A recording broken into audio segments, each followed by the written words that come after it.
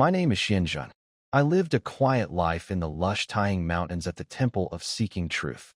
18 years ago, I was reborn into this world as an abandoned baby, but my master, Qianqing, rescued me and raised me as his own. He was the only family I ever knew. One quiet evening, Master told me that his time on earth was ending. My heart broke as I watched him accept death with such peace. Before he passed, he handed me a smooth wooden talisman and named me the new master of the temple. He asked me to live a good life, stay virtuous, and go down the mountain after he was gone. I made a solemn vow to follow his teachings and carry on his legacy. That night, Master passed away peacefully. I spent the dark hours chanting sacred scriptures to guide his soul, continuing until my voice failed and the sun rose. With a heavy heart, I dug his grave in the backyard and buried him with my own hands. I felt completely alone, yet determined to honor his memory. Suddenly, a strange chime echoed in my mind. A glowing screen appeared before my eyes, announcing that I had bound with the strongest Taoist system. This was a shock, as I only knew of such things from stories in my previous life. The system granted me the title of a junior official and unlocked powerful abilities like Command of Thunder and Talisman Manifestation. A surge of warm energy flowed through me, erasing my exhaustion and refreshing my spirit. I looked at my hands and saw faint sparks of lightning flickering at my fingertips. I realized that my life was changing forever.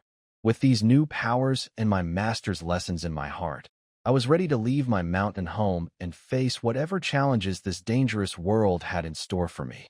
I realized with a jolt that I had been reborn into the world of Godslayer. This place is incredibly dangerous, filled with both gods and monsters, but knowing I have my system gives me the comfort and support I need to survive.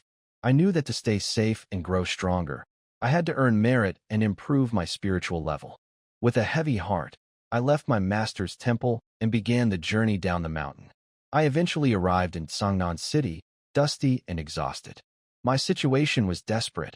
I only had 20 yuan left in my pocket, which was barely enough for a bowl of wontons. I knew I had to find the night watchers immediately, not just for safety, but because I was officially broke and had no way to buy food for the next day.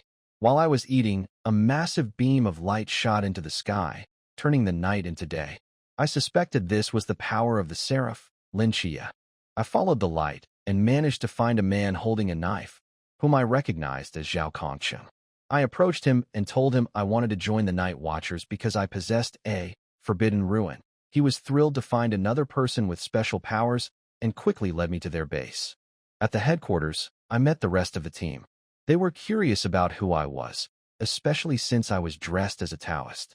I introduced myself with my formal titles from the Taiji Palace, which seemed to confuse them, but I made it clear that I wasn't a divine agent. To prove my worth, I gathered my energy and formed a glowing blue sphere of lightning in my palm. The sight of my palm thunder shocked them all. I felt proud and relieved. I had found a place where I belonged and a way to survive in this treacherous new world.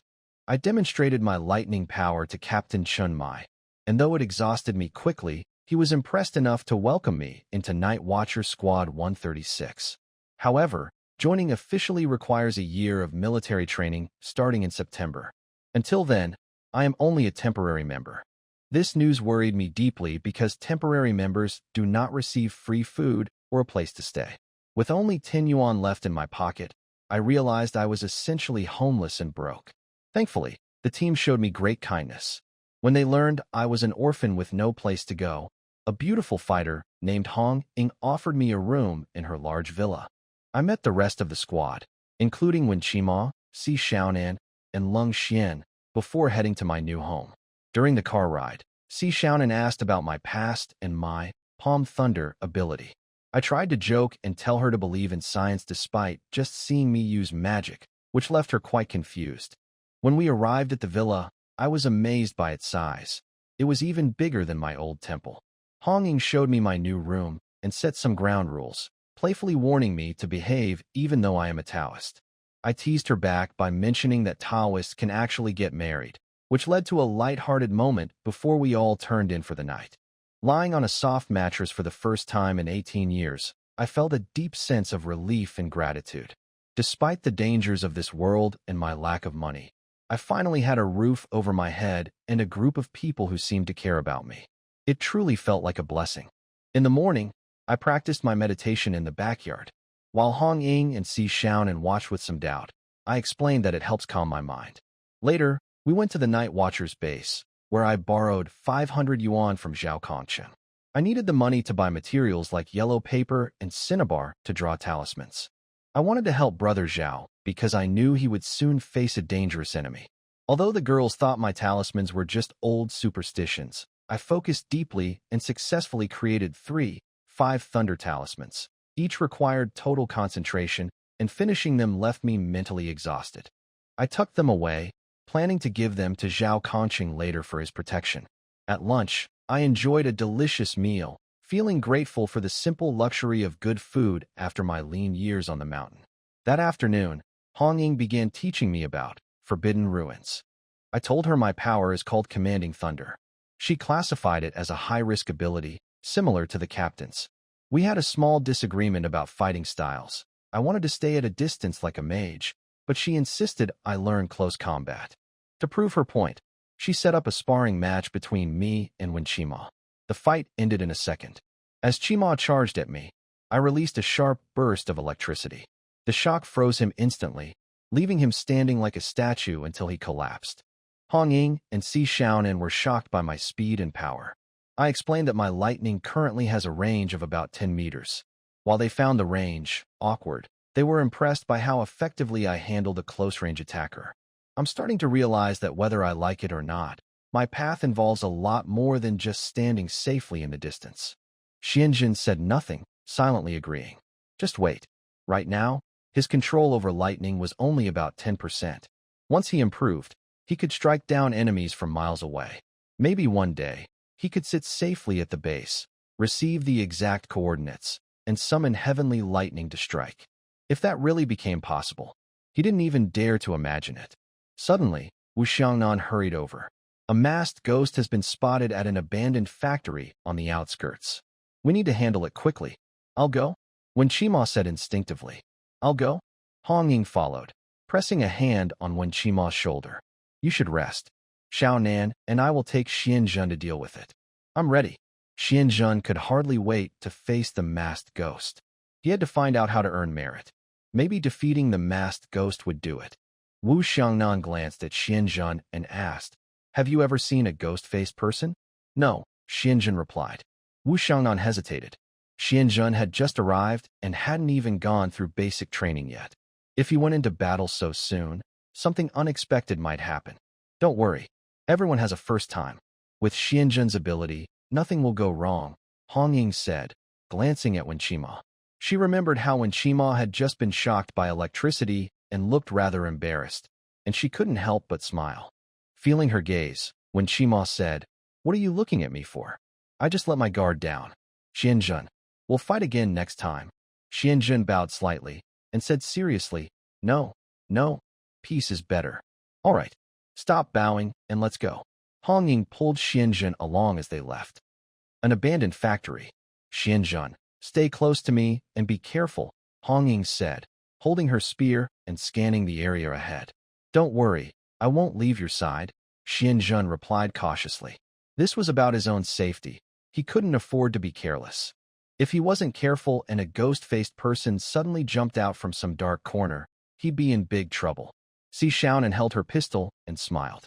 Don't worry, Xianjun. Sister Hong Ying and I will protect you. Before she finished speaking, a ghost-faced person suddenly leapt out from the shadows around the corner, moving fast. Hong Ying reacted instantly, gripping her spear and thrusting it forward without hesitation. With a dull sound, the ghost-faced person was pierced through, dark blood splattering around. It all happened in a flash, swift and deadly. Xianjun froze, shocked. So this is Sister Hong Ying's strength. She's amazing. He hadn't even had time to react. Stay alert. Hong Ying quickly pulled out her spear and looked around warily. Xianjun stared at the ghost-faced person's body, feeling sick. It looked horrifying, twisted black horns, long sharp teeth, and a strange long tongue. Worst of all was the strong, foul smell coming from it. So smelly, Xianjun muttered, covering his nose and frowning. Hong Ying smiled lightly, her tone teasing. Better get used to it suddenly. The sound of crawling filled the air, and footsteps echoed in the dark surroundings. Hong Ying looked up and saw more than a dozen masked creatures emerging from the shadows, surging forward like a tide. This doesn't look good. She frowned slightly. There were too many of them. She hadn't expected so many to gather here. But determination flashed in her eyes. No matter how many come, I'll take them all down. With that, she raised her spear and charged forward without hesitation. Her weapon drew a graceful arc through the air, the sharp tip striking with precision. As she fought, the masked creatures fell one after another, and red stains splashed across her face. Xiaonan pulled out her pistol and joined in, firing in perfect rhythm. Each shot brought down another enemy. Her movements were quick and steady, showing no hesitation. Xianjun followed behind, also holding a pistol. He had never trained before, and the weapon felt heavy in his hands. Several shots missed their mark. Don't be afraid, stay calm. Hong Ying's voice rang out through the battle, encouraging him. Soon, the masked creatures surrounded her, their dark figures closing in like waves. Though Hong Ying was strong, the sheer number of enemies began to wear her down. She couldn't guard every direction at once. Hong Ying, there are too many. Call for backup. Let's fall back first. Xiaonan shouted anxiously, worry rising in her chest. Hong Ying's spear swept through the air, its tip slicing sharply as she fought off the attackers. Just as she focused on the front, one of the masked creatures slipped in from the side, reaching out to grab her. She reacted quickly, spinning around and thrusting her spear into its body, but she couldn't block the next attack in time. Her heart tightened. This might be the end. At that moment, a thunderous boom split the air. The masked creatures were thrown back by a powerful force, their bodies scorched as gray ash scattered through the air. The gun's no good. I'd better use my lightning spells instead. Xianjun's voice rang out as sparks of electricity flashed between his hands. In an instant, 2 bolts of lightning burst forth like flashes of light, tearing through the air with a deafening roar as they struck the masked spirits. The lightning danced in the sky, shining brightly, and in a moment, the spirits were turned to ash. Defeated masked spirits times 4, merit 200. Xianjun's eyes lit up with excitement as he shouted, "Stop! Let me handle this." He rushed forward. Thunder exploded around him.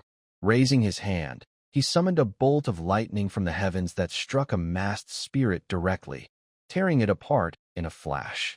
Then, turning swiftly, he crossed his hands, and waves of lightning surged out like a raging storm, striking the spirits all around him without mercy. The masked spirits had no time to react. Each was struck by lightning, their forms vanishing into dust. In just a few moments, all the masked spirits were gone, leaving only Xianjun standing among the scattered remains. Defeated masked spirits times 8, merit 400. Seeing his merit increase, Xianjun sighed. Ah, what a pity. Red Tassel already defeated so many of them. All that merit wasted. I should have acted sooner. Red Tassel stared at him in disbelief. You? How? Why is your lightning so powerful? Those masked spirits were destroyed the moment they were touched by his lightning, leaving them no chance to fight back. But just earlier, when they were sparring, hadn't his lightning only given Wen Qima a small shock? Xianjun chuckled. Maybe it's because my lightning has the power to drive away evil? In Taoist belief, thunder originates from the primal energy of the universe, the source of all creation. The art of thunder uses this energy, balancing yin and yang. The power of thunder represents the purest form of positive energy in nature. Evil spirits are thought to be born from dark, negative energy. The righteous power within thunder naturally restrains and purifies them. The masked spirits, born from tales of dark forces, were easily subdued by such divine lightning. Red Tassel fell silent for a moment, frowning slightly, still finding it hard to believe. In the past, people had tried using electric shocks against the masked ghosts, but the results were never as powerful as what they were seeing now. Nothing had ever defeated them so easily. Yet the evidence was right before her eyes. The overwhelming effect of Xianjun's power went far beyond what she thought possible. After thinking for a moment, she had to accept the explanation, Perhaps Xianzhen's forbidden domain really did have some kind of natural power to drive away evil. Xianzhen, I didn't expect you to be this strong, Si Xiaonan said, pushing up her glasses. No wonder you're a Taoist. You're really good with lightning. She blinked playfully. Did you learn some kind of Taoist thunder magic? One of those legendary secret arts? That of course not. Si Xiaonan gave him a doubtful look. Clearly, she didn't believe him. She secretly decided to check the old texts later to see if there were any detailed records about Taoist lightning techniques. What she saw today made her even more curious about Xianzhen's true background. All right, let's head back, Hong Ying urged from the side. The exhaustion after the fight and the blood on her clothes made her uncomfortable. She just wanted to go back and take a shower. By the time they returned to the office, the sun was already setting. After Si Xiaonan's explanation, Wu Xiangnan finally understood Xianzhen's ability. It seemed he had underestimated the power of Xianzhen's forbidden domain. He hadn't expected it to have such strength, almost like a natural enemy of all things mysterious. They had really found a treasure this time. A frustrated voice shouted as Zhao Kongcheng pushed the door open, looking annoyed. Can you believe it? I waited outside the school all day and still didn't catch that kid, he said, gulping down a glass of water, breathing heavily. Xianzhen looked at him curiously. Brother Zhao, why did you wait outside the school? Wouldn't it be easier to just go in and find him? Zhao Kongcheng froze, his mind going blank. That actually made sense. He coughed awkwardly and waved his hand. Ahem, I had my reasons. I didn't want to disturb the other students. It wouldn't look good if I scared anyone. Then why not just ask a teacher?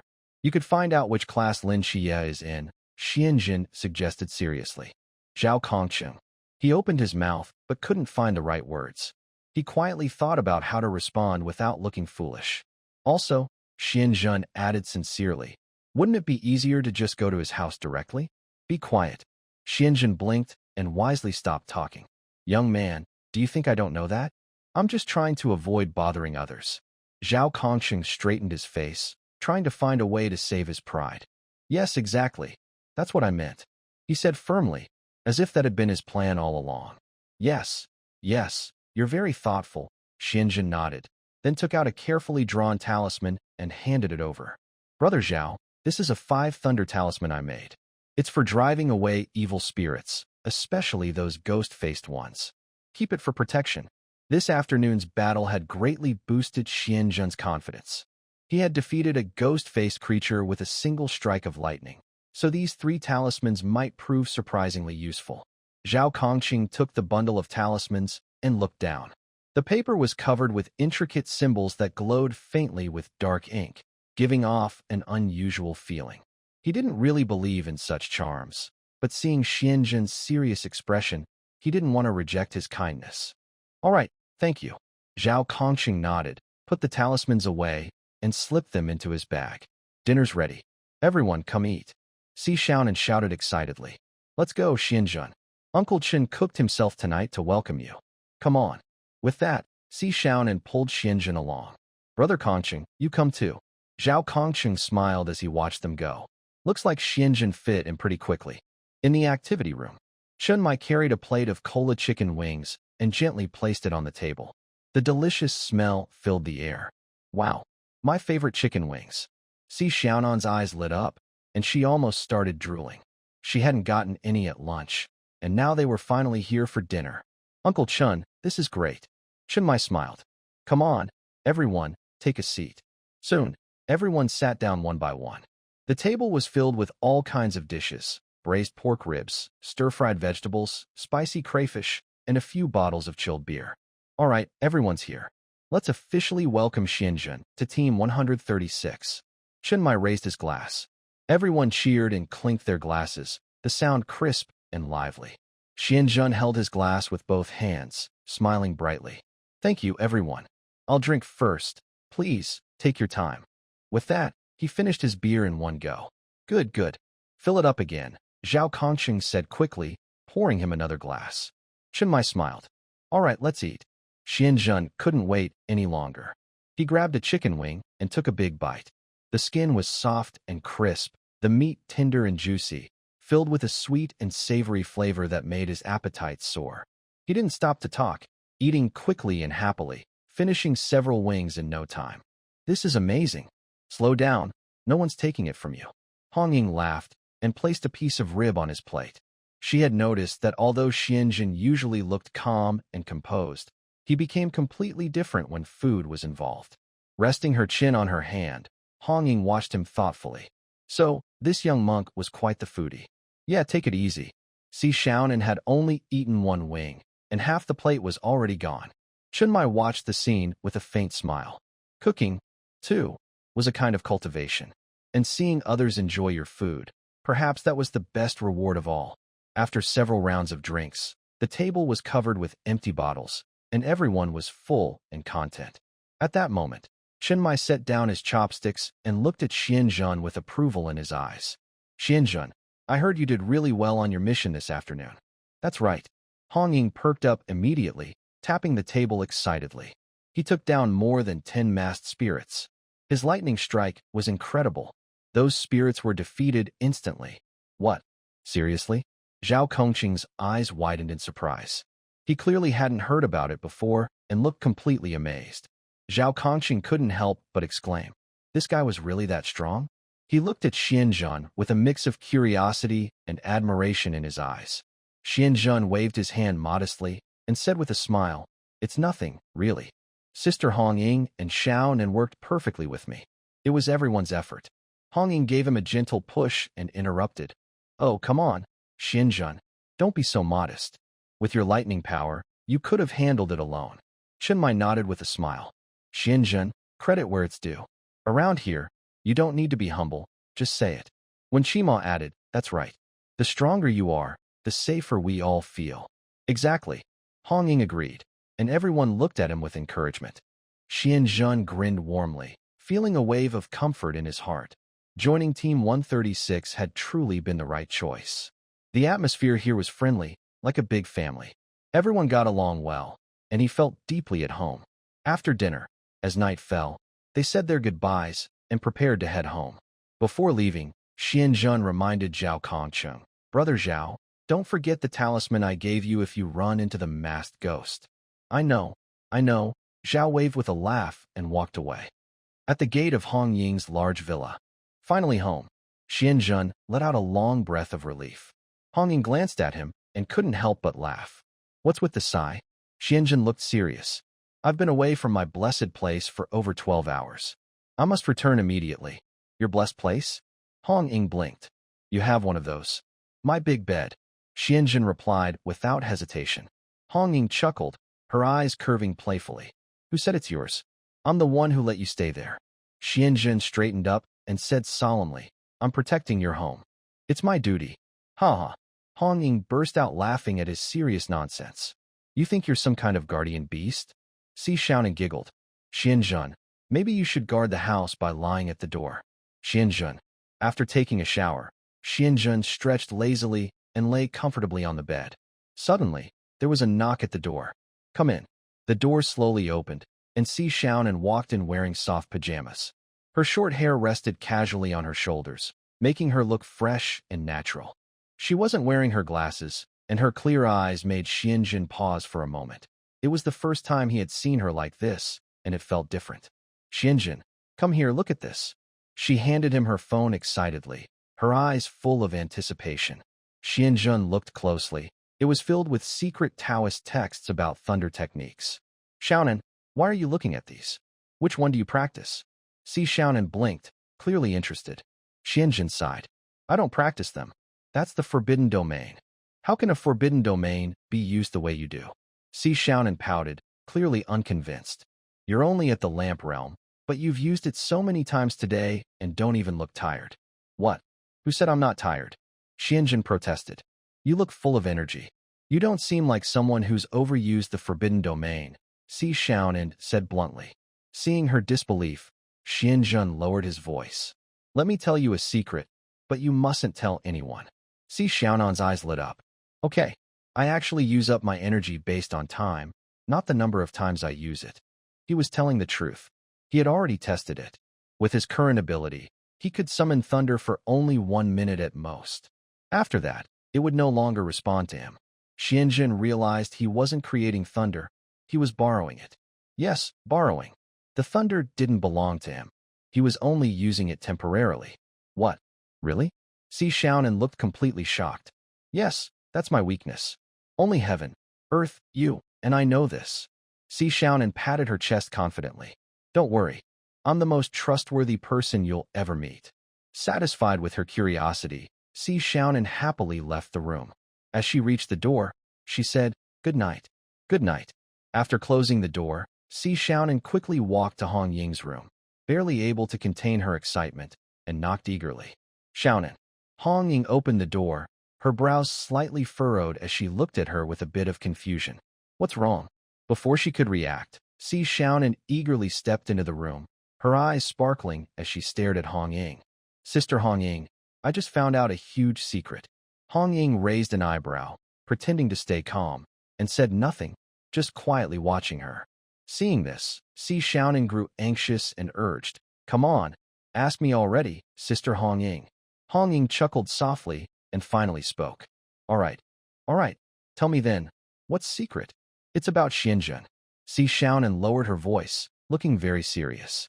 At the mention of Xianzhen, Hong Ying's eyes lit up with excitement. "What? Tell me quickly, what is it?" Si Xiaonan smiled mischievously and teased. Guess what?" "Oh, don't keep me guessing." Hong Ying gently patted her head. Seeing that, Si Xiaonan finally stopped teasing and whispered, "You'll never believe it." Hong Ying's eyes widened in shock. "What? By the timing?" "That's right. Exactly." Si Xiaonan nodded proudly. "You didn't expect that, did you?" Hong Ying was stunned for a moment, then murmured, "Impressive." "Sister Hong Ying, don't tell anyone, okay? It's a secret," Si Xiaonan reminded her. Of course, Sister Hong Ying didn't count as anyone else, so telling her didn't really break the promise. "All right, I understand. Go get some sleep, it's getting late." Good night." "Good night." After Si Xiaonan left the room, Hong Ying thought for a moment. This forbidden area of Xianzhen's was truly unusual. It seemed she needed to test it carefully. Meanwhile, on the other side, after Si Xiaonan left, Xianzhen began studying the system. He had earned 600 merit points today, but he still didn't know how to use them. "Hello? System? Can you talk? Is there a manual? How do I use merit points?" After a while, there was no response. All right. It seemed this system wasn't intelligent at all. Suddenly, Xianzhen noticed a plus sign appear on the system panel. Rank: Junior Official of the 5 Thunder Court, Left Adjudicator of the Supreme Tai Chi Palace, 9th grade. Xianzhen quickly tapped the option. Ding. Required merit, 1,000. Current merit, 600 what? Merit can be used for promotion? Perfect. Everything's going smoothly. Xianzhen was thrilled. He only needed 1,000 merit points to rise in rank. Each masked ghost gave 50 merit points. Just a few more, and he could be promoted. He regretted not defeating more today. What a loss. Wait, tomorrow's Ghost Mask King. He definitely couldn't let that one go. So much merit waiting for him. The next morning, Xianzhen and his 2 companions arrived early at the office. When Shima saw him, he smiled and patted Xianzhen on the shoulder. "You're here. Let's practice again today." Xianzhen froze. Again? This time, no using forbidden techniques. When Shima said firmly, "Come on, let's practice swordsmanship." "I don't know how to use a sword," Xianzhen quickly protested. "That's exactly why you need to practice." When Shima said, dragging him toward the training hall. They entered the underground training area. When Shima tossed him a wooden sword, his eyes full of challenge. "Take it. Get ready." Xianzhen caught the sword, but before he could steady himself, when Shima lunged like a tiger, swinging his wooden blade with a sharp whistle through the air. Xianzhen was so startled, he almost dropped his weapon. He barely managed to block, but the impact sent him stumbling backward again and again. By noon, Xianzhen limped into the lounge, covered in bruises and wincing in pain. Revenge. This was definitely revenge. When Shima had gone way to him, he prided himself on being kind and peaceful, yet he ended up beaten like this. Hong Ying. That Shima definitely did it on purpose. Hong Ying looked at his battered state and couldn't help laughing. "Who's getting revenge on you? You're just too slow. Didn't block a single strike, did you?" When Shima smirked proudly from the side, clearly in a good mood. "That's called training. You shocked me pretty badly yesterday. Today I had to show you how important close combat really is." Hong Ying nodded in agreement. See, now you understand. Fighting isn't just about forbidden techniques. Close combat skills are just as important. While Xianzhen sighed in frustration, Si Xiaonan walked over and gently patted his shoulder. All right, don't worry, Xianzhen. I'll help you heal so you can recover faster. Wen Qima looked at Xianzhen with a faint smile. Rest well. After lunch, we'll continue in the afternoon. No, afternoon, at dusk. There are many masked spirits appearing in the city, and even a masked king has shown up. Everyone, move out immediately. Wu Xiangnan's expression turned serious as he gave the order. Once the command was received, everyone moved swiftly like a rising tide. Wu Xiangnan stayed at the base, calmly coordinating the entire operation from the command center. At the same time, Chen Mai led his team, ready to depart. Hong Ying, Xiaonan, and Lung Xian. Clear the outer area, Chen Mai instructed clearly. Xianzhen and Wen Qima, you're with me to head for the core zone. Yes, sir. Everyone responded in unison, their spirits high. Chen Mai had heard that Xianzhen's lightning powers were especially effective against the masked spirits. They would be a great help. When they arrived, they found themselves at a construction site. Steel bars and concrete were piled everywhere. The streetlights were dim, and in the flickering shadows, they could faintly see the eerie figures of masked spirits wandering around.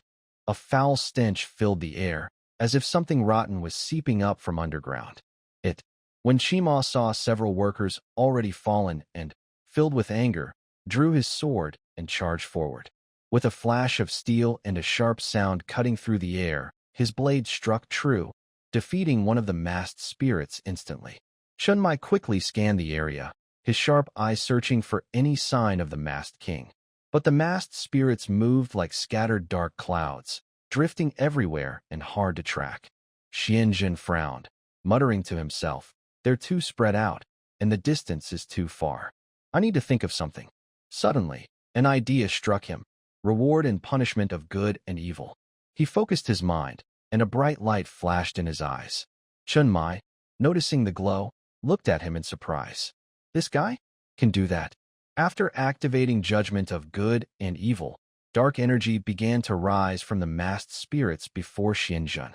The black mist thickened into a solid form, hovering above their heads, creating an eerie sight. At the highest point of the construction site, a dense and heavy cloud of darkness coiled around the top of the building. That was where the masked king resided. Captain, the masked king is up there. Xianzhen pointed toward the thickest cloud of darkness. Hearing this, Chen Mai didn't hesitate. His eyes sharpened, and he dashed upward at lightning speed. A flash of steel, his blade met the masked king head-on.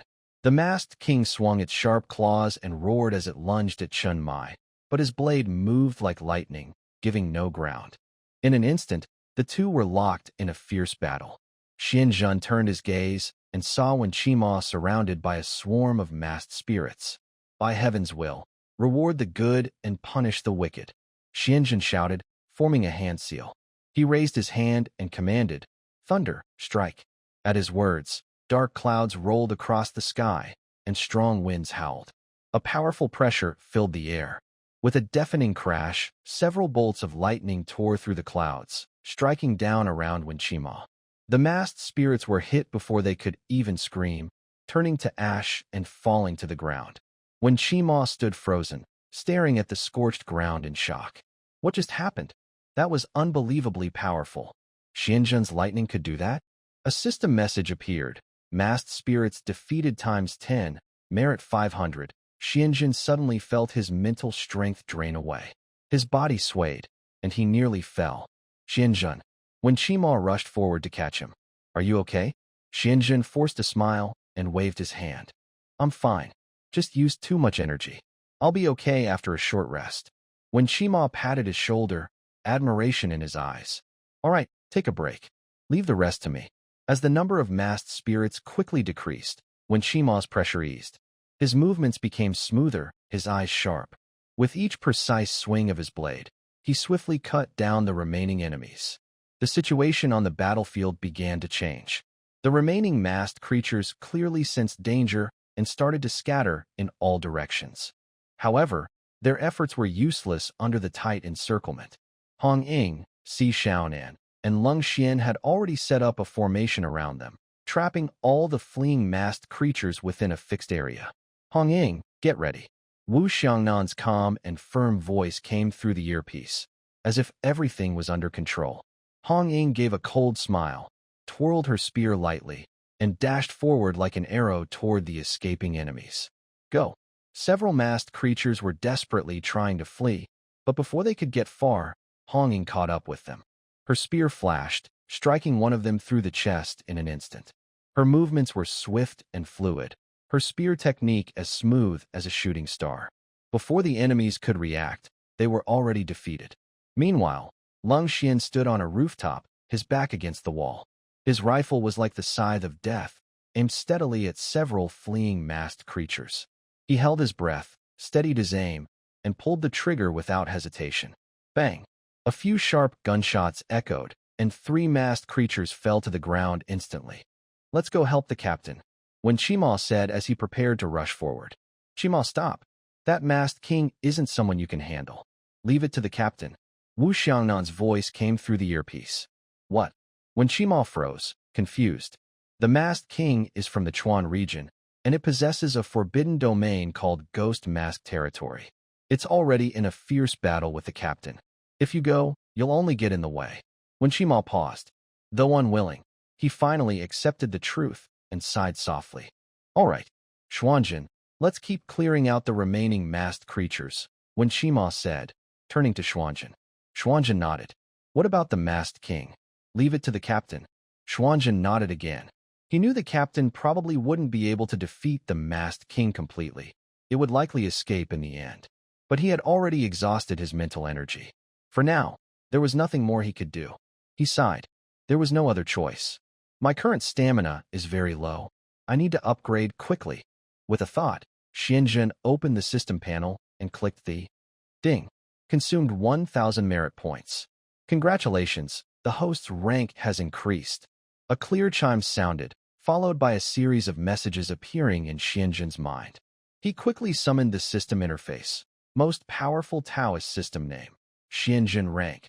From the Tai Chi Classic, right leader of law enforcement. True ruler, commander of Thunder City. 8th rank. Realm. Peak of the Lamp Realm current forbidden zone.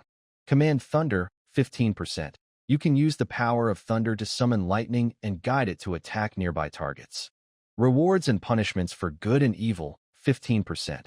You can sense good and evil, summon lightning to punish wrongdoers, uphold justice, reward good, and punish evil.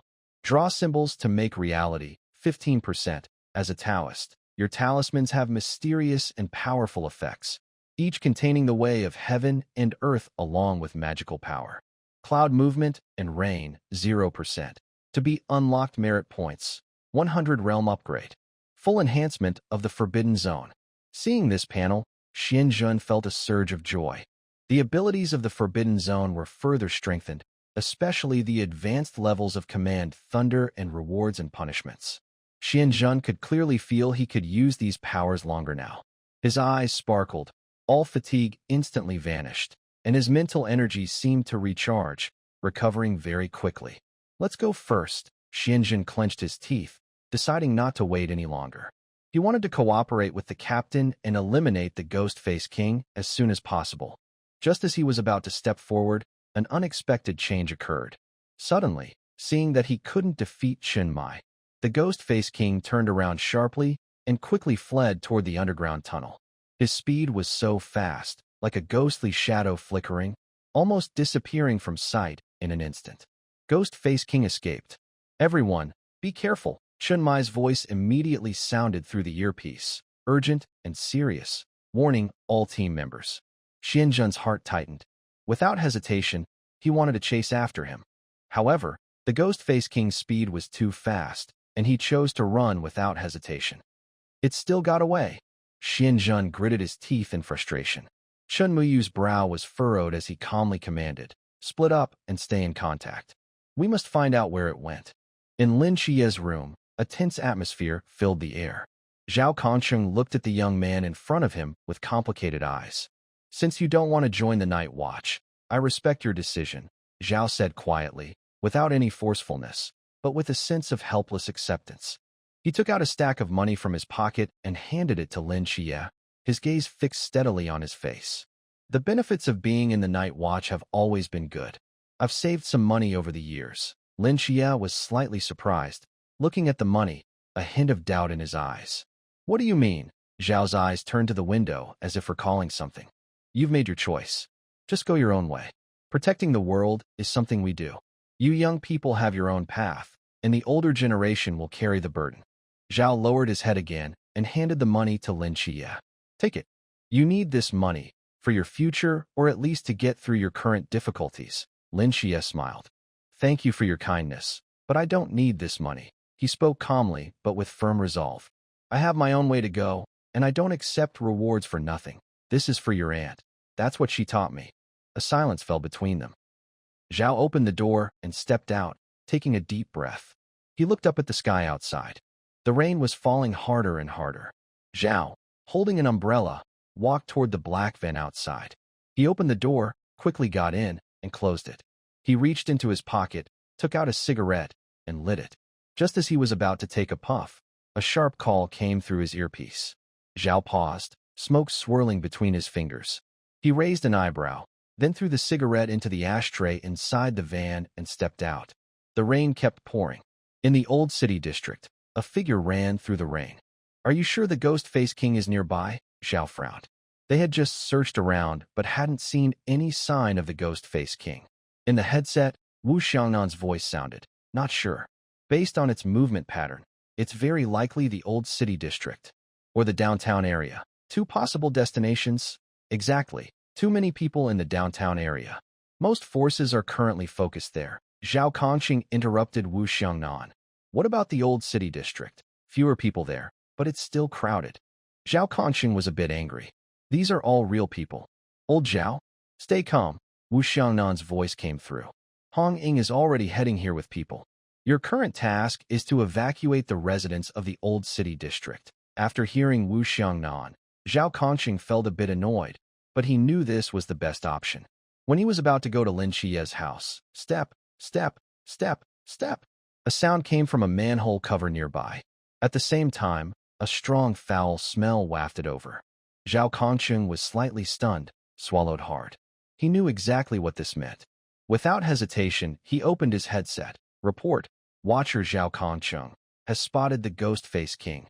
Then he began setting up the No Restraint Void. Wu Xiangnan's voice echoed in his ear. 10 minutes of persistence? Can I hold on for 10 minutes?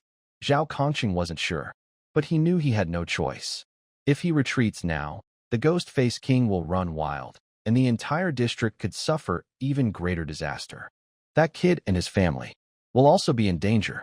He took a deep breath, clenched his teeth, and a look of determination flashed in his eyes. No Restraint Void. Activate. The King of Ghost Faces finally appeared, covered in wounds and scars, with many cuts on his body. Despite this, he still radiated a fierce and dangerous aura. His blood-red eyes stared directly at Zhao Kongcheng from a short distance. South of the river, do you remember the promise we once made? Zhao Kongcheng looked calmly at the Ghost-Face King. If the dark night falls, I will stand before thousands of people. This time, although I don't have thousands of people behind me, I have that child's entire world. As he finished speaking, he suddenly drew his long sword. The sword's light cut through the night. With a loud thunder, lightning flashed across the sky, and the sword's glow flickered like electricity.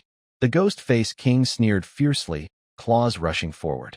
His claws and the sword clashed, producing a sharp metallic sound. Clang! The strong recoil made Zhao Kongcheng's hand sting, and his whole arm went numb and trembled. After all, he was just an ordinary person. His first attack missed, so Zhao Kongcheng quickly swung 3 more swords aimed at the king's vital points, each strike precise and deadly. But the Ghost-Face King's claws were steady like a mountain, blocking each attack. Then, the king roared and swung his claws in a wide sweep, bringing a heavy force. Zhao Kongcheng was knocked back hard and fell to the ground. The Ghost-Face King was a mythical creature at the Chuan level. He was definitely not someone an ordinary person like Zhao Kongcheng could compare with. Zhao Kongcheng wiped the blood from his mouth and spat out a mouthful of blood. You beast, your strength is really huge. He forced himself to stand firm, his eyes still sharp. On the other side, the ghost-faced king let out a deafening roar. His killing intent grew even stronger, clearly angered by Zhao Kongcheng, and he didn't want to delay anymore. Suddenly, he used a forbidden technique, Ghost-Face Land. The air in the space suddenly churned violently, and the surroundings twisted in strange ways. Zhao Kongcheng's face darkened, and he cursed under his breath. He can still use Forbidden Land. He knew that the power of Ghost-Face Land was extraordinary, but he had no way out. The Ghost-Face King attacked again. Relying on his sword skills, Zhao Kongcheng fought desperately within the Forbidden Land, inching closer step by step. If I had Forbidden Land, you'd be dead 100 times over. Zhao Kongcheng clenched his teeth and growled. He could feel his strength waning, his breathing growing more rapid, and the sword in his hand becoming heavy, as if he couldn't lift it anymore. In the moment he was slightly distracted, the Ghost-Face King seized the opportunity, suddenly throwing a punch that struck Zhao Kongcheng hard in the chest. A sharp sound rang out as his ribs broke, and intense pain flooded through him. Zhao Kongcheng spat out a mouthful of blood, feeling as if all his strength had been drained instantly. This nearly took his life. At this time, outside the No Banishing Void, Zhao Kongcheng, let me in. Zhao Kongcheng was momentarily stunned, then angrily shouted back, run. Get as far away as you can. Take your family and go. Before he finished speaking, silence fell outside. However, the Ghost-Face King charged again, giving him no chance to breathe. This time, Zhao Kongcheng could hardly defend himself. He barely managed to raise his sword to block, but was struck again and flew backward, crashing heavily to the ground. Zhao Kongcheng, let me in to help you. I can fight, Lin Qiye said. Stop talking nonsense. After reprimanding Lin Qiye, Zhao Kongcheng felt his breath becoming more chaotic, his chest hurting terribly. He was about to lose consciousness. Trembling, he reached into his pocket and pulled out a blood-stained talisman, but a few other talismans fell to the ground with his movement. Seeing the talisman, a memory of Xianzhan's words flashed through Zhao Kongcheng's mind. Brother Zhao, if you meet the ghost face, don't forget the talisman I gave you. Zhao Kongcheng frowned. This was Xianzhan's special reminder. He hadn't taken it seriously before. But now, thinking back, could it be? A sudden idea struck him. No matter if it was real or not, he might as well try it. He bent down to pick up a talisman, stared at it for 2 seconds, but had no idea how to use it. How do I use this thing? Roar. The Ghost-Face King roared again and charged forward. Whatever, Zhao Kongcheng growled, then suddenly threw the talisman forward with a quick flick. In an instant, the talisman exploded in midair, transforming into a bolt of lightning that shot straight at the Ghost-Face King. Seeing the lightning approaching, the Ghost-Face King's pupils shrank sharply, and he let out a frightened low growl. He quickly sidestepped to dodge, narrowly avoiding this deadly attack. Zhao Kongcheng was stunned for a moment. Then a tired smile appeared at the corner of his mouth. Xianzhan, this young man. He is quite capable. Boom! A loud explosion came from behind Zhao Kongcheng. Zhao Kongcheng quickly turned around and saw Lin Qiye standing in front of him. How did you get in? I walked in. Lin Qiye's gaze fell on Zhao Kongcheng's bloodstained figure. He felt a slight tremor in his heart as he remembered Zhao Kongcheng's previous vow. I will stand before thousands of people. This man truly is willing to sacrifice his life for strangers. Now, step aside. Zhao Kongcheng didn't want to say more. He waved his hand to signal Lin Qiye to back off, a slight smile on his face. He took a deep breath, spat out some blood, wiped the blood from his lips, then looked down at the remaining 2 talismans. He pressed the talisman onto his sword, and the paper instantly turned red with blood. Kid. Huh. Next, watch carefully and learn well. What? This sword will look very cool. Zhao Kongcheng chuckled softly, his eyes sharp, and his entire aura suddenly burst out. He pushed off the ground with his legs, transforming into a swift shadow rushing toward the Ghost-Face King. As he approached, the talisman on the sword turned into lightning, and the power of thunder wrapped around the blade. The sound of thunder echoed on the sword's edge. Lightning snakes danced like dragons, making the sword seem like a divine weapon with the power to destroy everything. He raised his long sword high, focused, and used all his remaining strength. This strike contained all his energy and spirit. With a loud shout, He swung the sword down. Boom! At the moment the blade struck, lightning surged wildly, tearing through the night sky with blinding brightness. It seemed as if the world itself was being torn apart. The thunder in the air gathered immense anger, flashing with electric light, illuminating everything around. The face of the ghost-faced king showed terror. In an instant, that terrified face turned into smoke and vanished. Xiangnan, I'm here. Where is brother Kongcheng? In the heavy rain, Hong Ying, wearing a red cloak, was panting anxiously. Behind her, Xianzhen was equally exhausted. Just ahead, not far, Wu Xiangnan paused, then continued, Hong Ying. Old Zhao's emblem marker has been still for several minutes. Hearing this, Hong Ying's pupils shrank. Impossible. Maybe he's just tired and resting. Hong Ying clenched his teeth and quickly moved forward. Xianzhen heard this and also felt nervous. No way, no way. Could it be that his talisman didn't work? Ding. Killed the ghost-faced king. Merit 1,000. Wow. Xianzhen was instantly happy. Brother Zhao killed the ghost-faced king. Seeing the ghost-faced king die, Zhao Kongcheng finally relaxed the tense energy in his body. In an instant, his vision darkened, and he involuntarily fell backward. Zhao Kongcheng, Lin Qiye was quick and rushed forward, catching Zhao Kongcheng before he fell. As he caught him, Lin Qiye's expression darkened.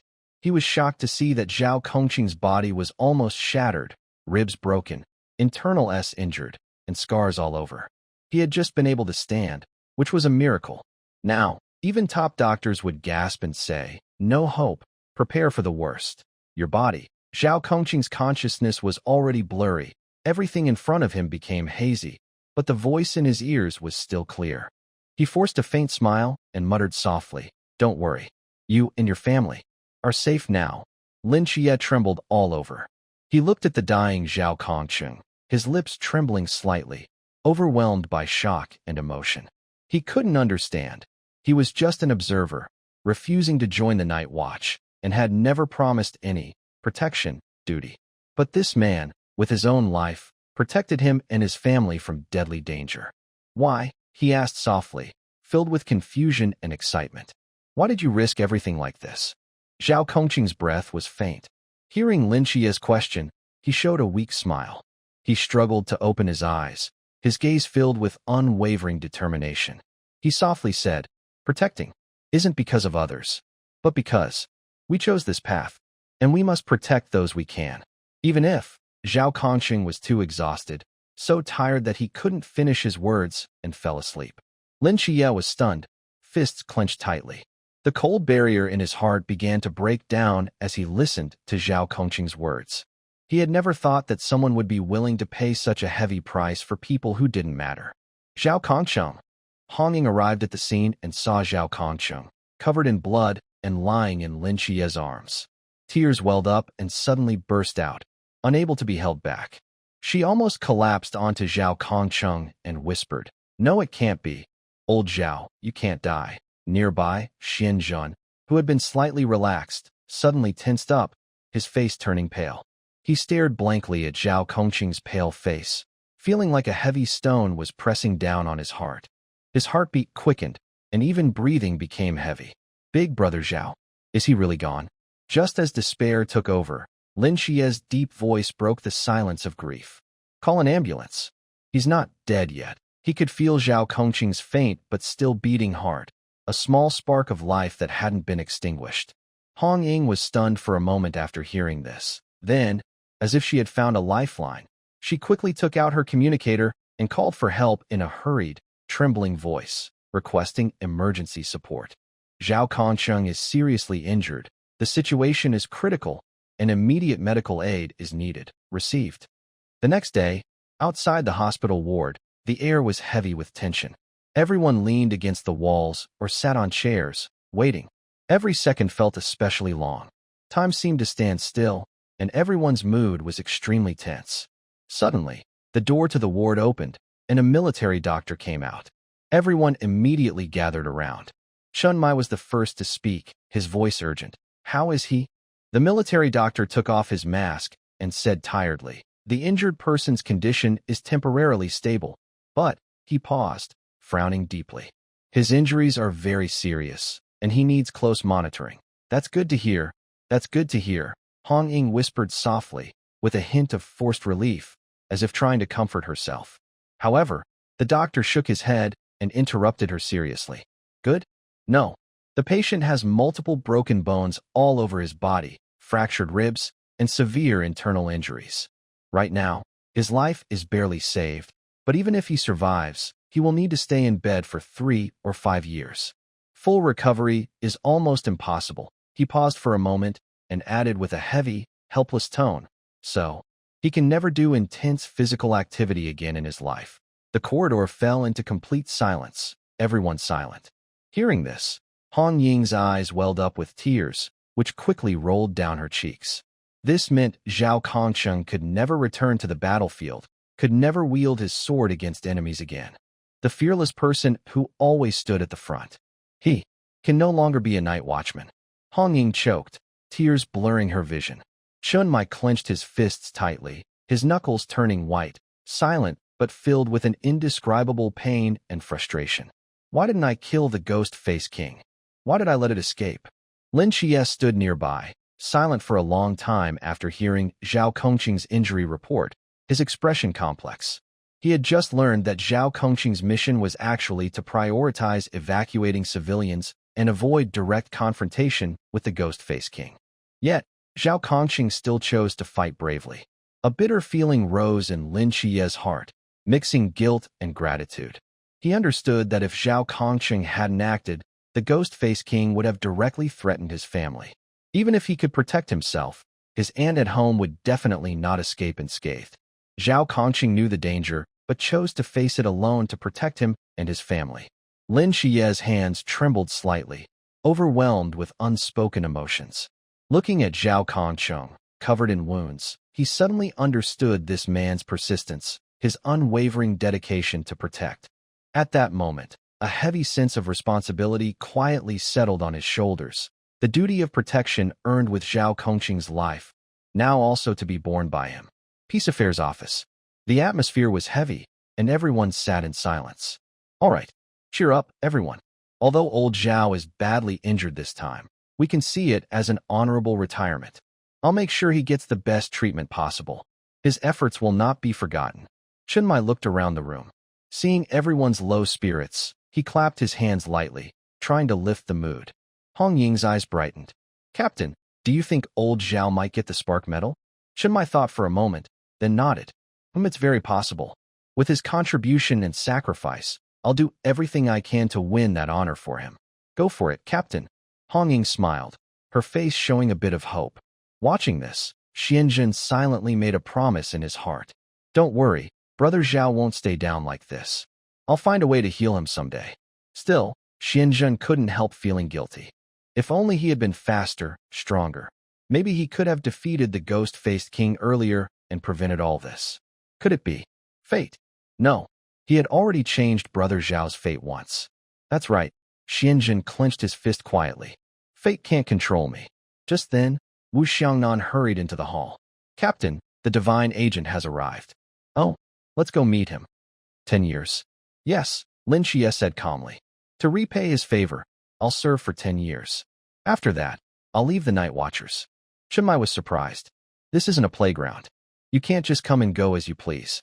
But if, after 10 years, you're strong enough that even the higher-ups can't stop you, then do as you wish. He didn't speak too harshly. After all, as the agent of the Seraph ranked 003, Lin Qiye's potential was enormous. No one could predict how far he might go in the future. Lin Qiye simply nodded. All right. Everyone around him looked on in shock. When Shima moved closer to Xianzhen and whispered, "This guy is really quite bold." Bold? Xianzhen chuckled softly, a hint of satisfaction in his eyes. Being bold is good. In the end, Lin Qiye still joined the night watchers. After a brief silence, Chun Mai briefly explained the rules and responsibilities of the Azation to him. Homeless Lin Qiye was still taken in by the large villa owned by Hong Ying. The villa gained another resident. Xianzhen, Chun Mai called out to Xianzhen nearby. Xianzhen stepped forward upon hearing the call. All of you are new. Show Lin Qiye around the base and help him get familiar with everything. Got it. Xianzhen nodded, then turned to Lin Qiye with a friendly smile. Hello, fellow Taoist Qiye. Fellow Taoist? Lin Qiye paused, a bit confused. Xianjun smiled slightly and patted his shoulder. From now on, we are on the same path. Lin Qiye scratched his head. Okay, Xianjun. Fellow Taoist. In the command room. Captain, the corpse of the ghost mask king is gone. I wonder what's going on, Wu Xiangnan said with some doubt. Lin Qiye said that old Zhao's sword turned into lightning and struck the ghost mask king, then turned into smoke. That's a bit hard to believe, Wu Xiangnan hesitated. Old Zhao doesn't have the forbidden ruins. Wu Xiangnan was skeptical. Chun Mai pondered, recalling the scene where Xianjun's lightning struck the ghostly figure, just like that. Maybe it was Xianjun. He also remembered the scene earlier at the construction site, where Xianjun's eyes glowed. This kid has quite a few secrets. Wu Xiangnan frowned. Xianjun? Did Xianjun kill the ghost mask king? And then he took the credit for it? Forget it. Let's leave this matter here. Since they all say so, there's no need to investigate further. As for Xianjun, don't ask too much. Wu Xiangnan looked a bit stunned, but Chun Mai's serious gaze made him hesitate. After a moment, he nodded reluctantly. That night, at Hong Ying's large villa, after spending the afternoon together, Xianjun and Lin Qiye had become quite familiar. Xianjun grinned and patted Lin Qiye's shoulder. How about it? This villa isn't bad, right? Lin Qiye looked around and nodded. It's big enough. While they were chatting happily, Hong Ying pushed the two of them from behind and said with a smile and a scold, "Don't block the door. Come in quickly. You're blocking the way." Soon after, in the living room, Xianjun had already prepared the talisman brushes, ink, cinnabar, and yellow paper on the table. Keep drawing talismans. After upgrading, he unlocked a new talisman in his mind, the Clear Breeze Talisman. This talisman can be used to dispel clutter, remove dust, and improve speed. Xianjun was a bit excited. How much could it actually improve his speed? Lin Qiye walked over, looked at the tools, and asked, Xianjun, was the talisman Brother Zhao used before made by you? Brother Zhao is an ordinary person and doesn't have a forbidden zone. In the end, he used a thunder strike to kill the ghost-faced king, and it seems the talisman on the sword played a role. Yes, that's right, Xianjun nodded. Lin Qiye looked thoughtful and asked again, Hong Ying said your forbidden zone is called Thunder Command, right? Could it be that Xianjun also has two forbidden zones like himself? He currently has Starry Night Dancer and World of Mortal Gods. Xianjun smiled, looked around, and lowered his voice to Lin Qiye. Actually, I have another forbidden zone called Drawing Symbols into Reality. You know what that means. Remember to keep it a secret. Lin Qiye was a bit surprised. He didn't expect Xianjun to trust him so much and to share his secret without hesitation. He is an agent of multiple deities, and he wouldn't tell anyone. He hesitated for a moment and asked softly, You're not a deity agent too, are you? Xianjun waved his hand and chuckled. No, just relying on talent. Lin Qiye looked around and, seeing no one paying attention, whispered, Actually, I also have two forbidden zones. Xianjun, being so sincere, didn't hide anything. He already knew, but pretended to be shocked. Wow, really? Same path? Huh. Really, my Starry Night Dancer can. After hearing Lin Qiye's explanation, Xianjun nodded and praised. Your forbidden zone is pretty impressive. Lin Qiye quickly waved his hands. No, yours is much better. While they were being polite to each other, Hong Ying suddenly came over from the stairs. She had just finished her shower, wearing a fluffy pajamas. Her long hair was slightly curly and damp with moisture, making her look even softer. What are you guys talking about? She asked curiously. Lin Qiye was caught off guard by the sudden question and looked nervously at Xianjun. Xianjun was relaxed and smiled as he replied, Sister Hong Ying, I am drawing talismans. You're drawing talismans again. Hong Ying shook her head helplessly. When you're done, come to my room. I have something to ask you. Wow. Xianjun's eyes lit up with excitement, and he cheerfully shouted, No more drawing. Sister Hong Ying, let's go right now. He quickly packed up his tools and followed Hong Ying out of the living room without delay. Lin Qiye stood there blankly, watching Xianjun's sudden change of expression. As Xianjun entered Hong Ying's room, a light, fresh fragrance filled the air, carrying the unique scent of a young woman's space. The room was very simply decorated, with almost no extra ornaments around. Even the bed was just a plain wooden board, making it look somewhat modest. Sister Hong Ying, Your room is so simple, she said. Hong Ying smiled faintly and replied, What's wrong? As a night guard, I can't focus too much on comfort. If it's too cozy, I might become lazy. Xianjun nodded in agreement and quickly added, Well said. When I was at the Taoist temple, it was the same. Purity and simplicity, cultivating the mind. The harsher the environment, the stronger the will. Hong Ying looked at Xianjun with admiration and smiled. Your Taoist temple conditions are tough, right? Not just tough. Xianjun deliberately sighed and pretended to be cheerful. But when heaven entrusts a great task to someone, it first tests their resolve and hardens their body. What we go through are just small matters. Hong Ying nodded approvingly. Well said. That's the attitude a night guard should have. She couldn't help but agree more with Xianjun, realizing that many of his ideas resonated with her. She patted the bed beside her, signaling Xianjun to sit down. The two sat side by side on the wooden bed. Hong Ying pondered for a moment and then asked, What exactly happened with old Zhao? I heard Lin Qiye say he was killed by a lightning blade. That lightning technique. It looks so much like yours. She had wanted to ask for a long time, but it was not convenient at the base. Now, she finally had a chance. Xianjun scratched his head and said, Actually, Brother Zhao used a talisman I gave him. What? Hong Ying's eyes showed a hint of surprise. A talisman? The one you drew that day? Xianjun nodded. Yes, that's right. Does that talisman really work? Can it store your thunder power? Xianjun smiled and explained, Well, to be precise, that talisman is called the 5 Thunder Talisman. Hong Ying was silent for a moment. Your command over thunder can be used like that? Actually, I also have a forbidden technique called drawing symbols to make them real. Hong Ying swallowed hard. So, Xianjun actually has 2 forbidden techniques? Did you tell anyone about this? Xianjun blinked. What do you mean? Hong Ying's face turned serious, and she spoke firmly. You can't tell anyone about having multiple forbidden techniques. Remember to keep it secret. She had never seen someone with 2 forbidden techniques before, and they were both so extraordinary.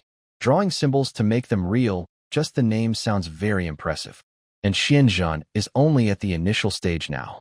The symbols he drew could even kill the Ghost Face King. That means his symbols are almost like one-time use powerful tools. Hong Ying couldn't help but ask curiously, besides the 5 Thunder Talisman, what other symbols can you draw? Xianjun shrugged and explained, Right now, I can only draw the 5 Thunder Talisman and the Gentle Breeze Talisman. Then he carefully explained to Hong Ying what these 2 symbols do. Hong Ying listened intently, her eyes shining with excitement. She grabbed Xianjun's hand. Xianjun, your talismans. Xianjun raised his hand to signal her to stop. No need to say more. Hong Ying, don't worry. I will definitely prepare plenty of them for you. Hong Ying's face turned slightly red as she playfully scolded. Oh, you're saying that. I didn't mean it that way. But with these talismans, your fighting power will really improve a lot. I'm going to go back now and draw more symbols. Xianjun patted his thigh, ready to stand up. Stop right there. Hong Ying quickly grabbed Xianjun and sat him down at the desk. Sit. I'll go get the tools for you. Note: all explicit or inappropriate content has been replaced with family-friendly language. Before long, Hong Ying carefully arranged the tools, brush, ink, cinnabar, yellow paper, on the desk in an orderly way. She patted the table and smiled, saying, Just draw here. Let me see your skills. Xianjun felt a bit shy. Maybe that's not a good idea. Hong Ying scolded him gently with a look.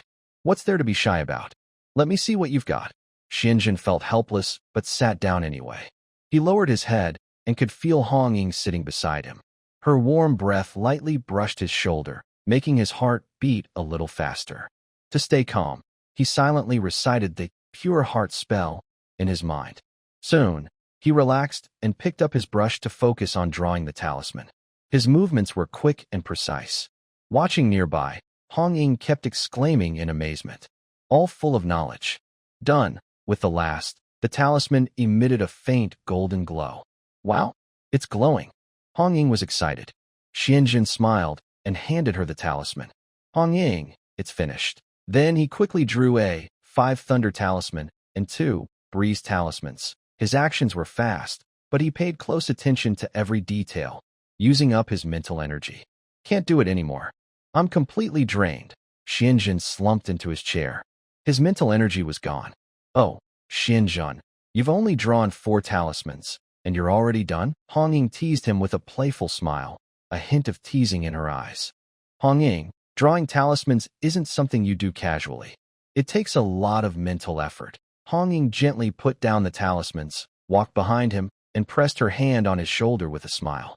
You've worked hard, but you still need to work harder to improve your skills. This much mental energy isn't enough. Her fingers pressed gently, bringing a soothing warmth that felt like a gentle flow of heat. Xianzhen was a little surprised. He didn't expect Hong Ying to give him a massage. He straightened his back a bit. All right, Hong Ying, I will work even harder to practice. Hong Ying smiled slightly, patted his shoulder softly, and said gently, Okay. It's late now. Go home and get some rest. Don't overwork yourself. Good night, Sister Hong Ying. Hong Ying watched his gradually disappearing back. She looked down at the talisman on the table, gently tracing the patterns on the paper with her finger. She pursed her lips, and her mind replayed Xuanzhen's serious, yet slightly shy expression just now. She couldn't help but smile. That earnest look, a bit naive, but also quite adorable. Hong Ying shook her head lightly, still smiling, and softly muttered to herself, This little guy is quite interesting. The next day, drink, Xuanzhen shouted loudly, raising his sword and slashing down fiercely. When Qima kept retreating, his face full of disbelief. No way. How did your strength suddenly become so much stronger? Are you already at the peak of the Zhan realm? When Qima looked at Xuanzhen in shock. Is he cheating? His realm improved so quickly. It's only been a few days. Although his sword skills were still clumsy and awkward, his strength had changed completely from before. Xuanzhen grinned proudly, lifting his chin and saying, I have indeed made some progress. What do you think, little brother? It seems you're very confident, Xuanzhen. In that case, I won't hold back. I'll put in more effort. Wait, WH. In the next moment, Xuanzhen only managed to utter a short, confused sound before being overwhelmed by Wen Qima's swift attack, unable to fight back. Wen Qima's swordsmanship became sharper, and his strength increased significantly. Xuanzhen could only endure the beating awkwardly. Shouts of pain echoed across the training ground. Activity room. Xuanzhen, limping, was helped by Wen Qima to sit in front of Si Xiaonan, his face bruised and swollen. Seeing this, Hong Ying's eyes darkened. She crossed her arms and glared angrily at Wen Qima. Wen Qima, why did you beat Xuanzhen into this state again? Huh? Sister Hong Ying, didn't you say I should let him experience the importance of close combat properly? Wen Qima looked innocent. Hong Ying clenched her fists. Did she say that? Well, maybe she did before, but now it's different. But I didn't tell you to beat him up like this. Next time, be gentler. Wen Qima was completely stunned. How did Sister Hong Ying turn hostile so quickly, even faster than flipping through a book? Under Si Xiaonan's treatment, Xianzhen barely recovered a little. He was about to complain, but suddenly saw Lin Qiye staggering in, looking even more miserable, with a face covered in bruises, as if he had been beaten badly. When Qiemo saw this and couldn't help but whisper, Looks like the captain is even more ruthless than I am. At this moment, Chun Muyi came over and shook his head. You two newbies are too weak. Study hard, or when we go to training camp, you'll just embarrass our team 136. Hearing this, Lin Qiye gasped in pain, his mouth twitching slightly. When Qiemo patted his shoulder and smiled. Qiye, your fighting talent is really good. You can stand after being beaten by the captain all morning. The first time I sparred with the captain, I was knocked out for a whole day and night, when Qiemo explained. All right, Lin Qiye felt a bit better, thinking he's not too bad after all. He turned to Xianzhen and asked, Xianzhen, how was your first practice with the captain? Xianzhen rubbed his nose and smiled awkwardly. Huh? Actually, I haven't practiced with the captain yet. Huh? Lin Qiye was confused. When Qiemo snorted softly, Xianzhen is too weak. There's no need for him to spar with the captain. Practicing with me is enough to make him suffer. Xianzhen pouted and spread his hands. That sounds really harsh. It's not that I'm weak. I just have a lot of room to improve. Yeah. When Qiemo replied perfunctorily. In the afternoon, on the training ground, Hong Ying patted Xianzhen's shoulder with a smile and said, All right, when Qiemo will practice the Forbidden Ruins with Lin Qiye. Today, let me train you. Xianzhen scratched his head in confusion. What to practice? I think I don't have much to improve in the Forbidden Ruins. Hong Ying smiled slightly. No, the Forbidden Ruins need constant use and practice to truly master. How about this? You fight me with thunder, and let me see the power of your Qing Foam Talisman. Huh. Isn't that a bit difficult? Xianjun looked a little hesitant, worried about getting shocked by Hong Ying. Don't be afraid. Just come on. Red Ribbon quickly turned around and drew her long spear, taking out a gentle breeze talisman. How do I use this? Just stick it on your body.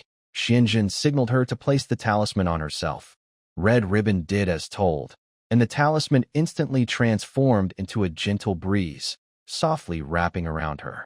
She tried moving, and immediately felt her movements become lighter and smoother, her steps like the wind, with a clear increase in speed. Wow, my speed really has improved. She excitedly waved her spear, her eyes shining with fighting spirit. Xianjun smiled proudly. Of course, my creation is always top quality. Red Ribbon waved her spear, her gaze focused and with a firm sound. All right, brother Xianjun, come at me.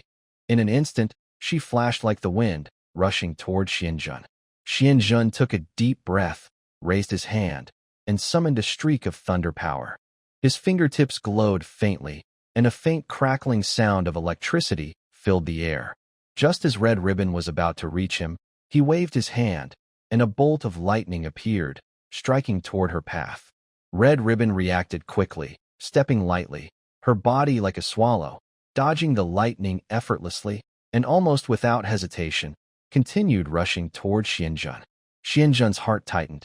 He quickly waved again, and bolts of lightning rained down, intertwining with electric sparks, sealing the space between them. Humph, this is interesting. Red Ribbon chuckled softly, calm and patient. With the help of the gentle breeze talisman, her movements became agile and lively, each strike like a gentle breeze skimming over water, avoiding Xianjun's lightning. Xianjun was not willing to fall behind. He calmly retreated, continuously casting with both hands. Thunder roared, and lightning flickered endlessly. Each bolt of lightning precisely blocked Red Ribbon's attacks, forming a strong lightning barrier that kept her at bay. The two were locked in a stalemate. Xianjun, be careful. Next, I will use the Forbidden Ruins, Rose Fire Feather Dress. After saying that, Red Ribbon suddenly sped up, her spear swirling with fierce flames, heading straight for Xianjun. Seeing this, Xianjun suddenly unleashed a burst of thunder with both palms, fiercely meeting Red Ribbon's flames. Lightning and sparks collided, erupting in a burst of bright light. The two fought for a moment. Red Ribbon leapt lightly backward, creating distance, catching her breath, and a hint of admiration and shock flashed in her eyes. She had just given her all. I couldn't defeat Xianjun. Hong Ying thought Xianjun would be very strong, but I didn't expect him to be this powerful. While lost in thought, I saw Xianjun suddenly sway and fall backward. Hong Ying quickly stepped forward to support him, looking a bit anxious, and asked, Xianjun, what's wrong? Xianjun felt himself being caught in Hong Ying's arms. What's going on? This feels so comfortable. I'm fine. I just used up my mental energy and wanted to lie down and relax a bit. Xianjun was also a bit confused. He just wanted to rest, so why was he suddenly being held? Hong Ying suddenly realized the feeling against her chest, her face turning red instantly, and she hurriedly loosened her grip. Oh, Xianjun fell to the ground. Hong Ying pretended not to see his awkward state, cleared her throat, and turned around with a slight blush, saying, you should rest now. The sunset was fading. The office shop was bathed in a warm orange glow. Xianjun sat at the desk, writing down information, but when he looked up, he saw the gentle smile of an old lady in front of him. Name, Wang Dongmei. Age, just turned 18. Be more serious. Xianjun pounded the table, feeling a bit frustrated. The old lady cheerfully waved her hand. Young people like you. You don't understand humor at all. Well, my child got lost in the park, and I was hoping you could help me find him. Child? Xianjun was surprised. Maybe you should call the police first. Our office handles many kinds of tasks and has a wide range of services. We often take on small errands. But for something like this, it's better to go to the police first.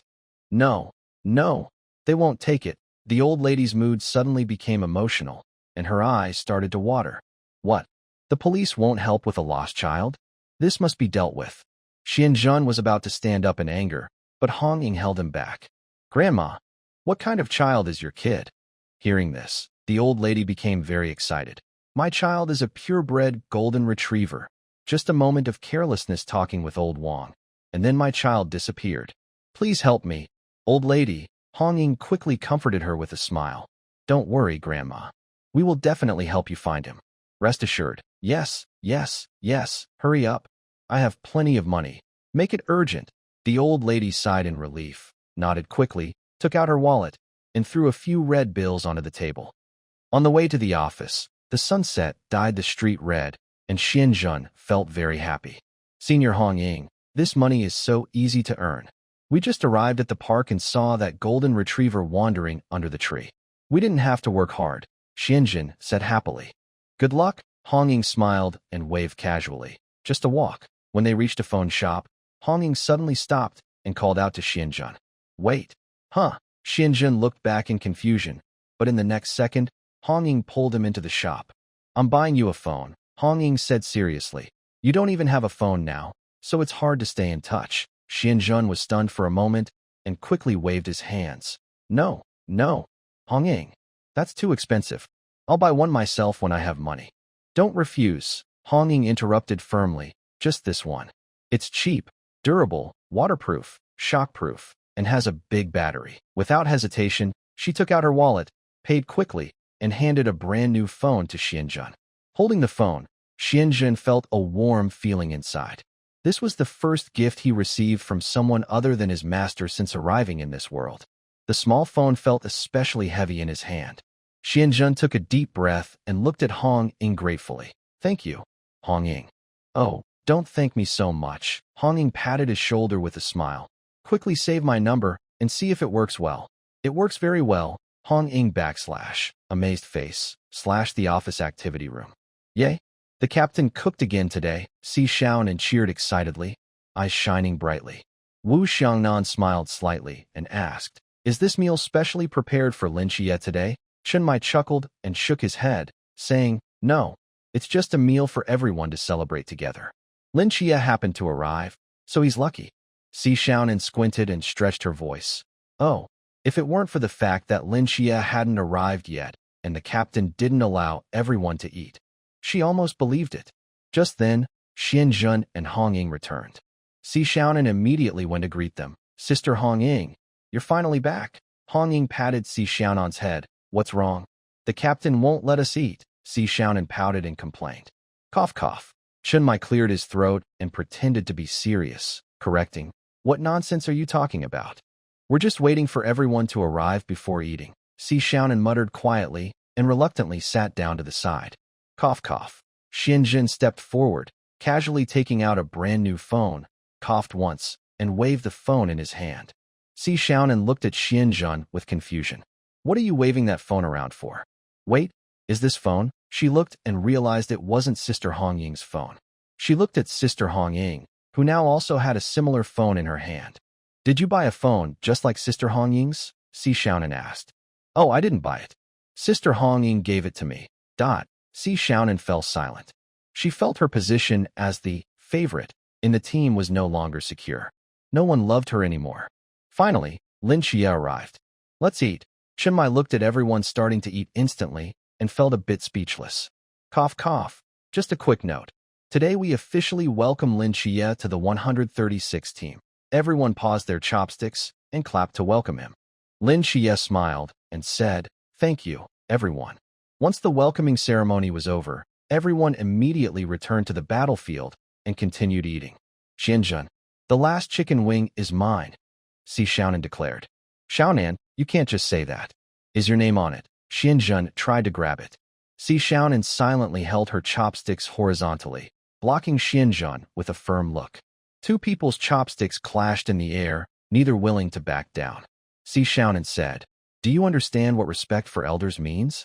Xianzhen was not willing to show weakness. Then you should know to take care of newcomers. At this moment, Lin Qiye smiled and reached to pick up a chicken wing from his bowl, placing it into Xianzhen's bowl.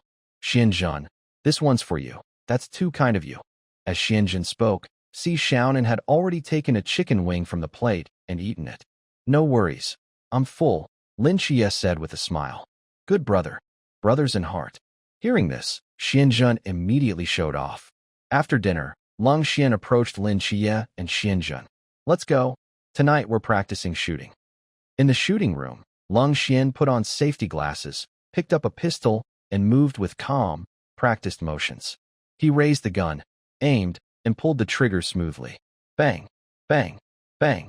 The gunshots rang out, and the bullets hit the target precisely, almost all in the same spot, leaving deep holes on the paper. Lin Qiye looked serious as he lowered the gun. He glanced at the target, confirmed it was accurate, then nodded slightly. Wow, missed. Xianzhen stared in shock, unable to help but praise. Lin Qiye stood nearby, eyes shining with admiration, nodding repeatedly. So impressive, brother Lin Qiye. Your accuracy is amazing.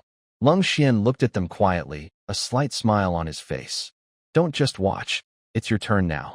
Xianzhen, you go first. Hearing this, Xianzhen nodded and took the pistol. He mimicked Lin Qiye's actions, copying him. Bang, bang, bang. He fired 3 shots in a row. Lin Qiye looked closely. At 20 meters, all shots missed the target? Could he shoot with his eyes closed? Let Lin Qiye try. Lin Qiye took the gun and also fired 3 shots in a row. All hit the center of the target. Lin Qiye nodded in approval. Keep going. Bang, bang, bang. Again, all shots hit the target center. Not bad. Lin Qiye smiled, thinking Lin Qiye had great talent. Try aiming a little farther. Bang. Missed. It's okay. Stay calm. Just go with your usual feeling. Bang. X7 all missed the target. Lin Qiye looked at the 2 geniuses in front of him, feeling a bit confused. What the heck is going on? Suddenly, Lin Qiye remembered Lin Qiye's forbidden zone and put his hand on his forehead. So, Lin Qiye was able to hit because of his forbidden zone. Both of you practice. Practice all night tonight. No leaving until you're done. 2 hours later. I'm not practicing anymore. I'm done. Xianzhen plopped down on the ground. He really has no talent for shooting. He felt nothing at all. His thunder skills are much better. Every time he uses thunder, there's no resistance at all. The feeling of control over precision and power is just so satisfying. Having experienced that, using a gun now feels so frustrating. It's like suddenly switching from a fancy sports car to a slow old cart. Who could stand that? Lin Qiye came over. It's okay, keep practicing and you'll get better. Both of you, go back now. Lin Qiye's eyes were empty. Huh? Not practicing anymore. Go back and digest what you've learned today. That's enough. At Hong Ying's big villa, Xianzhen and Lin Qiye were sprawled on the sofa, looking tired as they stared at the ceiling. Training was really exhausting. Lin Qiye weakly complained. Xianzhen sighed deeply. Yeah, it's painful. Hong Ying came over, arms crossed, snorting softly. Being tired means you're working hard. Comfort is for dead people. Xianzhen nodded seriously. Hong Ying, you know, you can't always be tense. You need to relax sometimes, or you'll break. Hong Ying raised an eyebrow. Oh? And how do you plan to relax? Like getting a massage or something? That really helps. Xianzhen suddenly remembered how Hong Ying massaged his shoulders yesterday. It was really comfortable. Hong Ying listened, then stepped forward, raising her hand and placing it directly on Xianzhen's head, pressing gently. A massage, huh? Xianzhen froze instantly, his smile stiffening as his head slowly lowered. Sister Hong Ying. I was just joking. He no longer dared to speak carelessly. Lin Qiye saw that things were getting bad and quickly stood up. Sister Hong Ying, I just remembered I need to go to sleep. I'll leave now. He slipped away quickly. Xianzhen awkwardly forced a smile. Really, Sister Hong Ying? I was just joking. I didn't mean anything by it. Which meaning are you talking about? Hong Ying looked at Xianzhen with a gentle smile. Are you asking me to help you with a massage again? No. That's not it. Xianzhen hurriedly waved his hands. Hong Ying pouted her lips. Actually, it's not a problem if you want me to help you with a massage. Just draw some talismans. Today, after using the Qingfeng talisman, she truly felt how important this talisman was. 3 wasn't enough. At least 30. This thing needs to be kept ready at all times. Everyone in the team needs this. She didn't want another accident like Zhao Kongcheng's to happen. If only old Zhao had prepared more talismans back then, maybe they could have won and retreated safely. Xianzhen was silent for a moment. Let's go? Into the room. He stood up and strode forward, determined and unstoppable. Draw the talismans. Once done, he could enjoy a massage. It's worth it. In Hong Ying's room, the tools were still on the desk. Xianzhen worked vigorously. Soon after, 4 new talismans were completed and placed on the table. I can't do it anymore. After finishing, Xianzhen couldn't hold on any longer. He sat down heavily, feeling a wave of exhaustion wash over him, truly understanding what body and mind exhausted means. His hands were sore, his legs weak, and his eyes a little dizzy. Good job. Hong Ying carefully stored the talismans, then turned around, patted Xianzhen's shoulder, and smiled. Go lie down on the bed. Wow. Xianzhen was startled. Is this a proper massage? Before he could react, Hong Ying pulled him to the bed without explanation and helped him lie down. Hong Ying clenched Xianzhen's hands, then gently lifted her foot and stepped onto his back. Don't shout. It's not good if others hear outside. Redding softly reminded him with a sigh. Redding, you're really rough with your massage. I'm just helping you relax your muscles. Just wait and see. Redding spoke casually, confidently starting the massage with steady, firm movements. Once I finish, you'll feel light and relaxed tomorrow. Xianzhen gasped as if struck by a cold breeze, feeling as if his muscles and bones were slowly being loosened. His shoulders, back, and arms felt the pressure and warmth of her feet, as if they could his nerves, bringing both pain and a strange, soothing pleasure. Ugh. Gradually, Xianzhen began to feel some relief amid the pain. Redding chuckled softly, noticing his reaction. How is it? Comfortable? Xianzhen felt a wave of comfort wash over him, and he said happily, very comfortable. Redding, you really have a talent for this. Redding snorted softly and withdrew her feet. I know many tricks. I'm giving you a good deal this time. She stood up and clapped her hands. All right, I've finished. Go back and rest now. Xianzhen struggled to get off the bed, stretched his sore shoulders, and smiled gratefully. Thanks, Redding. I'll be going now. Just as he opened the door, he froze. Outside, Si Xiaonan was standing with her arms crossed, smiling with a mischievous look.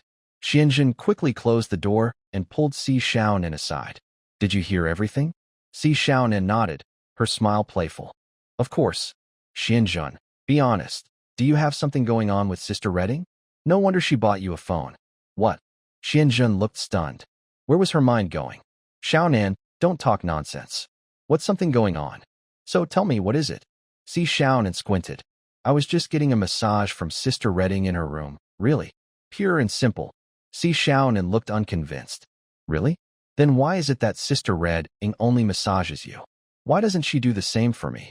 Why is she so nice to you? Xianzhen. He tried to explain. Really? Why would I lie? Remember, keep this a secret. Everyone knows, I know. Got it. I am the best at keeping secrets. You can go now. Xiaonan smiled happily. After watching Xianzhen walk into his room, she quickly slipped into Hong Ying's room. Training days passed quickly, and in the blink of an eye, a week had gone by. On the training ground, when Qiye really couldn't hold back anymore and sighed. Xianzhen, we've been practicing swordsmanship for a whole week. I feel like I'm just playing the lute for a cow. Xianzhen's sword skills were improving very slowly. He looked at Lin Qiye. Wow, that guy's progress was lightning fast. Although he had the help of the Forbidden Ruins, Lin Qiye was also working hard himself. He definitely practiced in secret. As for Xianzhen, not only did he not practice in secret, but he also often slacked off during daily training. Qiye, listen. Don't worry. Xianzhen looked serious. I'm working on a new fighting style. If I succeed, I will be invincible. When Qiye almost laughed out loud and glared at Xianzhen. What kind of fighting style? The quick draw is about speed. No matter how powerful your thunder strike is, it won't help much. Xianzhen raised an eyebrow. Oh, Qiye, how do you know I'm working on the quick draw? He deliberately posed as if drawing a sword. When Qiye looked at Xianzhen's expression and couldn't help but shake his head. With that pose? I can't believe you came up with it. You've watched too many TV dramas, right? You've got the draw down, but the slash. You probably need 10 more years of practice. Xianzhen felt a bit embarrassed and cleared his throat, silently lowering his sword. Actually, he really wanted to draw his sword in one swift motion, a flash of lightning, instantly striking the enemy's head. He already had the lightning, but no flash. A little awkward. No, that's not right. Suddenly, Xianzhen had a good idea. Qiye, what if I use the sword to summon lightning, then slash with a lightning strike? Maybe it can speed up the attack and make it hard for the enemy to dodge. When Qiye frowned slightly, thought for a moment, then nodded. That's a good idea. You can give it a try. Getting support, Xianzhen immediately took action. He steadily placed his sword on his left hip, gripping the handle tightly with his right hand. Suddenly, a faint blue-purple lightning flickered along the blade. Charge! Xianzhen suddenly swung his sword. The lightning followed his movement, forming a curved arc that shot forward instantly. The electric light tore through the air with a sizzling sound. The power of the lightning drove the sword's momentum, striking like a lightning bolt toward a corner of the training ground. The speed was several times faster than before, hitting the target almost instantly. Boom! The lightning arc accurately struck a nearby weapon rack. Sparks flew, wood chips scattered, and the entire rack was destroyed in an instant, with fragments falling everywhere. Xianzhen paused, surprised and a little proud. Invincible. Such speed. Amazing. When Shima's eyes widened in shock. The lightning speed was much faster than before. Then he looked at the mess on the ground. Xianzhen, you're done for. Get ready to pay for the damage to the base facilities. Xianzhen, Epsilon. 3. Is this the cost of research? Is this the frustration of progress? No. That night, Chenmai sat at his desk, frowning slightly as he listened to Wen Shima's report. Xianzhen's lightning ability. So special? Wu Xiangnan was nearby, quietly asking. When Shima nodded, a hint of amazement in his eyes. Yes, it's quite extraordinary. I think his potential might be deeper than we imagined. Chenmai listened, lost in thought. He tapped his fingers lightly on the desk, his gaze a bit more serious. Looks like this kid is more impressive than I thought. At that moment, Wu Xiangnan suddenly broke the silence. We just received news that the ancient god church has learned that Lin Qiye has joined the Night Watch. As for Xianzhen, there's no major attention on him for now. Their main target is still Lin Qiye, the divine agent. Chenmai nodded, a cold glint in his eyes. Increase security. Make sure everyone is safe. The training camp is starting soon, and we can't afford to be careless. Understood. The evening was cool, and neon lights flickered on the street. After practicing with his gun, Xianzhen looked excited as he pulled Lin Qiye toward the night market, muttering, "Today I must make up for it, to heal this wounded heart of mine." Lin Qiye smiled helplessly. "What did you get hurt? Didn't Sister Hongying help cover the cost when you broke your weapon rack?" Xianzhen immediately looked serious. "That was a loan. I have to pay it back." Lin Qiye raised an eyebrow. "I don't think Sister Hongying plans to ask for repayment. That won't do. What kind of impression would that give? If it keeps up, I might end up being a kept man." Xianzhen looked righteous. Lin Qiye asked, "Is being a kept man not good?" "Well, actually, it's pretty nice." As they joked, they arrived at a busy night market stall. Xianzhen waved his hand grandly and shouted to the owner, "Boss, 5 big kidneys, 25 slices of pork, 20 skewers of lamb, and 10 skewers of chicken gizzards." Xianzhen ordered a lot of food quickly. Lin Qiye widened his eyes. "That's enough. You can't eat all that? Haha, you're underestimating me. I just ordered this much to start with." Soon, fragrant skewers were brought out. Xianzhen picked up a skewer of kidneys, happily eating and sighing. Life, nothing beats this bite of barbecue. Lin Qiye couldn't help but smile as he picked up a beef skewer and joined Xianzhen. They ate and talked, laughter occasionally ringing out. The lively noise of the market and the smell of food created a lively scene. In this brief moment of leisure, they felt a rare sense of relaxation. While eating his skewers, Lin Qiye suddenly heard someone call his name behind him. "Lin Qiye?" He looked up and saw 2 female classmates. Tianli looked at him curiously, surprised. "Didn't you join the army and drop out? How come you're here?" Lin Qiye smiled slightly and nodded politely. "Long time no see." Lu Xiaoyan stood nearby, her expression a little stiff and uncomfortable. She quietly said to Tianli, "Tianli, let's go." "Huh? Xiaoyan, why are you leaving all of a sudden?" Tianli looked at her puzzled. "Didn't we agree to get some late-night snacks together? Suddenly, I don't feel like eating anymore," Lu Xiaoyan said, her gaze unintentionally flickering toward Lin Qiye, a hint of panic flashing in her eyes. She had planned to finish her late-night snack before eating with Tianli, but unexpectedly, she ran into Lin Qiye here. This divine agent. She truly didn't want to have any contact with him. Tianli looked a bit confused, but nodded anyway. All right, Lin Qiye, we'll go now. Okay, goodbye. Lin Qiye responded calmly, watching the two women leave. Xianzhen put down his skewer, looking thoughtfully at Lu Xiaoyan's back, and quietly asked, Lin Qiye, what is that Xiaoyan's full name? Lin Qiye thought for a moment and recalled, I think it's Lu Xiaoyan. What's wrong? Hearing this, Xianzhen was surprised. Isn't she that Nanduo snake demon? His memory suddenly came alive. Lu Xiaoyan, Li Yifei. These are Nanduo snake demons. It seems Li Yifei is actually the true form of that snake demon. I feel like she's not right. Look again carefully. Her forehead is dark, and her aura is cold. Hearing this, Lin Qiye focused his attention on Xianzhen's words and looked carefully. Wait a minute. His pupils shrank in shock. This aura. It's strange. Right now, within Lin Qiye's mental perception, Lu Xiaoyan was like a monster disguised as a human. After saying this, her body suddenly twisted, and her skin developed strange scales. Her eyes gradually turned into cold, vertical pupils.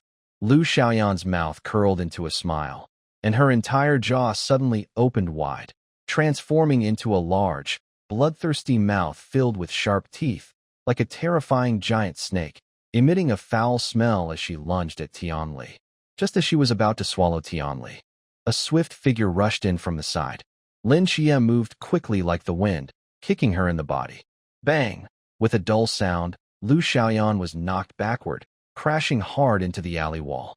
Her snake demon form curled up and rolled on the ground, making painful hissing sounds. Is she this weak? Lin Qiye raised an eyebrow. Xianzhen arrived and saw the scene. I'll contact Sister Hongying first. You leave this monster some breath. Okay. Although Lin Qiye didn't understand why he was supposed to leave the monster alive, he followed the order. The snake demon crawled up from the ground, glaring coldly at Lin Qiye. Her killing intent was still strong, and her scales shimmered with cold light. She roared angrily, opening her snake mouth and making a deep hissing sound. Lin Qiye showed no sign of retreat. Instead, he smiled faintly, suddenly sped up, and quickly approached the snake demon. He grabbed her and threw her to the ground with great force. Under the blessing of the starry dancer, Lin Qiye's strength was incredible. He easily subdued the snake demon and stepped on her. All right, the night watchers will arrive soon. At this moment, Xianzhen stepped forward, looked at the snake demon lying on the ground, barely breathing. Monster! Die! He stomped firmly. Xianzhen ended the snake demon's life completely. Ding! Killed Nanduo snake demon's offspring. Merit 50. Lin Qiye looked at Xianzhen with a blank expression. So you told me to leave her alive just to get the credit? Xianzhen waved his hand seriously. No, no, no. This is called guiding. Guiding, Lin Qiye. Meanwhile, in a dark room, she actually found out about us. The plan must change. The next morning, in the conference room, everyone sat around the table with serious expressions. Chen Muyu looked around, cleared his throat, and officially spoke. All right, let's start the meeting now. He picked up a stack of documents, his expression serious. Based on the mysterious corpse encounter last night involving Lin Qiye and Xianzhen, we initially confirmed that the location of this strange event is Tsangnan City Second Middle School. Hearing this, everyone looked at Lin Qiye, since the school is his. Lin Qiye nodded slightly and added, the victim possessed by the snake demon yesterday, Lu Xiaoyan, is my classmate. Wu Xiangnan paused for a moment and then said, what we are not sure about now is whether the snake demon has accomplices. This demon has a strong ability to disguise itself, and nothing seems unusual from the outside. Lin Qiye said, I can sense it. Chen Miyu nodded in approval, tapped the table to make a decision, and said, all right, let's proceed as planned. Qiye, you are responsible for investigating at the school. Make sure to find out if the snake demon has any accomplices before taking further action. Lin Qiye nodded firmly. No problem, Captain. At that moment, Chen Muyu's communicator suddenly rang. He whispered a few words, his expression turning serious. Everyone, I just received new information. Someone saw a mysterious case. Let's go check it out. Everyone immediately stood up and headed to the hall. When they arrived, they saw a figure pacing anxiously. The person saw Lin Qiye and froze in surprise. Lin Qiye? What are you doing here? Lin Qiye recognized his classmate Li Yifei and raised an eyebrow. Li Yifei? Did you report the case? Li Yifei quickly nodded, looked a bit nervous, and after a brief greeting, began to explain. Yesterday after school, I saw our classmate Han Ro suddenly turn into a monster and swallow the director whole. Then, even more unbelievable happened. She spat out the exact same director. Then they left as if nothing had happened. As soon as he finished, everyone around gasped in shock. Si Xiaonan said, "Wow, that's really disgusting." Wu Xiangnan frowned and analyzed, "This is not good." According to Li Yifei's description, Han Ruoruo and Lu Xiaoyan from yesterday seem to belong to the same mysterious creature. They appear to have some kind of contagious ability. If that is true, the entire second middle school of Cangnan City might be at risk. Chunmai made a quick decision, speaking firmly. This matter can't be delayed any longer. Xiangnan, you are responsible for identifying these mysterious creatures' origins and identities. Everyone else, prepare to act immediately. Our target, Cangnan City Second Middle School. Everyone responded in unison, understood.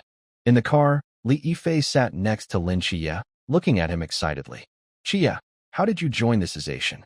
Li Yifei asked eagerly, with admiration and envy in his voice. "This is so cool.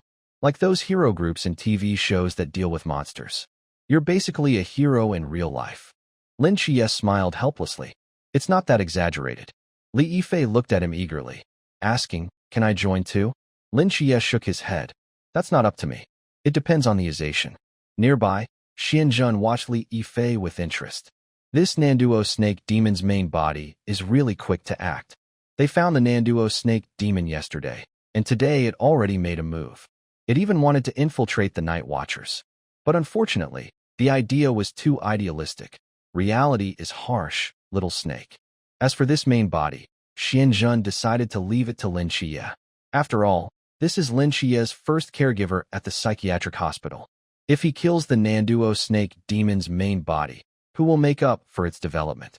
If Lin Qiye's growth slows down because of this, it would be a loss. His good brother's development is very important. As for the other snake demons, they must be mine. Absolutely mine.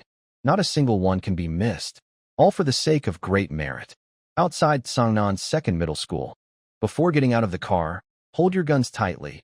Lung Xian handed out equipment to Xianjun and others. Xianjun took the pistol, weighed it, and muttered somewhat dissatisfied.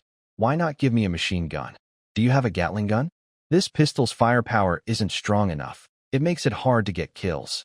Cold Xian glanced at him expressionlessly, with a slight smile at the corner of his mouth. "How about I give you an RPG?" Xianjun's eyes lit up. "Well, that's not impossible," Cold Xian coldly said. "Get lost." Xianjun awkwardly smiled and wisely shut his mouth, quickly getting out of the car. Next to them, Li Yifei stepped forward eagerly, looking at Cold Xian with anticipation and asking excitedly, Me? Can I have one too?" Cold Xian glanced at him without saying anything. Li Yifei touched his nose and chuckled awkwardly. "Actually, I don't know how to use it either. I just want to hold the gun." They arrived at the school's outer wall. Li Yifei pointed at the top of the wall and said, "Here is good. Everyone, climb over the wall. You're carrying big boxes, so put them down first and go inside. I'll help by passing the boxes over." Before he finished speaking, Hong Ying smiled softly and leapt over the wall smoothly. Si Xiaonan followed closely behind, using a kick to help himself up, and easily jumped over the wall, landing steadily. Xianjun and Lin Qiye looked at each other, then jumped on the spot and crossed the wall easily, landing safely. "Li Yifei? The clown is actually me." Xianjun patted Lin Qiye's shoulder. "Qiye, you go to the playground first and see how many snake demons are hiding there. Redding and I will go to the girls' dormitory." "Okay." Lin Qiye nodded, then suddenly frowned and asked, "Wait, you're going to the girls' dormitory?" Hong Ying smiled lightly and waved her hand. "Xianjun, it's enough for me and Xiaonan to go to the girls' dorm. There's no need for you to come along." "No, that's not acceptable," Xianjun said seriously. "I must protect you. The girls' dorm is definitely full of snake demons, and danger is everywhere. Well, mainly for merit." Si Xiaonan looked suspiciously. "I think you have other plans, Xianjun." Xianjun smiled and reached out to ruffle Si Xiaonan's hair. Xiaonan, don't talk nonsense. I'm just thinking about your safety. Humph, Si Xiaonan muttered, then looked at Hong Ying. Hong Ying, you must make sure he stays outside and doesn't go in. Hong Ying sighed helplessly. All right, I'll have him guard the door later. Xuanzhen didn't care at all about Si Xiaonan's complaints. He followed closely behind Hong Ying, his eyes lingering for a moment on her school uniform. Although Hong Ying was dressed as a student, she carried herself with confidence and maturity, looking every bit like an older sister figure. As for Si Xiaonan, well, forget it. She had been grumbling about him the whole way anyway. I really don't get what Xuanzhen is thinking. Why did he insist on coming to the girls' dorm? Hong Ying, you should really keep an eye on him. Xuanzhen suddenly quickened his pace, moving closer to Hong Ying and whispering, Hong Ying, if we really run into the snake's spirit later, leave it to me. Don't rush to attack, and if you do, make sure to leave it alive. Hong Ying looked at him in confusion. Why leave it alive? As a monk, I must personally help it find peace, Xuanzhen said, putting on a righteous expression. Hong Ying. In the hallway of the girls' dormitory, Xuanzhen, Hong Ying, and Si Xiaonan searched carefully. The corridor was empty. Most students had already gone to the playground for the flag-raising ceremony or to class. The atmosphere was quiet and a little tense. They checked each room one by one, scanning every corner, but found nothing unusual. Hong Ying pressed her earpiece and reported softly. Report. No abnormal activity found in the girls' dorm. Chen Mai's voice came through the earpiece. Received. Lin Qiye, what's your situation? A moment later, Lin Qiye's deep voice replied, Captain, you'd better be prepared. I walked around the playground. There are at least 60 infected individuals. What? Chen Mai's face changed instantly, and everyone else gasped. 60 infected monsters. This was far worse than they had expected. 60? There are that many on the playground? Hong Ying tightened her grip on her weapon. Chen Mai quickly made a decision, his tone firm. The situation is worse than expected. Lung Xian, activate the barrier field and seal off the entire school to prevent anything from escaping. Everyone, begin a full sweep. Lin Qiye hesitated slightly.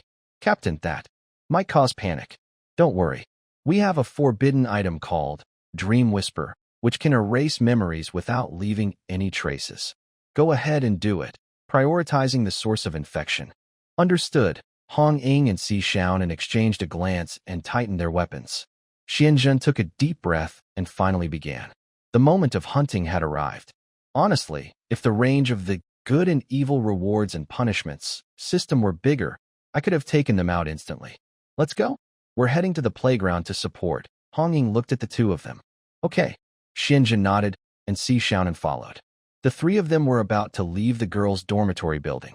Suddenly, three girls approached, looking confused. Who are they? Why are there boys here? Are they perverts? Hearing this, Si Xiaonan covered her mouth to laugh and said, Xianzhen, you're done for. They've mistaken you for a pervert. A flash of gold appeared in Xianzhen's eyes, and his gaze turned sharp instantly. Without saying a word, he drew his sword, quickly moved forward, and swung the blade. Stab! The head of the first girl fell. Si Xiaonan's playful expression froze immediately. She covered her mouth, pupils shrinking, heart pounding. The two girls reacted instantly, their heads trembling violently, mouths opening wide to reveal bloody, snake-like teeth, and they lunged at Xianzhen with screams. Xianzhen didn't hesitate.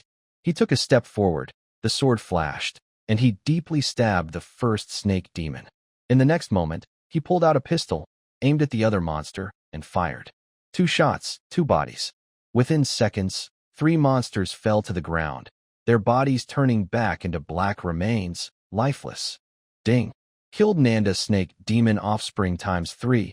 Merit 150. Xianzhen sheathed his sword and smiled slightly, glancing at Si Xiaonan, who was still stunned.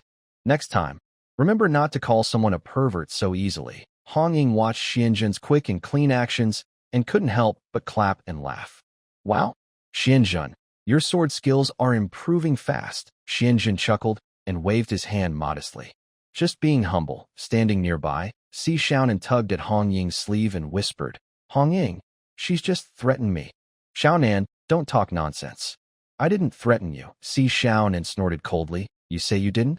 Just now, someone called the monster, and you immediately swung your sword. That was a monster.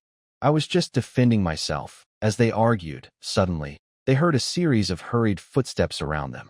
Looking up, they saw the corridor on both sides filled with a crowd of figures.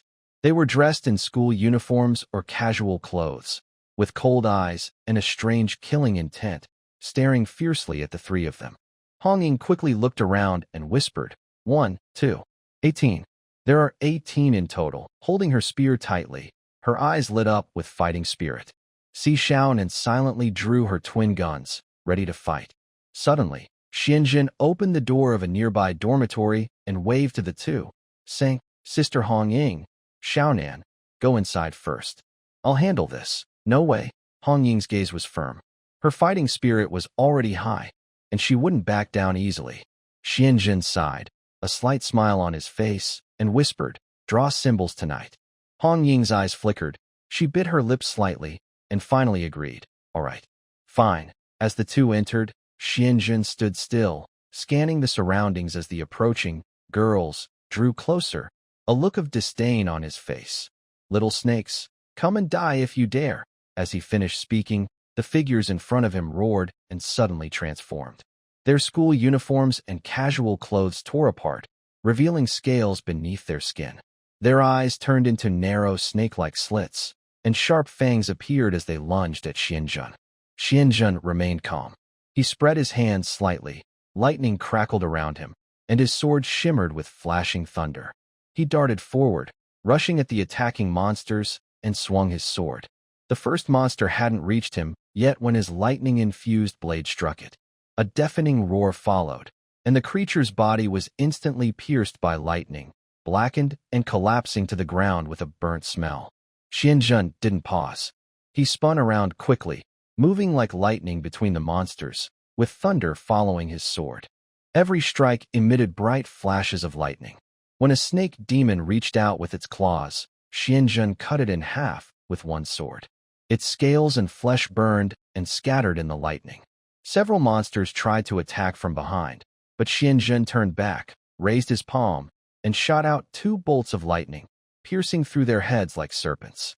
In just a few minutes, Xianjun swept through the monsters, with flashes of sword light and lightning shadows constantly flickering. The last monster was trembling and retreating. Xianjun leapt up, spun his sword, and finished it off completely. Ding! Killed Nanda Snake Demon Offspring times 18. Merit 900. Xianjun slowly sheathed his sword, standing among the charred remains of snake demons, a faint smile on his face. That was so satisfying. This sword really works well. It's so fun to cut with. Next to him, Si Xiaonan widened her eyes, staring at Xianjun in shock. She never expected that Xianjun had already become so strong. What's going on? He only joined the night watch a few days ago. His strength seems even better than Sister Hong Ying's. Remember, Sister Hong Ying is at the pool realm. He, at the lamp realm, is so powerful. Xianjun happily clapped his hands, turned around, and smiled at the two of them. All right, everything is settled. Sister Hong Ying, Xiaonan, let's go. Xianjun, I realize I really underestimated you, Hong Ying said with a bright smile. Oh, it's nothing, it's nothing. Xianjun chuckled. Let's hurry to support Lin Qiye. Killing one more monster means losing 50 merits. It hurts. We must go quickly. Hong Ying chuckled softly and nodded. Okay. Inside the classroom, students desperately crowded at the door, stacking desks and chairs into barriers, trying to block the crazy monsters pounding outside. The door shook with loud thud sounds, as if it would break at any moment. It's over. Boo-hoo. Mom, I don't want to die. Someone come save us. Panicked cries and screams filled the air, fear spreading across everyone's faces. And Qingyu stood aside, lost in thought. But before he could find an answer, a loud bang came from the door. The students holding the door were knocked back by the impact and fell heavily to the ground. With the door splintering, 6 monsters rushed in, bearing their fierce fangs. Roar! The lead monster let out a deep roar and suddenly lunged forward. The students' eyes widened, their faces pale, forgetting to breathe. At this critical moment, a figure quickly rushed in from outside the window, a flash of cold light passing by. With a sharp sound, the head of the leading monster was instantly severed. After Lin Qiye landed, he turned his body and coldly looked at the remaining 5 monsters. The 5 monsters immediately surged forward, wildly attacking him. Before they could get close, a huge bolt of lightning swept in from the side, instantly piercing through all 5 monsters. The air crackled with the sound of thunder, and sparks flew everywhere. After a moment, the 5 monsters fell to the ground, turning into a pile of blackened ashes. Ding! Killed Nanda Snake Demon Offspring times 5. Merit 250, such a waste of a life. Xianzhen climbed in through the window, looking at the remains of the monsters on the ground with a pained expression. Lin Qiye, did you handle yours? Xianzhen, yes, perfectly handled. Among the crowd, and Qingyu saw this scene and was a bit surprised. Monsters. Superpowers. This world is truly extraordinary. Li Yifei quickly stepped forward, full of admiration. Big brother. Xianzhen, you're amazing. Truly incredible. Xianzhen just smiled slightly, then turned his gaze to Qingyu beside him. Their eyes met. After a moment of silence, Qingyu slightly bowed and politely introduced herself. Hello, my name is Qingyu. After a brief exchange, everyone left the classroom together and headed upstairs. Lin Qiye was feeling a bit tired now. When Xianzhen arrived, he couldn't help but breathe a sigh of relief. Only the monsters above the 4th floor are left to deal with now, Lin Qiye said calmly. Don't worry, leave it to me. You can rest for a bit. Xianzhen sensed his remaining spiritual power and estimated that he could handle a few more monsters easily. However, if he kept fighting, he was starting to feel a little exhausted. 4th floor. Various dismembered limbs and broken bodies everywhere. Ding. Killed Nanda Snake Demon Offspring times 13. Merit 650. Xianzhen looked at his merit points, which had already reached 3,000, and couldn't help but smile. It's a big win. It's a big win. Merit points are maxed out. All right, Qiye, it's up to you now. I've completely exhausted my spiritual power. Xianzhen wiped the sweat from his forehead and let out a quiet breath. The time had come to summon the thunder. All right. Lin Qiye nodded, tightened his grip on the blade, and steadied himself at the front of the team. With firm steps, he led everyone forward. All the way, and Qingyu's eyes stayed on Xianzhen. Filled with curiosity, he could not hide. Finally, he couldn't hold back anymore. He stepped closer and asked softly, May I ask, how can you create lightning? What does that kind of power feel like? It was impossible for the human body to produce such strong electricity. Everything about it went against what he knew of science. Yet in reality, Xianzhen could not only release lightning, but also control it freely. It made no sense at all. A strange thought even crossed Qingyu's mind. He wanted to study Xianzhen closely to find out what made him different from ordinary people. There's not much feeling. It just happens when I think about it. I see. And Qingyu nodded, a little disappointed. Just by thinking about it, all his theories vanished in an instant. We've identified the creature. It's the Nanda Serpent Demon, a monster from old village legends. It has an incredible ability to disguise itself. After devouring a living being, it can take its form and control its actions. Fortunately, if we destroy the demon's true body, all its copies will die as well. Your mission now is to find the real one and eliminate it. Wu Xiangnan's voice came through the earpieces. Understood. Lin Qiye nodded. Only the 5th floor remained unchecked. The serpent demon's true body was most likely there. In the 5th floor hallway, the air was so tense it was hard to breathe. Let us out. Come on, open the door. Lu Yuan shouted angrily, pounding on the door with both fists. His eyes burned with frustration as he glared at the classmates outside. Lu Yuan, calm down. A student outside pleaded, his voice trembling with fear and hesitation. Li Yifei said there might be a monster among you. You can't come out. Nonsense. You're locking us up for no reason. Lu Yuan roared. This is illegal. Do you even know that? Outside the classroom, the student's face turned pale. They wanted to speak up, but just then, steady footsteps sounded at the end of the hallway. Everyone's eyes turned toward the sound. There, Lin Qiye and his group were slowly walking up to the 5th floor, full of confidence. Lin Qiye is here. The students hurried forward, asking anxiously, Lin Qiye, where's the monster? Is it safe now? Is the monster downstairs still there? How did you get up here? Lin Qiye didn't answer. He just glanced calmly at everyone. He looked toward the isolated classroom, knowing in his heart that now the only target left was Han Ruoruo. "Everyone, move aside," Lin Qiye said softly. The students froze, looking at each other. Though they didn't understand what was happening, they were all intimidated by his strong presence. Lin Qiye was covered in blood. The dark stains on his hands and clothes looked shocking, making everyone feel tense. At that moment, everyone instinctively stepped back to give him space. No one dared to disobey his command, not even to make a sound. When the classroom door opened, Lu Yuan's eyes met Lin Qiye's, and his face changed instantly. Next to him, Han Ruoruo was softly snuggling and whispering, "Yuan Ge, take me away."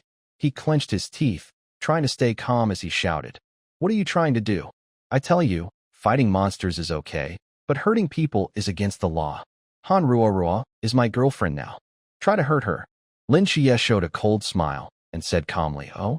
Regarding the monster situation, wasn't Li Yifei the one who told everyone? And Lu Yuan still dared to challenge him? He had the style of a hero. A classmate from the crowd said, "Just now, Lu Yuan said he wanted to take Han Ruoruo away." Hearing this, Lu Yuan gathered his courage and shouted loudly, "That's right. I'm taking her. She's mine. Who dares to stop me?" Lin Qiye raised an eyebrow, a playful smile on his lips, and stepped aside. "Fine, go ahead." Lu Yuan was stunned, seeming surprised that Lin Qiye really allowed him to take Han Ruoruo. He immediately felt proud, with a look of superiority in his eyes. His commanding presence still subdued Lin Qiye. Holding Han Ruoruo's hand, he walked out proudly. Seeing this, Li Yifei couldn't help but look surprised and whispered, "Brother Qiye, Brother Xianjun. But Han Ruoruo is a monster. I saw it with my own eyes. Are we really letting her go like this?" Xianjun spoke. "Qiye, remember to leave a bit of a chance for these two." His thoughts being guessed, Lin Qiye couldn't help but shake his head and laugh. "You little guy." Lu Yuan held Han Ruoruo in his arms, feeling an indescribable excitement. This soft touch, Han Ruoruo, delicate and weak, snuggled against him, making his heart race, as if he had drunk strong wine and was burning all over. He couldn't help but swallow and lowered his voice. "Whoa, shall we leave? Why are we hiding in this music room?" Han Ruoruo looked up, her eyes full of charm, like they shimmered with water. She gently wrapped her arms around his neck, her voice sweet. "Yuan Ge, it's so dangerous outside. Let's stay here." Her fingers softly traced his chest, leaving faint, flirtatious marks. Going out is so boring. Why not do something fun here? Lu Yuan was stunned for a moment, then suddenly felt a tingling all over his body, and his heartbeat quickened. Her delicate fingers brushed his chest, stirring a wave of heat in his heart. In the midst of desire, Lu Yuan couldn't help but respond softly. "Good Ruo." "Yes, Ruoruo." He cupped her face, closed his eyes, and slowly leaned in. Suddenly, a strange smile appeared on Han Ruo's face. Her mouth suddenly split wide, revealing sharp fangs, and her face stretched into a terrifying, bloody maw. Before Lu Yuan could react, the fierce mouth bit down instantly, swallowing him whole. Things are moving a bit fast. Lin Qiye kicked open the door, looking at the scene. Lu Yuan and Han Ruoruo had already revealed their monster forms. "It's time to end this." Lin Qiye's eyes turned cold. He drew his long sword, flashed forward swiftly, and faced Lu Yuan's mutated monster form. In an instant, the sword light sliced through the air, cold and precise. For flashes of cold light streaked across, instantly cutting off Lu Yuan's limbs at the roots. He fell to the ground, struggling in pain but not yet dead. Lin Qiye held back his full strength. He needed Lu Yuan to live a few more seconds, or one more strike would end him. Bang! Notification. Killed Nanda Snake Demon's offspring. 50 merit points. Xianjun stood at the door, still smoking from his gun, with a satisfied smile on his face as he slowly lowered his pistol. Lin Qiye turned to look at Han Ruoruo. "Without surprise, you are probably the last Nanda Snake Demon's offspring in this school. Want to talk?" Han Ruoruo's eyes flickered with joy for a moment before she quickly hid it, then transformed into a human form. "What's there to talk about with you? Why are you spreading your offspring widely in the school? With your ability, if you hide well, we wouldn't find you." Han Ruoruo snorted coldly, a mocking smile on her lips. "Why do humans eat food and drink water? It's just my instinct." "No, that's not right. With your intelligence, You shouldn't be unable to control this desire. You're doing it for a reason. Lin Qiye was sure of himself. Ridiculous. Han Ruo's face suddenly darkened. She didn't want Lin Qiye to keep guessing.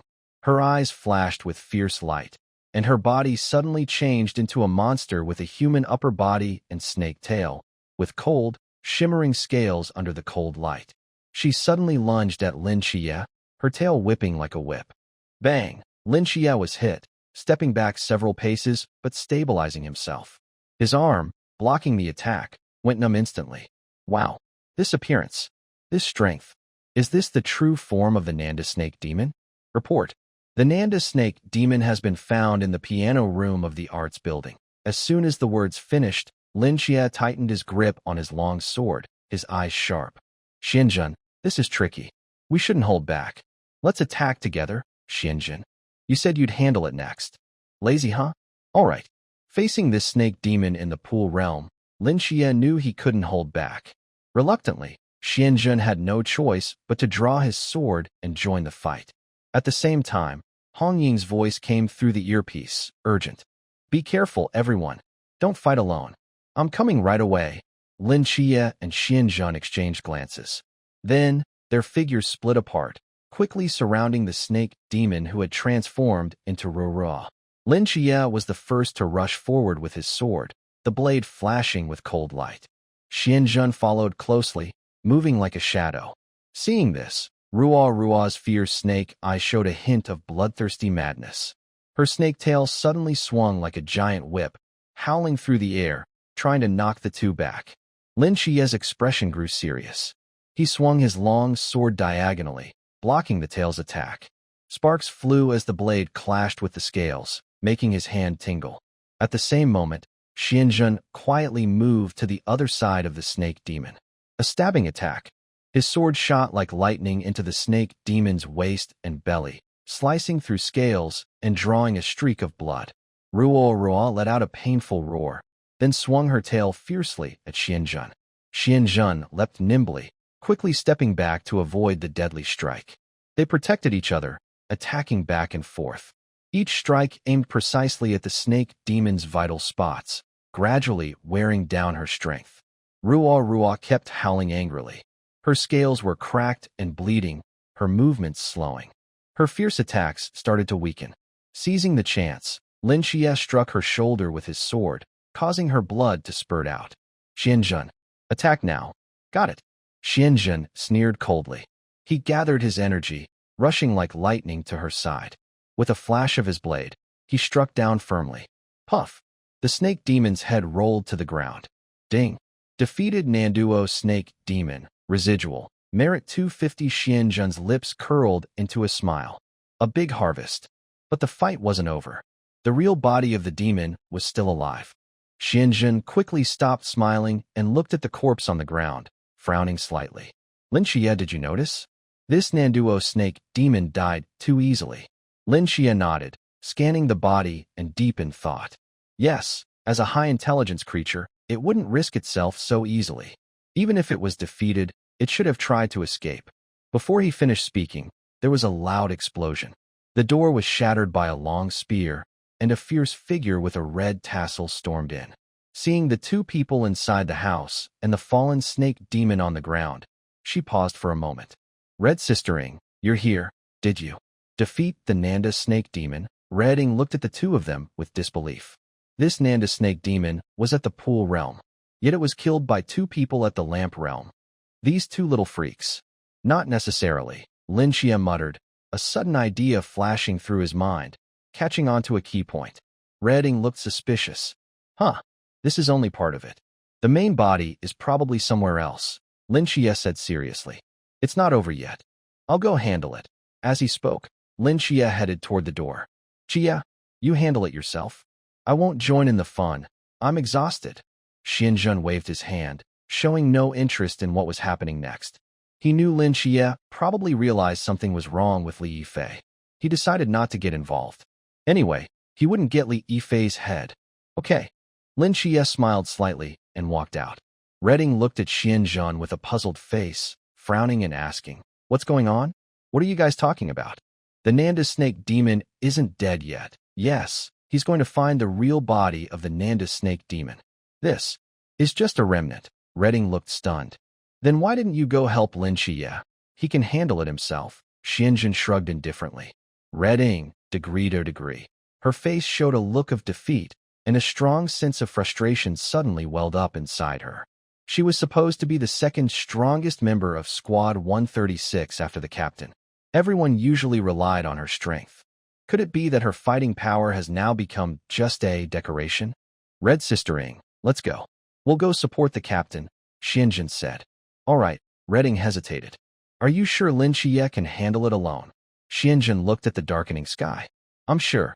Outside the teaching building, everyone's earpiece crackled with Lin Qiye's voice. Everyone, the Nanda snake demon has been completely dealt with. Chenmi heard this and laughed loudly. Yes, Xianjun and Qiye. You two performed very well this time. You two did a great job this time. It seems my teaching wasn't in vain. When Qima patted Xianjun's shoulder. At this moment, Lin Qiye came out of the school building's main door. Seeing his teammates waiting outside, he couldn't help but smile. Chunmi stepped forward. Are you hurt? Lin Qiye replied. No, I handled it easily. Chunmi looked at Lin Qiye and nodded with satisfaction. Very good. Everyone worked hard. Let's go back and rest well. Take a shower, and tonight I will treat everyone to a big meal. Oh, yay. Everyone cheered together. Inside a hot pot restaurant, steam rose and the aroma filled the air. Because there were many people, Squad 136 sat at two nearby tables, but that didn't affect their appetite or fighting spirit. Chunmi confidently brought 10 plates of beef to the table, placed them down, and patted his chest. Eat as much as you want. Tonight, I will pay for everything. Let's go. Hearing this, everyone's morale instantly soared. When Qima rolled up his sleeves without hesitation, poured all 10 plates of beef into the pot, and the bottom was quickly covered with meat. The hot oil boiled, and the smell was irresistible. He waved his hand and shouted, Start cooking. Let's go. Go. Everyone clenched their fists and grabbed their chopsticks, beginning a fierce, smokeless hot pot battle. Soon, the table was piled high with plates, stacked like small mountains. Plates of beef, lamb, shrimp balls, and tofu skin kept coming, but before they could settle, they were poured into the boiling pot, which never stopped bubbling. The spicy hot pot, originally bright red, had turned pale from boiling, with a layer of foam floating on top. Meanwhile, the kitchen chef was sweating profusely, his hands almost a blur. Which company brought us here for team building today? Didn't the management notify us in advance? At the Hongying family's villa, Xianjun and the others, full and satisfied, collapsed onto the sofa after returning home, their faces beaming with happiness. Today was really a feast, Xianjun said, belching happily, reminiscing about the meal. Red Ribbon smiled and said, Haha, when you left, you didn't see it, but the boss's face was almost black like a pot bottom. He probably doesn't want to see us again in this life. The team leader and their group are too strong in battle, Xiaonan agreed. We're not weak either. Red Ribbon raised her eyebrows and touched her stomach. Xianjun sighed and glanced teasingly at Lin Qiye, mainly because Qiye was holding us back. Lin Qiye immediately gave Xianjun a speechless look. He looked at the few people sitting slumped, especially Xianjun. His stomach was almost round, eating like a glutton. That was too harsh. It was almost like they had a grudge against the boss. After resting for a while, Xianjun returned to his room. All right, the season of harvest has arrived. Xianjun sat upright and said, System power, give me a boost. Ding. Consumed 3,000 merit points. Congratulations, the host's rank has increased. What? Rising to the 8th rank cost 3,000 merit points. That was pretty fast. Then, a lot of information flooded into his mind. Xianjun couldn't wait to open the system panel. Strongest Taoist system. Name. Xianjun rank. True Tai Chi Master. Left Commander of Law Enforcement. Main Thunderbolt Supervisor. 8th rank. Realm. Pool Realm Current Forbidden Land. Command Thunder. 20%. You use the power of thunder, improving your control over lightning, making it easier to summon and strike enemies accurately. Reward and punishment of good and evil. 20%. You perceive good and evil more clearly. You can adjust thunder punishments to punish wrongdoers and uphold justice. Draw symbols into reality, 20%. As a Taoist, your talismans have mysterious and powerful effects, each containing the way of heaven and earth and divine magic. Cloud movement and rain, 20%. You can communicate with the spirit of heaven and earth, manipulate wind and clouds on a small scale, and call for wind and rain. Sprinkle beans to summon soldiers, 0%. To be unlocked. Merit, 300. Xianzhen felt his improvement and couldn't help but show a look of joy. Pool Realm, 8th rank. Can command thunder and summon rain and clouds. That's so awesome. Xianzhen couldn't help but shout in his heart, his heartbeat racing. What surprised him even more was that the new ability waiting to be unlocked was scattering beans to create soldiers.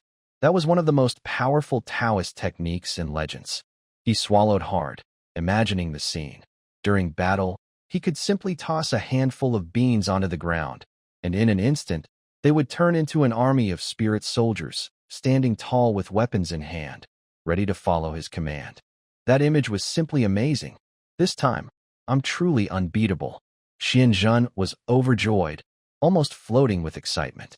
Just as he was lost in his fantasy of commanding thousands of soldiers and shaking the world with his power, knock, knock, knock. A few quick knocks on the door pulled him back to reality. Xianzhen gently opened the door. Outside stood Sister Hong Ying, leaning against the doorframe in her pajamas, arms crossed, lips slightly pouting. Xianzhen, did you forget something? You promised to draw talismans tonight. Xianzhen scratched his head and gave an awkward smile. Well, I might have. Before he could finish, Hong Ying stepped forward and pulled him into her room. Inside, Xianzhen saw the talisman tools already set up and felt like crying. He had just been ready to sleep, but now he was being dragged up to finish his work. Sister Hong Ying was relentless. No one worked this hard. Trembling slightly, Xianzhen sat at the table and picked up the talisman brush. In his mind, new information appeared, immobilizing talisman. This talisman could freeze a target in place for a short time. With his current level, he could immobilize anyone below the pond realm for 1 full minute. Wow, that was practically unbeatable among those of his rank. But still, 1 minute didn't seem long enough. 3 minutes would be perfect. Xianzhen grinned and looked at Hong Ying. Sister Hong Ying, I just learned a new talisman. It's super powerful. How about you try it out? When Sister Hong Ying heard this, her eyes immediately lit up. Another new talisman? Quickly, draw it. I have already experienced her wind charm and 5 thunder charm. They are very powerful. They are essential tools for traveling, exploring mountains, fighting monsters, and improving combat skills. Now, there are even new tricks. How many different kinds of talismans can this kid draw? The more Hong Ying thought about it, the more excited she became, her eyes shining as she stared at Xianzhen. Xianzhen nodded, working quickly and skillfully. Soon, a brand new, binding talisman was finished, glowing faintly. Hong Ying curiously leaned in and asked, Brother Xianzhen, what is this talisman for? Xianzhen smiled mysteriously. Hong Ying, you have to try it yourself to find out. Before Hong Ying could think more about what that meant, Xianzhen was quick and directly stuck the talisman on her waist. In an instant, Hong Ying's body froze, as if paused, unable to move, her eyes full of confusion. Seeing this, Xianzhen couldn't help but laugh proudly. Xianzhen stood up, clapping his hands proudly, and said to Hong Ying, this binding talisman works pretty well, right? He then leaned in closer, examining her face. He gently pushed her cheek and pulled her mouth into a big smile. Hong Ying, you still look pretty cute when you smile. Haha. After playing with her expression, he wasn't satisfied and made her hands form strange poses. Finally, he nodded with satisfaction, took out his phone, and pressed the shutter button. Click, click. He took many photos, each one making him laugh so hard he couldn't stop. Ha ha ha, so funny. Sister Hong Ying, your expressions are priceless. Xianzhen looked at the masterpieces on his phone, almost crying with laughter. Suddenly, a cold voice sounded. How funny is it? Xianzhen froze, looked up, and saw that Hong Ying's eyes were starting to clear again. Oh no, this moment had arrived. Hong Ying, I was just joking, really just joking. Xianzhen kept waving his hands, with a pleading smile on his face. Hong Ying gave a cold smile, but said nothing. Next, Xianjun felt a terrifying, killing aura rush toward him, along with the iron fist of Red Ribbon Justice. Bang! Soon after, Xianjun was tightly tied to a chair, the ropes secured so firmly he couldn't move. Red Ribbon stood in front of him, holding a bundle of ropes, with a cold smile on her face. If you don't finish drawing the talisman until you're exhausted today, don't even think about leaving. After a while, Xianjun supported his forehead and staggered back to his room, feeling completely drained. He usually could draw 5 talismans, with a maximum of 6. When he just finished the 6th, he felt like his mental energy was drained, his fingers trembling and stiff. The moment he completed the talisman, he felt dizzy and everything went black in front of his eyes. He almost collapsed to the ground, and it took him a long time to recover. He couldn't help it. He had just been reckless, provoking Sister Red Ribbon to get angry. If he didn't obediently draw the talismans, she wouldn't have been able to catch him today. While drawing the talisman, he didn't dare to breathe loudly, afraid that stopping even for a moment would bring disaster. But when he finished the last talisman and almost fainted from exhaustion, staggering around, Red Ribbon's expression suddenly changed. Her eyebrows furrowed, and a hint of worry appeared on her face. She muttered softly, "You little brat, don't really wear yourself out." Xianjun grinned, feeling a bit warm inside. Although he was exhausted, thinking about Red Ribbon's occasional gentle side made him feel he hadn't lost too much. The next noon, Xianjun woke up groggily. As soon as he opened his eyes slightly, he saw 2 pairs of eyes, Red Ribbon and Si Xiaonan, standing by his bed, each looking at him with different expressions. "Xianjun, you're awake." Xianjun rubbed his eyes, still not fully alert, and asked foolishly, "Huh? Why are you in my room?" Si Xiaonan couldn't help but chuckle softly, crossing her arms and teasing, "Tell me, what did you do last night that drained your mental energy completely?" TSK. Huh? Si Xiaonan pouted and continued teasing. "You slept like a pig this morning, and no matter how much I called, you wouldn't wake up. That was a complete drain of mental energy, which is why he fell into such a deep sleep. You slept well, but Sister Hongying kept watch over you all this time. That was really thoughtful of her." Hearing this, Hongying blushed slightly and shyly explained, "It's nothing. I was just worried about Xianjun, afraid something might happen to him." She naturally didn't want to tell Xiaonan about what happened yesterday, so she just gave a vague answer. Xianjun felt warm inside and smiled apologetically. "It's okay. I'm feeling much better now. I slept well." "All right, Sister Hongying, let's go out first," said Xiaonan, shrugging her shoulders and turning to leave the room. But Hongying didn't follow immediately. Instead, she moved closer to Xianjun and lowered her voice. "Next time, be more careful. I told you to draw until you're exhausted, not to wear yourself out like that." Xianjun deliberately looked confused and asked with a grin, "Sister Hongying, what are you talking about? I don't quite understand." Seeing his innocent act, Hongying couldn't help but gently pat his head. "Figure it out yourself.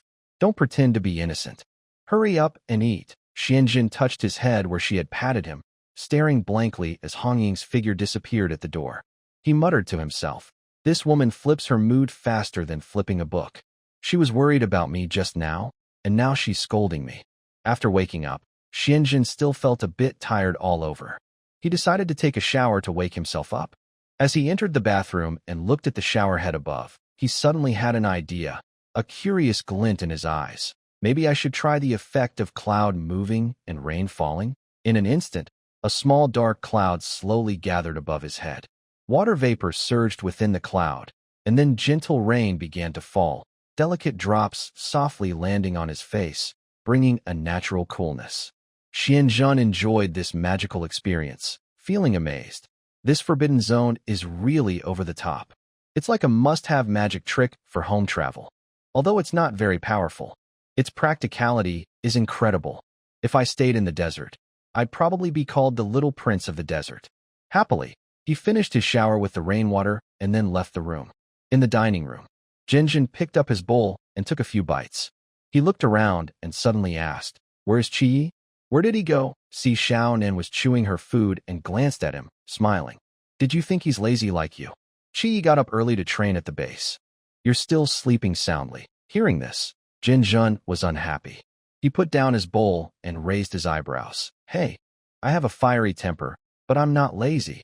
Where am I lazy? Xiaonan pouted and couldn't help but laugh as she responded. Yes, yes, you're not lazy. Sleeping until the sun is high doesn't count as laziness. Long live the diligent master Jin Jun. Hearing her teasing, Jin Jun turned to Hong Ying, pretending to be sad.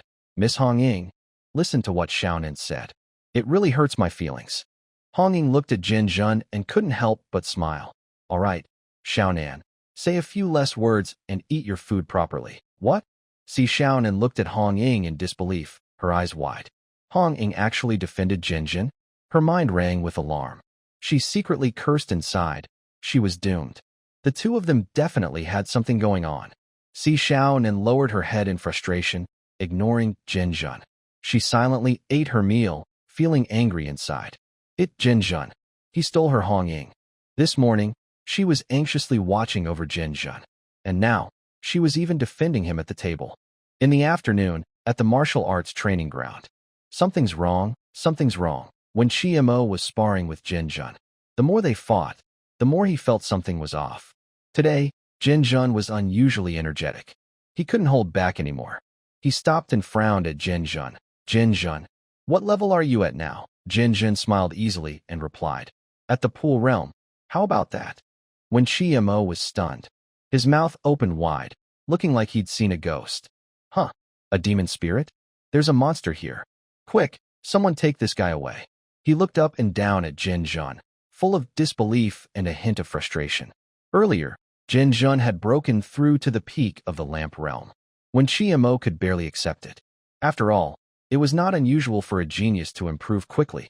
But how long has it been? He actually broke through again? With such rapid progress, I feel useless. Do you know that? When Qiye slightly smirked, with a hint of envy and helplessness in his eyes, and cheerfully said, are you taking some kind of potion? Xianjun, share some with me so I can feel this fast advancement. No, little brother. Xianjun raised an eyebrow, looking at him playfully with a teasing tone. I think you haven't figured out your own position. This is talent, not something you can catch up with just by using small tricks. As soon as he finished speaking, when Qiye immediately drew his knife and held it against Xianjun's neck. Xianjun, have you ever heard the saying, pretending to be cool invites lightning? Xianjun was momentarily stunned, touched his neck with his hand, and forced a dry laugh. Qiye, calm down. It was just a joke. And which lightning dares to strike me? I can command the thunder. When Qiye snorted coldly, slowly retracted his knife, and turned to leave. Brother Qiye, not practicing anymore. Get lost. My mood is ruined. In the conference room, Chunmai stared in disbelief, eyes wide open, and blurted out, Pool realm? This kid actually broke through to the pool realm? When Qiye nodded, he's really a prodigy. Wu Xiangnan frowned and thought carefully, calmly analyzing. Xianjun only joined the Night Watchers half a month ago, right? And in just half a month, he's made such a breakthrough. This mental strength accumulation isn't something ordinary people can achieve. When did mental strength improve so quickly? Although he was experienced and knowledgeable, such speed was unheard of. This kind of development was truly astonishing, and it made him feel a bit suspicious. Lin Qiye, as the divine agent of the Seraphim, wasn't even as impressive as Xianjun. At this moment, when Qiye suddenly interjected, could Xianjun be an agent of some deity? His words made the atmosphere in the room even more tense. Wu Xiangnan nodded involuntarily, continuing to speculate along with Qiye's line of thought. If he really is a divine agent, then what is his hidden purpose? What are the intentions of the deity? Just as everyone fell into deep thought, Chunmai knocked on the table to interrupt, looking serious as he spoke. Xianjun personally said he is not a divine agent. As his teammates, we should choose to believe him. Maybe Xianjun is just an unprecedented genius. There's no need to overcomplicate things. When Qiye and Wu Xiangnan exchanged a glance, paused for a moment, then nodded. All right, for now, keep Xianjun's news secret, Chunmai said quietly. The ancient god church has already targeted Lin Qiye. I don't want them to focus on Xianjun anymore. Understood. At this moment, Chunmai's communicator suddenly rang. When he answered, his expression changed slightly, and his tone became a bit urgent. What? Okay, I'm on my way. He ended the call quickly, stood up swiftly, and his voice was filled with excitement he couldn't hide. Notify all team members to rush to the hospital immediately. Old Zhao has woken up. As soon as he finished speaking, Wen Qima jumped up and ran out of the meeting room. Wu Xiangnan also showed a rare smile on his face. That's great news. Old Zhao is finally awake. Chunmai nodded, waved towards the door, and said with a look of relief, "Let's go." Inside the shooting range, Lin Qiye raised his pistol, focused intently, aiming at the target. Bang, bang, bang. 3 shots, all hitting the center of the target. Not bad. Lung Xian nodded nearby, a hint of satisfaction in his tone. All that practice paid off. You're finally starting to look like a shooter. As for Xianzhen, sigh, better not mention it. Suddenly, the door was pushed open forcefully. When Qima rushed in, panting heavily, his face full of excitement. Old Zhao is awake. Hearing this, Lin Qiye's heart jolted, a flash of surprise in his eyes. Without hesitation, he lowered his pistol. Really? That's great. Lung Xian's lips also curled into a faint smile. Let's go. Go to the hospital. Xianzhen peeked in from outside the door, waving his hand to urge everyone. Everyone exchanged glances, then quickly headed out without saying a word. In the hospital corridor, everyone waited quietly. Everyone's eyes unconsciously turned toward the hospital door. Finally, the doctor came out, took off his mask, and smiled slightly. All done. The patient's condition is now stable. When you go in, move gently so you don't disturb his rest. Thank you, Dr. Wang. Don't worry. Chunmai sighed in relief and nodded slightly. It's nothing. It's what I should do. As the doctor left, Chunmai and the others quietly tiptoed into the ward. On the bed, Zhao Kongcheng was lying quietly. When he saw everyone come in, a faint smile appeared at the corner of his mouth, and he spoke with difficulty. Everyone has come. Old Zhao, don't talk too much. Rest well, Hong Ying said softly, walking to the bedside with concern in her eyes. But Zhao Kongcheng grinned and said, You underestimate me. Old Zhao, don't you? Chunmai patted Zhao Kongcheng on the shoulder and said with a smile, Old Zhao, who dares to underestimate you? Everyone knows you're the toughest guy in our 136 squad. Zhao Kongcheng chuckled softly. The captain understands me best. His gaze then shifted to Xianzhen beside him, with a hint of gratitude in his eyes. Kid, this time, it's thanks to you. Xianzhen scratched his head. Big brother Zhao, you're saying that. I really can't accept it. Hearing this, Zhao Kongcheng didn't say more. He knew in his heart that if it weren't for Xianzhen's protective talisman, he might have already fallen in that fierce battle. Great kindness needs no thanks. When he recovers, he'll thank him properly. He turned his gaze to Lin Qiye and nodded slightly. You, kid, still join the Night Watchers, huh? Lin Qiye nodded seriously. Big brother Zhao, thank you. If it weren't for you. All right. Whatever path you choose, I support you. From now on, we're comrades, Zhao Kongcheng said. For a moment, the ward was filled with a relaxed atmosphere, everyone chatting casually. Then Chunmai interrupted the chatter. All right, everyone stand properly. Everyone quickly lined up in front of the bed, and the mood suddenly became serious. Zhao Kongcheng frowned slightly, looking at them with some confusion. Chunmai slowly took out a shining silver badge from his pocket and carefully held it in his palm. This is the spark medal. Zhao Kongcheng was stunned by the scene, his eyes showing disbelief as he looked at Chunmai, trembling slightly. Chunmai spoke seriously. Comrade Watchman Zhao Kongcheng. During this mysterious event involving the King of Ghost Masks, you showed bravery and fearlessness, risking your life to protect many people. With Azational approval, we award you the Spark Medal to honor your courage and sacrifice. Hearing this, Zhao Kongcheng's eyes turned slightly red. He wanted to raise his hand to salute, but his arm was still weak and powerless. He tried several times but couldn't lift it. Don't move around. Chunmai bent down and gently held Zhao Kongcheng's left hand, placing the shining spark medal carefully into his palm. Salute! At Chunmai's command, everyone raised their right hand in a salute to Zhao Kongcheng. Zhao Kongcheng held the medal, eyes red, nose slightly sore. Looking at these familiar faces in front of him, his eyes shimmered with emotion that he couldn't hide. Throughout this journey, he was not fighting alone. This honor was shared with his comrades, a symbol of their shared belief to protect others. He used all his strength to slowly lift his trembling hand and gave a military salute that was imperfect but full of solemnity. After sharing the good news, Chunmai fell into some silence. But the doctor's words were clear. Zhao Kongcheng could no longer engage in intense physical activity. He could no longer be a night watchman. Chen Mai hesitated about whether to speak, but Zhao Kongcheng spoke first. Qiye, help me take the spark medal so I can look at it again. Got it. When Qima placed the medal in front of Zhao Kongcheng examined the medal and suddenly smiled. This medal looks really cool, haha. When Qima also smiled and agreed. Yes, it's really handsome. I wonder when I'll get one too. Qimo, you need to work hard. Once I recover, I'll return to the night watch and take good care of you, Zhao Kongcheng said with a smile. When Qima was momentarily stunned, his expression complicated. Old Zhao. Seeing when Qima's face changed, Zhao Kongcheng looked at Si Xiaonan and asked, Xiaonan, how long will my injury take to heal? It hurts all over, and I wonder if I'll be out of the hospital in more than half a year. Si Xiaonan looked a little nervous. Brother Zhao, your injury is quite serious. It might take a long time to heal. As the saying goes, it takes 100 days to recover from a bone injury. But Brother Zhao's condition was far worse than that. His life was hanging by a thread. Si Xiaonan secretly glanced at Chen Mai, hoping he would help ease the situation. Chen Mai nodded slightly and said in a calm voice, Old Zhao, what matters most now is your recovery. Everything else can wait until you're better. That's right, don't worry. Just focus on getting well, Hong Ying added softly. Hearing this, Zhao Kongcheng felt a heaviness in his heart. The more they tried to comfort him, the more uneasy he became. I won't end up paralyzed, will I?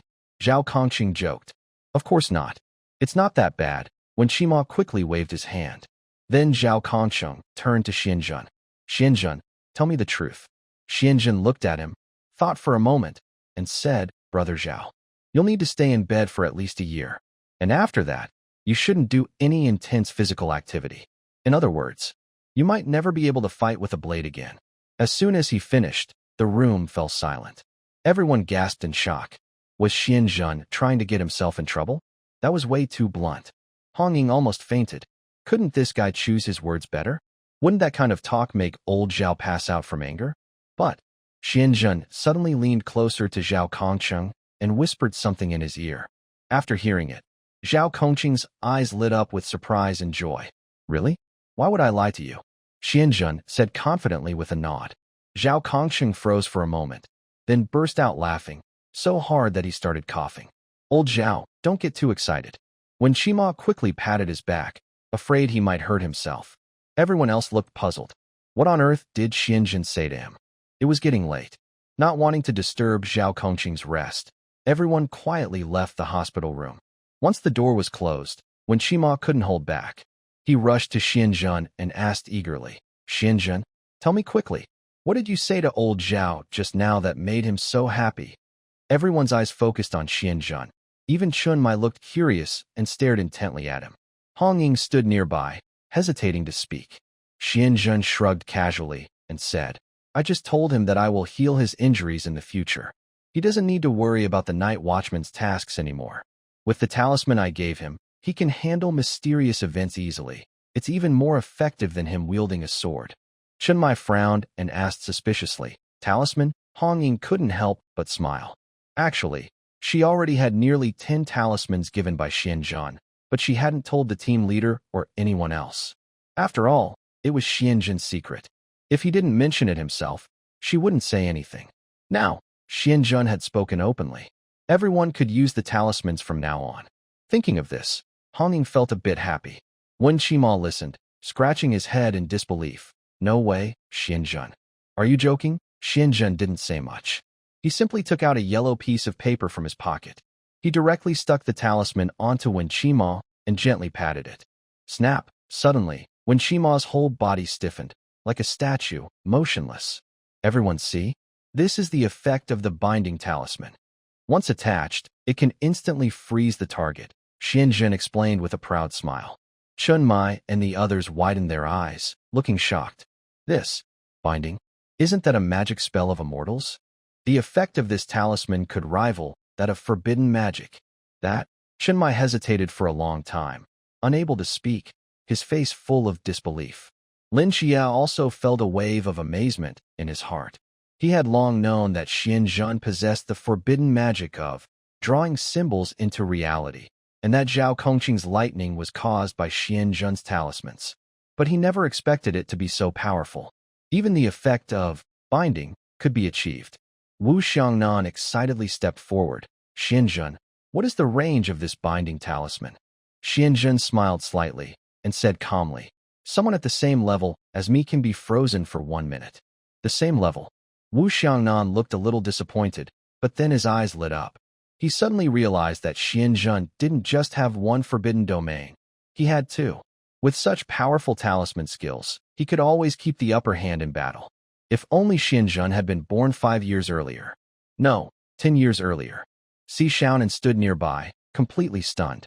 She stared blankly at Xianzhen, unable to believe how strong his talismans were. Now she finally understood why Sister Hong Ying had been so excited when Xianzhen drew his talismans. That power was truly frightening. Lung Xian looked at Wen Qima, who was frozen in place, and smiled. He reached out and tapped Wen Qima's shoulder, then gently pressed his face. At that moment, Wen Qima was released from the spell and could move again. He shook himself, eyes wide with fear, and quickly stepped back. Hey, Xianzhen, your talismans are way too scary. Next time, don't just stick one on me like that. Everyone looked at each other and laughed. The tension slowly faded, replaced by warmth and teasing. They all agreed that Xianzhen's talismans were truly treasures. At the agency's base, Hong Ying took out her own talismans and showed them one by one. When everyone saw that each talisman had a unique and amazing effect, and that there were 3 different types, they were all astonished. So old Zhao used this 5 thunder talisman to defeat the ghost-faced king? No way, that talisman is incredible. It could even take down the ghost-faced king? The ghost-faced king was already injured by the captain. Otherwise, it probably wouldn't have worked. Everyone began to talk at once. Chen Mai cleared his throat softly. All right, we all know how powerful Xianzhen's talismans are. Let's keep it to ourselves. The longer we can keep it secret, the better. Don't let outsiders find out. He knew very well that although Xianzhen had great power, he was still too weak to protect himself. If the wrong people learned about the talismans, Xianzhen could be in serious danger. Hong Ying nodded and reminded everyone, right? Don't use them carelessly. Just keep them for emergencies. Everyone looked at each other and nodded silently, with serious expressions on their faces. Chen Mai looked at each person and finally focused on Xianzhen. His tone was gentle. Xianzhen, be careful with the talismans. Xianzhen scratched his head and said, Don't worry, Captain. Although he said that, he felt a warm feeling inside when he saw everyone's worried eyes. Whether it was Chen Mai's reminder or everyone's concern, Xianzhen truly felt it. This was why he shared the talismans with them. He knew that fighting side by side with these people was not just about life and death, but also about a rare trust. They were friends, family, and partners watching out for each other in the dark. At Hong Ying's villa, Si Xiaonan was pulling Xianzhen's hand and shaking it excitedly. Xianzhen, can you draw me 2 binding spell charms? Just 2. Okay, Si Xiaonan blinked and acted cute. Hong Ying had just given her a clear breeze charm, which could speed up a person, but nothing special beyond that. A binding charm would be more fun. Xianzhen raised an eyebrow and smiled teasingly. Ha! Who was just scolding me early this morning? Si Xiaonan immediately clenched her fists, her eyes twinkling, and she shouted protectively. Who? Who dares to say bad things about our master Xianzhen? Tell me their name, and I'll teach him a lesson. She seriously raised her hand and patted Xianzhen's shoulder confidently, saying boldly, Xianzhen, don't worry. If anyone dares to talk about you, I'll teach him a lesson. Seeing Si Xiaonan like this, Xianzhen couldn't help but smile. Okay, I'll give it to you tomorrow. Yay! Si Xiaonan happily went back to her room. Hong Ying came over after hearing this, her brow slightly furrowed. She looked at Xianzhen and said, You must be exhausted from yesterday. Don't draw any more talismans today. Rest a bit. Xianzhen looked up, a faint smile on his face, and playfully asked, Hong Ying, are you worried about me? Hong Ying was stunned. Her eyes darted away nervously. She pouted and glared at him. What are you talking about? I'm not worried about you. After saying that, she lightly hummed. She turned her head and waved her hand casually. All right. All right. Be careful and don't be stubborn. I'm going to take a shower and go to bed. I can't be bothered with you. After saying that, Hong Ying turned around and walked away quickly, her steps a bit hurried. Seeing Hong Ying's figure, Xianzhen couldn't help but smile softly. In the capital city, Yuan Gang frowned as he looked at the document in his hand. Is this new soldier training really in Songnan? What kind of plan is this? It's usually held in Shangjing, but today it's suddenly changed to Songnan. Songnan has almost nothing, and they even have to build the training grounds from scratch. Enough, stop looking. The orders from above have come down. Just follow them and do your job. Nearby, Xiaopinga was lying lazily in a chair, eyes closed, speaking in a relaxed tone. The Yuan Gang looked at the relaxed captain and felt a bit speechless. Captain, haven't you thought about leading a batch? Just go out for some fun or a trip. Xiaopinga turned over without even bothering to open his eyes and coldly replied, Get lost. He really didn't want to go to Songnan. Whenever he thought of that place, he felt a bit uncomfortable because it reminded him of Chun Moy. Speaking of which, years have passed, but he still wondered how Chun Moy was doing in Songnan now. Next to him, Yuan Gang was staring at the list of new recruits, with some doubt in his eyes, whispering to himself, This time the training location is so special. Could it be because of that Michael's divine agent in Songnan? He continued flipping through the list. The lineup of new recruits this time was astonishing. Young Master from Bailey Group, Divine Agents, and several high-risk Forbidden Zone holders. Each one was a tricky character, all genuine talents. Yuan Gang couldn't help but furrow his brow, thinking to himself, It seems I need to contact some tough characters this time to keep these newcomers in check. Noon. Peace Affairs Office. Everyone was sitting around the dining table, eating lunch eagerly. Just as they were enjoying their meal, Chun Moy suddenly spoke. In a few days, the new soldier training will start. Xianzhen. Qiye, how are your preparations? Xianzhen was still chewing his food and replied vaguely. No problem with the packing. Ready? Chun Mai nodded, then turned to Hong Ying and said, This afternoon, take them shopping for some daily supplies. Usually, the training location is in Shangjing, where it's cold in winter. Get them some warm clothes so they don't freeze. Hong Ying smiled and replied, Got it, Captain. Leave it to me. Okay. Chun Mai was satisfied and nodded. Everyone then lowered their heads to continue eating. After finishing their meal, Lin Qiye looked thoughtful at Xianzhen and asked, How much money do you have now? What's wrong? Xianzhen frowned, feeling a bad premonition. This question, it doesn't sound good. Could he be asking to borrow money? That wouldn't be good. As brothers, talking about money can hurt feelings. Lin Qiye sighed helplessly, with a look of frustration on his face. Isn't it just that I haven't received my salary yet? I really don't have much money in my pocket, so I can't buy the supplies. Xianzhen was silent for a second, then suddenly reached out his hand. Give me your phone. Lin Qiye was surprised but handed over his phone. Xianzhen operated it for a moment, then returned it to Lin Qiye. Now, you have money. What the heck?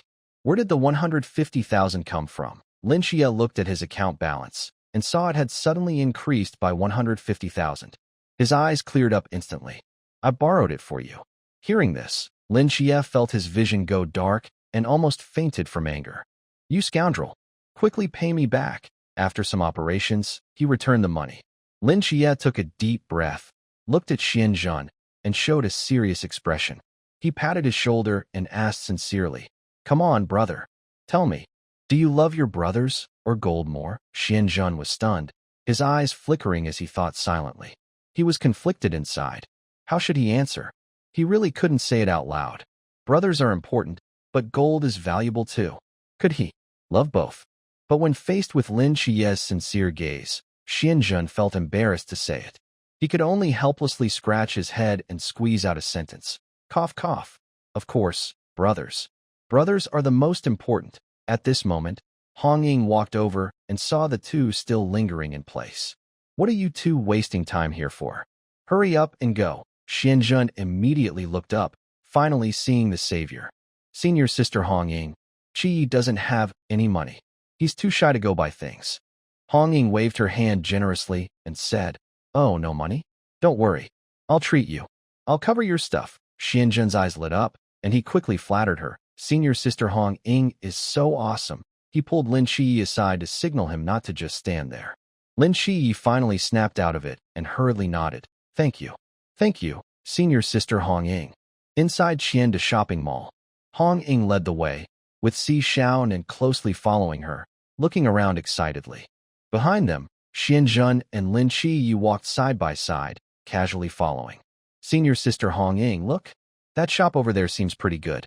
Let's go check it out. See Xiao Nan's eyes brightened as she pointed to a delicate shop nearby, full of anticipation. Hong Ying glanced over and, with a smile, said, Xiao Nan, that's a clothing store for women.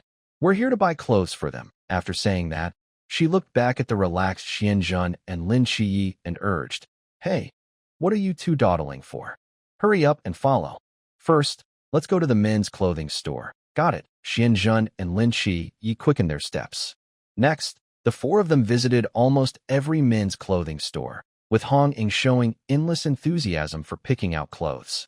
Hey, this one looks good. Xianzhen, Qiye, each of you pick one and try it on. This style is quite cool. Xianzhen, it will definitely suit you. Xianzhen, come look at this one. How about it? Xianzhen looked at the bright clothes in his hand and muttered, Senior sister Hong Ying, this outfit doesn't really match my temperament, does it? Where do you even get that temperament from? Just this one looks good to me. After an hour of shopping, Xianzhen and Lin Qiye were already carrying full shopping bags, each having bought several sets of clothes. Lin Qiye said, Senior sister Hong Ying, that's enough. We've bought enough clothes. No need to buy more. Xianzhen nodded in agreement. Yeah, just a few outfits are enough for changing. Hong Ying's taste is truly unique. Clearly, she dressed very nicely herself. Why does she buy things for us that turn out like this? Could it be that men's and women's tastes are really so different? No way. Otherwise, let her buy again. Hong Ying finally agreed, clapping her hands and saying, all right, no more shopping. Let's go now and buy some daily necessities. Suddenly, Si Xiaonan gave a meaningful smile and said, Sister Hong Ying, I know where to buy the most comfortable blankets. Before Xianzhen and Lin Qiye could react, Si Xiaonan happily led them toward the home goods section. A moment later, Xianzhen and Lin Qiye stood there blankly, each holding a set of pink Hello Kitty bed sheets, looking very embarrassed. Xianzhen couldn't help but whisper, if my roommates see this, they might think I have some strange hobby, right? Lin Qiye looked helplessly at the pink bedding in his hands and sighed with a headache. Si Xiaonan, are you doing this on purpose? Si Xiaonan was laughing so hard he could hardly stand, full of pride. Wow, you two look perfect with this. Don't worry, if anyone laughs at you, I'll help you fight back. Hong Ying also enjoyed the moment, saying, all right, Xiaonan has actually tried this himself. It must be comfortable. Exactly. Si Xiaonan nodded seriously. Early the next morning, Xianzhen and Lin Qiye changed into their new clothes and came out of the room. Hong Ying saw them and nodded repeatedly, a satisfied smile on her face. Wow, I really have good taste. You two are such handsome young men, Xianzhen replied. Can't you say big handsome guys? You praise us a little and you're already out of breath. Hong Ying smiled and patted Xianzhen's shoulder. All right, enough chatting. Grab your things. Let's go to the train station. The team leader and others have already left. Everyone left the villa together. Just as they were about to get in the car, Hong Ying's phone suddenly rang. What? Hong Ying's eyes widened. Changed to Songnan. Lin Qiye looked at Hong Ying with confusion. Sister Hong Ying, what's wrong? Xianzhen remained calm, knowing that the new soldier training this year was originally scheduled in Songnan. Lin Qiye cannot leave Songnan. He can only train here. Today, the new soldier training location has been changed at Songnan. Hong Ying put down her phone, still a bit surprised. That's strange. What's so special about Songnan? Why did they suddenly change the location here? In previous years, it was always in Shanjing. Next to her, Si Xiaonan looked thoughtful and couldn't help but say, could it be because of Qiye? Hong Ying frowned and thought for a moment. Qiye is an agent of the gods.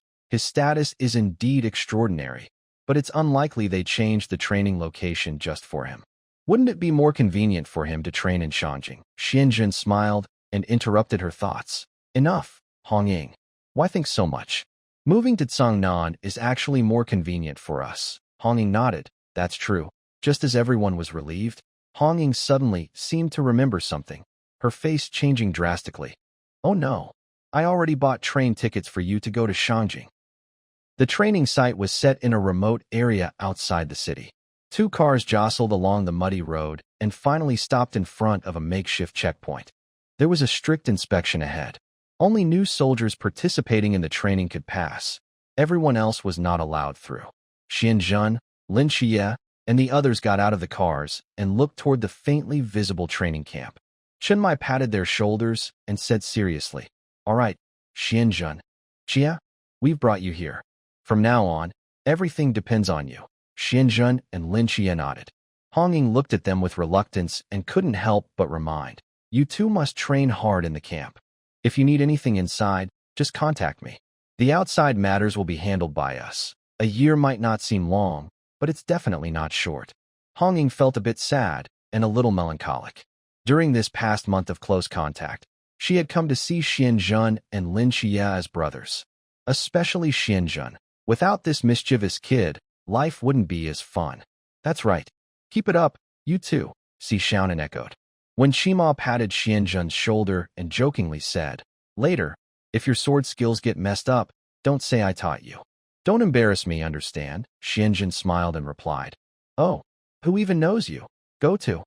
When Shima playfully swung his fist, and the two of them pushed and laughed for a while. After saying their goodbyes, Xianzhen and Lin Qiye turned to leave. Standing behind them, Lung Xin quietly took out his camera and secretly pressed the shutter, capturing this moment. In the photo, the two boys' backs are tall and slender, facing the sunlight, walking forward. Their figures are bright and lively under the light, full of youthful energy. Lung Xin watched their distant backs, smiled slightly, and silently wished them well. Xianzhen and Lin Qiye carried their luggage and walked along a muddy path, surrounded by desolate mountains and fields. "This place is so simple," Lin Qiye frowned, looking around and couldn't help but complain. Xianzhen seemed indifferent and said with a smile, "This is just a random mountain and countryside spot. Of course, it's simple. All the facilities are temporary. Having a complete place is already good." Hearing this, Lin Qiye looked at Xianzhen with some helplessness. "You adapt pretty quickly," he said. "Of course," Xianzhen patted his bag. "I've lived in the mountains for 18 years. These conditions are already luxurious for me." Lin Qiye couldn't help but chuckle at that. Xianzhen really has settled into his comfort zone.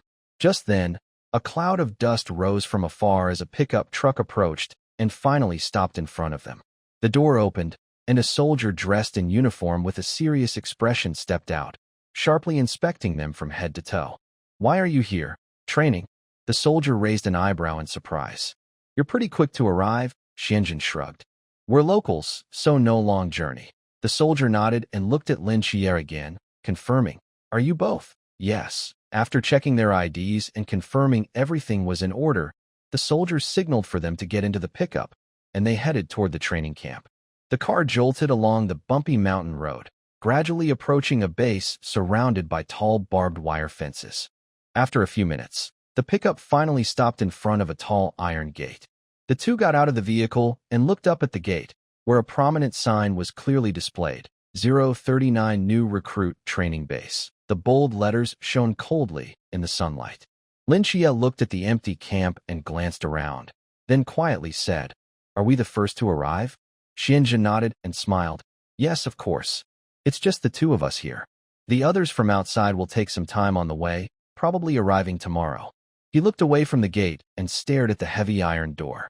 This simple base would be their home for the next year, and also the place where they would strengthen their bodies and test their willpower. "Let's go. I've come to the training camp." As soon as the two stepped through the gate of the training base, a trainer suddenly appeared beside them, his sharp eyes sweeping over. "Are you two new recruits?" "Yes," they answered together. The trainer narrowed his eyes slightly, focusing on Xianzhen, and suddenly seemed to remember something, showing a surprised expression. "Wow. Could you be Lin Qiye?" "Xianzhen." The trainer looked curiously at Xianzhen. This young man was different. He could even act as Michael's representative, which was a forbidden zone of the 003 series. "Are you the representative of the Seraph?" Xianzhen was a bit speechless. He raised his hand to push Lin Qiye forward and pointed at him to correct. "Trainer, this is Lin Qiye. I am Xianzhen." Lin Qiye stepped in front of Xianzhen and said, "Hello, trainer." The trainer paused, his excitement instantly froze. After a few seconds of silence, he looked a bit awkward. All right, Lin Qiye, Xianzhen. Welcome to the 039 New Recruit Training Base." His face turned serious again, and he continued, "Since you're here, be prepared for hard work. We won't give you any special treatment because of your identities. Starting today, you are all new recruits, and you must follow all the rules here." "Yes, instructor." The instructor nodded with satisfaction. "My name is Hong Hao. Just call me Instructor Hong." "Hello, Instructor Hong. Since there's nothing urgent right now, I'll show you around the training camp." Instructor Hong waved his hand, signaling them to follow, and led them around the camp while explaining. As soon as they stepped inside the camp, both of them looked surprised. The camp looked much more luxurious than it appeared from outside. Neat buildings were arranged in order, with each structure spaced evenly across different areas. This place didn't seem like a temporary camp. It looked more like a carefully planned, well-equipped training base. "These buildings were built by some of our team members who have special construction abilities," Instructor Hong explained happily, with a proud tone. "It only took a few days to finish the main facilities." "Wow." Xianjun took a deep breath, eyes full of envy. If someone with these special abilities used them for real estate, they could make a lot of money every day. Wait, that's too narrow-minded. Why only think about real estate? With such abilities, they could directly participate in big infrastructure projects or even help develop the city. One person could be like a whole construction team, really valuable. Instructor Hong pointed ahead and continued. "Over there is our cafeteria. That building is the classroom," he said, pointing to another structure. "That is the training ground." Turning their gaze to the training ground, they saw a wide open space. It was filled with various training equipment, including obstacle courses, climbing frames, balance beams, shooting ranges, fitness machines, and tactical simulation areas. Many of these facilities were brought over from the capital. Finally, Instructor Hong led them to the dormitory building. "This is where the new soldiers stay." Xianjun and Lin Qiye entered the dorm. The room was very simple, with only 2 hard beds and a small table. There was no air conditioning or fan, just ventilation from the window. Lin Qiye looked around and softly asked Xianjun, "Xianjun, should we just live here?" Before Xianjun could speak, Instructor Hong smiled slightly and interrupted. "Why don't you two stop sticking together? Having more roommates and making new friends isn't a bad thing." Xianjun shrugged, thought for a moment, and nodded. "All right, I'll choose another room." He then went to the next-door dormitory and put away his luggage. Carefully, he took out a pink blanket from his bag, planning to spread it on the bed. When the pink blanket was laid out on the bed, Xianjun paused in surprise. In a room filled with gray and brown tones, the bright pink blanket looked very eye-catching, and its soft texture contrasted sharply with the cold, hard surroundings. It was a bit awkward. In the afternoon, after packing his things, Xianjun was pulled to the training ground by Lin Qiye. "Wait, Qiye, you're overdoing it with your training. You should rest today. You can practice more later." Xianjun looked uncomfortable. Lin Qiye smiled slightly, his eyes shining with excitement. "I just broke through to the peak of the Lantern Realm yesterday, and I haven't tested my skills today. Come on, let me see how strong your pool realm is." Xianjun sighed helplessly. All right. First, no using forbidden ruins or talismans. Let's just have a fair match," Lin Qiye reminded him. "Okay." As soon as he finished speaking, Lin Qiye moved swiftly like the wind. With a flick of his long sword, he slashed toward Xianjun with a sharp edge. Xianjun's eye sharpened. He misstepped, dodging the sword's attack, and quickly closed the distance to Lin Qiye. The two began to fight fiercely. Lin Qiye's swordsmanship was sharp and skillful, with the blade flashing like flowing water, blocking every attack with precision. Xianjun, though not as skilled as Lin Qiye, was still in the pool realm. His strength and speed had a clear advantage. His movements were as fast as a gale, and each time Lin Qiye's sword approached, he managed to dodge or counterattack with even greater speed. Xianjun kneeled slightly and suddenly charged to Lin Qiye's side, throwing a powerful punch. Lin Qiye reacted quickly, turning his sword to block the punch, causing the blade to tremble slightly. Both felt a strong rebound force, and they stepped back a few paces. "Not bad. The strength of the pool realm is indeed powerful." Lin Qiye smiled with a slight grin, a hint of approval flashing in his eyes. Xianjun didn't give him much chance to speak. With a quick kick, he moved like a swift leopard, rushing toward Lin Qiye again, swinging his sword fiercely. Lin Qiye used all his strength to block the attacks. The two moved quickly across the training ground, stirring up dust with each clash. Every strike made a loud sound of energy, and the sword lights intertwined under the sunlight. Many instructors nearby watched their fight closely. Is this a new soldier? His sword skills are better than mine. Each wave is stronger than the last. We're already beaten on the sand. They fought intensely, both sweating and breathing heavily. Lin Qiye adjusted his breath, his eyes more determined, and struck again. This time, he changed his approach. Instead of rushing forward, he used his sword skills carefully, controlling the fight and pushing Xianzhen into a small area. Xianzhen noticed his plan. He moved faster, changing positions constantly, trying to break through the sword's guard and get closer to Lin Qiye. The fierce contest went on for a long time. Finally, Lin Qiye suddenly swung his sword at Xianzhen. Xianzhen instinctively dodged sideways, but the sword tip brushed his shoulder cloth, sending a cool breeze. Both stopped at the same time and looked at each other with smiles. Your skill in the pool realm is really impressive, Lin Qiye panted happily, smiling widely. And if you practice your sword more, I might get beaten by you. Xianzhen shook his head and wiped sweat from his forehead. Sword skills are something you should keep working on. I prefer to use thunder and electricity. They looked at each other for a moment and burst out laughing. The nearby instructors clapped happily. In an office building not far from the training ground, when Xianzhen and Lin Qiye first started sparring. Not bad, not bad. Yuan Gang nodded lightly, a hint of approval in his eyes. Both of their sword skills are quite good, especially Lin Qiye. After watching, Yuan Gang looked a bit complicated.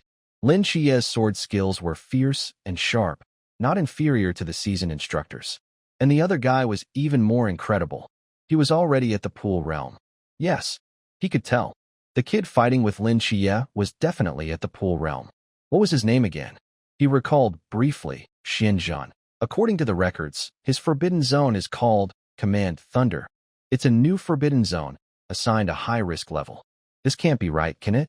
He only joined the Night Watch a few days ago and is already at the pool realm. Could it be that he's naturally gifted from a young age and has been secretly working on breakthroughs? Yuan Gang pondered. Besides Lin Qiye, Xianzhen also needs close observation. After practicing with Lin Qiye, Xianzhen returned to his dormitory. As for Lin Qiye, he wasn't satisfied yet and started practicing again. This Lin Qiye is really a training fanatic, Xianzhen muttered quietly, eyes narrowing. After all, there are still many days of training ahead, and he can't afford to slack off. With such intense training, just thinking about it makes Xianzhen feel exhausted. He decided to rest a bit while he could. Wasn't that a good idea? Sigh. Xianzhen sighed deeply. As he thought, sleepiness gradually overwhelmed him. He closed his eyes and soon fell into a deep sleep. Time passed quietly, and it was soon evening. The dormitory was silent until a sudden, urgent knocking on the door broke the quiet. Knock, knock, knock. Half asleep, Xianzhen slowly opened his eyes. Just as he was about to react, Lin Qiye pushed the door open and strode in. Xianzhen, you're still sleeping. Wake up.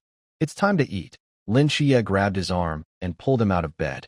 Is it already dark outside? Xianzhen rubbed his eyes and looked out the window, where night had fallen. No kidding. Don't dawdle. Let's go. Lin Qiye didn't waste time and let him out. The two headed toward the cafeteria. At this time, the new soldiers' cafeteria hadn't opened yet, so they went straight to the instructors' dining hall. As soon as they entered, several instructors looked up and greeted Lin Qiye. Hey, Lin Qiye is here. Hello, instructors. Lin Qiye nodded slightly and led Xianzhen past, seemingly greeted and acknowledged by others along the way. Xianzhen glanced at him and muttered softly, Wait, how come you're so familiar with these instructors? Maybe because they already know me, and I also saw quite a few instructors at the training ground this afternoon. Lin Qiye shrugged and replied casually. Xianzhen couldn't help but tease. Is this what the reputation of a divine agent is worth? All right, why don't you try it? We can switch roles, Lin Qiye said with a smile. No thanks. Xianzhen quickly waved his hand in refusal. He was still hoping to develop his skills quietly for a while longer. Being a divine agent meant being watched by others. After they finished their meal, they were eating when a tall, strong middle-aged man approached and sat next to Xianzhen. Mind if I sit here? The man asked, his voice deep and strong. Xianzhen was surprised and quickly shook his head, saying, No, I don't mind. He then continued eating his rice. The man watched them enjoy their food and smiled as he asked, "Is the food here to your liking?" Lin Qiye didn't look up and nodded quickly. "Yes, it's pretty good." The man smiled happily and said, "You two did well today. I watched your practice matches this afternoon." Xianjun and Lin Qiye paused their eating, nodded to thank him, and then continued eating quietly. A moment of silence. Cough, cough. The man cleared his throat awkwardly and said, "I haven't introduced myself yet. I am your head instructor, Yuan Gang." Hearing this, Xianjun froze for a moment. He immediately put down his chopsticks, reached out to shake Yuan Gang's hand, and spoke respectfully. "So it's Instructor Yuan. I've long noticed your impressive presence, your commanding aura, your stance. So you're the head instructor." I guessed it just now. Yuan Gang was a bit stunned and somewhat speechless. This kid's attitude changed so quickly? He was clearly just going with the flow. Calling himself, the Taoist, was completely out of place. Where was the calm and composed demeanor a Taoist should have? Meanwhile, Xianjun was smiling broadly, his eyes flickering with scheming light. He had already made up his mind to build a good relationship with Yuan Gang so that in the future, he could slack off more easily. Yuan Gang withdrew his hand. Then his expression grew serious as he looked sharply at Xianjun. "Xianjun, you've reached the pool realm, right?" Xianjun nodded. Yes. Yuan Gang paused for a moment before continuing. "Your situation is a bit special. Most new recruits are still at the lamp realm, but you've already broken through to the pool realm. That's quite rare." Xianjun's eyes lit up immediately. He seized the chance and asked, "Instructor Yuan, does that mean I've already broken through? I don't need to join training anymore?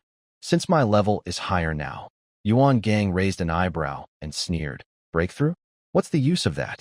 The goal of training isn't just to improve your level. It's to strengthen your skills and test your will." Xianjun was speechless instantly. He opened his mouth but didn't say anything.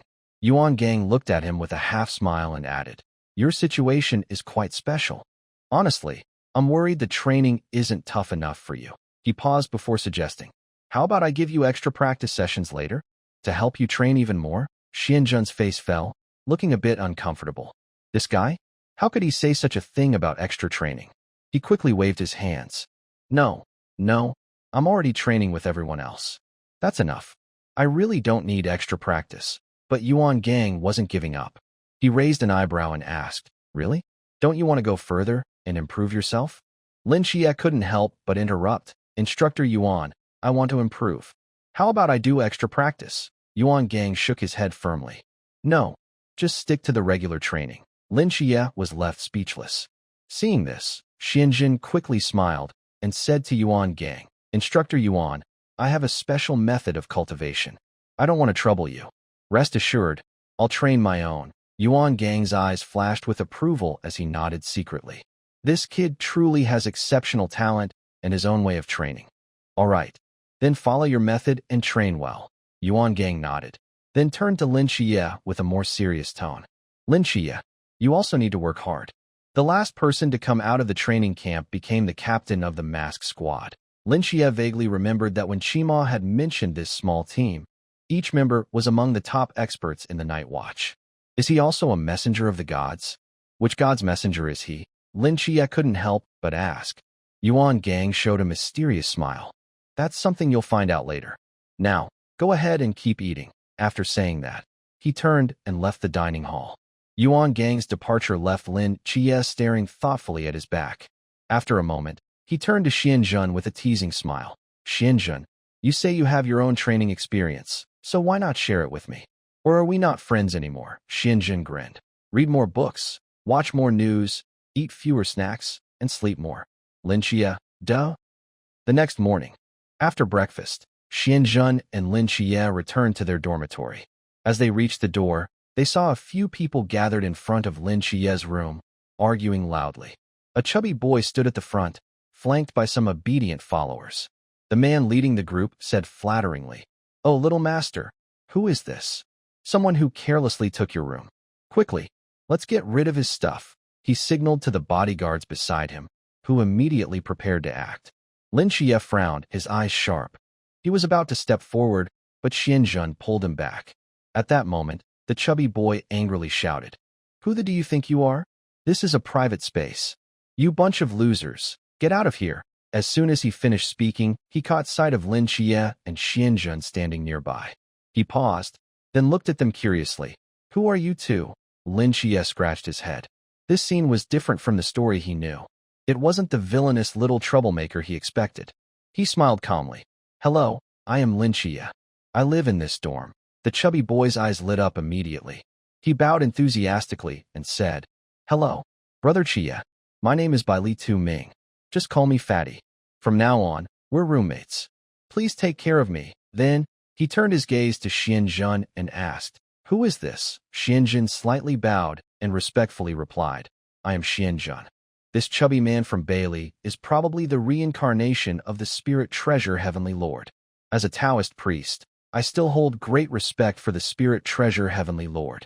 But respect is one thing. I also think to myself that in the path of cultivation, there is no early or late stage. Although the senior has already reached a high level, the juniors should not stop progressing. The spirit treasure Heavenly Lord is admirable, but that doesn't mean I have to be beneath him. Maybe one day, I can also achieve something, no longer just looking up, but standing shoulder to shoulder, or even surpassing him. After all, the Great Way is vast and boundless. The achievements of those before us can be exceeded by those after. Respecting the senior is honoring the virtues of the ancestors. Striving to improve is the essence of cultivating the way.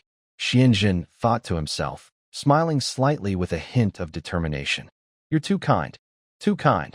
The chubby man from Bailey saw Xianjun's attitude and waved his hands repeatedly, then asked with interest, Master Taoist, may I ask which sect or school you belong to? I am the abbot of Shuanjin Temple, Xianjun replied. Wow. Impressive. Although Bailey's chubby man hadn't heard of Shuanjin Temple before, his family always respected Taoism. Since the other party called himself the abbot, he must be someone important. He couldn't help but praise him. He quickly opened his portable luggage and took out a few delicate gift boxes, smiling happily as he handed them over. Here, everyone. These are some local specialties I brought from home. Please don't mind them. Lin Qiye glanced at the gift boxes. Using his mental power to scan, he was immediately surprised. Wow, a box of Rolex. Lin Qiye quickly waved his hands to refuse. No, this is too valuable. I can't accept it. Xianjun, standing nearby, immediately smiled brightly, patted Lin Qiye's shoulder, and said sincerely, Hey, Qiye, how can you let down Bailey's good intentions? After saying that, he took the gift box without hesitation. The chubby man from Bailey saw Xianjun accept the gift and immediately beamed with joy, gratefully saying, Xianjun brother, thank you so much. Wow, look at that. He gave a gift and even said thank you. Xianjun's good impression of Bailey's chubby man increased instantly. Such a chubby little guy can't have any bad intentions. Holding the gift box, Xianjun waved to the two of them casually and said, Well, I'll go now. You two enjoy yourselves. Brothers, take your time chatting. Xianjun happily left Lin Qiye's dormitory. He took everything he needed. It's time to leave and go enjoy his Rolex watch. Back in the dorm, Xianjun sat on the bed excitedly opening the gift box. Wow, it was so dazzling it hurt his eyes.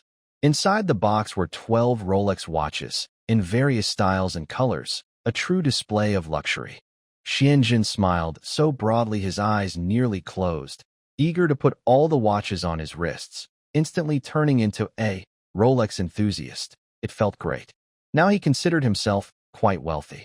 Just as Xianjun was happily admiring his new look, the door to the dorm was gently pushed open. A boy with a stern face, black hair as dark as ink, entered. His expression was distant and cold, giving off a strong aura of aloofness and unapproachability. Hello, I am Xianjun, he greeted. Xianjun took the initiative to say hello. Zhao Yuan glanced at the Rolex on Xianjun's wrist and spoke slowly. Zhao Yuan. Hearing this, Xianjun raised an eyebrow. He didn't expect Zhao Yuan to become his roommate. At this moment, Zhao Yuan, though expressionless, felt a bit surprised. Xianjun is actually a Taoist priest? His roommate is a Taoist priest, and he himself is somewhat like a monk, so they share a kind of fate. After exchanging greetings, the room fell silent. Zhao Yuan didn't say much, just quietly started packing his belongings. After finishing, Chao Yuan sat silently on the bed, took out a string of Buddhist prayer beads, and slowly moved his fingers while silently reciting scriptures. Chao Yuan knew he carried deep sins. Every time he held these beads and recited the scriptures, he felt a little more at peace inside. Xianjun sat nearby, quietly watching Chao Yuan. He knew that this seemingly cold boy was not naturally heartless. Chao Yuan's chaos awakening had spiraled out of control, causing him to kill his closest friends and even leading to the death of villagers in his hometown. In such a situation, an ordinary person would have already broken down and gone mad, their mind completely shattered. But Chao Yuan endured all of it, suppressing his regret and pain deep in his heart, seeking a small hope for salvation. Xianjun looked at Chao Yuan with curiosity. Having stayed in the temple for so many years, reciting scriptures daily, could he really lessen the karma and sins on his soul? Thinking of this, Xianjun's gaze sharpened. A flash of golden light appeared in his eyes as he activated the reward and punishment of good and evil. His gaze fixed on Chao Yuan, and a smoky black aura gradually appeared before him, swirling above Chao Yuan's head. But within this dark sin, a faint blue light shimmered, like a weak star glow in the night sky. Xianjun saw clearly that this black aura represented the heavy sins and murderous karma Chao Yuan carried, the evil deeds of his past. The blue light, however, was the result of Chao Yuan's years of discipline and kindness, showing that his true nature was not evil. This faint blue aura was weak but persistent, as if struggling to break free from the darkness, trying to escape the heavy chains. The two intertwined, constantly fighting, destined to walk a difficult path of redemption. Facing Chao Yuan, Xianjun felt he could summon lightning to strike at any moment. With so much evil on Chao Yuan, would a single strike kill him? No. A sudden realization struck Xianjun. After reaching the 8th rank, he had gained control over thunder punishments. A message flashed through his mind. He could now summon the Divine Palace Celestial Pivot Thunder to strike Chao Yuan dead instantly, or choose to use the Tai Sky-Shaking Thunder for punishment. The Tai Thunder had the power to purify and punish, clearing evil thoughts from the mind and guiding sins into nothingness, awakening the inner righteousness. Wasn't he turning into Chao Yuan's nemesis? If he transformed into a demon and struck him with a single bolt, Chao Yuan's eyes might instantly clear. At this moment, Chao Yuan, who was reciting scriptures, suddenly felt a tightness in his heart, an inexplicable strong sense of unease. He paused his prayer beads slightly, and the deep voice of the scriptures also stopped. He hadn't felt this kind of heartbeat in a long time. Chao Yuan looked up, his gaze falling on Xianjun, who was smiling warmly at him. It's a bit strange. Chao Yuan finally couldn't hold back anymore. He stopped reciting his scriptures, looked up at Xianjun, and asked in a low voice, "Why are you staring at me like that?" Xianjun smiled slightly, his tone deep and mysterious. "Chao Yuan, I see that your forehead is darkening, and your brow is tangled with karma. Signs of misfortune are appearing. It seems you are carrying many burdens." He paused deliberately, glanced at Chao Yuan, and added, "This situation isn't very good." Hearing this, Chao Yuan's body trembled, and he froze in place. Can this Xianjun really tell fortunes? His eyes flickered slightly, and he asked cautiously, "How do you know that?" Xianjun didn't answer directly. Instead, he raised his left hand, adopting a common fortune-telling gesture, and slowly said, "It's something I can see." Chao Yuan was completely surprised now. Can this really be predicted? He stared at Xianjun's hand for several seconds, recalling the advice his master had given him. His master once told him that after leaving the temple and going to Cangnan, he would meet a noble person who would help him clear his sins and achieve enlightenment. He looked at Xianjun, and a mysterious phrase his master had said flashed through his mind. Unable to hold back, he asked, "Do you know the phrase 2 trees standing tall, 8 gods leaving, 10 years into the night, crossing over to the mortal world?" When Xianjun heard this, a faint smile appeared on his lips. Lin Qiye. What? Chao Yuan was stunned instantly, his pupils shrinking sharply. His master's words. Matched this name. It matched. His mind was suddenly flooded with shock. This Xianjun not only saw his karma, but also knew a name related to his master's prophecy. Chao Yuan didn't dare to delay. He quickly stood up, his expression respectful. Brother, who is Lin Qiye? Xianjun lazily leaned against the bedpost, casually playing with a Rolex watch, and said calmly, he is my brother. Just these words, my brother, made Zhao Yuan's heart tremble. He hurriedly clasped his hands together and bowed. Brother Xianjun, please introduce me to Lin Qiye. If I can meet him, Zhao Yuan will be forever grateful. Xuanjun looked at his serious expression and secretly laughed to himself, though he kept a calm face. An introduction is possible, but Zhao Yuan quickly said, I'll do whatever it takes. Ahem, no need for that. It's just that after talking so much, I'm a bit thirsty. I'll go buy some water. With that, Zhao Yuan hurried out. Xuanjun couldn't help but laugh as he watched him leave. So, there's really no such thing as a truly cold person. It's just that people don't always know how to approach them. Later, after Zhao Yuan's eager efforts, Xuanjun finally spoke slowly. Lin Qiye is in the dorm next door. Hearing this, Zhao Yuan's eyes lit up. He stood up at once, ready to rush out. Hey, stop. Xuanjun's voice made him freeze mid-step. He turned back, puzzled. Brother Xuanjun, what's wrong? Xuanjun shook his head. If you run over there right now, all excited and calling him your benefactor, how do you think he'll react? Zhao Yuan paused. That did sound a bit strange. Then what should I do? Xuanjun put on a wise look and patted his shoulder. What's the rush? Lin Qiye and I are friends, and you're my roommate. We'll just find a chance to go over together and chat. Let things happen naturally. That way, he won't feel awkward, and you'll fit in easily. No need to make it look like some kind of formal ceremony. Zhao Yuan's eyes brightened. He nodded quickly. Brother Xuanjun, that's brilliant. You really think things through. He sat back down, looking more relaxed. Then I'll wait for the right moment to meet Lin Qiye naturally. The next day, Xuanjun introduced Zhao Yuan to Lin Qiye. Zhao Yuan had completely dropped his cold attitude and was now enthusiastically circling around Lin Qiye, leaving Lin Qiye a bit speechless. In the afternoon, everyone gathered in the square. About 100 people stood below the stage, whispering among themselves. On the martial platform, dozens of instructors stood in neat rows. At the front stood Yuan Gang, his sharp gaze sweeping over the crowd. He spotted Xuanjun and the others. Wow. Bailey Tuming, Lin Qiye, Xianjun, Zhao Yuan. They actually ended up together. All the young talents in the training camp gathered here. Luckily, he brought the mask team with him, or else it would be hard to control the scene.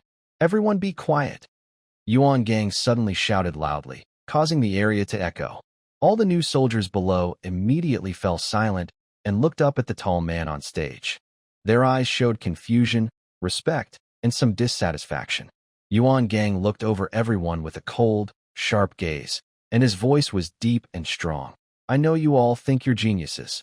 Coming from all over Daxiao, backed by powerful families, with top-secret skills and mastering many techniques. But let me tell you here, you are nothing. Geniuses who haven't grown up? What are they? Just a bunch of useless people. Here, your only role is that of a new recruit. A rookie. Do you understand? The crowd was silent, but some faces looked unfriendly. Yuan Gang sneered and continued. Real strength doesn't come from background or talent. It comes from fighting your way out of desperate situations again and again. You think you're so great? Let me tell you, the real mysteries and dangers in this world are 100 times scarier than you can imagine. When that time comes, you useless people who only boast will die faster than anyone. Not only will you get yourself killed, but you'll also drag your teammates down. No, many of you haven't even seen what a mystery looks like. If you ever encounter one, don't be scared enough to your pants. Just have courage. At this moment, some of the new soldiers looked unhappy, some sneered, and others whispered. Look at your faces. Not convinced. You bunch of trash, still think you're so capable? I'm not convinced. Everyone's attention shifted as a young man stood up. He wore his military uniform open, his cap turned backwards, chewing gum, looking very carefree. He looked up at Yuan Gang without fear. Yuan Gang squinted and said calmly, but with pressure, What's your name? Xinqingzhu. Who else isn't convinced? I'm not convinced. And me. For a moment, the new soldiers below seemed to catch fire, raising their hands to respond. In an instant, more than half of them had raised their hands. Next to them, Fat Bailey couldn't help but nudge Lin Qiye and whisper, Qiye, Xianjun, what do you guys say? Lin Qiye smiled calmly, crossing his arms, and said softly, I agree. Xianjun nodded and made a respectful gesture with his hands. I also agree. Fat Bailey looked at the two, thought for a moment, and said, well, fine, since you all agree, I do too. Chao Yuan played with his prayer beads and quietly said, Ba, I agree. Yuan Gang looked at the group of people below who refused to accept and smirked slightly. If so many people refuse, I'll give you one chance. One chance to see clearly who you are. After speaking, Yuan Gang took out a walkie-talkie and said, bring them down.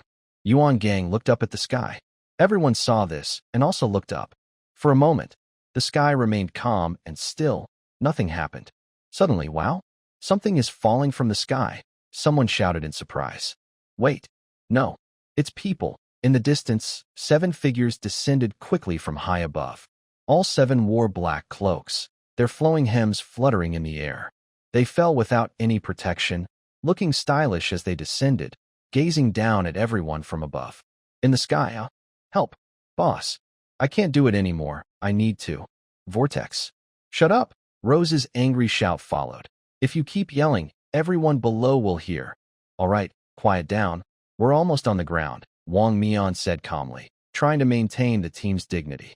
Vortex. Okay, I'll try to cry very quietly. On the ground, the crowd watching had already exploded. That's the mass team. Wow, it's really a special team. Are they here to cause trouble for us? Is this real? People whispered among themselves. Just as the 7 were about to land, a man wearing a flat mask nearby raised his hand gently. Suddenly, the 7 people who were falling rapidly seemed to be lifted by an invisible force. Gravity disappeared, and they descended slowly and gracefully, landing in neat poses. Wang scanned everyone calmly and said, hello everyone. We are the mask team. Before he finished, Uzumaki's legs buckled, and he knelt down with a loud thud. The air instantly fell silent, and everyone stared in shock.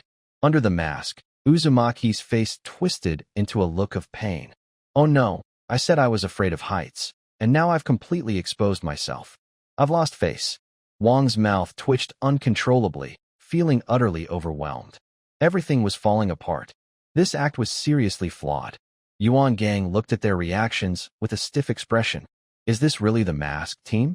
Or did they just find some imposters to pretend to be us because of the tight schedule? Uzumaki's mind raced quickly. He had to save the situation now. In a moment, he raised his hands and bowed to the newcomers. Uzumaki from the mask team, wishing everyone a happy new year in advance. After saying that, he stood up as if nothing had happened, quickly moved to the back of the team, trying to hide his presence.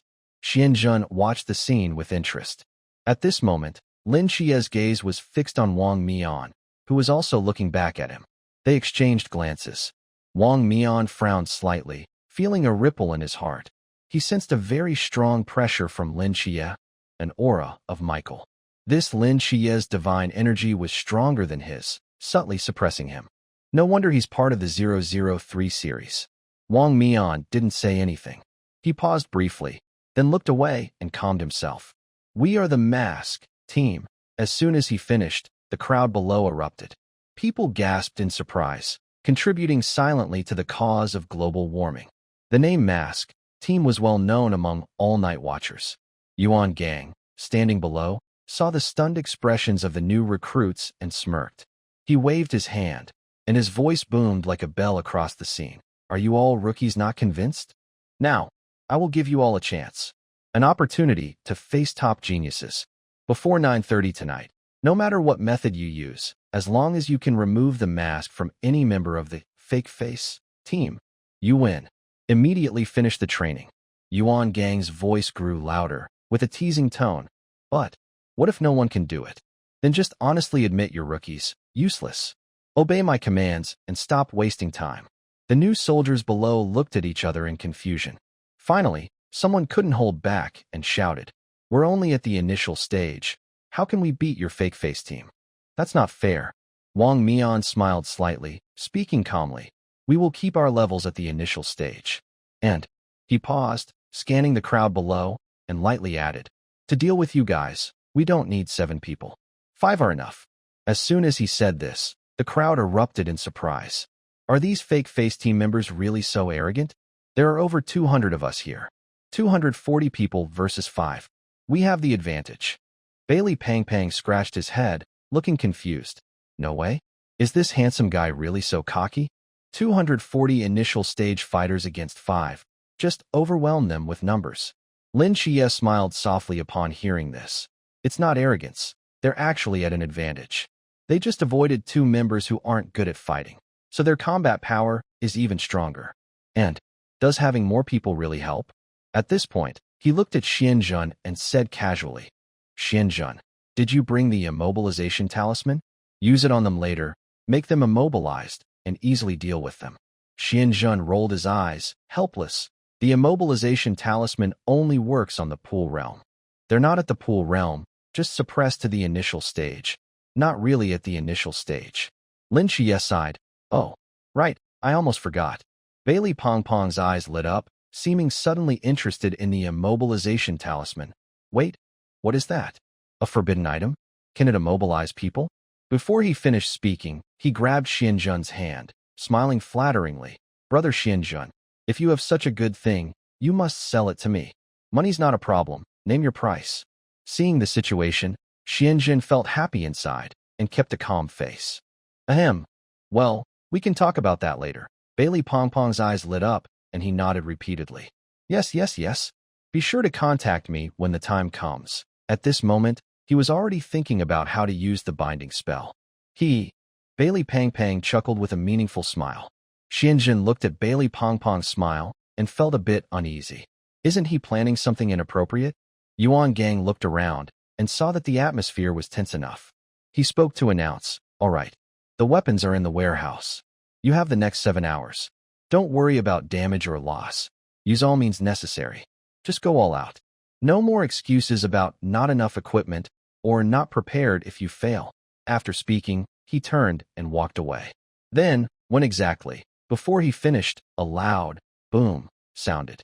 The small, delicate hammer in Rose's hand suddenly expanded into a huge iron hammer and crashed down with a roar, hitting the questioner and knocking him into the crowd behind, causing a large group to fall. Wang Mian's lips curled into a playful smile as he calmly said, Now it begins. As soon as he spoke, the previously restrained scene instantly spiraled out of control, chaos erupting. Everyone attack.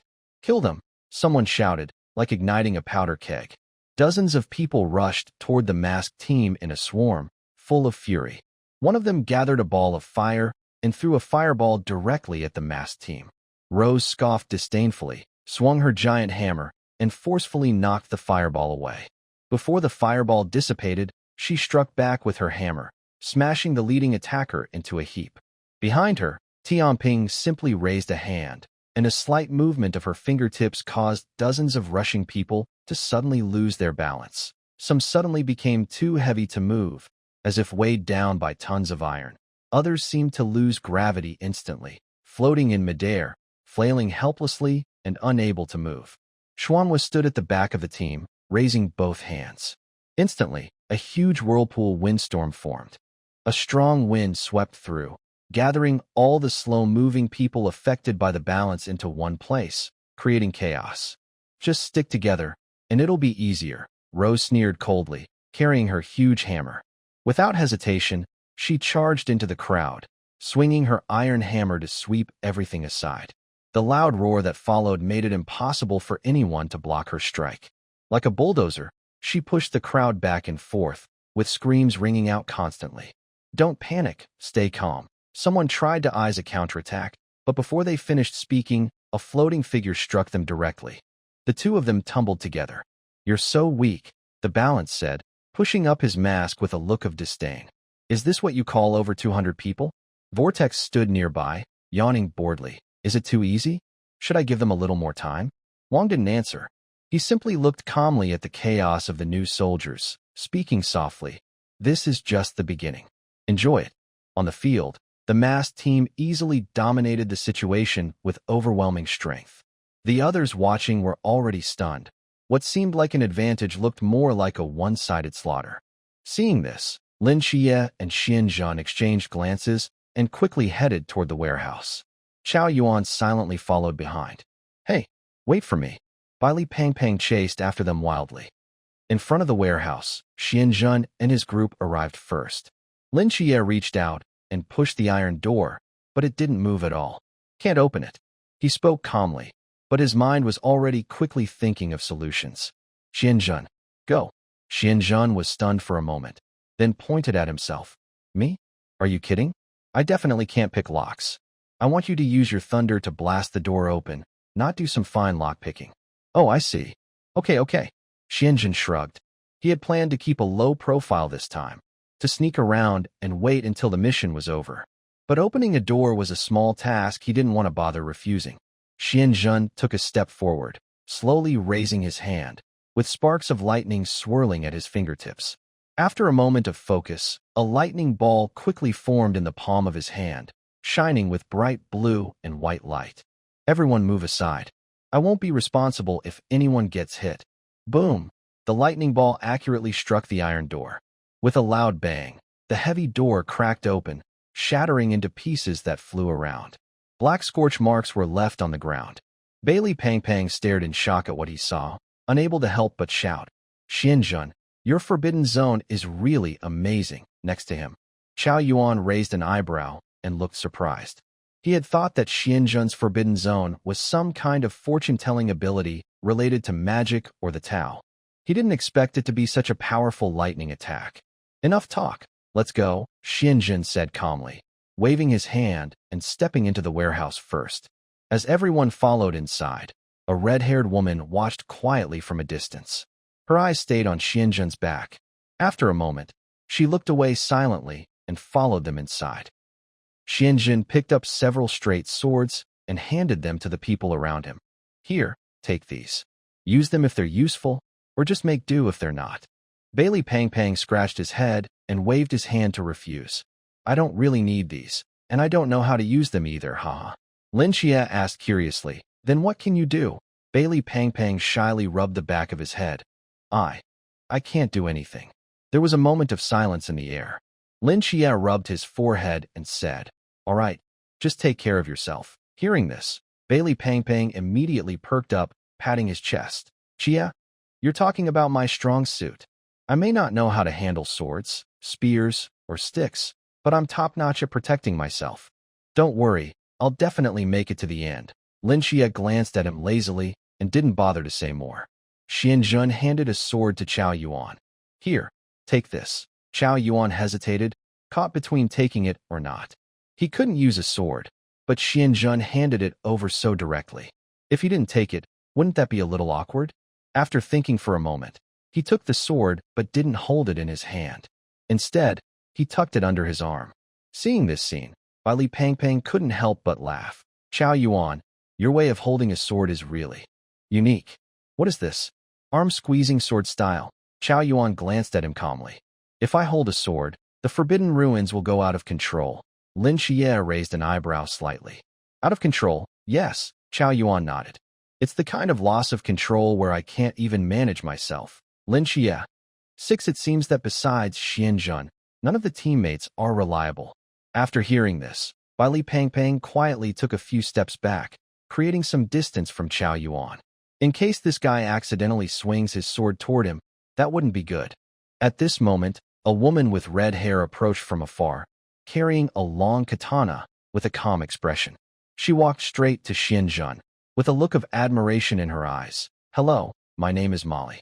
Can we work together? Xianzhen was still impressed by her previous lightning strike. Working with such a strong person is obviously much safer than fighting alone. Hearing this, Xianzhen nodded and extended his hand.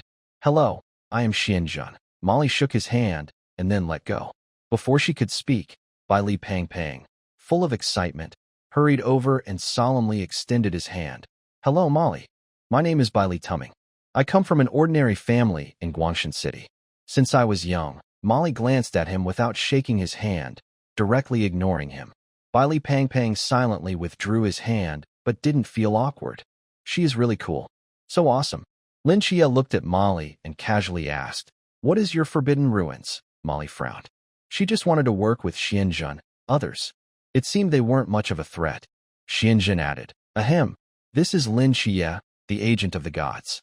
Agent of the gods? Molly was surprised, immediately serious, and looked closely at Lin Qiye. Are you the agent of Michael? Lin Qiye nodded calmly.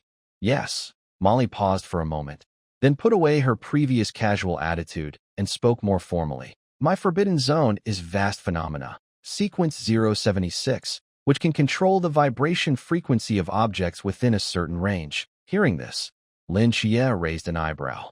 That's a good ability. If used properly, it can be very powerful. Molly nodded but didn't say anything more. At this time, Bai Li, the chubby one, quietly slipped beside Lin Qiye and whispered, Qiye, her forbidden zone sounds really impressive. Lin Qiye glanced at him and smiled softly. That's why you should stay away from her and be careful. No. I love this kind of exciting feeling. Lin Qiye felt a bit speechless. Suddenly, Lin Qiye's eyes sharpened, and a cold light flashed like a blade. He drew his sword instantly, pointing it straight at Molly's back. Clang! A clear metal clash rang out, sparks flying. Molly froze for a moment, then quickly reacted, instinctively adopting a combat stance. She swiftly stepped back half a step, alertly looking around.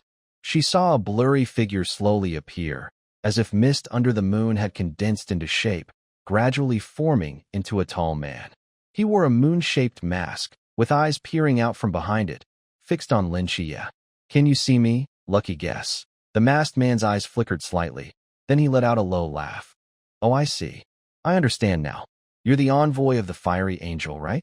Beside her, Molly's face darkened, and killing intent burst out. She didn't give him a chance to speak further. With a forceful push off the ground, she charged forward like a fierce tiger.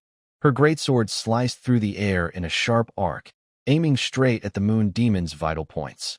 If it weren't for Lin Qiye blocking that attack just in time, she would have been killed. Humph. The moon demon sneered coldly, his figure flickering in place.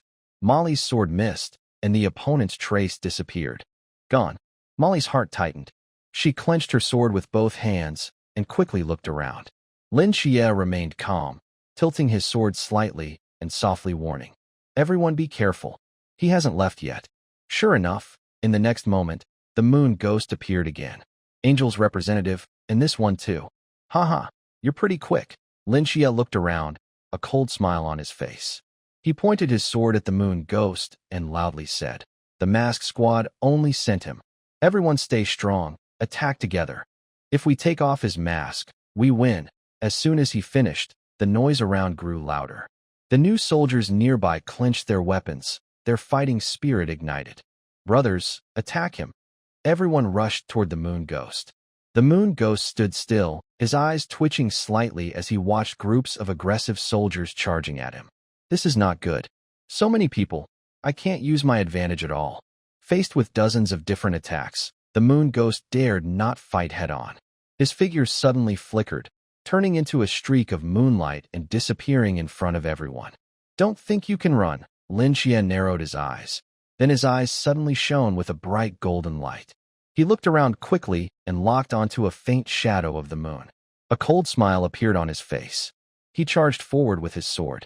Found him, Lin Qiye shouted, his blade like a shooting star, slashing toward the shadow. The moon ghost reappeared, his eyes behind the mask cold and stern. He quickly stepped back, a short sword flashing with cold light, clashing with Lin Qiye's sword. Clang! The blade struck, sparks flying. The two exchanged several moves instantly. The moon ghost moved swiftly and agilely, while Lin Qiye pressed him with fierce sword techniques. His sword was like a storm, sharp and relentless. Not bad, Angel's representative. Your reputation is well-deserved. Lin Qiye didn't reply. His swordsmanship grew even more fierce. His moves seemed simple but carried a steady killing intent, gradually closing in on the moon ghost's defenses. The two kept fighting closely. The moon ghost appeared and disappeared at times, each time with cold attacks. Lin Qiye held on tightly, using precise judgment to counter each of his opponent's moves. During their fight, the surrounding soldiers finally reacted. They raised their weapons and surrounded the moon ghost from all sides. Brothers, don't let him escape. The new soldiers shouted loudly as the light of the forbidden ruins shone brightly. The moon ghost sensed danger and snorted coldly, swinging his moon blade repeatedly.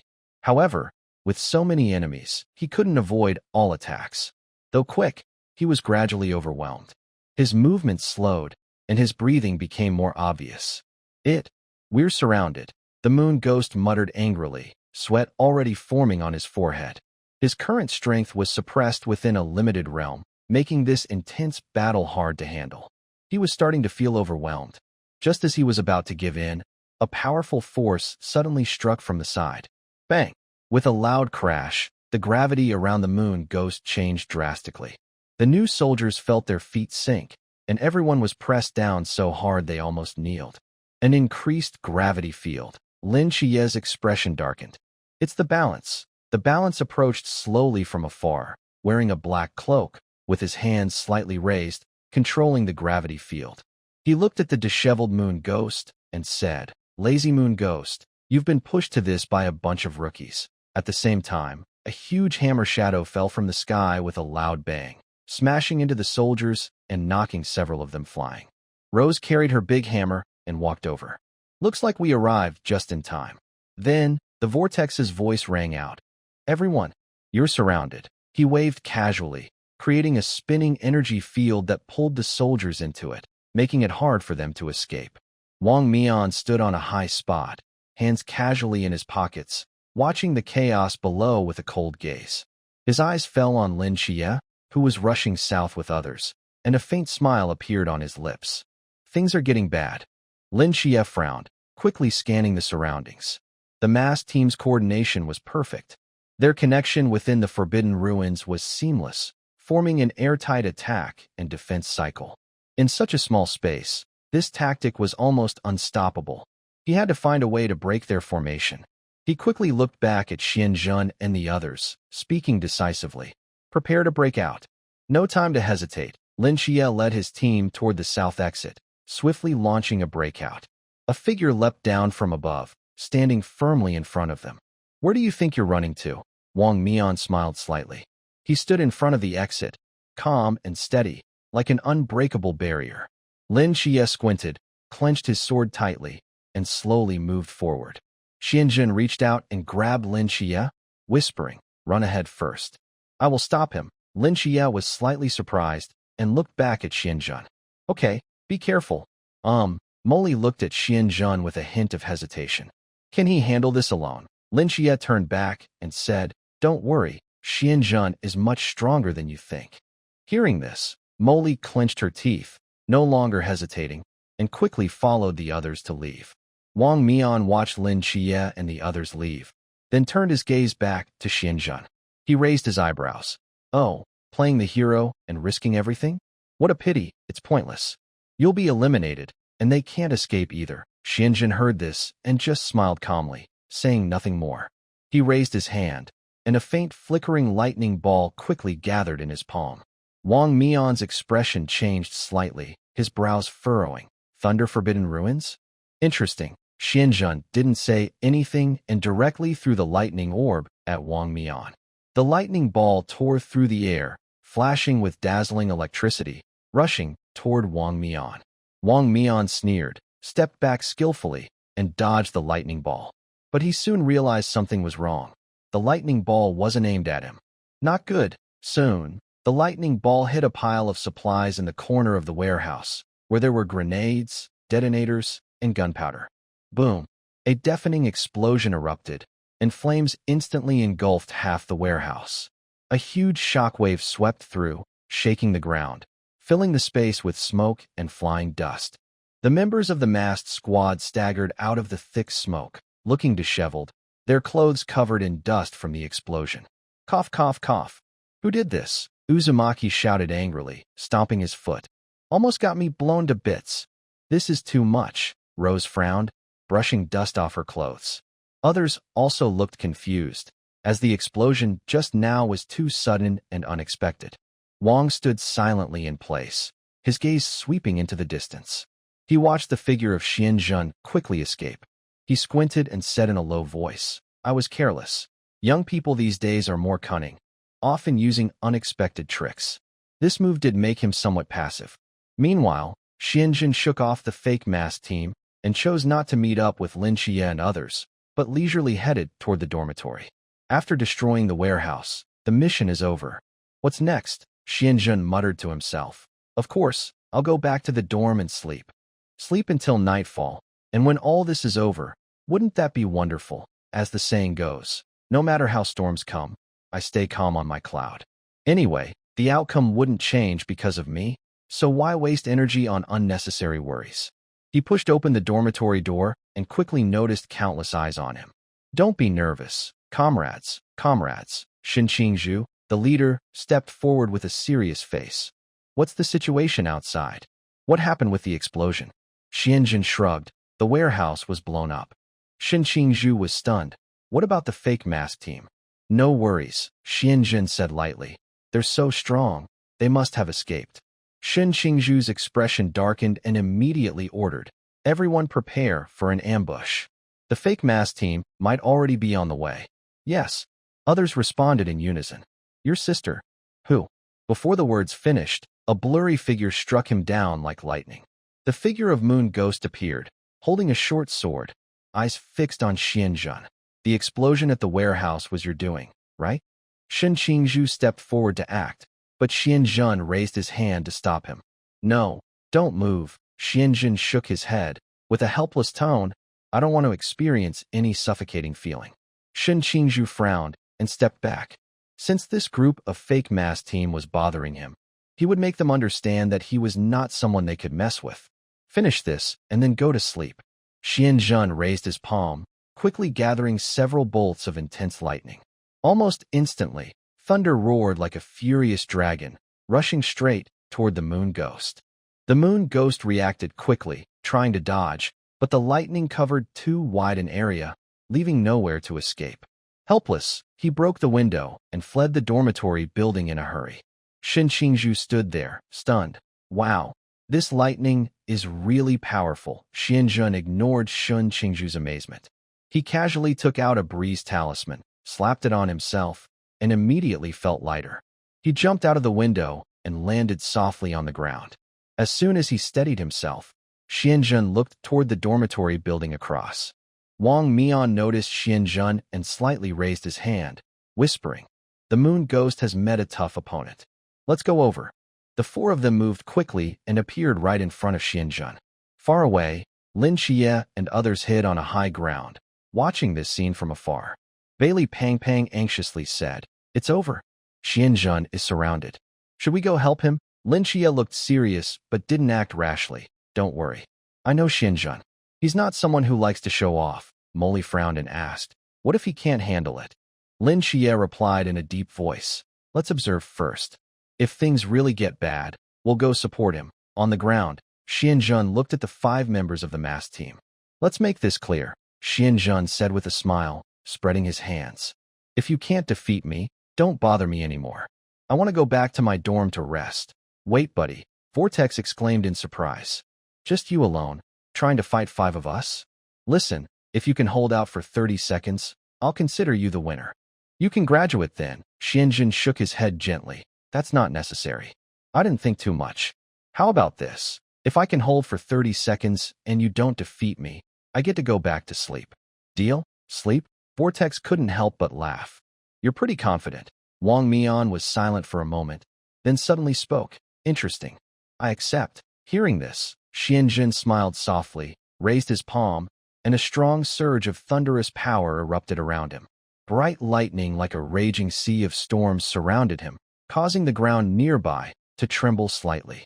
Charge! At Wang Mian's command, the masked squad immediately launched their attack. Rose took the lead, rushing forward and swinging her huge warhammer with great force toward Xianzhen. Suddenly, a flash of lightning struck the hammer in midair, knocking it away with a loud bang, and Rose let out a surprised cry. This lightning, it's so strong. Rose stepped back a few paces, her face changing slightly. Seeing this, Whirlpool quickly moved forward, waving both hands. A swirling gust of wind gathered, forming a large vortex, trying to pull Xianzhen inside. But Xianzhen didn't give him a chance. He gathered lightning into a whip and suddenly swung it at the vortex's base. As the thunder exploded, the vortex let out a muffled sound and was struck, sending Whirlpool flying several meters away. Seeing the situation was getting dangerous, Tianping immediately acted. He activated his Forbidden Ruins domain, transforming the energy field in an instant to try to suppress Xianzhen's movements. But Xianzhen didn't give him time. He lightly flicked his finger, sending a streak of lightning toward Tianping. Ugh! Tianping felt his whole body paralyzed by the lightning, and his energy field instantly collapsed. Rose picked up her warhammer again and charged once more. This time, she was smarter, trying to sidestep to avoid the lightning. Xianzhen's eye sharpened. He raised his hand and unleashed a thunder strike, completely blocking Rose's path. This is too much. Is this lightning endless? Rose's eyes widened as she quickly retreated. The four of them took turns attacking but couldn't do anything to Xianzhen. His lightning was not only powerful but also numerous. He could summon lightning at will. It seemed endless, and the lightning was so lively, almost like it had a mind of its own. Watching from afar, Lin Qiye and others were stunned. Is Xianzhen cheating? He alone is suppressing the masked squad. Molly also said in surprise, his strength is way stronger than I imagined. The masked squad's attack slowed a bit, and Wang Mian narrowed his eyes slightly. He saw that this kid was at the pool realm. But even at the pool realm, could the lightning be used like this? Does using lightning not drain mental energy? Forget it. Wang Mian raised his hand, resting it on his sword, and slowly walked toward Xianzhen. Master Xianzhen noticed Wang Mian's movements and immediately shouted, 30 seconds are up. I won't stay and play anymore. Before finishing his words, Xianzhen suddenly jumped back, flipping over and escaping the encirclement, then turned and ran away. The masked team, Sigma, Lin Qiye, and others, the new soldiers around. No? Did this kid just pretend to be tough and then run away? The masked team is still here. What should we do? Wang Mian's mouth twitched slightly as he watched Xianzhen's fleeing figure, feeling a bit helpless. This is so awkward, he muttered softly, secretly regretting why he had agreed to the 30-second bet earlier. If he chased now, it would look embarrassing. If he didn't, it would be a bit awkward too. Captain, what should we do now? Xianbo tentatively asked, looking very embarrassed. He felt like the biggest fool at this moment. From the moment he said, hold on for 30 seconds, and you win, to being whipped by Lei Bian and thrown around. Every step was a perfect display of embarrassment. Wang Mian sighed slightly, but didn't answer immediately. At this moment, Shen Qingzhu, standing nearby, saw Xianzhen had already gone far and quickly raised his arm and shouted, brothers, follow the plan. The masked team is nothing special. Let's take them down. Shen Qingzhu's shout seemed to ignite everyone's morale. The newcomers, who had been watching from the side, all raised their weapons, aiming their guns at the masked team. Da-da-da, full firepower. Dense bullets rained down, filling the air with sharp gunfire and the smell of hot gunpowder. Faced with this overwhelming attack, Wang Mian's face remained unchanged. His hand still rested on the hilt of his black sword. Nothing special, the sword hadn't been drawn. In an instant, it felt as if time around him slowed down, even came to a halt. Those bullets, which should have been swift, seemed to freeze midair. As Wang Mian slowly drew out his black sword, a cold gleam flashed across the blade. Shoo! A streak of sharp sword light flashed and disappeared in an instant. When the black sword was sheathed again, it was as if the entire world had just started moving again. And that light, it only shone for a brief moment. Boom! In the next moment, the 3 dormitory buildings around were neatly sliced open, then slowly collapsed with a dull roar, kicking up clouds of dust. Seeing the people buried underneath, Shen Qingzhu was stunned. He couldn't understand how this attack was even possible.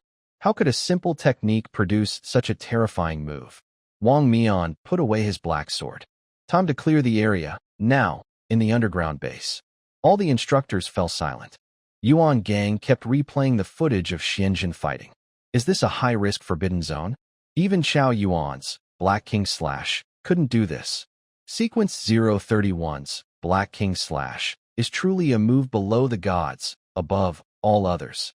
And Xianzhen's control of lightning was perfect. Remember, after Zhao Yuan transforms, he can't control himself. Other instructors felt relieved. Luckily, they brought the mask squad this time. If they had gone into fight, they might have been shocked instantly. Even Hannibal would say, This person has really mastered the art of fighting. Yuan Gang paused the video and looked at the surveillance. Everyone, check the cameras. See where Xianjun went. Got it. After slipping away to the cafeteria, Xianjun looked at the ruins of the new soldier dormitory from afar and took a deep breath. Luckily, he ran fast. If Wang Mian had hit him with that attack, he would have been badly bruised and cut all over. Such a freak, Xianjun muttered, then turned and entered the cafeteria. He needed to find a place to lie down for a bit. It was just about time for dinner. He glanced around and saw a special staff rest area in the corner of the cafeteria with a lounge chair set up. Not to mention how comfortable it looked. He had just closed his eyes for a few minutes when a deep voice suddenly sounded beside him. Kid, you really know how to enjoy yourself. Xianjun opened his eyes, slightly surprised, then sat up from the lounge chair. Yuan instructor. Seeing Yuan Gang standing in front of him, Xianjun immediately forced a smile and greeted warmly. Come on, Instructor Yuan. This lounge chair is pretty comfortable. You should try it. Yuan Gang shook his head and casually found a chair to sit down. No need, come sit. Xianjun sat across from him, a slight smile on his face. Instructor Yuan, I've already told the masked squad. If they can't handle me, just let me go. Yuan Gang chuckled softly. You little guy? But to be honest, the others in the masked squad really can't deal with you. Stay humble. You're flattering me. Yuan Gang raised an eyebrow. But honestly, aren't you some kind of divine messenger? Like a thunder god or something? I am truly not a divine messenger, Xianjun said sincerely. If I were, wouldn't you be able to tell? Yuan Gang nodded. That's what I find strange.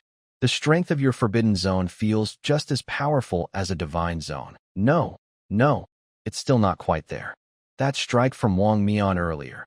I couldn't do that, so I'm still not on the level of a divine zone. Xianjun now felt that his forbidden zone wasn't strong enough to be terrifying. He might not be able to block Wang Mian's attack. He had enough offensive power now, but his defenses were lacking. In fact, he had none. Yuan Gang snorted softly. That strike from Wang Mian was comparable to a technique from a master of the river realm. If you could do that, what would happen? There was a moment of silence. Cough, cough. Aren't you curious how Wang Mian managed to do that? Xianjun hesitated for a moment. Instructor Yuan, how exactly did Wang Mian pull that off? Yuan Gang's gaze darkened slightly, and he said slowly, Wang Mian used a forbidden weapon called yuan. This sword can condense its own speed into a blade aura, and Wang Mian's divine zone just happens to control time. Hearing this, Xianjun suddenly understood and nodded. I see. Combining two forbidden zones, no wonder it's so terrifying. Got it. Yuan Gang's eyes held a hint of a smile. You're lucky today. You managed to slip away quickly. Otherwise, you wouldn't be lying here now. Xianjun looked calm. Yuan Gang spoke slowly. So now you should understand. Judging only by the strength of your forbidden zone, your ability isn't much weaker than those divine zones. Xianjun nodded after hearing this, seeming to ponder deeply.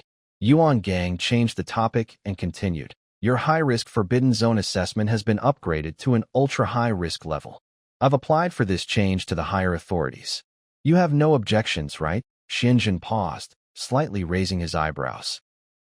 No. Does that mean he's been upgraded? Yes, that's good. Anyway, he now has some ability to protect himself. Someone is watching him, but he's not afraid. Maybe he can even earn some merit points. However, having an ultra-high risk level for the Forbidden Zone means your actions will attract more attention, and there will be tougher challenges. Isn't that just perfect? Xianjun shrugged casually. In tough times, only the best shine. Besides, Officer Yuan, don't you think this Forbidden Zone isn't bad? All right, you've got guts, Yuan Gang said with some approval, but his expression remained serious. But I warn you, real danger doesn't give warnings beforehand. I hope you can stay calm when the time comes. Xianjun smiled. Don't worry, Officer Yuan. I've always gone with the flow, bring on the challenges, and I'll handle them. Okay, you stay here and rest well. Sure. Yuan Gang stood up. Staying here really works for Xianjun. His strength, combined with Lin Qiye and the others, might even manage to remove the masks of the fake face team. That would be awkward. Thinking of this, Yuan Gang turned and left. Xianjun watched his back, looking relaxed. Finally, he could openly slack off. Once Yuan Gang was out of sight, Xianjun lay back on the lounge chair without hesitation, resting his head on his hand, crossing his legs, and sighed comfortably. Now that Officer Yuan personally gave the order, even if he did nothing, others wouldn't find fault. Thinking this, he slowly closed his eyes and soon fell asleep. When he woke up, it was dusk. Xianzhen rubbed his eyes, sat up, stretched his muscles, and yawned. TSK, this lounge chair is pretty good. Sleep was really comfortable. He staggered out of the dining hall, looked at the sunset in the sky. He wondered if the current situation was still ongoing. Lin Qiye and Wang Mian are probably fighting fiercely now. They won't know who wins until it gets dark. Thinking of this, Xianzhen decided to go see the fight. It didn't take long before he found the battlefield. The scene was even messier than he imagined. Most of the buildings around were collapsed, and the air was filled with the smell of gunpowder and burning. Xianzhen looked around and saw Bai Li Pangpang sitting on a rock with Yu Gui, talking happily like comrades. As he approached, he called out, "What's going on?" Wow! Bai Li Pangpang was so startled, he almost fell off the rock. He looked closer and recognized Xianzhen, his tone becoming a bit complicated. "Oh, it's brother Xianzhen. But where did you go after the fight?" Xianzhen looked calm. "Of course, I went to rest." "Boo! That's so comfortable," Bai Li Pangpang said enviously. "We're all about to collapse from exhaustion." Xianzhen ignored him and turned to Yu Gui, casually asking, "Yu Gui, hello?" Yu Gui glanced at him and said with a bit of admiration, "Xianzhen, you're impressive. You managed to turn our whole team into that." Xianzhen smiled slightly. Just luck. Luckily, I ran fast, or I would have lost if I kept fighting." Yu Gui nodded with a smile. "That's true. If they kept fighting, Xianzhen would definitely lose. The confidence still exists in their team. Moreover, their leader hasn't even shown up yet." In the distance, the whirlpool was fighting hard with some people. Suddenly, they saw Xianzhen and waved his hand loudly. "Cease fire. Stop fighting. Come over and rest for a bit." Xinqingzhu was surprised. Really not fighting anymore. The whirlpool left those words and quickly walked toward Xianzhen. When he got close, he grabbed Xianzhen in a hold. "You little brat. Your attack was too harsh. You almost electrocuted me to death." Xianzhen looked innocent. "Let go. I might shock you again." Hearing that, the whirlpool immediately jumped back, looking like a furious cat. He was truly scared of Xianzhen's lightning. At this moment, Xinqingzhu also came over, looking at Xianzhen with complicated eyes. "Why did you leave halfway through the fight?" Xianzhen acted as if it was obvious. "No energy left. Of course I had to run. If I didn't, I'd just be waiting to get beaten up." Xinqingzhu was speechless. "You're capable." It turned out he was a very quick man. No, wait. He was a 30-second man.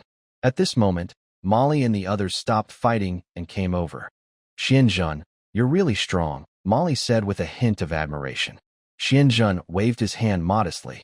"Oh, just being humble." Molly glanced at Bai Li Pangpang sitting on a stone and casually said, "Please make some room for me." Okay. Bai Li Pangpang quickly stood up, feeling very excited inside. "What's going on? Molly wants to sit next to me?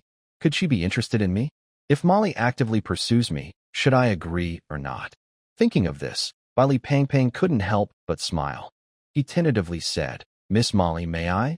But before he finished, Molly turned her head away, not looking at him, and instead focused her gaze on Xianzhen.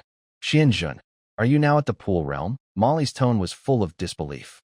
"How did you improve?" She heard from Lin Qiye this afternoon that Xianzhen had already reached the pool realm, and she was so shocked she couldn't think straight. She trained so hard, but still hadn't broken through. Her progress was almost impossible to believe. Xianzhen scratched the back of his head, looking a bit helpless. Breaking through isn't about tricks, just pure luck and effort. As soon as he finished speaking, Molly fell silent. She looked at Xianzhen, feeling complicated inside. Luck and effort? She had worked so hard, but why hadn't she reached the pool realm? Next to her, Bai Li Pangpang watched Molly's attention completely drawn to Xianzhen and was stunned. He looked at Xianzhen, then at Lin Qiye fighting Wang Mian. "All right, enough chatting, Xianzhen. Let's cheer for Qiye. Go Qiye." The others in the group also cheered. "Captain, go." Lin Qiye heard the cheers behind him, and with a quick glance, he suddenly felt energized. Xianzhen is here. He fought with Wang while shouting loudly, "Xianzhen, come, relay, relay." As soon as he said this, Not only the spectators were stunned, but Wang also froze for a moment. Not possible? You're still playing relay? Wang was so angry he almost lost control, and his mask couldn't hide his speechlessness. Lin Qiye ignored him and felt relaxed inside. He had originally planned to fight hard with all his strength. Now that his teammate was here, he would definitely pass the relay. Having a teammate is really comfortable. Xianjun shouted from afar. Qiye, did you forget what I gave you? Lin Qiye was surprised and suddenly remembered he still had the Qingfeng talisman in his pocket. Wow, I almost forgot this treasure. Wang frowned and asked, what is that? Guess. Lin Qiye didn't bother to explain further. While Wang was distracted, he quietly activated the Qingfeng talisman. The talisman instantly turned into a gentle breeze, wrapping around him. Lin Qiye felt his speed suddenly increase greatly, and his figure became a blurry shadow. What the heck?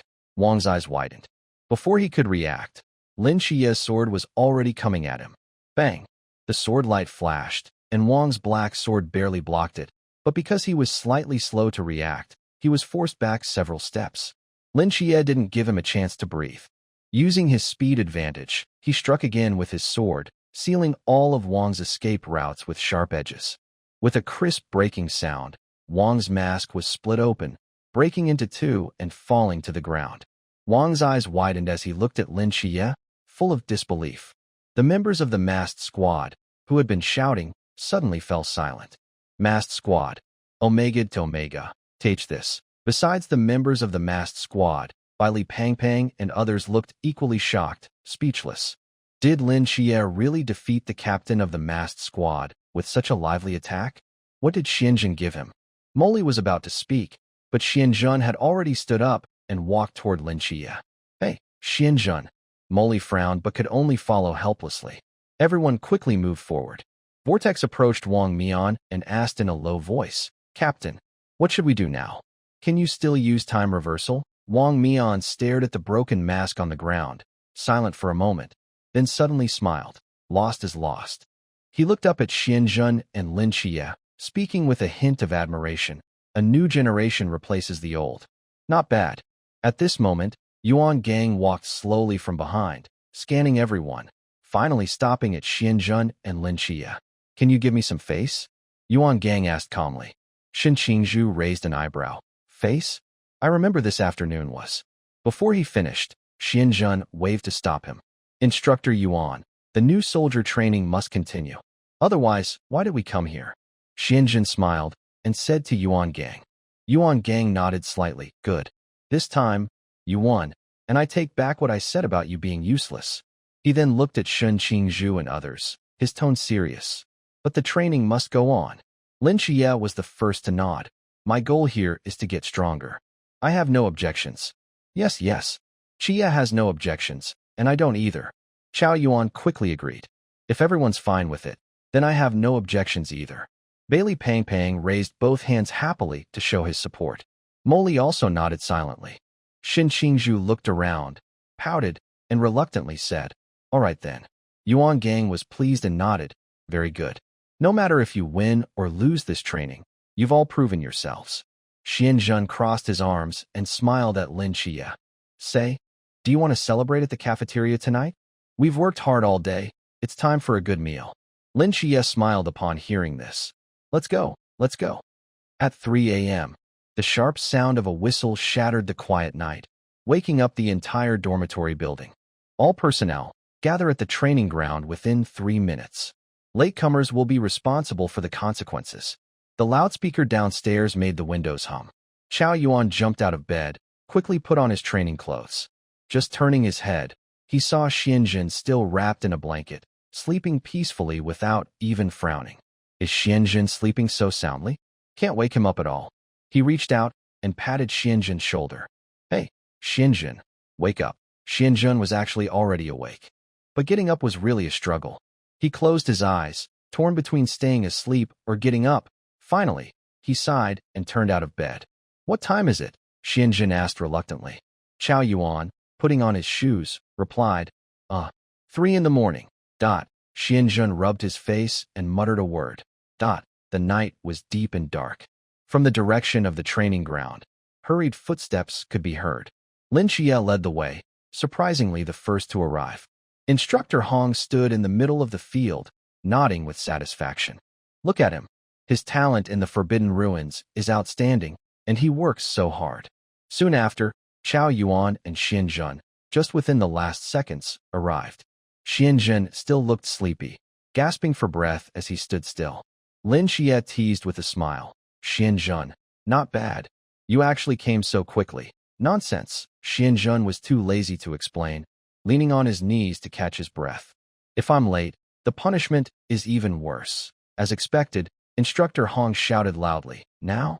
Anyone who takes more than 3 minutes automatically disqualified. Xianzhen sat happily at the edge of the training ground, hands behind his head, watching the unlucky ones being punished, a proud smile on his face. Nice. Lin Qiye sat beside him. By the way, do you feel like the power of the Forbidden Ruins is being suppressed? Xianzhen was momentarily stunned, then checked himself. No, I don't feel anything. Huh? Lin Qiye looked at Xianzhen in surprise. Really? My divine ruins are heavily suppressed. And you're fine? Seeing his shocked expression, Xianzhen suddenly remembered that this training camp seemed to have a forbidden ruin that could suppress other forbidden ruins. And he was completely unaffected? No need to say more. Zhongzi is awesome. But since even Lin Qiye's divine ruins are suppressed, he shouldn't act too overpowered. Better to stay low-key. Actually, it's a bit weakened, but still usable. Lin Qiye nodded immediately. That's right. But in that case, it shows your forbidden ruins are not weaker than the divine ruins. Xianzhen's mouth twitched. I originally wanted to get along with you as an ordinary person. Enough. Stop pretending, Lin Qiye said lazily, cutting him off before he could continue showing off. Everyone has their secrets. He has his, and Xianzhen has his. There's no need for him to dig into it. The stronger Xianzhen becomes, the happier Lin Qiye is. All right, everyone go eat. Come back here in 20 minutes. Be late, and you'll face the consequences. After speaking, the instructor turned and left. The new soldiers immediately rushed toward the dining hall like wolves. Inside, they all froze in place one after another. On the table were 2 large steaming baskets of buns and a pile of cold raw meat, with no sign of any vegetables. What the heck is this? Where's the food? I was told there would be rice and vegetables. Raw meat? How are we supposed to eat this? No boiling, no grilling. Shen Qingzhu exploded in anger, standing up and shouting. Where are the kitchen staff? Come out. Is this supposed to be food for people? An old man with a wrinkled face, holding a spatula, slowly walked out. He glanced at Shen Qingzhu's angry face, then spoke calmly. If you want to eat, then eat. If not, get lost. Shen Qingzhu couldn't hold back anymore and was about to retort. Just then, footsteps sounded at the entrance of the dining hall. 7 people dressed in black cloaks entered one after another. No one wore masks, but everyone felt a chill in their hearts upon seeing them. This is the fake mask squad. Vortex glanced faintly at Shen Qingzhu and said, Kid, stop shouting. It's traditional to eat raw meat on the first meal. Just chew it honestly. After that, he turned to the old man, smiling. Old son, I've missed your cooking so much. Old son's face lit up with joy, completely losing his earlier impatience. Huh? You little rascals are back? Wait a moment. I'll make some decent food for you. He then grabbed his spatula and went back into the kitchen, leaving Shen Qingzhu standing there, so angry his face turned green. Lin Qiye didn't pay attention to all that. He found a place to sit by himself and casually grabbed a steamed bun and a piece of raw meat. Bailey Pang Pang watched nearby, frowning and complaining. I really can't eat this. Such cold raw meat. Who can handle that? Lin Qiye looked at the raw meat in his hand and sighed. Just eat it. Better than starving. He closed his eyes, took a deep breath, and mustered the courage to take a bite. The cold texture and bloody smell of the raw meat hit his taste buds instantly. Lin Qiye forced himself to swallow, but a wave of nausea quickly came over him. He took a deep breath, resisted the urge to, and turned to Xianzhen. Xianzhen, hurry and eat. It's really delicious. Hearing this, Xianzhen looked up with a meaningful smile, but didn't speak. He raised his hand and gently placed his fingertips on the raw meat. Gee, a flash of electricity passed through, and the surface of the raw meat instantly turned golden, emitting a fragrant aroma of roasting. The air filled with the smell of grilled meat. Xianzhen happily picked up the freshly roasted meat and ate heartily. Does anyone really like eating raw meat? Lin Qiye watched this scene, almost crushing the steamed bun in his hand. Grr. Bailey Pang watched Xianzhen's electric roasting technique, slightly open his mouth, full of envy. Coach, I want to learn that. Coach, I want to learn too. Bailey Pang immediately pounced on Xianzhen, looking eager. Xianzhen, help me roast some too. Before Xianzhen could respond, Xian was suddenly came over, grabbing both Xianzhen and Lin Qiye. Come with me. Without waiting for their refusal, Xian pulled them toward the table of the masked squad. Bailey Pang was stunned, looking at Xianzhen walking away, then glanced down at the raw meat in his hand, making a face. Humph, it's just raw meat. If Lin Qiye can eat it, I can too. He closed his eyes and took a big bite. The next moment, his expression changed suddenly. Ugh. Just as Xianzhen and Lin Qiye sat down at the masked squad's table, Old Sun pushed a food cart out of the kitchen. The food cart was full of delicious dishes: stir-fried pork, beer duck, braised Crucian carp, kung pao chicken. As the hot meals were served, the entire dining hall quickly filled with mouth-watering aroma. Vortex looked at the full table of food, his eyes shining. Old Sun, your cooking is still as good as ever. Just this stir-fried pork, I can almost drool just smelling it. Wang Mian smiled and shook his head. Old Sun, why are you making such a big feast? Old Sun placed the dishes on the table while waving his hand. You guys are a bunch of little rabbits. It's rare for you to come back, so I have to prepare something good. The team members all thanked Old Sun with grateful smiles. The new soldiers around stared eagerly at the food. One new soldier suddenly exploded. Why can we only eat raw meat while they get such good food? Humph. Old Sun shot him a look and retorted bluntly. When you graduate from training camp and come back, I'll make you a big feast too. Wang Mian glanced at them and placed a yuan on the table. Everyone looked disappointed and silently started eating their buns. At this moment, Wang Mian looked at Lin Qiye and Xianzhen and said seriously, I'm calling you here for an important matter, especially you, Lin Qiye. You need to understand clearly about the divine agent thing. Lin Qiye nodded. Okay. Xianzhen looked up nonchalantly. I'm not an agent. Wang Mian glanced at him with a helpless look and said, You also need to listen. Knowing won't hurt. Actually, Wang Mian also had some doubts. Xianzhen's Forbidden Zone ability was ridiculously strong, and he still didn't know how many cards he was hiding. Especially yesterday, what exactly did Xianzhen give Lin Qiye that made his speed suddenly increase? He needed to ask clearly later. Then, he patiently explained the details about the divine agent to Lin Qiye. After the explanation, Lin Qiye fell into deep thought, clearly still digesting what he had just heard.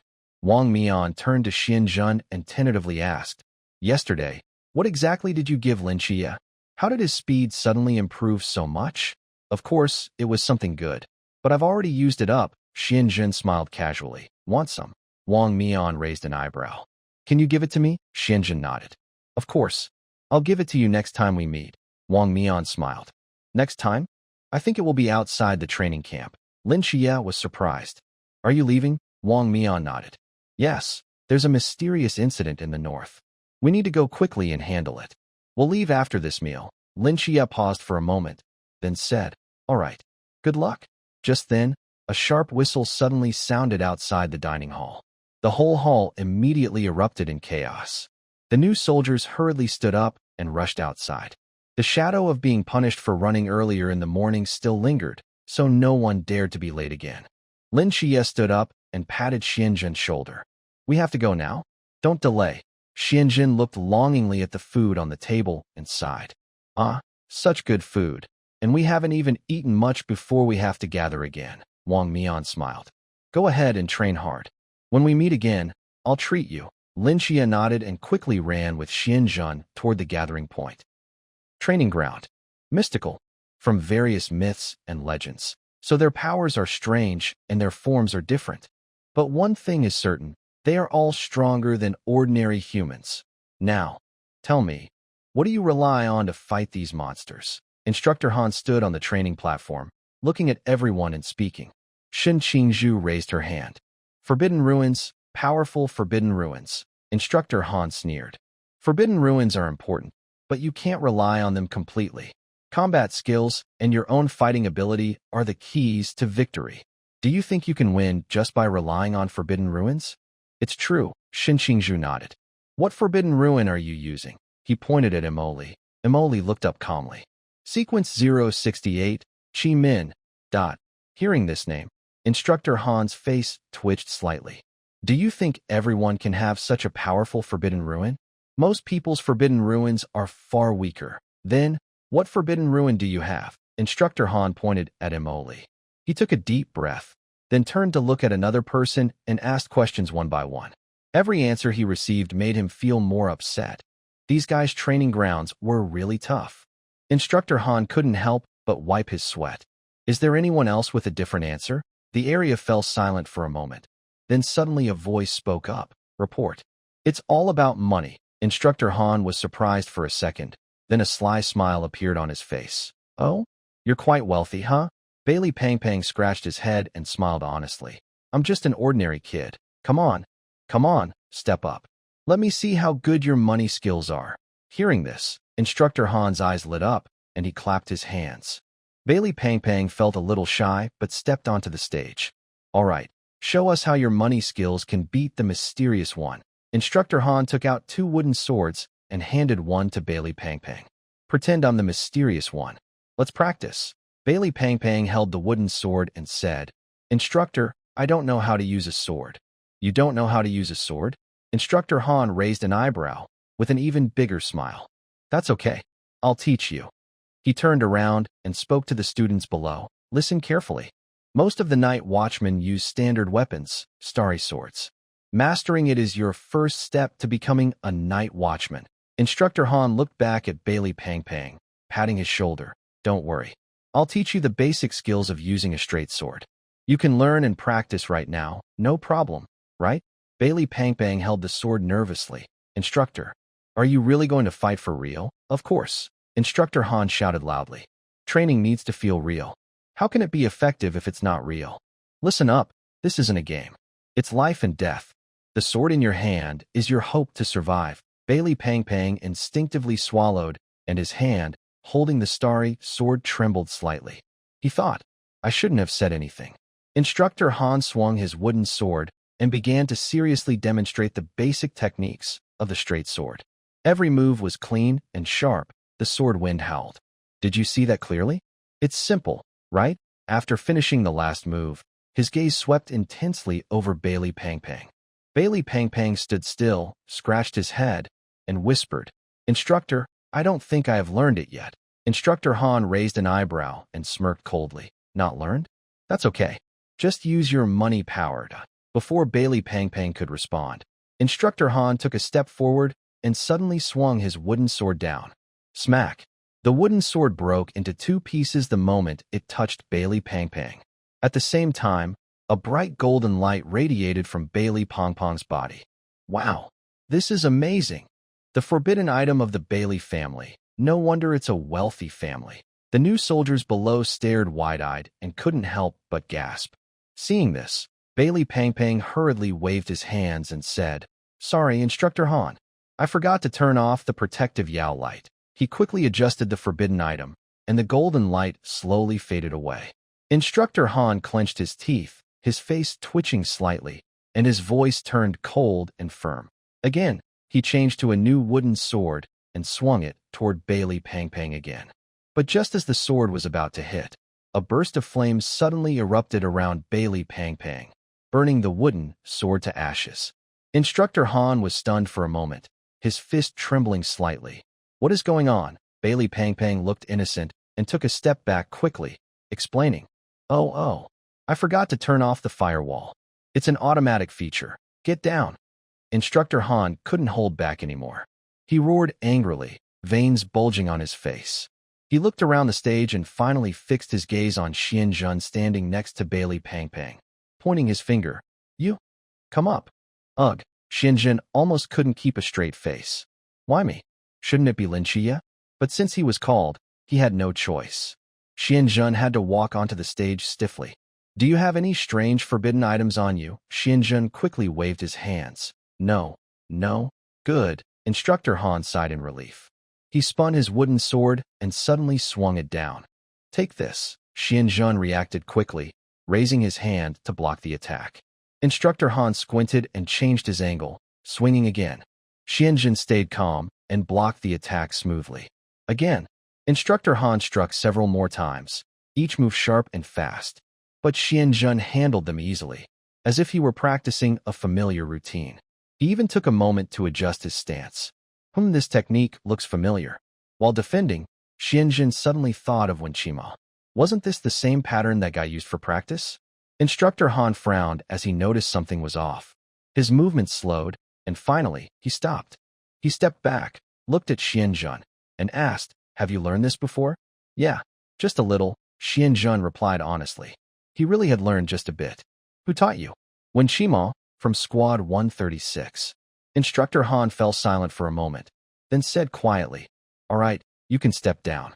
The new recruits below saw the dark look on his face, and all went silent. They could tell the instructor was about to lose his composure. Instructor Han took a deep breath, trying to calm himself. He glanced at the recruits below and muttered to himself for encouragement.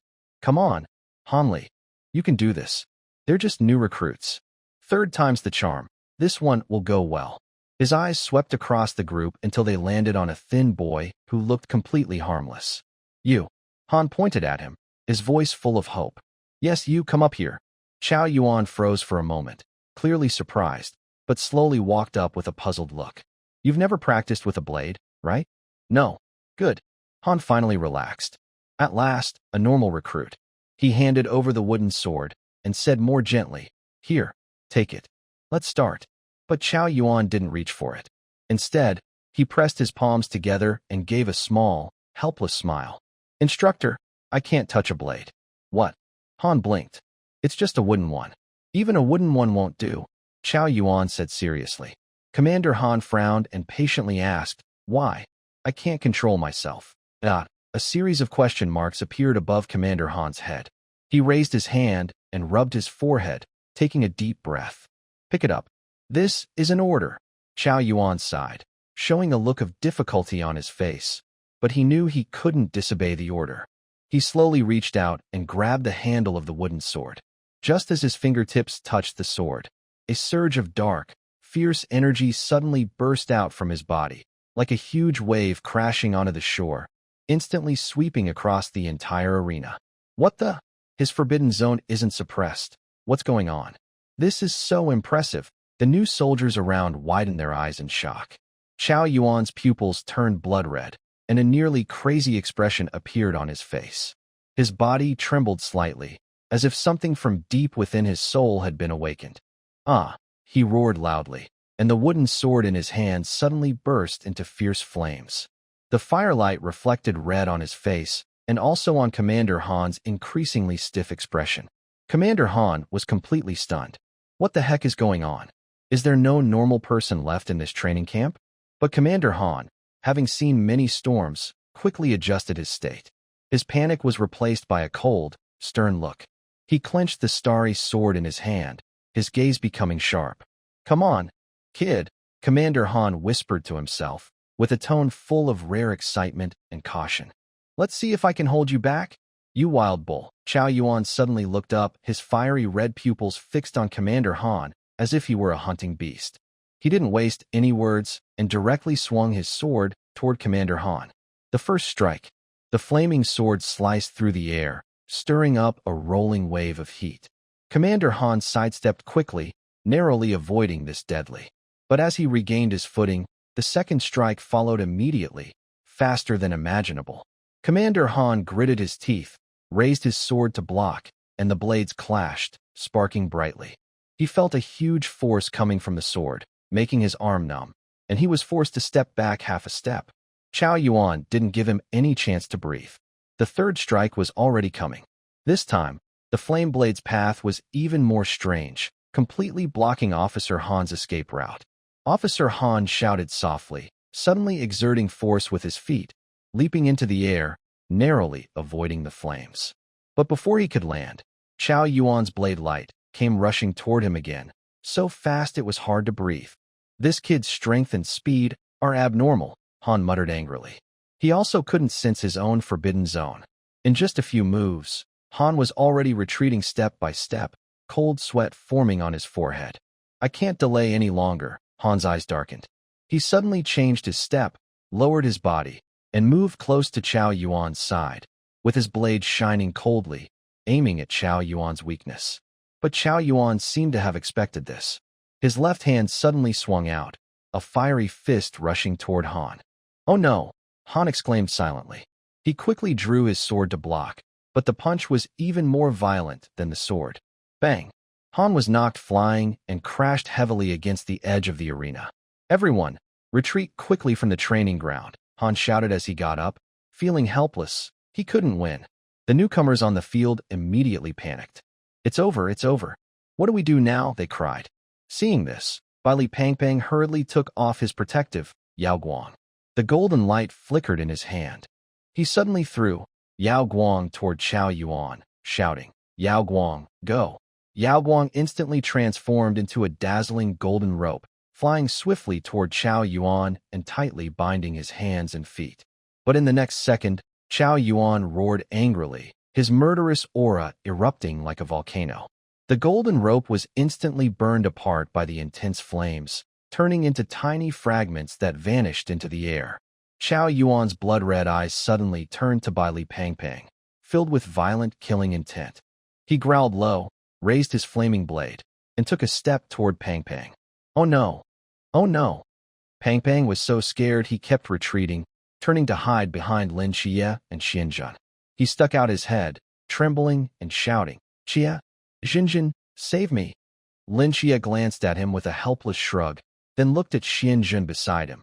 "Should you go, or should I?" Xuanjun glanced calmly at Chao Yuan in the arena and said in a steady voice, "Let me try."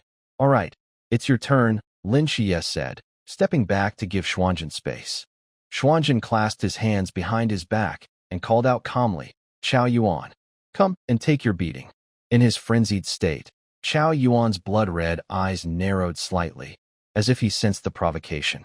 With a furious roar, he stomped the ground, shattering the floor beneath him, and shot toward Xuanjun like a cannonball. The air around him twisted under the force of his fierce energy, and the flames on his blade burned even brighter, as if they could consume everything. Yet Xuanjun remained still, his expression calm.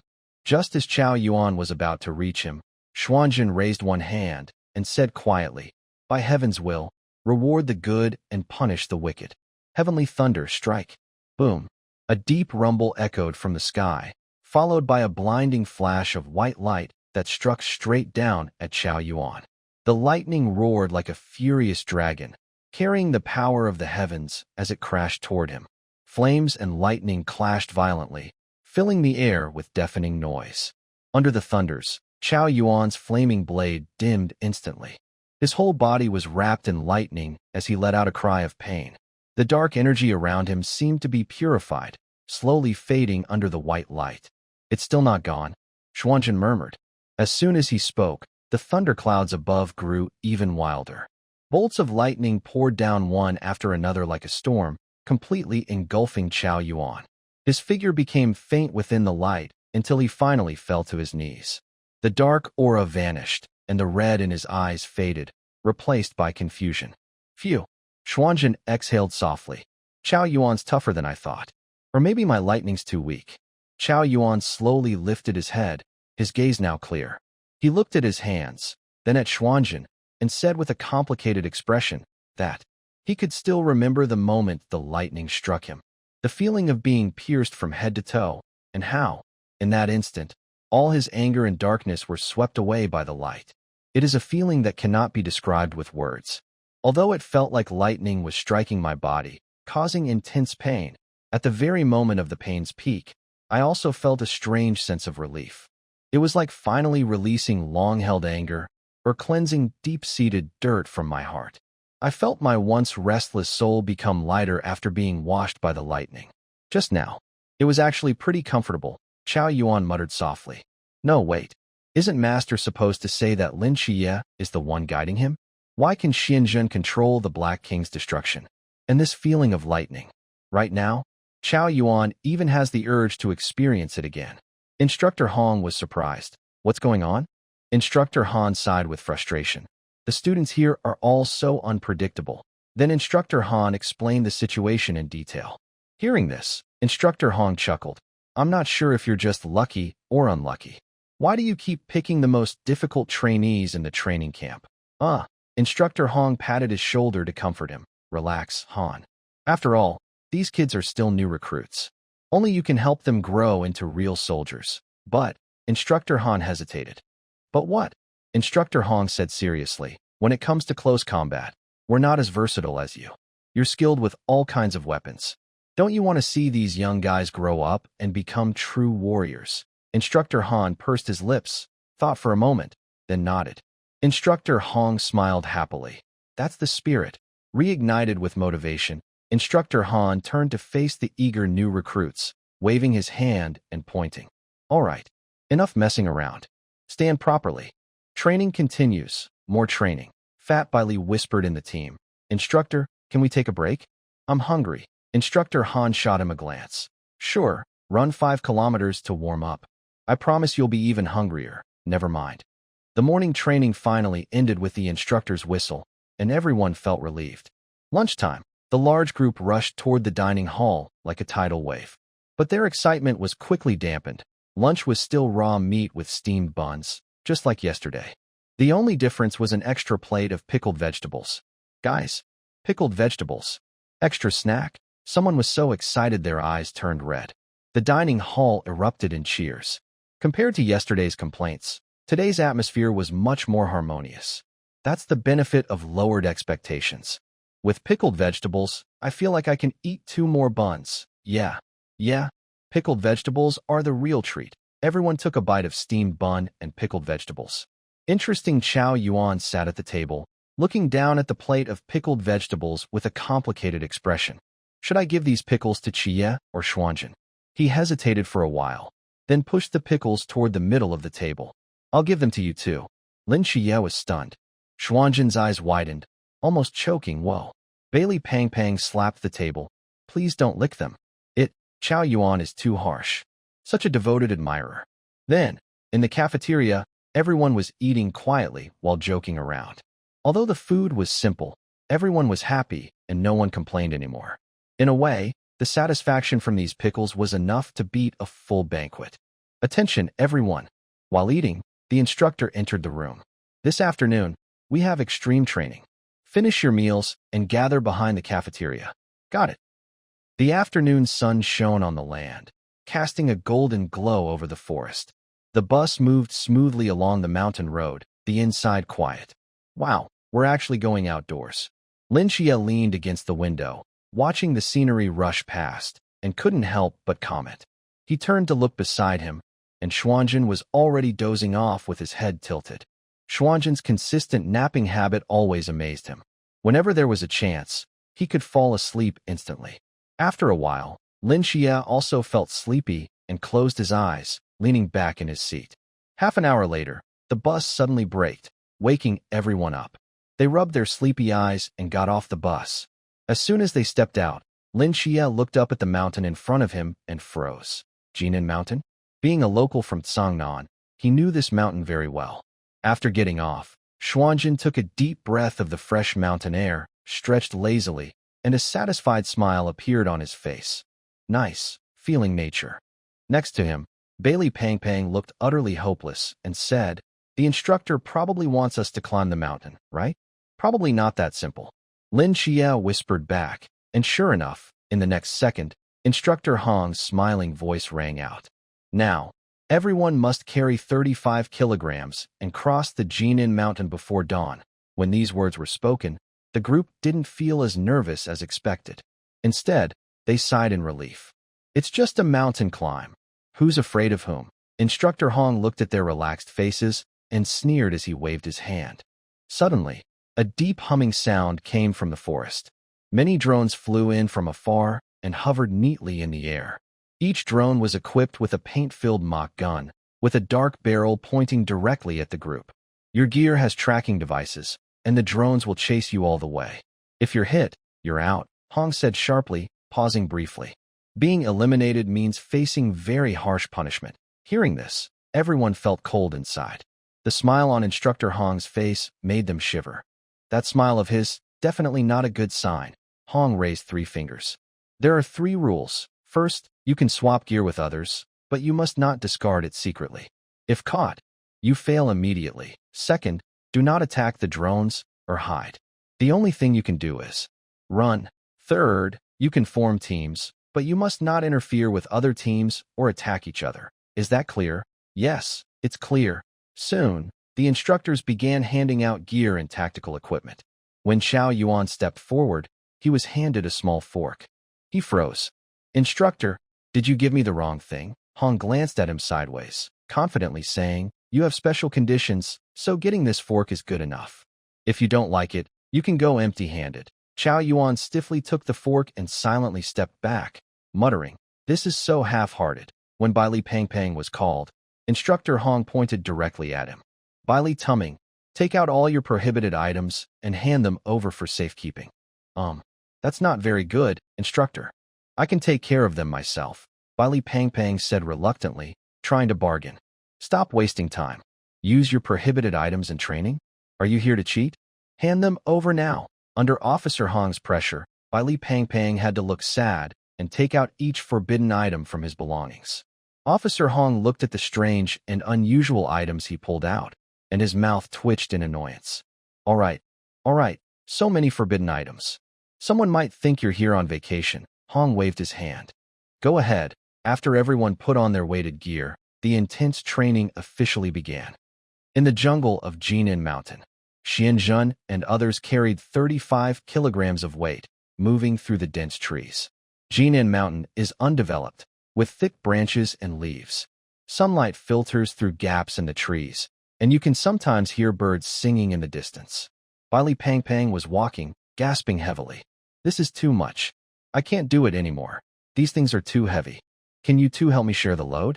Qiye, Xianzhen, he shouted while looking hopefully at the two of them. Lin Qiye decisively refused. No way. Xianzhen cleared his throat, but didn't say anything. Seeing this, Bai Li Pang Pang's eyes lit up. Brother Xianzhen, you can't just stand by and do nothing. Xianzhen stroked his chin. Actually, I am quite willing to help. I knew Brother Xianzhen was the best. Bai Li Pang Pang smiled happily. Xianzhen slowly extended a finger. 1 million. 1 million? Bai Li Pang Pang was stunned. Should I add more? This is too little. So he quickly agreed. All right. No problem at all. Xianzhen's pupils shrank. Wow. He agreed so quickly? Am I going to get less? Buzzing sounds suddenly came from nearby. A drone's shadow passed through the trees, accompanied by the sound of simulated gunfire approaching. Lin Qiye's face changed slightly. The drone is here. Let's go? Xianzhen, don't help him carry it. Pang Pang is very strong. He just likes to slack off. Xianzhen immediately regained his composure. Well said. This isn't about money. It's about principles. He immediately put on a serious face, pretending to be righteous. Pang Pang. Qiye is right. This is training, and you must bear the responsibility yourself. Not carrying your load is for your own good. Bai Li Pang Pang was about to argue, but a drone had already flown overhead, and a sudden burst of gunfire rang out. Run fast. In the next moment, everyone sprinted without stopping to argue. The drone followed closely behind, bullets with paint splattering everywhere. Bai Li Pang Pang, carrying his heavy load, ran at the back, panting heavily. Oh no! Help! Wait for me! Bai Li Pang Pang shouted as he ran, crying out loudly. Lin Qiye turned to look at Pang Pang, smiling slightly. Xianzhen, have you noticed? Even though he's calling for a break, he's actually running quite fast. Xianzhen looked carefully. Although Pang Pang looked messy, his steps were very steady, with no sign of falling behind. Lin Qiye shouted ahead, stop pretending. If you don't speed up, you'll get hit by pain again. After being caught, Bai Li Pang Pang felt a bit embarrassed. I'm just saving some energy. Then he suddenly sped up, like a little calf rushing to the front of the team, leaving Xianzhen and Lin Qiye behind. Xianzhen. Lin Qiye. Xianzhen. Pang Pang. Next time you ask me for help, it won't be at this price. Bai Li Pang Pang turned back and grinned. Brother Xianzhen, I believe in fairness. If there's a next time, we can talk about the price. Just as he finished speaking, a new recruit in the back was hit by a bullet and suddenly fell to the ground. Immediately, Two instructors appeared with mischievous smiles, dragging the recruit into a small forest. Xianzhen and the others looked shocked. This expression, this move, it's too extreme. What? Why do paintball hits make people faint too? Bailey Pangpang looked a bit scared. Let's go quickly. Xianzhen and the others continued along the forest, stepping on dry branches and fallen leaves, and the atmosphere grew tense. Suddenly, a loud broadcast came from afar, deliberately turned up so loud it seemed afraid someone might not hear. This year, the first recruit to be eliminated has been born. The broadcast's tone was playful, with a hint of teasing. Everyone shivered and unconsciously quickened their steps. Wow, could something strange be happening? Bailey Pangpang rubbed his arms nervously. Meanwhile, inside the temporary command tent, Instructor Hong sat with his legs crossed, wearing a mischievous smile. In front of him, a young recruit was tied to a wooden frame, looking very embarrassed. Name, Xiaoyu. Xiaoyu wanted to stay silent, but found he couldn't control himself. The words just came out. Oh no! He felt a sinking feeling, realizing he had just been put on the truth ring. That thing is really creepy. Instructor Hong's smile grew even more mischievous. All right, now tell us the most embarrassing thing you've ever done in your life. Xiaoyu clenched his teeth, sweat breaking out on his forehead. He desperately tried to resist, but the ring's power ruthlessly broke his will. Finally, he opened his mouth tremblingly.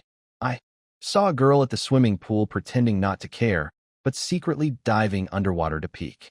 It was too obvious, so I pretended to turn around in the water. As soon as he finished, the atmosphere inside the tent froze.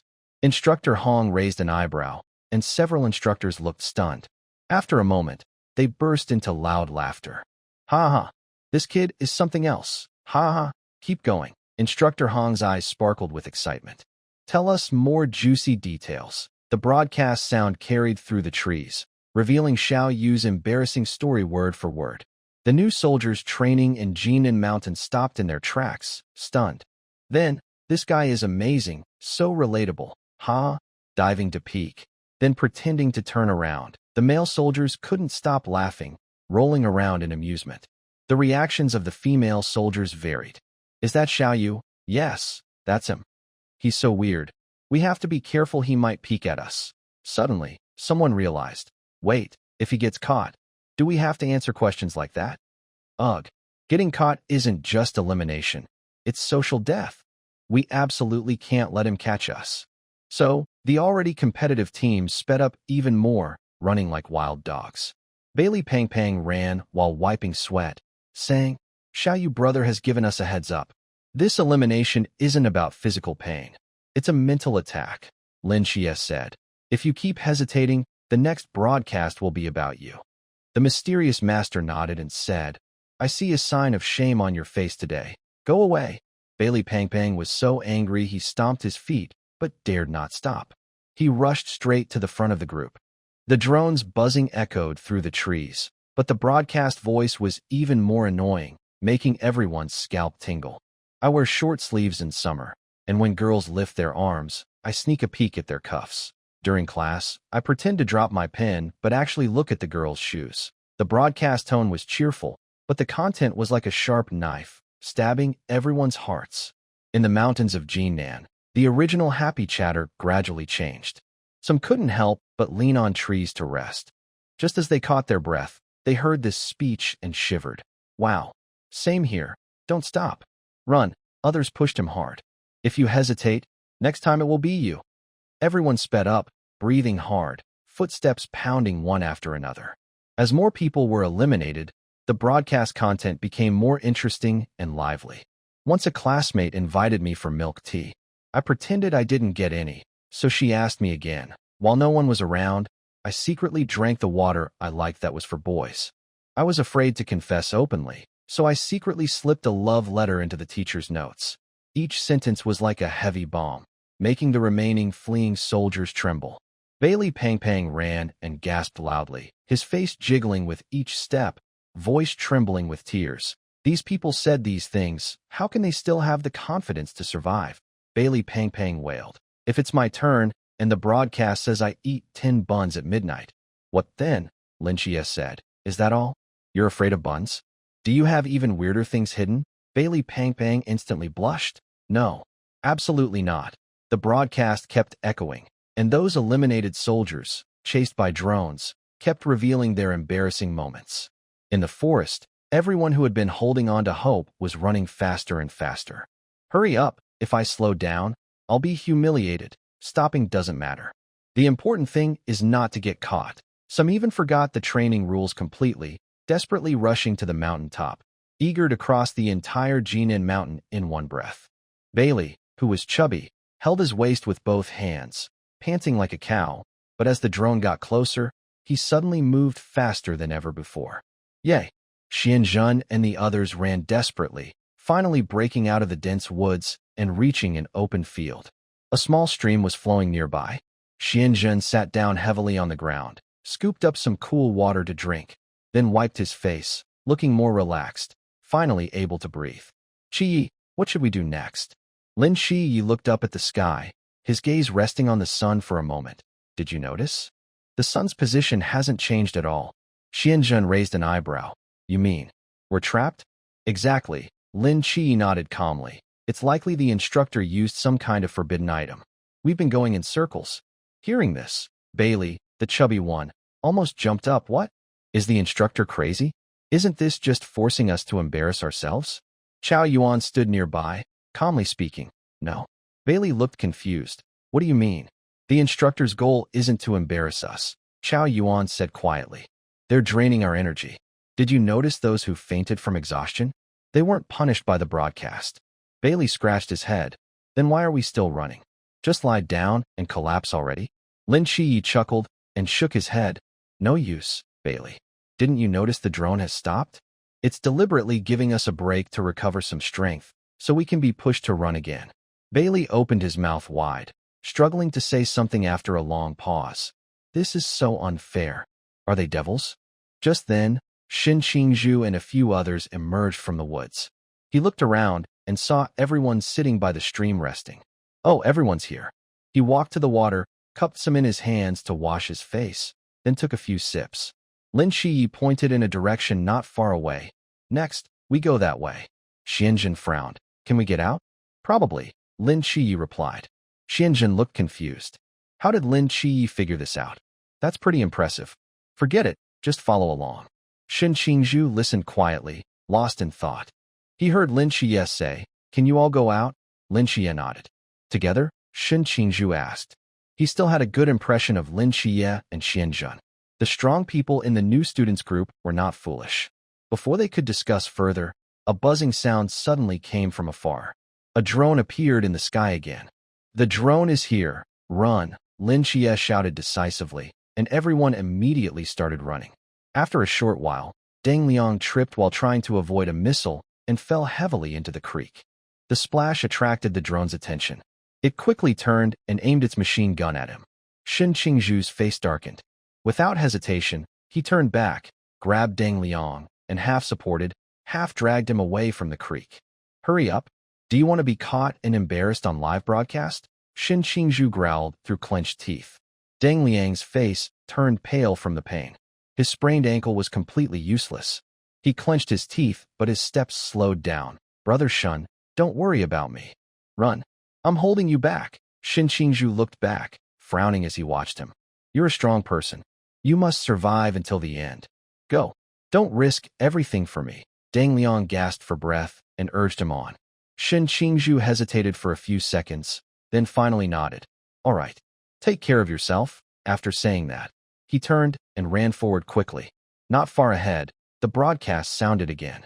The next person to be questioned is Li Liang. Xin Qingzhu's brow furrowed, feeling something was wrong. Li Liang's voice came through the broadcast. I admire Brother Shun the most. Xin Qingzhu. Why? Li Liang's tone became excited. When I was in high school, my brother was bullied by troublemakers. Brother Shun stood up for us and beat those bullies. Because of this, Brother Shun was expelled from school. He could have gone to college. He had great grades. I will remember this forever. Brother Shun is the kindest and most loyal person in the world. Xin Qingzhu listened, his face turning pale and then pale again, almost losing his balance. Why are they punished? They are ruining my reputation. Xin Qingzhu's toes curled inside his shoes. wishing he could tear down the entire house right now. Suddenly, he stopped walking abruptly. I can't abandon my brothers, he shouted. He turned around and ran wildly toward Deng Liang, who was falling behind. At this moment, Deng Liang was lying on the ground, waiting for the drone to arrive.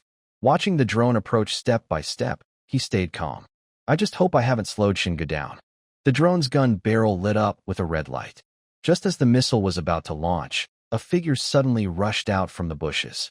Boom! Shen Qingjue leapt like a leopard in front of Deng Liang, raising his arm to block the first missile. Paint splattered everywhere, leaving a red mark on his shoulder. Xinge, what are you doing? Deng Liang was stunned by what he saw. Shen Qingjue turned his head and glared at him. You useless person, Xinge is here to save you. The drone buzzed, adjusting its position, and the gun aimed again. Shen Qingjue growled softly, grabbing a thick stick from the ground and smashing it fiercely at the nearest drone. The first drone shattered, parts scattering everywhere, and the red light went out.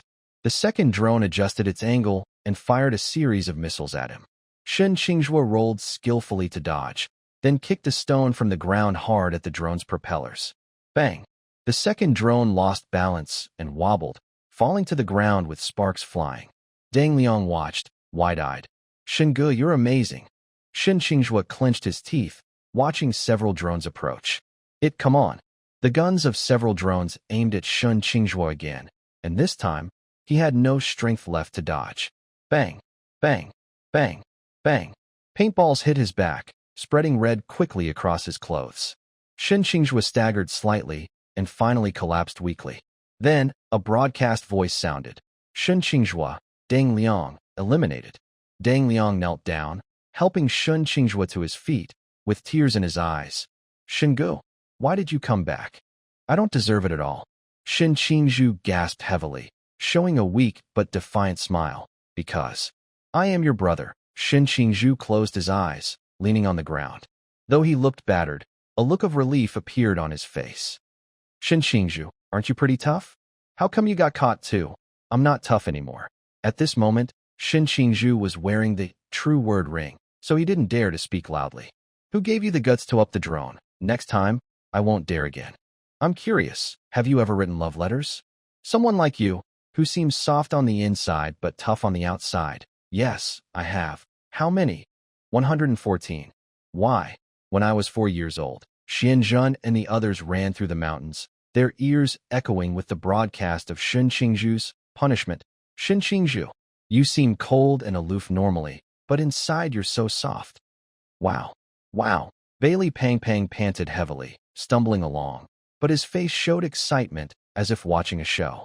I didn't expect this tough guy to have such a side. Soon after, as they ran deeper, the sky darkened, and the scenery of Jinan Mountain grew gloomier.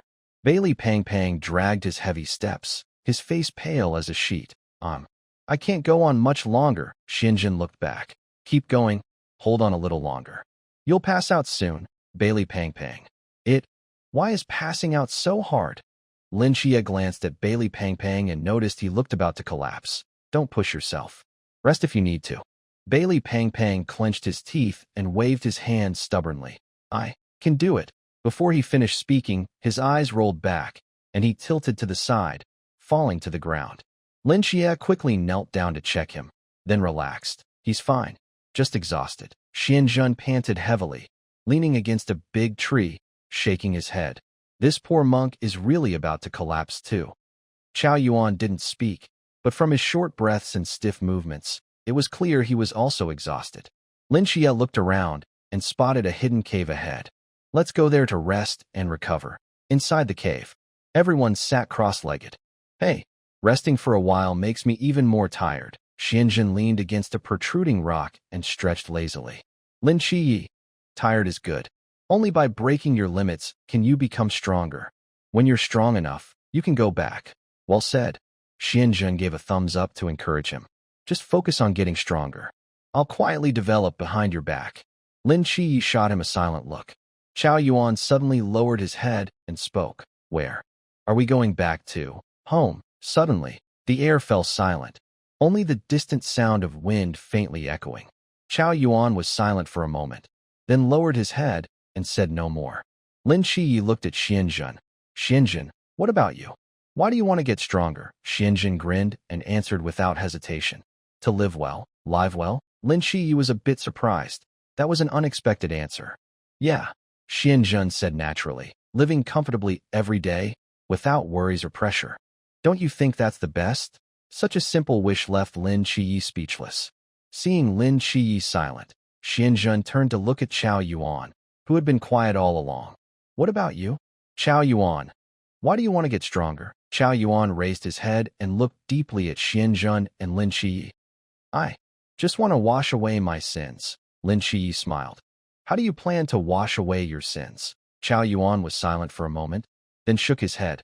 I don't know, but the master told me you could help. All right, I can help you, but you don't need to flatter me so much. Zhao Yuan was stunned. Xianzhen couldn't help but pat Zhao Yuan on the shoulder. Lin Qiye, it means to tell you to be more normal. We are friends. Friends? Zhao Yuan repeated softly, his eyes complicated. That word felt a bit unfamiliar to him. So good. After a short rest, Lin Qiye was the first to stand up, brushing dust off himself. All right, let's go. Xuanzhen leaned against the stone wall, too tired to move, and waved his hand in complaint. Sigh, we just rested for a bit, and now we have to run again. What a life. Zhao Yuan quietly stood up and helped Xuanzhen to his feet. Let's go. The three of them dragged their exhausted bodies forward. The sky had already turned completely dark.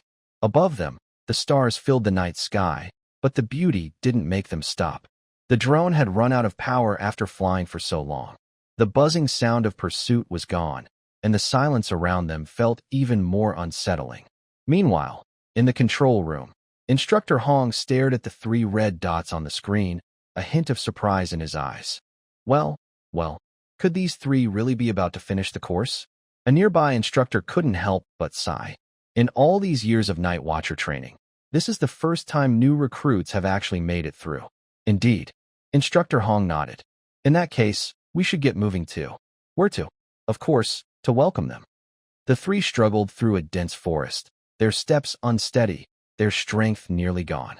When they finally stepped into an open area, a bright light suddenly shone ahead, forcing them to raise their hands to shield their eyes.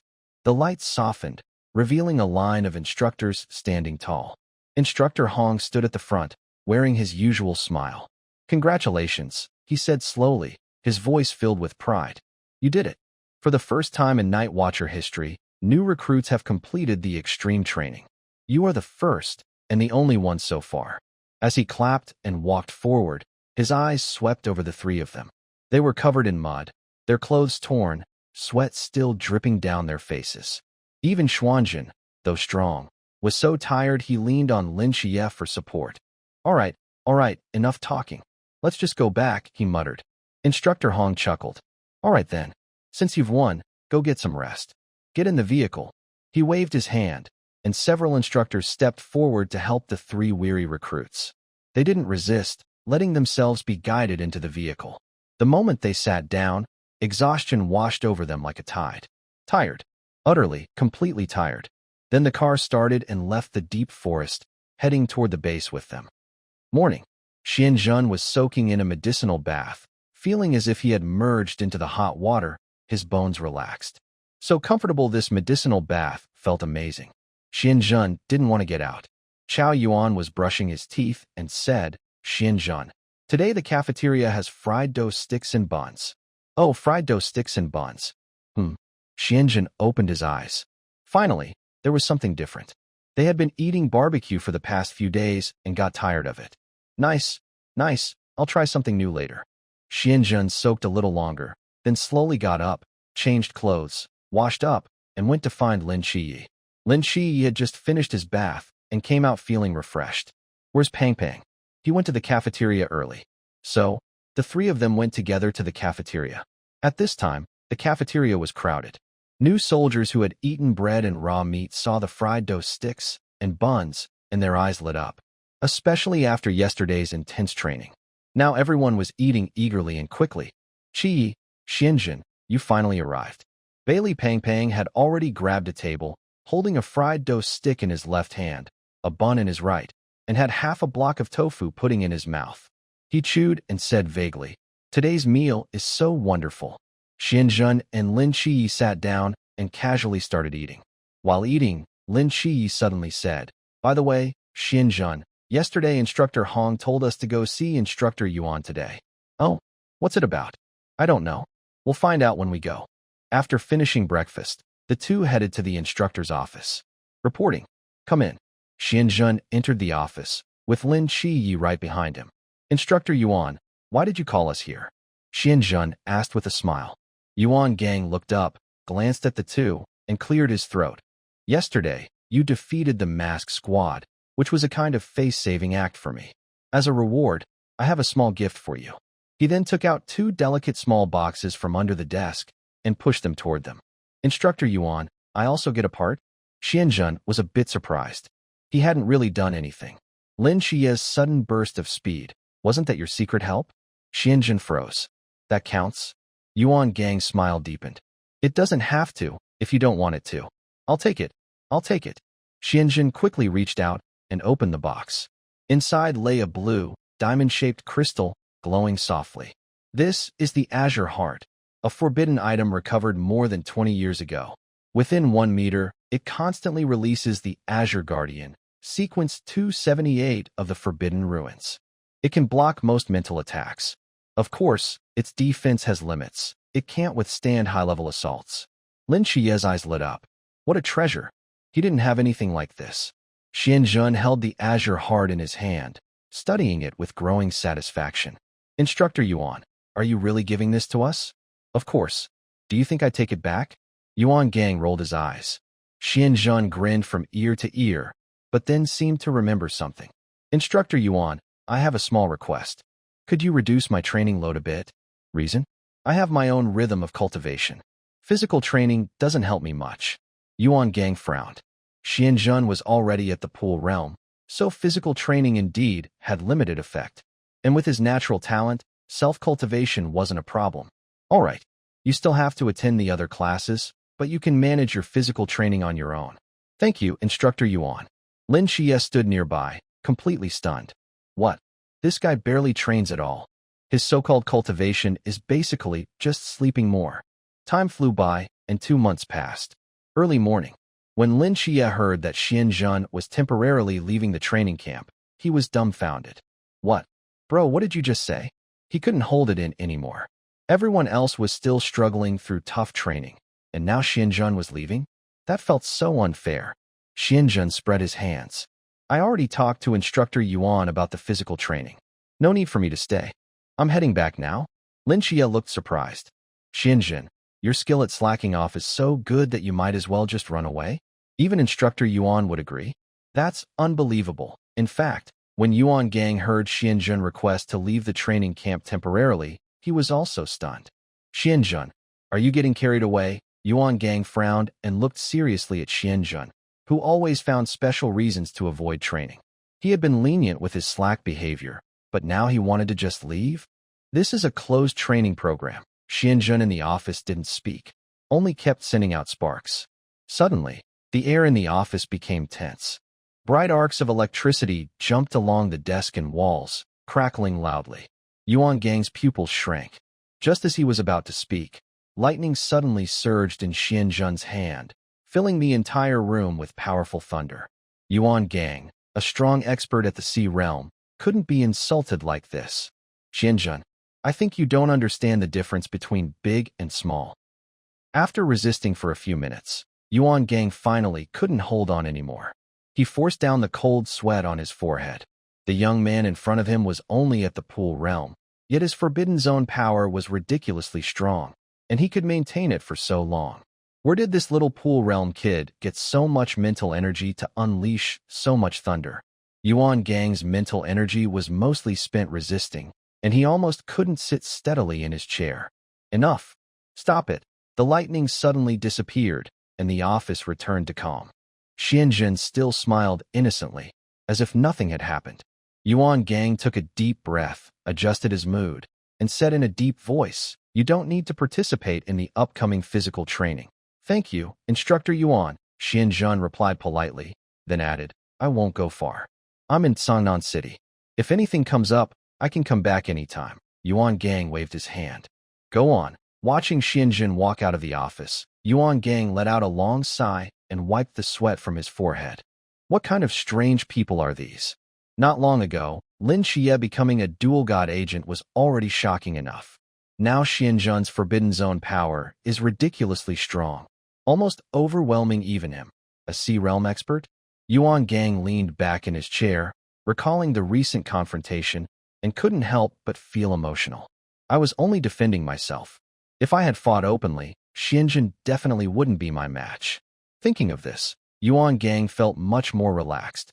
Yes, that's right. Xianjun packed his things and stood at the entrance of the training camp, waving to Lin Qiye. I'm heading home now. Remember to come back early during the break. I'll be waiting for you at home. Lin Qiye leaned against the doorframe, his expression complicated. He was silent for a moment, then lowered his head and slowly clenched his fists. This guy really just left like that. It made me want to leave too. No, I need to train. I want to become stronger. Let's go, let's go. Lin Qiye made up his mind to work harder on his training, to surpass Xianjun. Xianjun didn't say much more. He turned and walked toward the military vehicle parked at the camp entrance, easily slipping into the back seat. The moment the door closed, he leaned back and let out a slight sigh, his gaze sweeping through the car window over the training camp behind him. This place, he would have to leave for now. Ah, how nostalgic. Xianjun's lips curled into a faint smile. But it's about time to get serious. Outside the window, the scenery of the training camp gradually faded away. Xianjun felt a mix of emotions, tinged with excitement. Sangnan City was no longer as peaceful as before. Now, Sangnan City was a place of chaos, with various forces stirring beneath the surface. Since the training camp, too many interesting characters had gathered here. Bailey Pang Pang, the young master of the Bailey Group. A big fat sheep, with a bounty of 800 million on the black market. Members of the ancient divine church hidden in Sangnan City, already eyeing Lin Qiye, the dual god agent, not to mention former criminals, traitors, and undercover agents from various factions pouring into the city nonstop. But none of that mattered now. Xianjun was ready to take bold action and start collecting merits. All the wicked people out there, judgment time has come. Want to be a good person again? Too hypocritical. Eliminate them. Want to turn over a new leaf? Too cunning. Hard to tell truth from falsehood. Kill. Whoever they are, wrongdoers, unforgivable sins. Xianjun seemed to see those restless figures lurking in the darkness, a cold smile appearing at the corner of his mouth. The merit, the monk has arrived. In the car, the soldier in the driver's seat glanced at Xianjun sideways. Seeing him smile so happily, he couldn't help but ask, "Did you get expelled from the training camp?" Xianjun turned his head, speaking casually. "Impossible." The soldier looked suspicious. "I've been on guard duty at the training camp for years, and I've never seen anyone go home after just 2 months of training." Xianjun shrugged lazily, leaning back in his seat. "Haha, you wouldn't understand. New soldiers these days are becoming less disciplined." Xianjun smiled without replying, closing his eyes and leaning against the car window. Soon, the car arrived in Sangnan City. "All right, I can only take you this far. You'll have to take a taxi back." "Okay, thank you." Xianjun got out of the car. In November, the weather in Sangnan City had turned cooler but was not freezing. Pedestrians hurried along the streets, dressed in all sorts of strange ways. Now, it was common to see people wearing padded jackets and short sleeves at the same time. Xianjun leaned against a street lamp, hands in his pockets, waiting for a while. A car quickly stopped in front of him. The door opened, and a graceful figure stepped out. Hong Ying was wearing a white hoodie, with a red inner shirt underneath. She still wore a pair of sneakers, with white socks covering her ankles up to her legs, making her long legs stand out even more. Her outfit was very eye-catching for this weather. Xianjun couldn't help but glance a little longer. "Redding, you're dressed a bit too boldly. Aren't you cold on the bottom?" Xianjun spoke first, unable to resist teasing her. Her outfit was indeed quite daring. Is she deliberately going against the weather? What if she gets cold and catches a cold later? Hong Ying paused, lowered her eyes to look at her outfit, then looked up at Xianjun with a slight blush on her cheeks. "What are you looking at?" She raised her hand and patted Xianjun on the shoulder. Xianjun smiled, taking a step back and pretending to surrender. "Redding, Is this how you welcome a returning traveler? Hey, don't hide. I'm just dusting off to show my welcome. Wow. After some guidance, Hong Ying finally lowered her hand. Her tone shifted, and her expression became more serious. Tell me, why did you come back all of a sudden? Because I missed you. Hong Ying was surprised, then quickly glared at Xianzhen.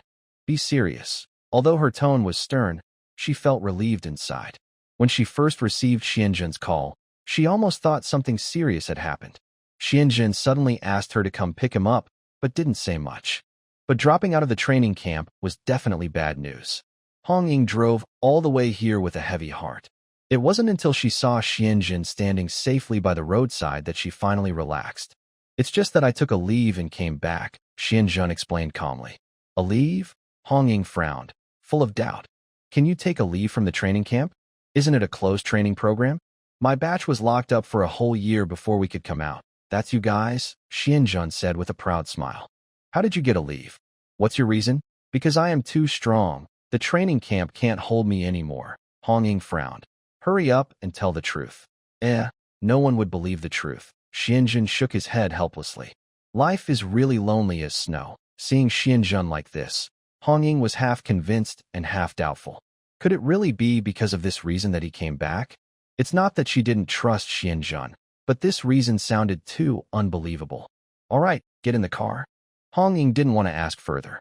She pointed at the car and turned to get into the driver's seat first. Let's go back to the base first. Seeing this, Xianzhen sat in the passenger seat. At the Peace Affairs office, everyone sat in a circle, all eyes focused on Xianzhen. After Xianzhen finished explaining, so, Chenmai looked incredulous. Are you saying you just walked out of Yuan Gang's hands? Xianzhen nodded. Yes. Wow. Chenmai took a deep breath. A pool realm cultivator actually managed to walk out of the sea realm's hands. That's incredible. You're amazing, Xianzhen, Wen Qima said excitedly. You really made us proud this time. Si Xiaonan looked envious. So strong. Wu Xiangnan smiled and nodded. It seems our night watch team from Cangnan is about to become famous. One Lin Qiye, one Xianzhen. Both are extraordinary. When mentioning Lin Qiye, Chenmai's face darkened, and he frowned. By the way, any news about those people we've been watching recently? Lung Xian shook his head. Not yet. Keep watching. Report immediately if there's any movement. Understood. Seeing this, Xianzhen raised an eyebrow. What's wrong? Did something happen? Chenmai's gaze sharpened, and his tone grew serious. Lin Qiye's dual god proxy identity has been exposed. Now, Cangnan City is a mess. I suspect the ancient god church people can't hold back anymore. They might make a move. Xianzhen's eyes turned cold, and he sounded a bit excited. In that case, why don't we strike first? No, that's not possible. Wu Xiangnan shook his head in refusal.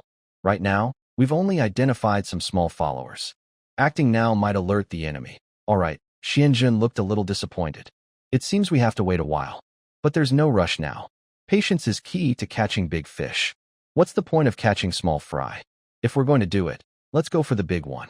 Enough talk about this. Xianzhen, you haven't had lunch yet, right? Let's go out and eat well. My treat. Hong Ying interrupted everyone with a smile. Yay. After lunch, the office was relaxed and cheerful. Xianzhen leaned back on the sofa, animatedly sharing funny stories from his training camp experiences. Of course, these stories had some acting involved. Most of Xianzhen's days were spent relaxing and goofing off. Wow, that's great. Hong Ying listened eagerly, with a hint of nostalgia in her eyes. It makes me think of my training days. Those times felt so fulfilling. Si Xiaonan shook her head. Hong Ying, you're probably romanticizing it. I definitely don't want to go back to those days. I was exhausted every single day. You can't say that. Xianzhen looked at her seriously. Getting tired is okay. Only by working hard can you become stronger. No pain, no gain. Xiaonan, your mindset still needs improvement. As a night watcher, you can't complain about being tired. That's right. Hong Ying supported him. Si Xiaonan. By the way, what have you all been doing lately? Hong Ying shrugged. What else? Wen Qima and Lung Xian go out every day, watching suspicious targets. The rest of us stay at the office, taking small jobs to pass the time. Xianzhen raised an eyebrow. Sounds like life is pretty comfortable. Do you even have free time? What's so comfortable about it? Hong Ying pouted in dissatisfaction. Too much free time is actually uncomfortable. We have nothing to do all day except training, and there's nowhere to burn off energy. It's driving me crazy, Xianjun chuckled. Hong Ying, you have so much energy. Want me to share some? Hong Ying was surprised and snorted. Share? How do you want to share? Or maybe we should practice together. No. No. They were interested in practicing other skills, but fighting was not on the list. Xianjun waved his hand and changed the subject. How is Brother Zhao doing? Is he recovering well? He's doing pretty well, Hong Ying said when mentioning Zhao Kongcheng, with a hint of helplessness in her tone. But old Zhao is too stubborn. The doctor told him to rest properly, but he refuses. He keeps thinking about getting out of bed and walking around. He even said, lying around will make me useless. Hearing this, Xianjun frowned slightly. Brother Zhao still needs to rest and recover, right? Doing rehab too early might be counterproductive. Exactly. Since I'm back now, why don't we go see him? Si Xiaonan interrupted. Good idea. We haven't visited Brother Zhao this week. All right. Hong Ying clapped her hands and stood up. Let's go. Xianjun smiled slightly. Okay, let's go. They left quickly, and within a short time, the three of them drove to the hospital. Hospital. Xianjun pushed open the door, and Zhao Kongcheng looked up smoothly when he saw him. He was momentarily stunned. Xianjun? In the next second, his eyes widened in surprise. What the? You're back? Weren't you at the training camp? He was about to sit up. Hey, Brother Zhao, don't rush. Just lie down. Xianjun hurried forward, gently pressing his shoulder and softly persuading him. Redding also went over, skillfully adjusting the angle of the hospital bed so that Zhao Kongcheng was half sitting and half lying. You can't argue. Old Zhao probably won't just lie still quietly. Zhao Kongcheng was taken aback by this, then awkwardly smiled. Lying down for too long isn't good. He leaned against the bed, trying to sound relaxed. Although the doctor repeatedly told him to rest quietly, Zhao Kongcheng couldn't stand lying in bed without moving for a long time. If he could sit, he would never lie down. Everyone, sit down. Don't stand. Zhao Kongcheng waved his hand to invite a few people to sit. Xianjun and Hong Ying sat down. Xianjun looked at Zhao Kongcheng, saw he looked pretty good, and smiled. Big Brother Zhao, you're recovering quickly. You look full of energy. That's right. Zhao Kongcheng said proudly. You've got to see who I am. My recovery power is amazing. He paused, then changed the subject back to Xianjun. Don't talk about me. What's going on with you? Why did you come back suddenly? I took leave to come back, Xianjun answered casually. But before Zhao Kongcheng could ask more, he added, the recent special physical training isn't useful to me anymore, so I asked for leave from the instructor. Not useful? Zhao Kongcheng frowned, surprised. You've already become this strong? If physical training isn't useful, I can practice other things.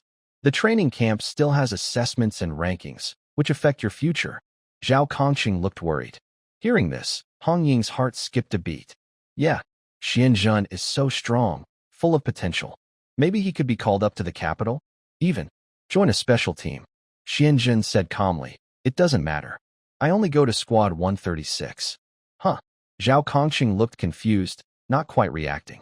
Hong Ying's face remained calm, but her heart was racing a little faster. Xianjun looked at everyone. We are comrades, aren't we? When he said this, Zhao Kongcheng was stunned for a moment, then showed a bright smile. With your growth rate, we might just hold you back. Cough, cough. Hong Ying cleared her throat lightly, pouting in defiance.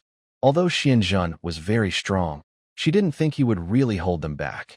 Xianjun looked at Hong Ying and then glanced at Zhao Kongcheng, speaking confidently. Don't worry, Brother Zhao. I will help you. Remember, I still have talismans. Moreover, he hadn't unlocked the skill, Scatter Beans to form soldiers yet. Once he unlocked Scatter Beans to form soldiers, he didn't know how powerful he would become. And as his rank keeps increasing, maybe he could develop even more amazing abilities. The Thunder Department is in charge of controlling thunder and lightning.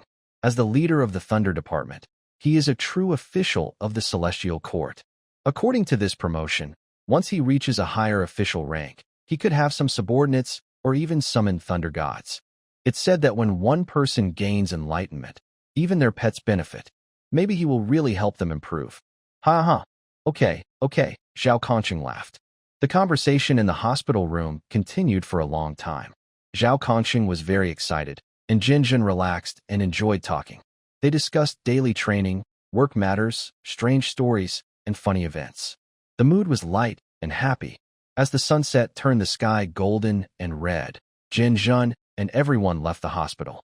When they returned to the office, they sat in the lobby, ready to rest, when suddenly, hurried footsteps came from outside. Big Sister Hong Ying, a team member, rushed in, looking nervous, holding a tablet. We just received an alert. There's a huge lizard outside the city. A huge lizard? Hong Ying raised an eyebrow. Yes, the team member panted, continuing. It went into a house and swallowed half a pig.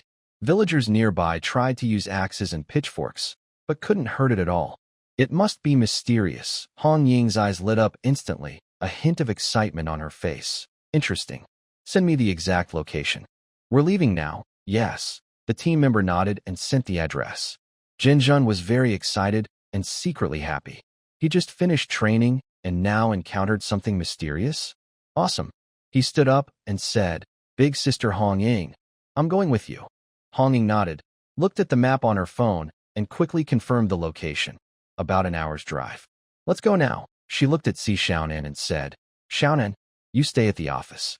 Xuanjin and I will go this time. Really? Si Xiaonan was stunned, her face falling into a sad expression, showing she felt upset. When Xuanjin returned, it seemed she had nothing to do with her anymore. Xuanjin glanced at her with a slight smile, but said nothing, just skillfully started packing her gear.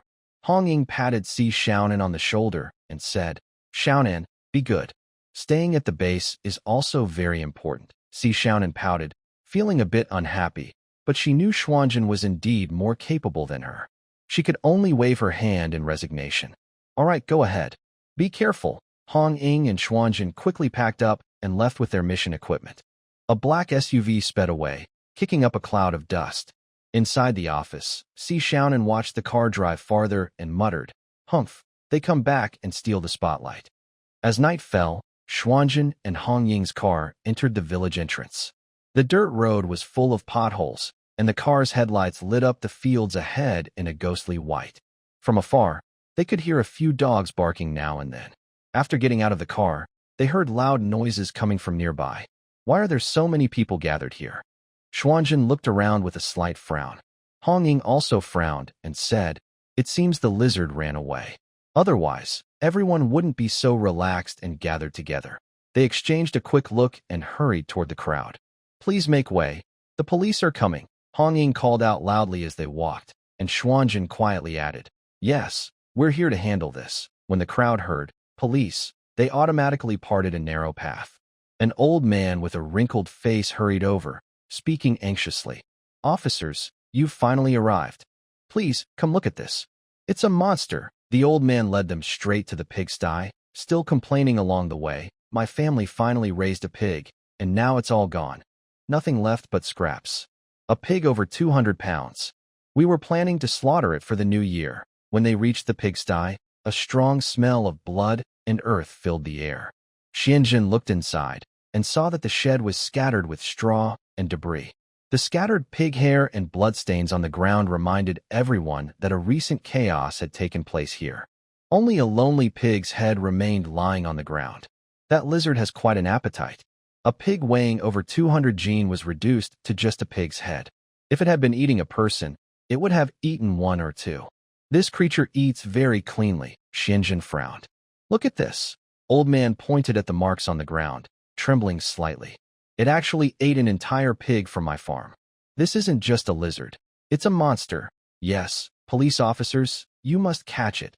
This thing is too scary. Trying to stab it with a steel fork is like stabbing a stone. Completely useless. Today it eats pigs, tomorrow it might eat people. The villagers gathered around, speaking excitedly and nervously. Many people now felt a bit scared. Fortunately, the lizard ran away right after eating the pig. If it hadn't been full and came back to eat people, the consequences would have been terrible. Hong Ying raised her hand to signal everyone to be quiet. Everyone stay calm. We've taken over this case and will handle it as soon as possible. Now, please go home and stay alert. Try not to stay outside alone. Her words reassured many, but most people's eyes still showed doubt and worry. That lizard might be invincible. Could these two young people really handle it? Xianjun stood in front of the pig pen, looking at the damaged corner of the wall. He pointed to the messy marks on the ground. Senior Sister Hong Ying, the lizard probably escaped through this hole. Hong Ying looked in the direction he pointed. Sure enough, there were deep claw marks at the edge of the hole, stretching into the darkness ahead. It seems tonight we'll need to put in more effort. Interesting. Xianzhen's lips curled into a slight smile of excitement. Let's go. Chase it. The two followed the trail left by the lizard, passing around the village and reaching a hilly area. It probably went up the mountain, Xianzhen said, looking at the small hill in front of them. Hong Ying frowned, raising her head to look at the darkened covered by night. This is going to be difficult. It's so dark. How do we find it? Xuanzhen smiled mysteriously, his hands in his pockets. Don't worry, I'll find it. Hong Ying looked puzzled and stared at his profile. Do you have another plan? Xuanzhen kept her guessing and said calmly, First, we go up the mountain. The mountain path was steep and silent, with only the sound of wind rustling through the leaves. Xuanzhen walked ahead. Suddenly, his eyes glowed with golden light, shining brightly in the darkness. Hong Ying followed closely behind. Seeing this, she was startled. What kind of power is that? That glowing eye ability shouldn't come from the commanding thunder skill, right? Just how many hidden powers does Xuanzhen have? First the talismans, and now this golden light. Hong Ying's feelings grew complicated. Earlier that day, she had confidently believed that even if she wasn't as strong as Xuanzhen, at least she wouldn't slow him down. But now, she began to doubt herself. It wasn't that she was weak. Xuanzhen was simply too strong. At that moment, Xuanzhen activated his judgment of good and evil ability. His gaze swept around like a searchlight. Well now, he murmured with a faint smile, no trace of dark energy. That little lizard sure knows how to hide. Little lizard, come out quietly and let me capture you. The sooner I do, the sooner I can go home and sleep in tomorrow. The golden light flickered again and again, but the forest remained silent, showing no sign of movement. Where else could that lizard be hiding? Xuanzhen frowned slightly and stopped walking. Hong Ying looked at his back and asked, What is it? Found anything? Xuanzhen rubbed his chin, sounding puzzled. Still nothing. Could that lizard actually be smart enough to avoid us? Hong Ying frowned lightly, scanning the clearing ahead. It ate the pig and ran away. If it's hiding now, maybe it really does have some intelligence. A creature with intelligence was always the hardest to deal with. One mistake could lead to serious harm. The Nanda serpent demon from last time was a perfect example. Intelligent, yes, but not too much. Xianzhen spoke firmly, interrupting her thoughts. If that mysterious creature is truly intelligent, it wouldn't be foolish enough to show itself to the villagers. It must appear only in the middle of the night. That makes sense. The night wind grew cooler, rustling the leaves. The breeze lifted Hong Ying's hair slightly, making the strands dance in the air. Xianzhen glanced at her, thought for a moment, and suggested, Hong Ying, why don't we head down the mountain first? We probably won't find anything tonight. Hong Ying didn't answer right away. She stood quietly, thinking. Her brows stayed slightly furrowed.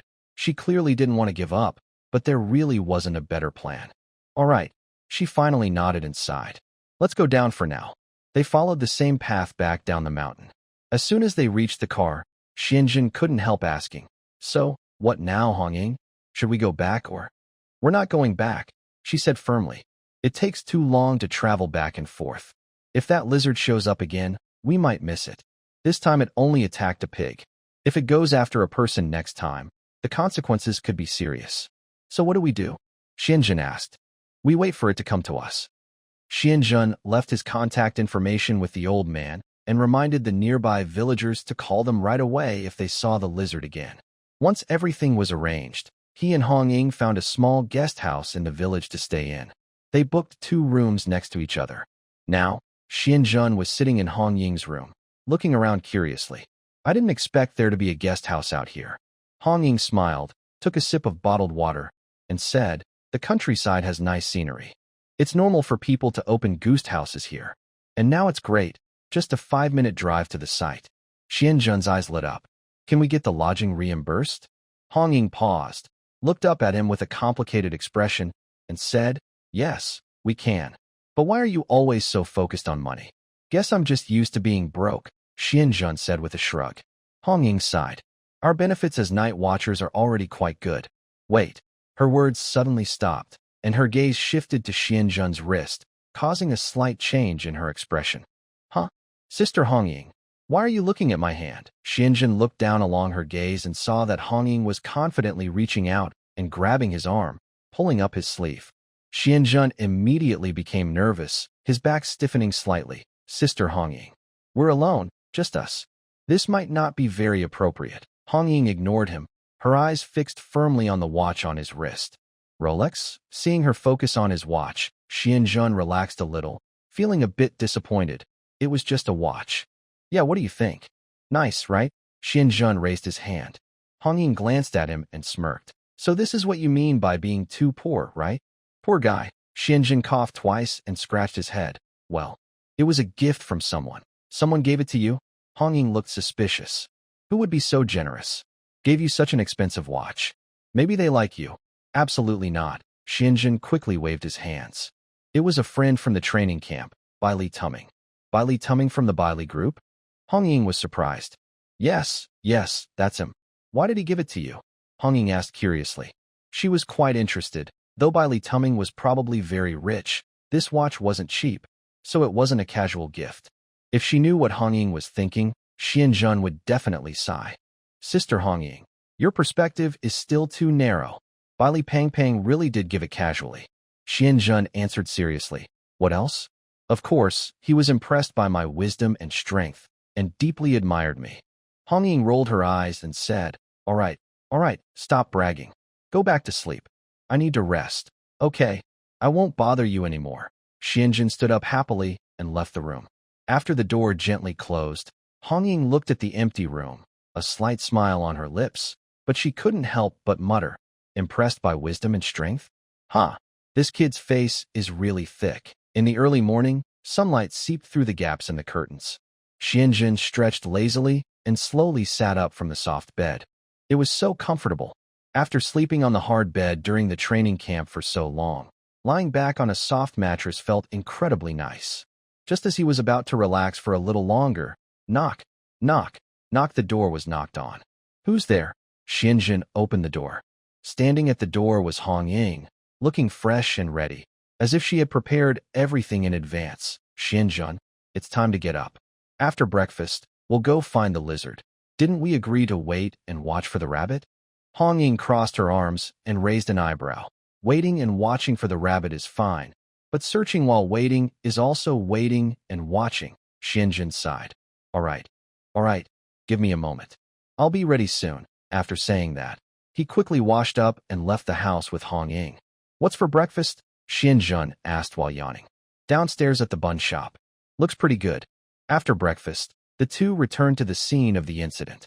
The morning light had just appeared, and the fields and small hills around the village were bathed in a faint golden glow. The air was filled with the fresh scent of earth. Hongying stood in the direction where the lizard had escaped yesterday. After looking around, she turned to Xianzhen and asked, Should we bring the void domain? What if the lizard runs away again? Hearing this, Xianzhen smiled confidently. Impossible. When I make a move, there's no chance for it to escape. As long as that lizard shows itself, I can make it vanish in an instant. Hongying glanced at Xianzhen. All right, then let's just look around and see if we can find its hiding place. Okay. The two followed the trail they checked last night and continued searching nearby. At noon, Xianzhen sipped the bottled water he carried and looked at the still fruitless search site, sighing. Hongying, do you think? Maybe that lizard already ran far away? Hongying stopped and frowned slightly. Although she didn't want to admit it, she had to agree that Xianzhen's words made sense. They had searched thoroughly for so long and found no trace. This lizard was very fast. The villagers had already said it disappeared in the blink of an eye. Plus, since so much time has passed, he might have already run far away. If that's true, what should we do next? Hongying's tone was a bit unwilling. After all, it was a shame for a guardian to let a mysterious person slip away right under their nose. Xianzhen didn't answer immediately, but thought for a moment with his head bowed. Suddenly, a thought flashed through his mind. And Qingyu, that kid probably now controls a large army of mice, right? With an army of mice, and Qingyu can keep track of every movement in Songnan City. If something mysterious appears, and Qingyu might notice it even earlier than the guardians. Xianzhen said. Hong Ying, let's go back to the city. Hong Ying was stunned, looking confused. Huh? Back to the city? Do you think the lizard has already run there? I don't know. So, what then? Xianzhen's lips curled into a slight smile. I have a way to find that lizard. Huh? Hong Ying still looked confused. Xianzhen nodded confidently. Trust me, Hong Ying. This time, it will work. Hong Ying stared at him for a few seconds, unsure of what Xianzhen was planning.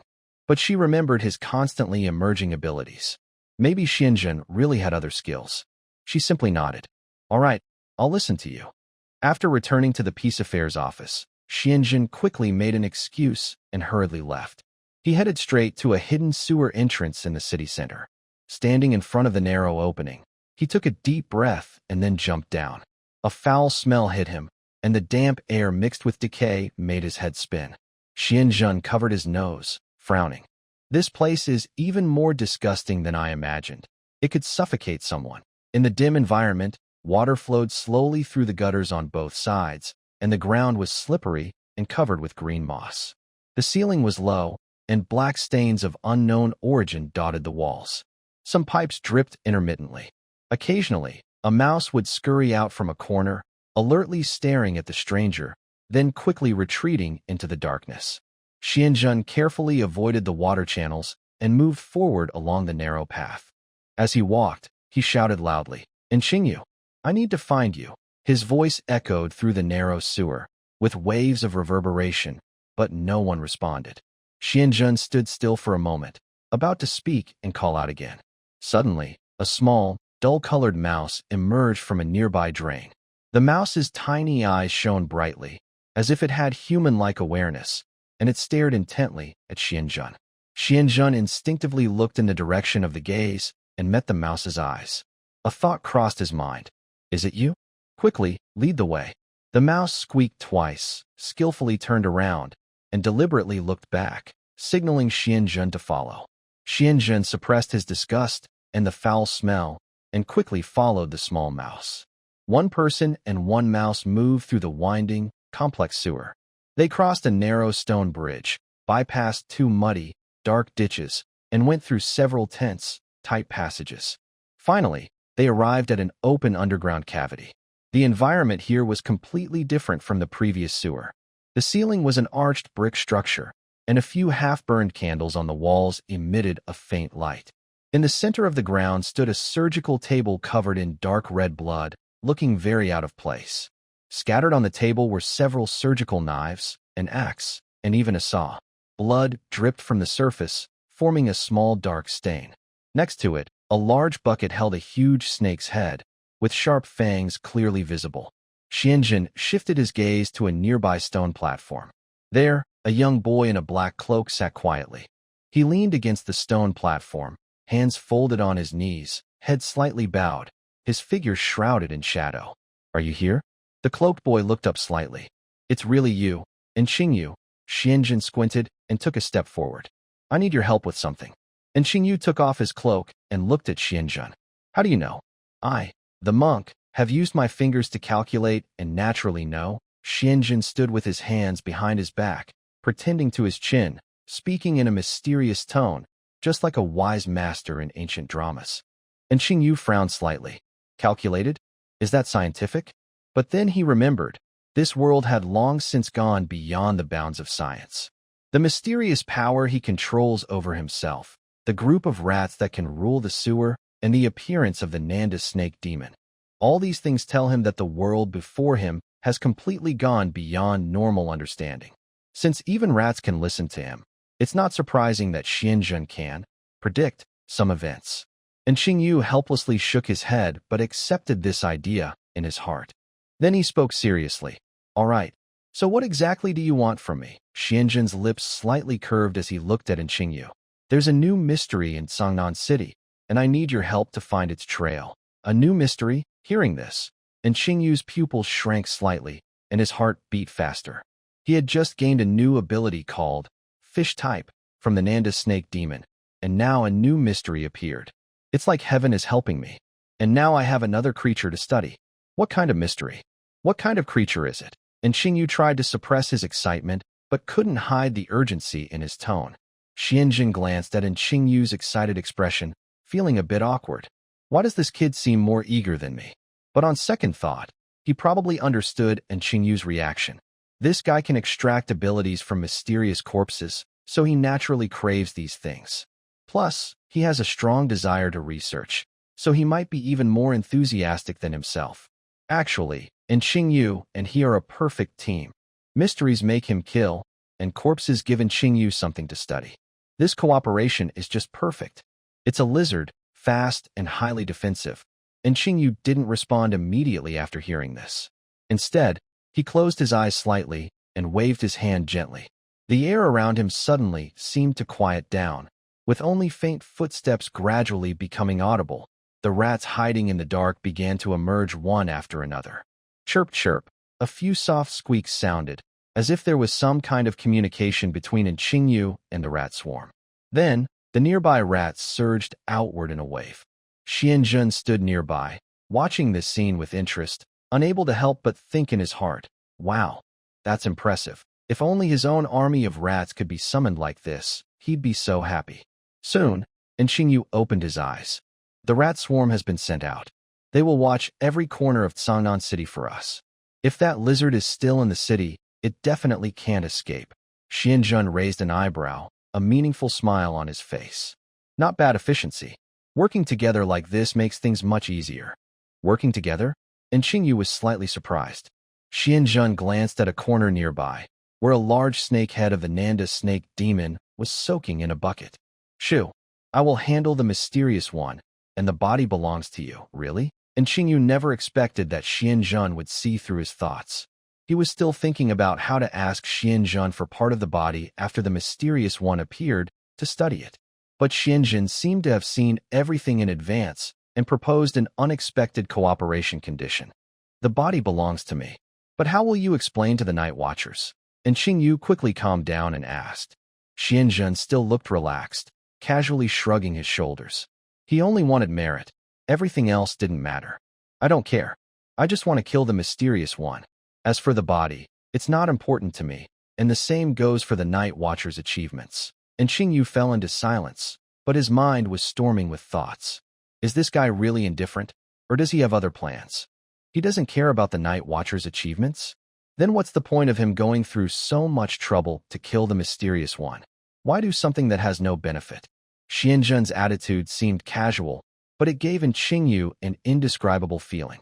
Moreover, why does it seem like Xianjun knows everything? Coming to find him in the sewer and proposing this cooperation. He felt like Xianjun knew everything. Forget it. If Xianjun wanted to harm him, there was no reason for him to do so. He couldn't defeat Xianjun. Qingyu lowered his head and thought for a while, then finally looked up and stared deeply at Xianjun. Fine, I agree. But one thing. If the body belongs to me, you must keep your promise and not back out at the last minute. Xianjun couldn't help but smile. Don't worry. Let's have a happy cooperation. He extended his hand, waiting for Qingyu's response. Qingyu hesitated for a moment, then gently shook his hand. Happy cooperation. Their eyes met briefly, and in the darkness, they seemed to share a silent understanding. All right, I'm heading back to the office. Call me when you find it. Got it. At the peace agency, in the lobby, Hong Ying sat lazily on the sofa, flipping through a magazine and glancing at the clock on the wall from time to time. Hearing footsteps at the door, she looked up. Xianjun had finally returned. You're back? Where did you go? She asked curiously. He had just come back to the office not long ago before rushing out again, saying he was going to look for the lizard. But he had been gone for over an hour, and now he returned looking calm and even a bit pleased. Don't worry, Xianjun said with a mysterious smile, waving his hand. We'll have news soon. Huh. Hong Ying frowned, looking him up and down. You got someone else to help you? Xianjun chuckled and clapped his hands. Hong Ying, since when did you get so sharp? What are you talking about? She said, rolling her eyes and putting her hands on her hips. I've always been smart. Yes, my mistake. You're the smartest, Hong Ying. She narrowed her eyes at him. Don't change the subject. Who did you ask for help? Isn't this kind of job supposed to be for us night watchers? The night watchers were a professional team that dealt with mysterious cases. Who could Xianjun possibly find that was stronger than them? Oh, I can't say. They asked me to keep it secret. Secret? Hong Ying blinked, even more puzzled. There's someone that mysterious in Sangnan City? Xianzhen sat down on the sofa. Relax. We'll find that lizard and take it down today. No delays. He had full confidence in Qingyu's army of mice. You. Hong Ying wanted to say more, but finally just rolled her eyes and kept quiet. Who could be that capable, promising results within a day? Where did Xianzhen even meet such a person? And Qingyu truly lived up to Xianzhen's trust. In just 1 hour, he had found the lizard's trail. Xianzhen, I found it. Near the sewer drain. Hurry over. As soon as Qingyu's message arrived, Xianzhen immediately stood up without hesitation. Red Ying, my friend found the lizard. I need to go and handle it quickly. Hearing this, Red Ying jumped up from the sofa instantly. Let's go together. Xianzhen hesitated for a moment, but finally nodded. All right, let's go together. In the car, the atmosphere was a bit quiet. Red Ying, while driving, asked, Your friend is pretty capable. How did he find it? He has his ways, Xianzhen replied vaguely. Then, remembering something, he changed his tone. But Red Ying, I need to tell you first, after the mysterious creature is dealt with, I have to give the body to him. What? Red Ying was surprised and turned to look at him. The body? That's a strange request. Red Ying's eyebrows furrowed into a knot, full of questions. Why do they want the body? Suddenly, she remembered the last incident, and a hint of doubt appeared in her eyes. Wait, wasn't the head of the Nanduo snake demon also taken by this person last time? Wow. Xianzhen shot a quick glance at Red Ying, looking shocked. Red Ying, how did you figure that out? Red Ying snorted coldly, acting as if it was obvious. Do you think normal people would be interested in this kind of thing? Collecting bodies or mysterious bodies? The head of the Nanduo snake demon was missing last time, and now they want the lizard's body. Isn't it obvious it's the same person? Now that you mention it, it does seem to make sense. Xianzhen scratched his head. It seemed Red Ying was quite clever. Red Ying, I promised someone I would give them the body. Since they helped, I can't go back on my word. Red Ying frowned slightly, her voice tinged with worry. Xianzhen, I'm just worried you might be tricked. What if that person has some scheme? These mysterious creatures' bodies might be used for bad purposes. Xianzhen quickly waved his hand to explain. Red Ying, don't worry, there's no scheme. Red Ying still frowned, looking uneasy. I just want to remind you, this isn't simple. Be careful not to suffer losses later. Red Ying, don't worry too much. If something really happens, I'll take responsibility. Xianzhen smiled slightly. Or I could just say the body was burned by my lightning. Would that be okay? Red Ribbon was momentarily stunned, then rolled her eyes. Suit yourself. Anyway, you know your own strength. Xianzhen smiled. Don't worry, I always know my limits. Outside the car window, the scenery sped past as they approached their destination. Soon, they arrived near the place they were looking for. Xianzhen's eyes flashed with a faint golden light, and a smile appeared on his face. Found it. It's over there. Without hesitation, Xianzhen led the way forward, with Red Ribbon right behind him. Near the sewer entrance, there was a wetland area. As they got closer, a huge lizard appeared in their view. It was over 1 meter long, with strong limbs on the damp ground. Its body was covered in shiny, metallic-like scales, gleaming coldly. Its tail swung, kicking up wet mud. Its vertical pupils looked like cold blades, staring fixedly at Xianzhen, and it let out a deep, low growl. Wow, that's pretty fierce. Seeing the lizard, Red Ribbon became excited and quickly drew her spear. Xianzhen, don't move. It's my turn this time. Xianzhen's mouth twitched as he watched Red Ribbon ready herself. Fine, let's see you stretch your muscles first. Red Ribbon seemed eager to fight. Prepare to die, she shouted loudly, thrusting her spear like a dragon, with a breaking sound, directly aiming at the lizard. But the lizard was not afraid. It suddenly used its limbs with great force, sliding its body to dodge the spear tip, splashing mud, and leaving a deep mark. Oomph, you're pretty slippery, Red Ribbon sneered, flipping her wrist. Her spear suddenly changed direction and swung fiercely. The lizard tried to dodge again, but although quick, it couldn't match the speed of the spear. The spear tip brushed its scales, making a sharp, clang sound, but didn't cut through. It only left a shallow scratch on the surface. Ugh! The lizard growled and swung its tail like a whip, aiming at Red Ribbon's waist. But she was prepared. She planted her spear on the ground, leapt lightly, and avoided the attack. In midair, she spun around, bringing her spear with a sharp wind toward the lizard's head. The lizard raised its front limbs to block, and the spear tip hit its scales, making another metallic clash. Red Ribbon landed and frowned slightly. The scales are pretty tough? That's interesting. The fight grew more intense. The lizard dodged while using its sharp claws and quick tail to fight back, but Hong Ying was even faster. Each shot pushed the lizard back, splashing mud and water on the ground. Hong Ying became more excited as she fought, her eyes shining with energy. It's been a long time since I met such an interesting, mysterious creature.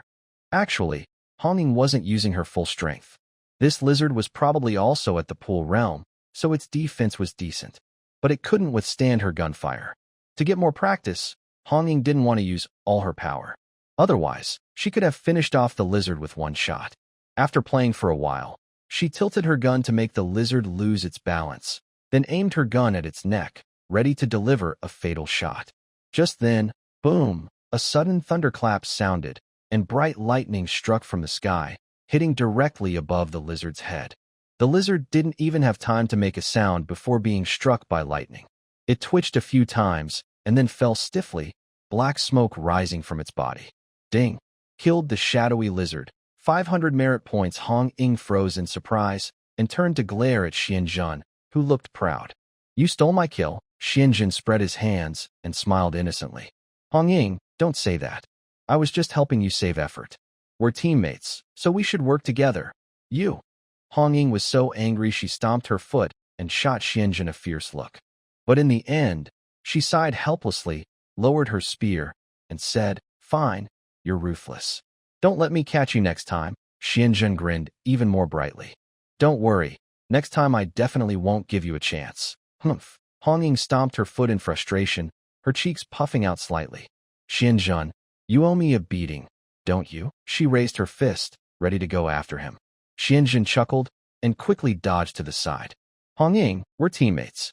How can I hit you? Hong Ying snorted coldly, hands on her hips, a hint of embarrassment in her eyes. Oomph. Next time I'll definitely get my revenge. Okay. Next time I'll give you a chance. Xianjun walked down the stairs, noticing Hong Ying's angry expression, and added, But only if you can catch me, huh? Xianjun waved his hand. All right, Hong Ying. Leave this to me. You go back and rest. Are you sure you can handle this? As soon as he finished speaking, Xianjun's phone rang.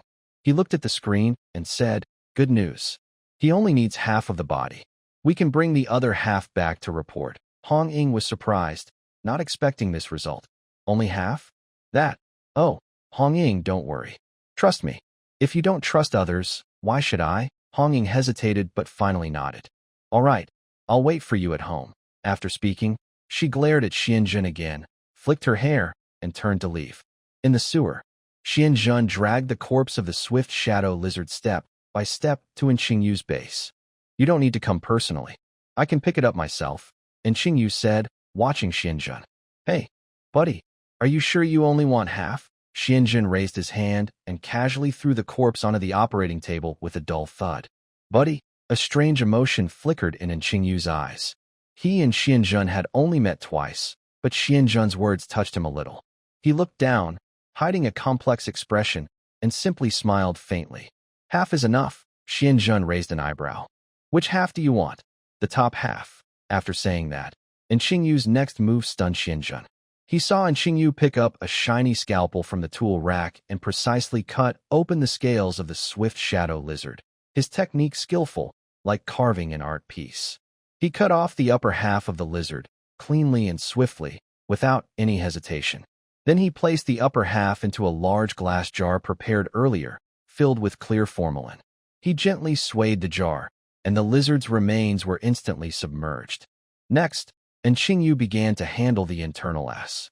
He carefully removed each, using tweezers to pick them up, and placed them into small jars beside the operating table, one by one. Whether it was the lizard's heart, liver, or tiny glands that are hard to see with the eye, he categorized everything meticulously. Xianjun stood nearby, feeling a chill run down his spine. He couldn't understand why he had never seen such a scene before. At this moment, he only thought that Qingyu's actions were both professional and a little creepy. You're wasting your talent if you don't become a doctor, he muttered. And Xingyu kept working without looking up. No, I'm just interested in anatomy. He silently took a step back and watched everything happening in front of him. After finishing the task, Xianzhen clapped his hands and picked up the bag containing the other half of the Jiang lizard's body, smiling slightly. Done with the body. I'm leaving now. But, and Xingyu, remember to keep an eye on the ancient god church and those troublemakers. And Xingyu's eyes flickered slightly, and he nodded. Okay. Actually, during their conversation, Xianzhen had proposed a deeper level of cooperation, not just helping track mysterious creatures, but also assisting in finding certain people and monitoring Chang'an City. And Xingyu didn't refuse. He paused to think for a moment and finally gave his answer. Yes. There was no particular reason. These things didn't seem to have any obvious downsides for him. More importantly, maintaining this partnership with Xianzhen would give him more chances to find mysterious bodies in the future. It was a completely profitable deal. All right, I'm heading back now. Xianzhen picked up the bag and turned to leave. His footsteps echoed in the slippery sewer until he disappeared around the corner. And Xingyu lowered his head and chuckled softly, then returned to his research. On the way back to the office, Xianzhen threw the bag onto the passenger seat, and the scenery outside the window flashed by quickly. He felt relaxed, even humming a tune. It was comfortable. From now on, with Xingyu watching, he didn't need to look for anyone.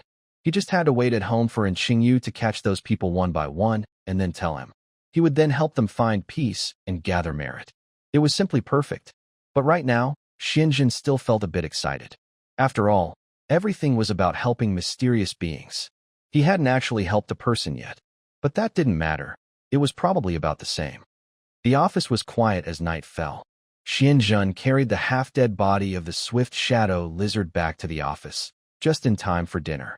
In the hall, the smell of food filled the air. Chenmai had been busy for a long time, and the table was already full of hot dishes, making everyone hungry.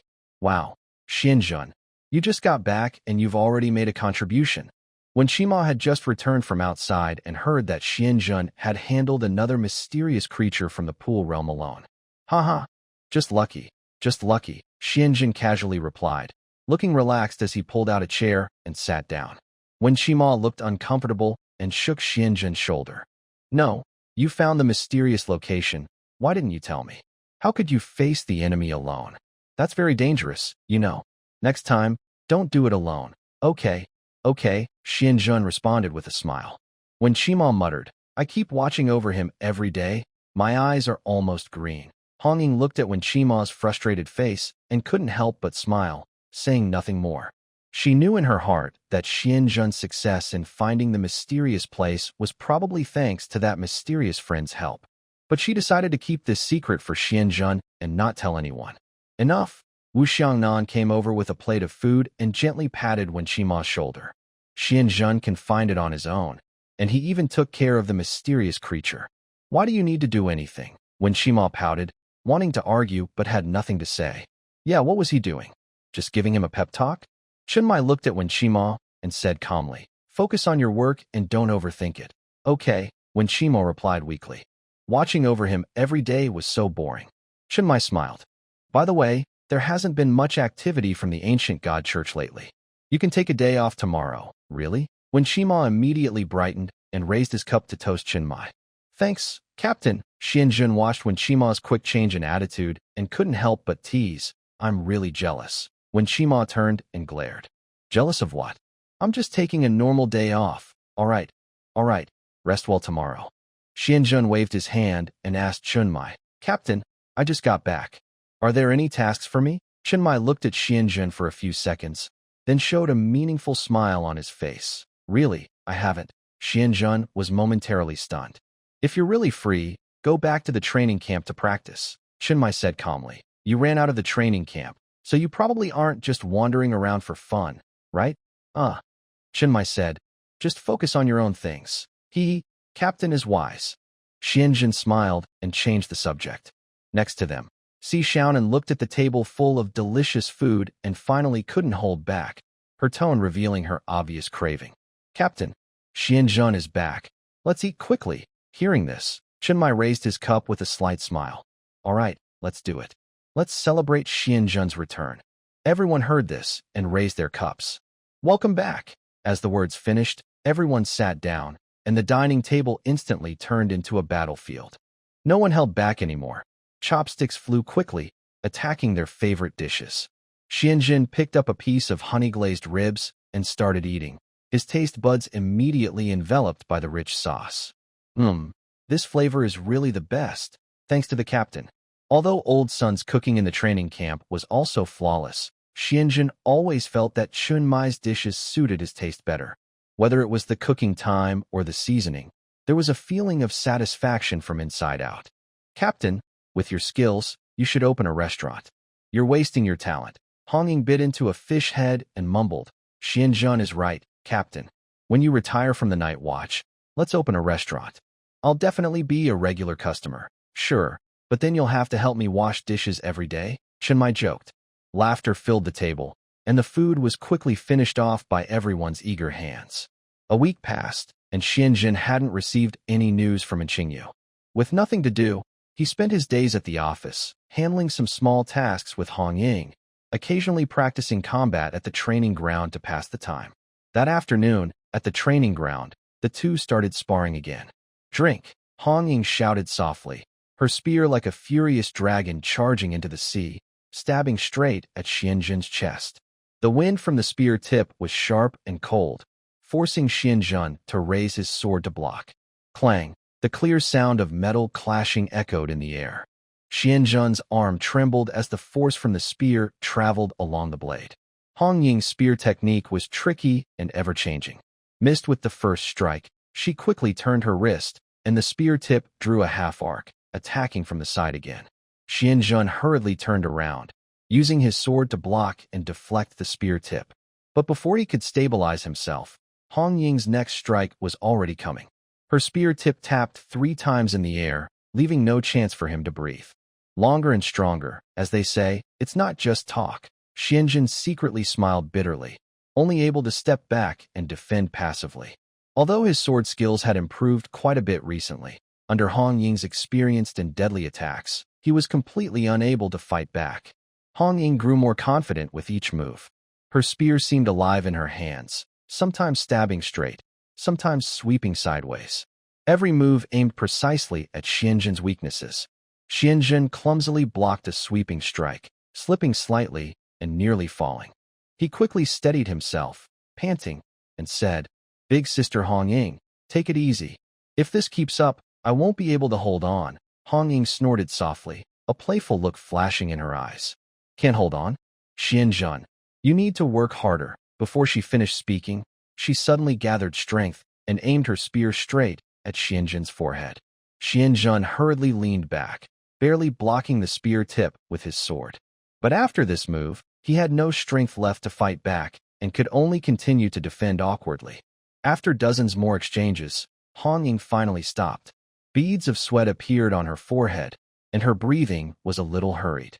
She looked at the equally breathless Xianjun and smiled with satisfaction. Not bad, Xianjun. You've improved a lot. Xianjun looked confused as he lowered his sword. Huh? Weren't I just getting beaten all this time? Hong Ying chuckled softly and waved her spear casually. You're silly. Before, you couldn't even block my first strike. Now, you can last so long. Your defense is getting better and better. Xianjun touched his nose and smiled. That's true. I guess I learned something from all the beating. Hong Ying patted his shoulder. Keep working hard. When you can hold your own against me equally, then you've truly graduated. Big Sister Hong Ying, that's too hard. Hong Ying raised an eyebrow, showing a proud expression.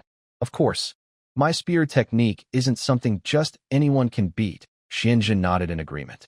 Without banning the ruins, I really can't beat Sister Hong Ying. After finishing the practice match, Xianjun was resting in the activity room when his phone rang. It was Qingyu calling. Xianjun immediately answered. On the other end, Qingyu's voice sounded a bit low. A mercenary team called the Mad Scorpion Squad has come to Cangnan City. From their conversations, it seems they are following the orders of the ancient god church. Oh, who are they? They're discussing the Snake Woman. I don't know the details, and I can't get too close. Snake Woman? Xianjun repeated softly, thinking, can we monitor their movements in real time? No problem. I will keep updating their location. After hanging up, Xianjun felt a bit excited. The Mad Scorpion Squad are mercenaries who do dirty work. They probably have many sins on their hands, right? He checked the location sent by Qingyu and saw 9 people gathered together. A smile appeared at the corner of Xianjun's mouth, eager and ready. Should he catch them all at once or take them down one by one? He thought for a moment and then sneered. Even Lin Qiye could defeat them alone, so it shouldn't be a problem for him. Without hesitation, he prepared his knives and gear, made a quick plan, and quietly left the office. Xianjun didn't plan to alert Hong Ying and the others. He preferred to handle this himself.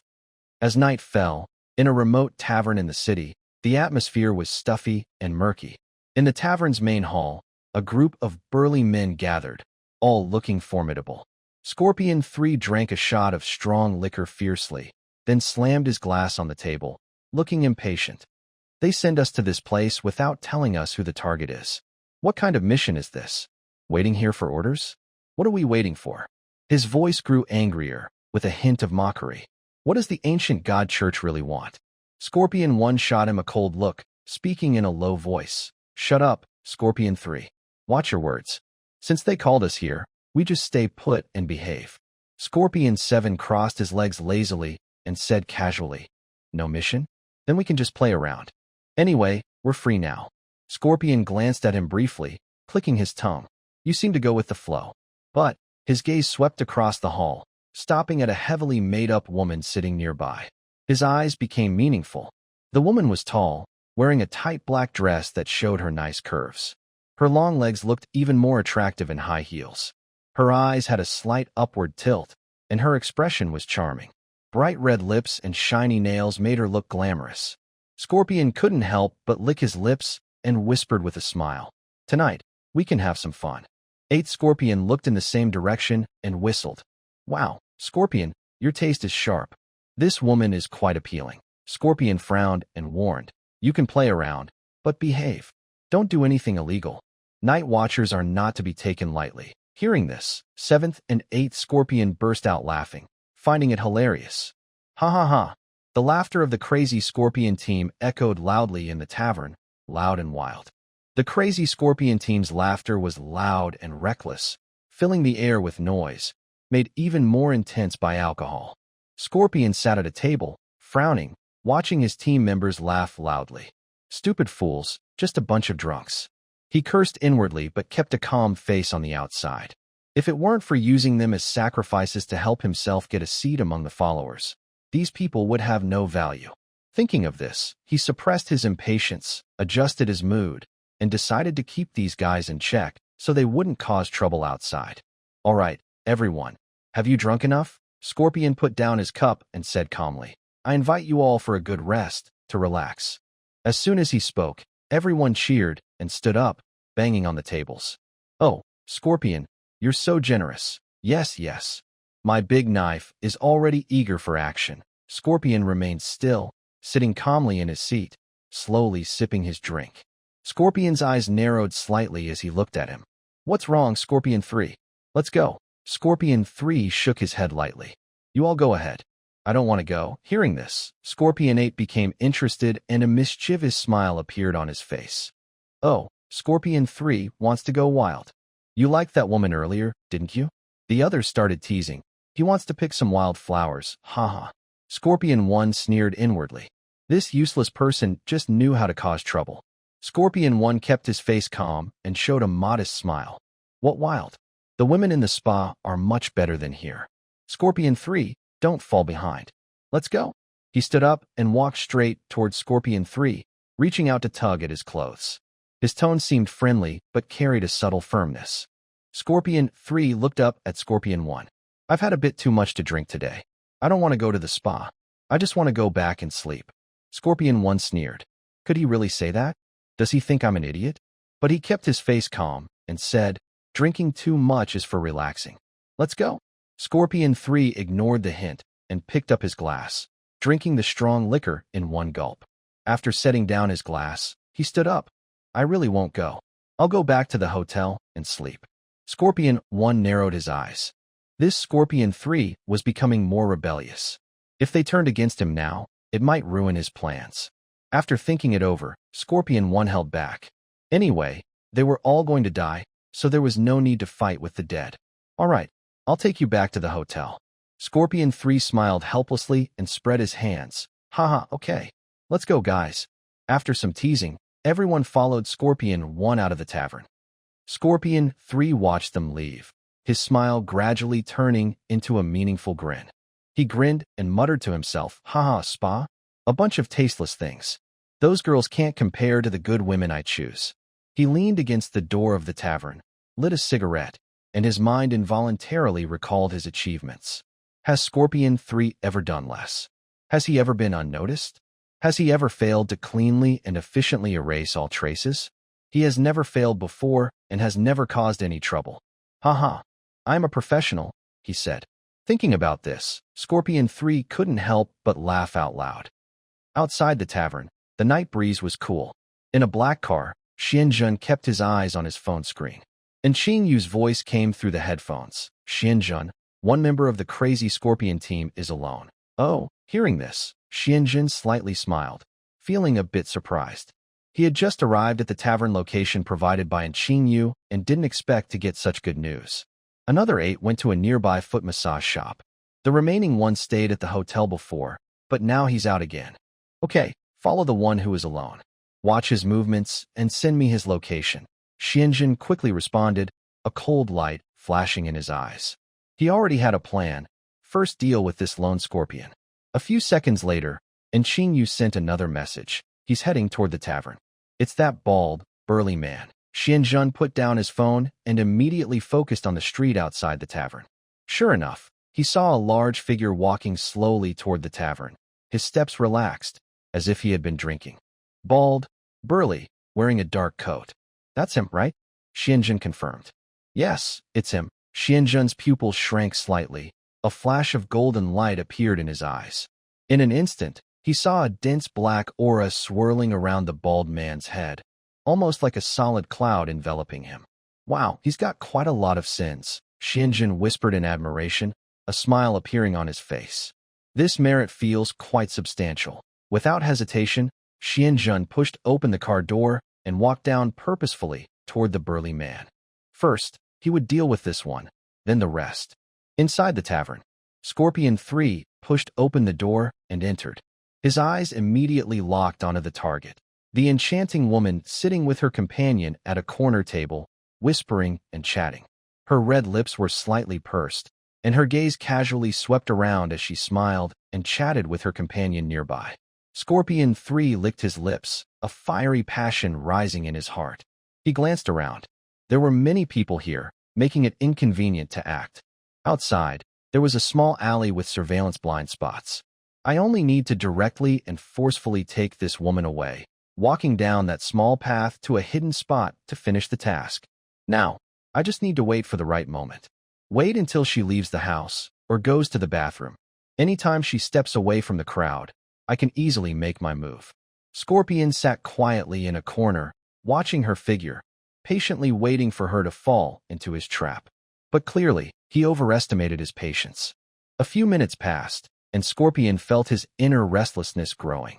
That woman's small figure, slender waist. Every second she moved was fueling his desire. The more he looked, the drier his mouth became. His fingers on the table trembled uncontrollably, like a wild animal provoked and ready to pounce.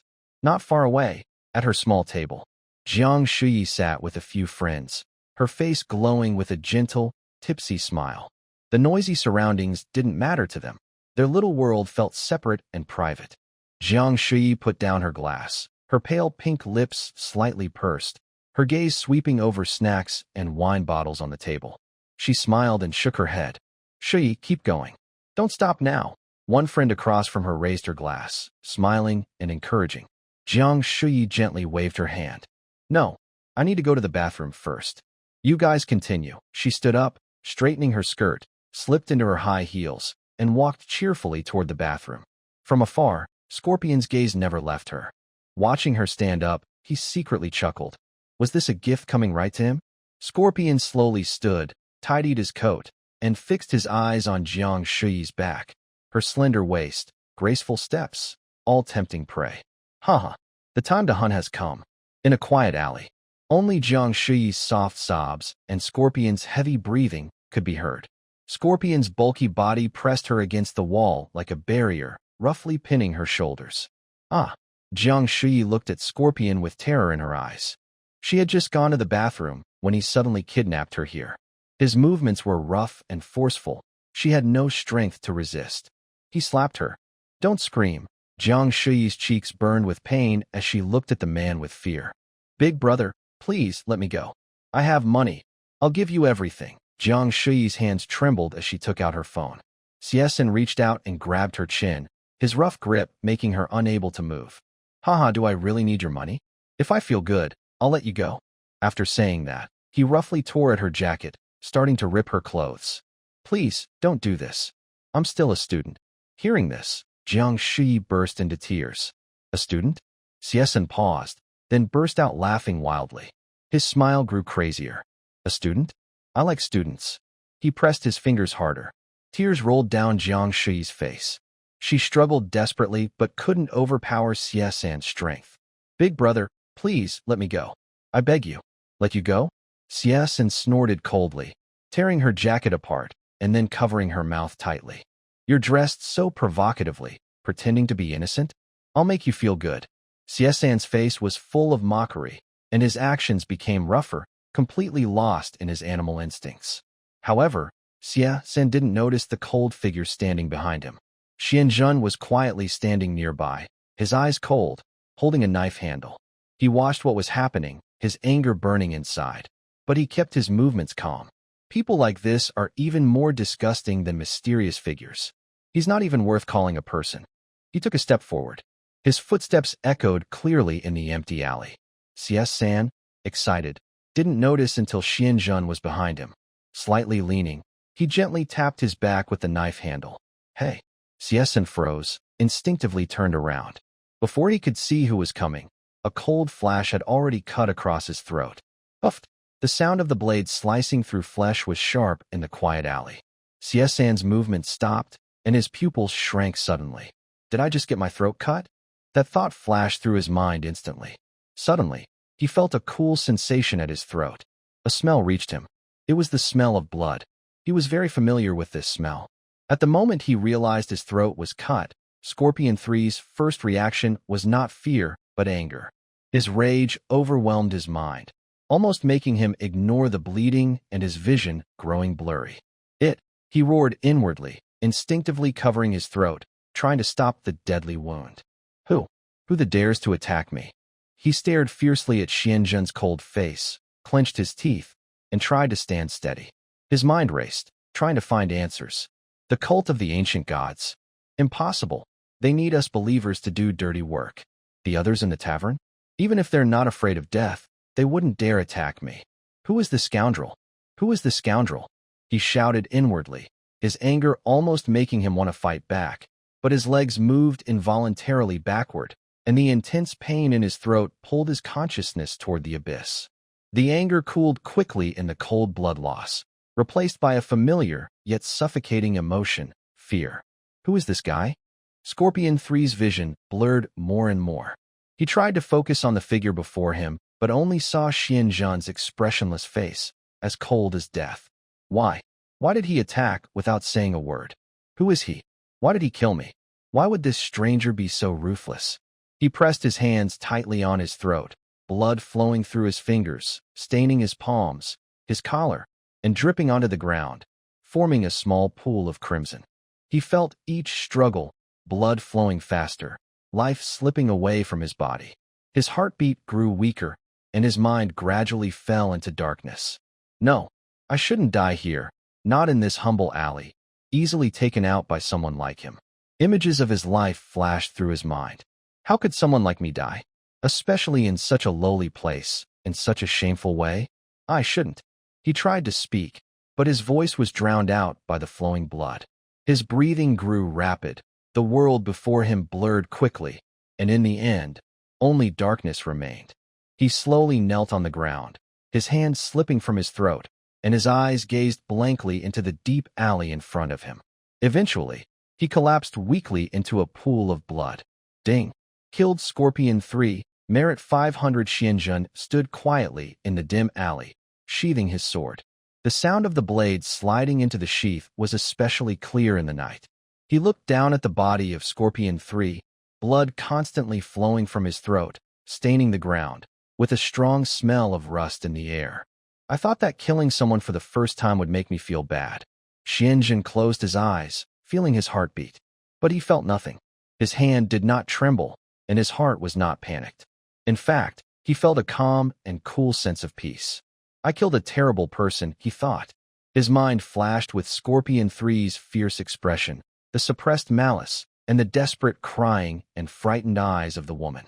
Someone like him, if he lives, will only hurt more innocent people.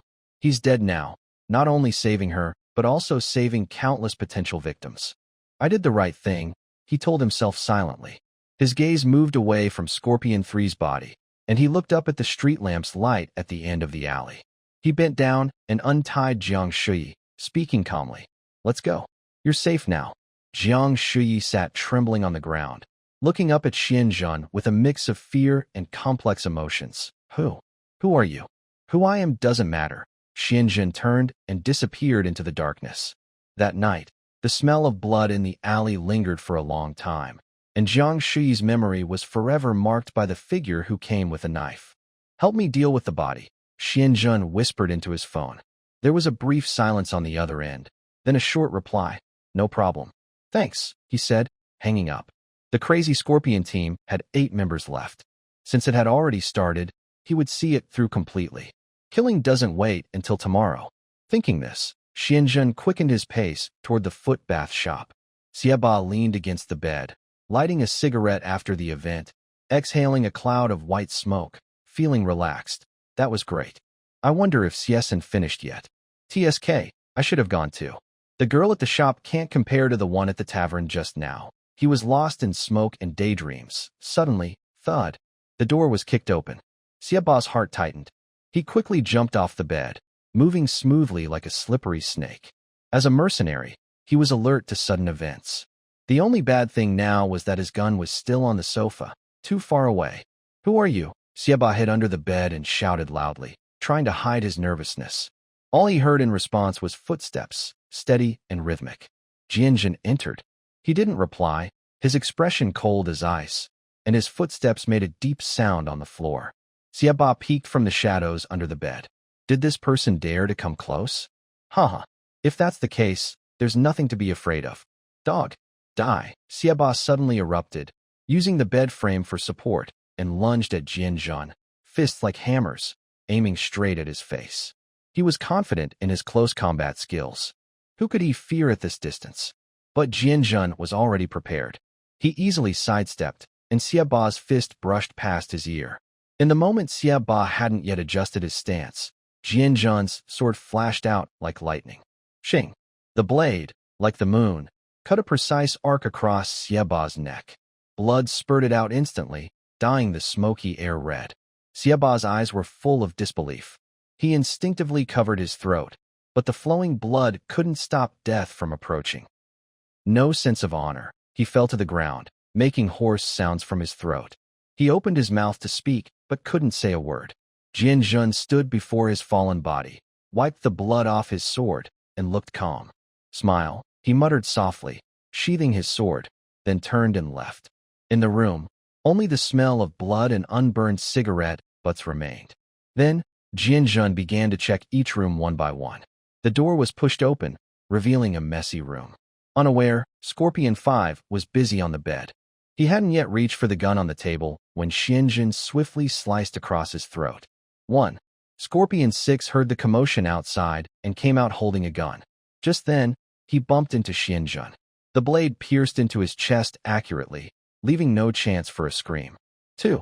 Scorpion 7 sensed something was wrong and tried to escape through the window. As he climbed onto the windowsill, Xianzhen grabbed him from behind and stabbed the blade into his neck. 3. After blood, heavy breathing, and death, the room was silent. Ding. Killed 4 members of the crazy Scorpion team. 2,000 merit points. Xianzhen pushed open the door to the next room, but found it empty. Not even the bed was made. Apparently, the noise was too loud, he muttered. He frowned and stood calmly at the door, analyzing the situation. The remaining four must have already escaped. There was no other way. When he entered, they were still busy. He couldn't hurt others.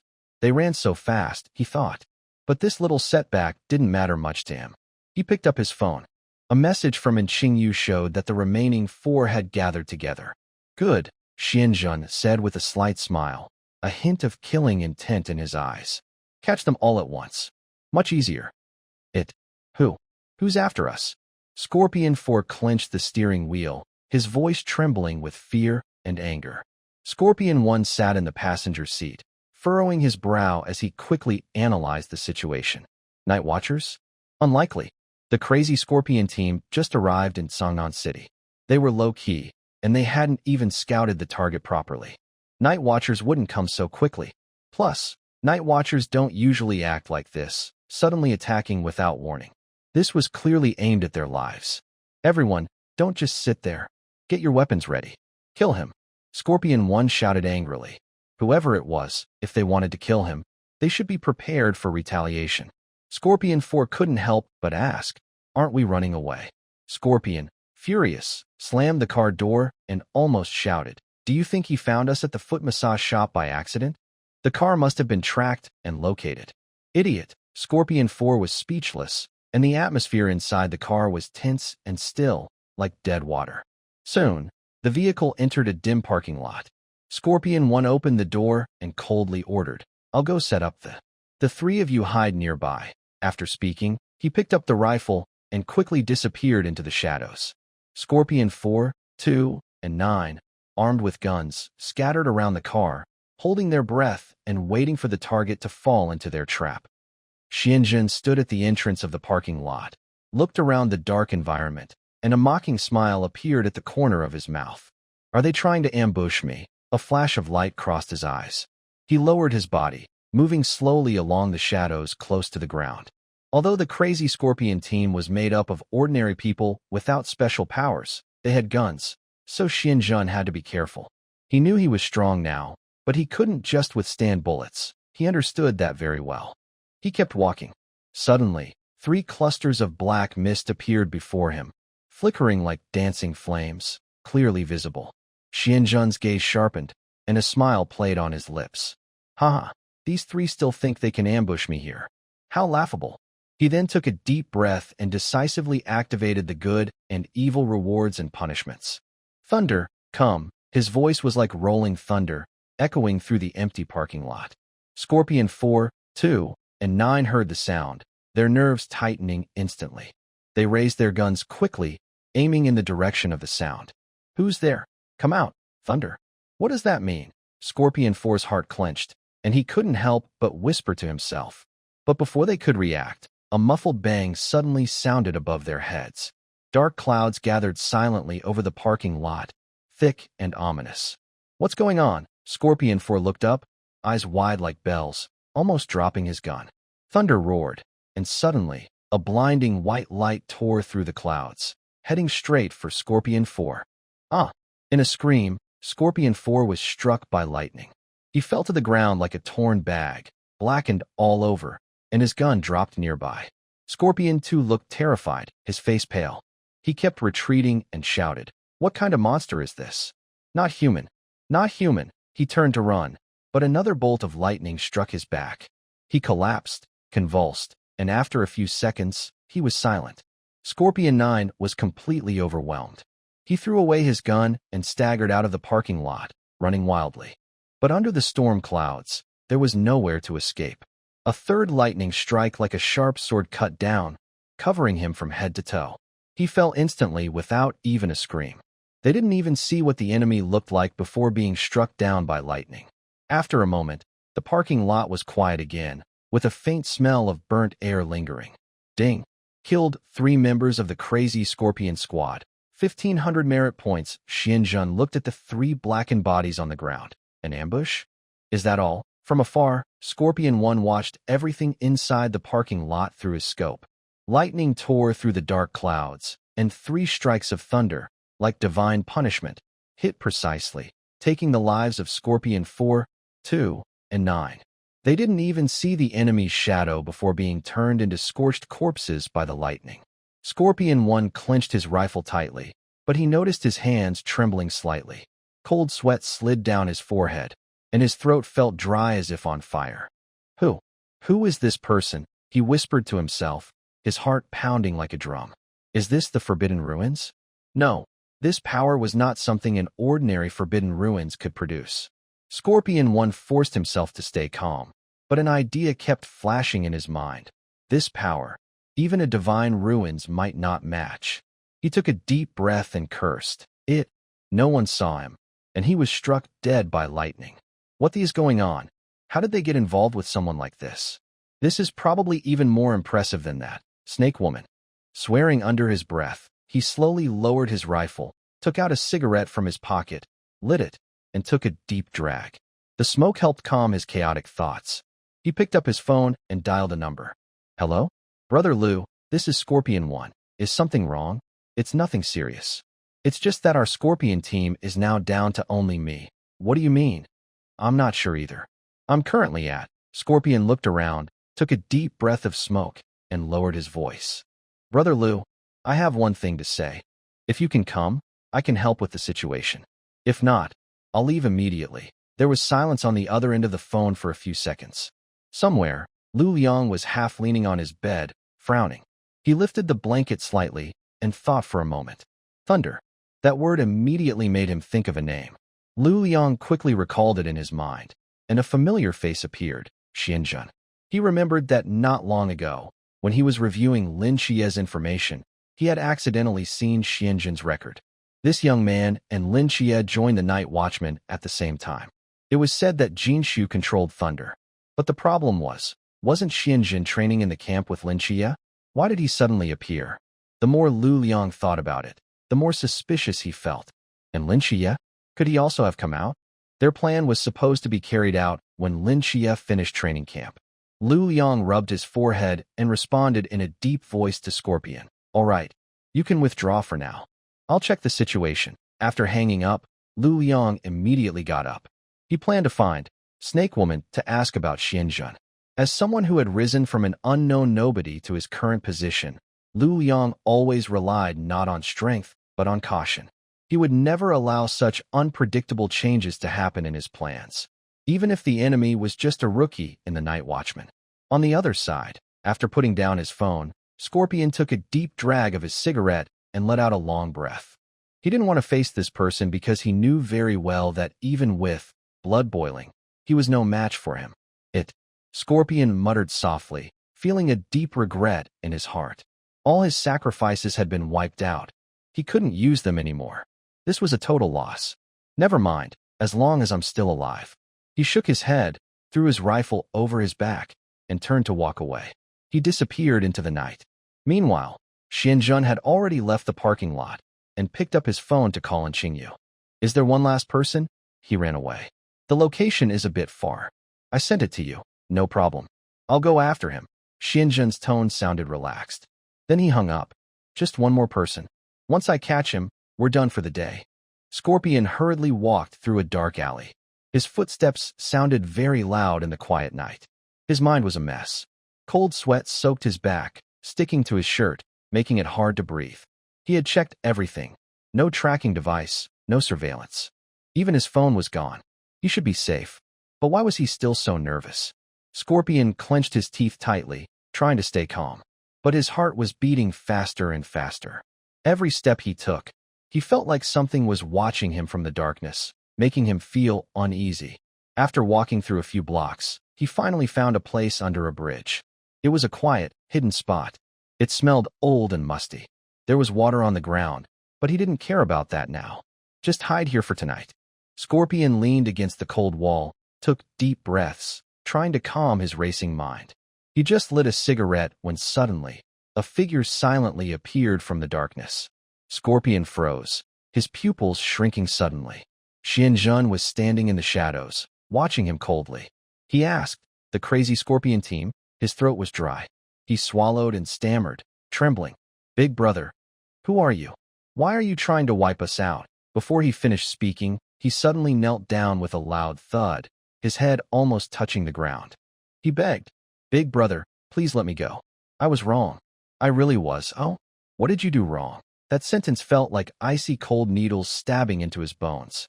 He froze, his mind went blank. He had only spoken casually, hoping to gain sympathy. But Xianzhen's question made him completely unsure how to answer. Scorpion opened his mouth but couldn't say anything. His hands started to shake, and cold sweat seemed ready to drip to the ground. Xianzhen looked down at him. You can't explain? Looks like your apology isn't sincere. No, that's not it. Scorpion panicked and waved his hands, his voice already trembling with tears. Big brother, I swear. I swear. We took a job before. It was in Sangnan City. I know I shouldn't have taken it. I've killed people, stolen things, and he rambled on, listing all the crimes he could think of. Xianzhen listened quietly until Scorpion's voice grew softer, more pleading, until it became a hoarse whisper. Enough, stop apologizing. Hearing this, Scorpion seemed to grasp his last hope. He looked up, eyes full of hope.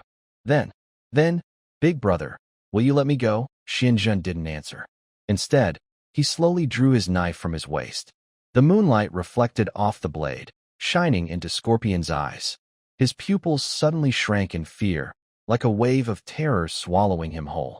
No, as soon as Scorpion shouted a word, Xianzhen's figure flashed like lightning. In a quick blur, the knife gleamed, and Scorpion felt a cold, sharp pain spreading from his throat. Blood poured out, warm liquid flowing down his neck, staining his torn clothes. He covered his neck, eyes wide with disbelief, staring at Xianzhen. Was he really going to die like this? He didn't even get to resist. Scorpion felt his life slipping away fast, his strength draining. He wanted to say something, to fight back, to shout, but only bubbles burst in his throat. His consciousness blurred, and the world around him turned dark. He thought of his deceased parents, of the dirty things he had done to survive, but mostly, he was filled with fear of death, bottomless, heart-wrenching. Ding! Killed Scorpion. 500 merit points. Xianzhen wiped the blood off his knife and looked at Scorpion's body. Under the bridge, the smell of tobacco mixed with the stench of blood, drifting into the night sky with the breeze, marking the end of the last member of the wild Scorpion squad. Xianzhen looked at Scorpion's body. He remembered that Scorpion seemed to have a forbidden item, right? Was it the boiling blood? It seemed to be worth a lot of money. Thinking of this, Xianzhen touched the corpse and successfully found a silver nameplate. That's it. He might not need it, but he could turn it in. This is money. Xianzhen didn't linger and quickly put it into his pocket, smiling happily. What a good harvest. His current virtue points have reached 4,800. He wondered if he could get a promotion. Xianzhen had an idea and tried it. Ding! 5,000 virtue points needed. Current points, 4,800. Oh, just 200 points short. He felt a bit frustrated and couldn't help but curse. Why isn't the crazy Scorpion team 10 people? Although he felt a little regretful, he had gained quite a lot today. Xianzhen shook his head and stopped worrying. He turned around and left the sky bridge, heading toward Hong Ying's villa. Hong Ying's house. Xianzhen pushed open the door and was greeted by Hong Ying's gaze. He paused for a moment and then asked, Hong Ying's sister, are you still awake? Hong Ying stood at the door, her eyes sweeping over Xianzhen. She smelled a strong scent of blood and quickly understood what had happened.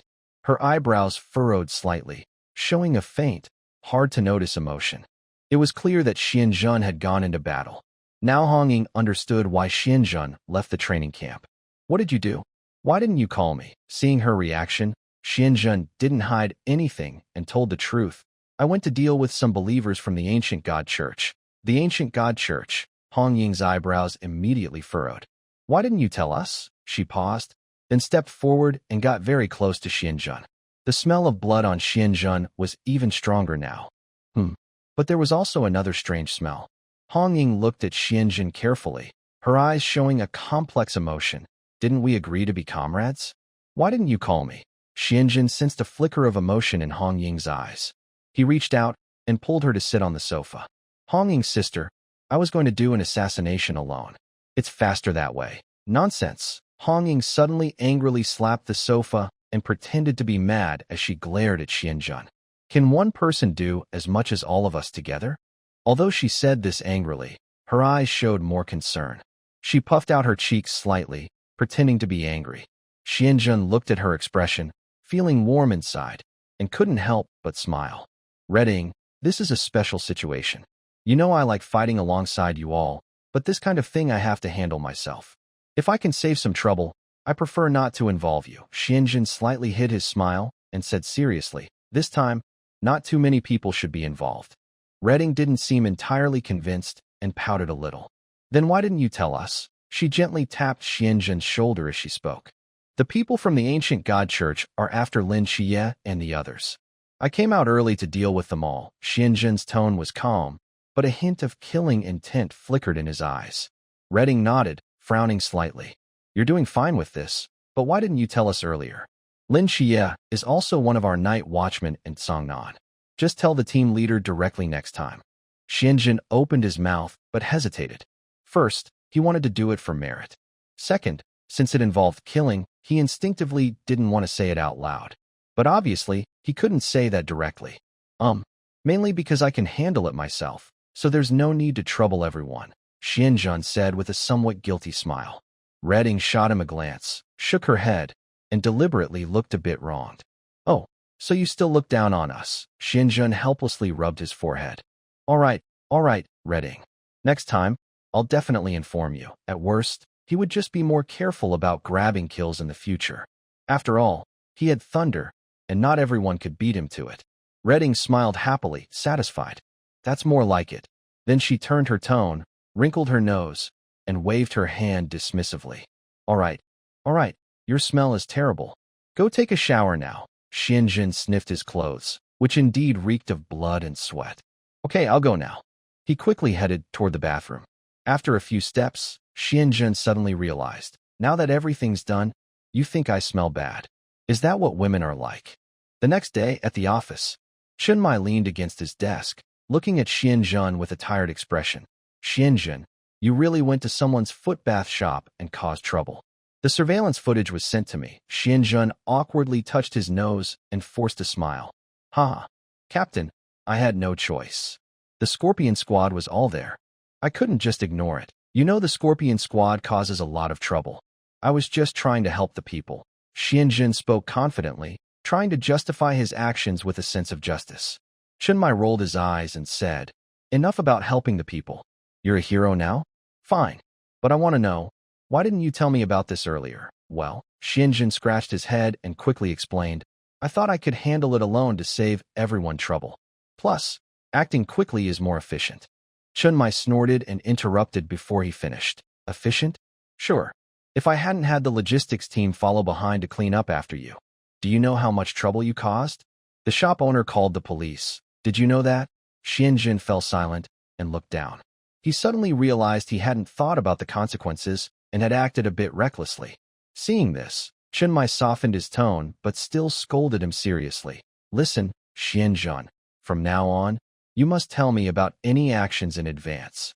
Even if you want to work alone, I still have to send the logistics team to handle the aftermath. Your finish and run approach shows you don't think about what comes next. Who do you expect to clean up after you? You are a night watchman. Songnan City is our territory. Xianjun nodded repeatedly. Yes, Captain. You're right. I'll be more careful next time. Chunmai glanced at him and, seeing his sincere attitude, sighed. All right, this time it's forgiven. But it's a warning, don't do it again. We are night watchmen, not thugs. We follow rules. Do you understand? Understood. Xianjun stood straight and humbly accepted. He realized that the captain was right. He wasn't a lone wolf. He could definitely ask his teammates for help. Everyone clearly supports themselves. Oh, their perspective is too narrow. A few days later. Xianjun, I found a man from Chuanying near Lin Qiye's house. The phone screen lit up. And Qingyu's message made Xianjun jump up from his chair instantly, his eyes full of excitement. Finally, they fell into the trap. After the destruction of the Scorpion Squad, Lu Liang disappeared completely. All their searches in recent days had been fruitless. But Xianjun knew that Lu Liang's goal was always Lin Qiye's aunt. He had long arranged for Qingyu to send his men to keep a close watch around Lin Qiye's house, waiting for Lu Liang. In the activity room, Captain, Xianjun rushed in, looking serious. The members of the ancient god cult have appeared. Chunmai put down his knife, and looked up. Who? Lu Liang. From Chuanying, Xianjun said each word clearly. Chen Mai frowned, and Hong Ying beside him also moved closer. What? Chuanying, where is he now? Chen Mai asked. Right near Lin Qiye's house. Hearing this, Chen Mai was shocked. The ancient god cult. They are even targeting Qiye's aunt now. Xianjun, I need to get involved this time. No problem, Captain, Xianjun grinned. You take action, and I'll support you. As long as we get the main target at the critical moment, the credit will be ours. Why not? Chen Mai smiled at this. All right. Hong Ying, not willing to fall behind, grabbed Chen Mai's sleeve. I want to go too. Captain, do I really have to stay out of this? Good. Let's go together. Chen Mai nodded, his voice cold. This time, we will make sure the members of the ancient god cult never come back. Old City District. In a dilapidated building, Lu Liang stood across from an old house, his gaze coldly sweeping the building. After hiding for several days, he finally felt the wind was calm enough to risk showing himself. He knew that as long as he captured Lin Qiye's relatives, his plan could proceed smoothly. By then, this so-called divine agent would be at his mercy. Thinking of this, Lu Liang couldn't help but smile, a proud curve on his lips. He loved this kind of game the most. Lu Liang carefully approached the building, but suddenly his face changed. An invisible wave spread through the air, and a clear barrier blocked his way. He looked up at the sky, a cold flash in his eyes, and cursed softly, Void Zone. Half a second later, he exhaled and his smile disappeared completely. I've been spotted. Lu Liang slowly turned around, and two figures had appeared ahead of him, staring at him fiercely. Night Watchman of Tsangnan City, Lu Liang grinned, but there was no relief in his eyes. I have only one question. How did you find me? He thought he had hidden perfectly, and he had been exploring this old district for days, so no one should have been watching him. Huh? Chen Mai chuckled softly and looked at Xianjun. Want me to tell him? Xianjun shrugged. No. Better to let him die confused. Chen Mai laughed loudly. Fine. As you wish. Lu Liang's face darkened, and he looked more serious. A cultivator at the river realm, and one at the pool realm. You're really full of yourself. He slowly placed his hand on his waist, eyes fixed on the two. Since you won't tell me, I won't ask anymore. Shill. A cold light sliced through the air as Lu Liang drew a sharp short blade from his waist. His eyes narrowed slightly, and his whole body suddenly gathered energy, like a bowstring pulled tight, ready to unleash a deadly strike at any moment. He was cautious, but that didn't mean he was weak. As a peak river realm cultivator, Lu Liang was no less than anyone in Tsangnan City. Night Watchman, do you really think I, Lu Liang, am so easy to deal with? Today, I will show you that there are differences even among cultivators at the river realm. Lu Liang sneered, stepped on the ground, causing it to, and his figure shot forward like an arrow, heading straight for Chen Mai.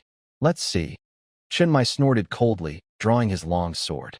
The blade flashed like a streak of light, slashing down. Clang!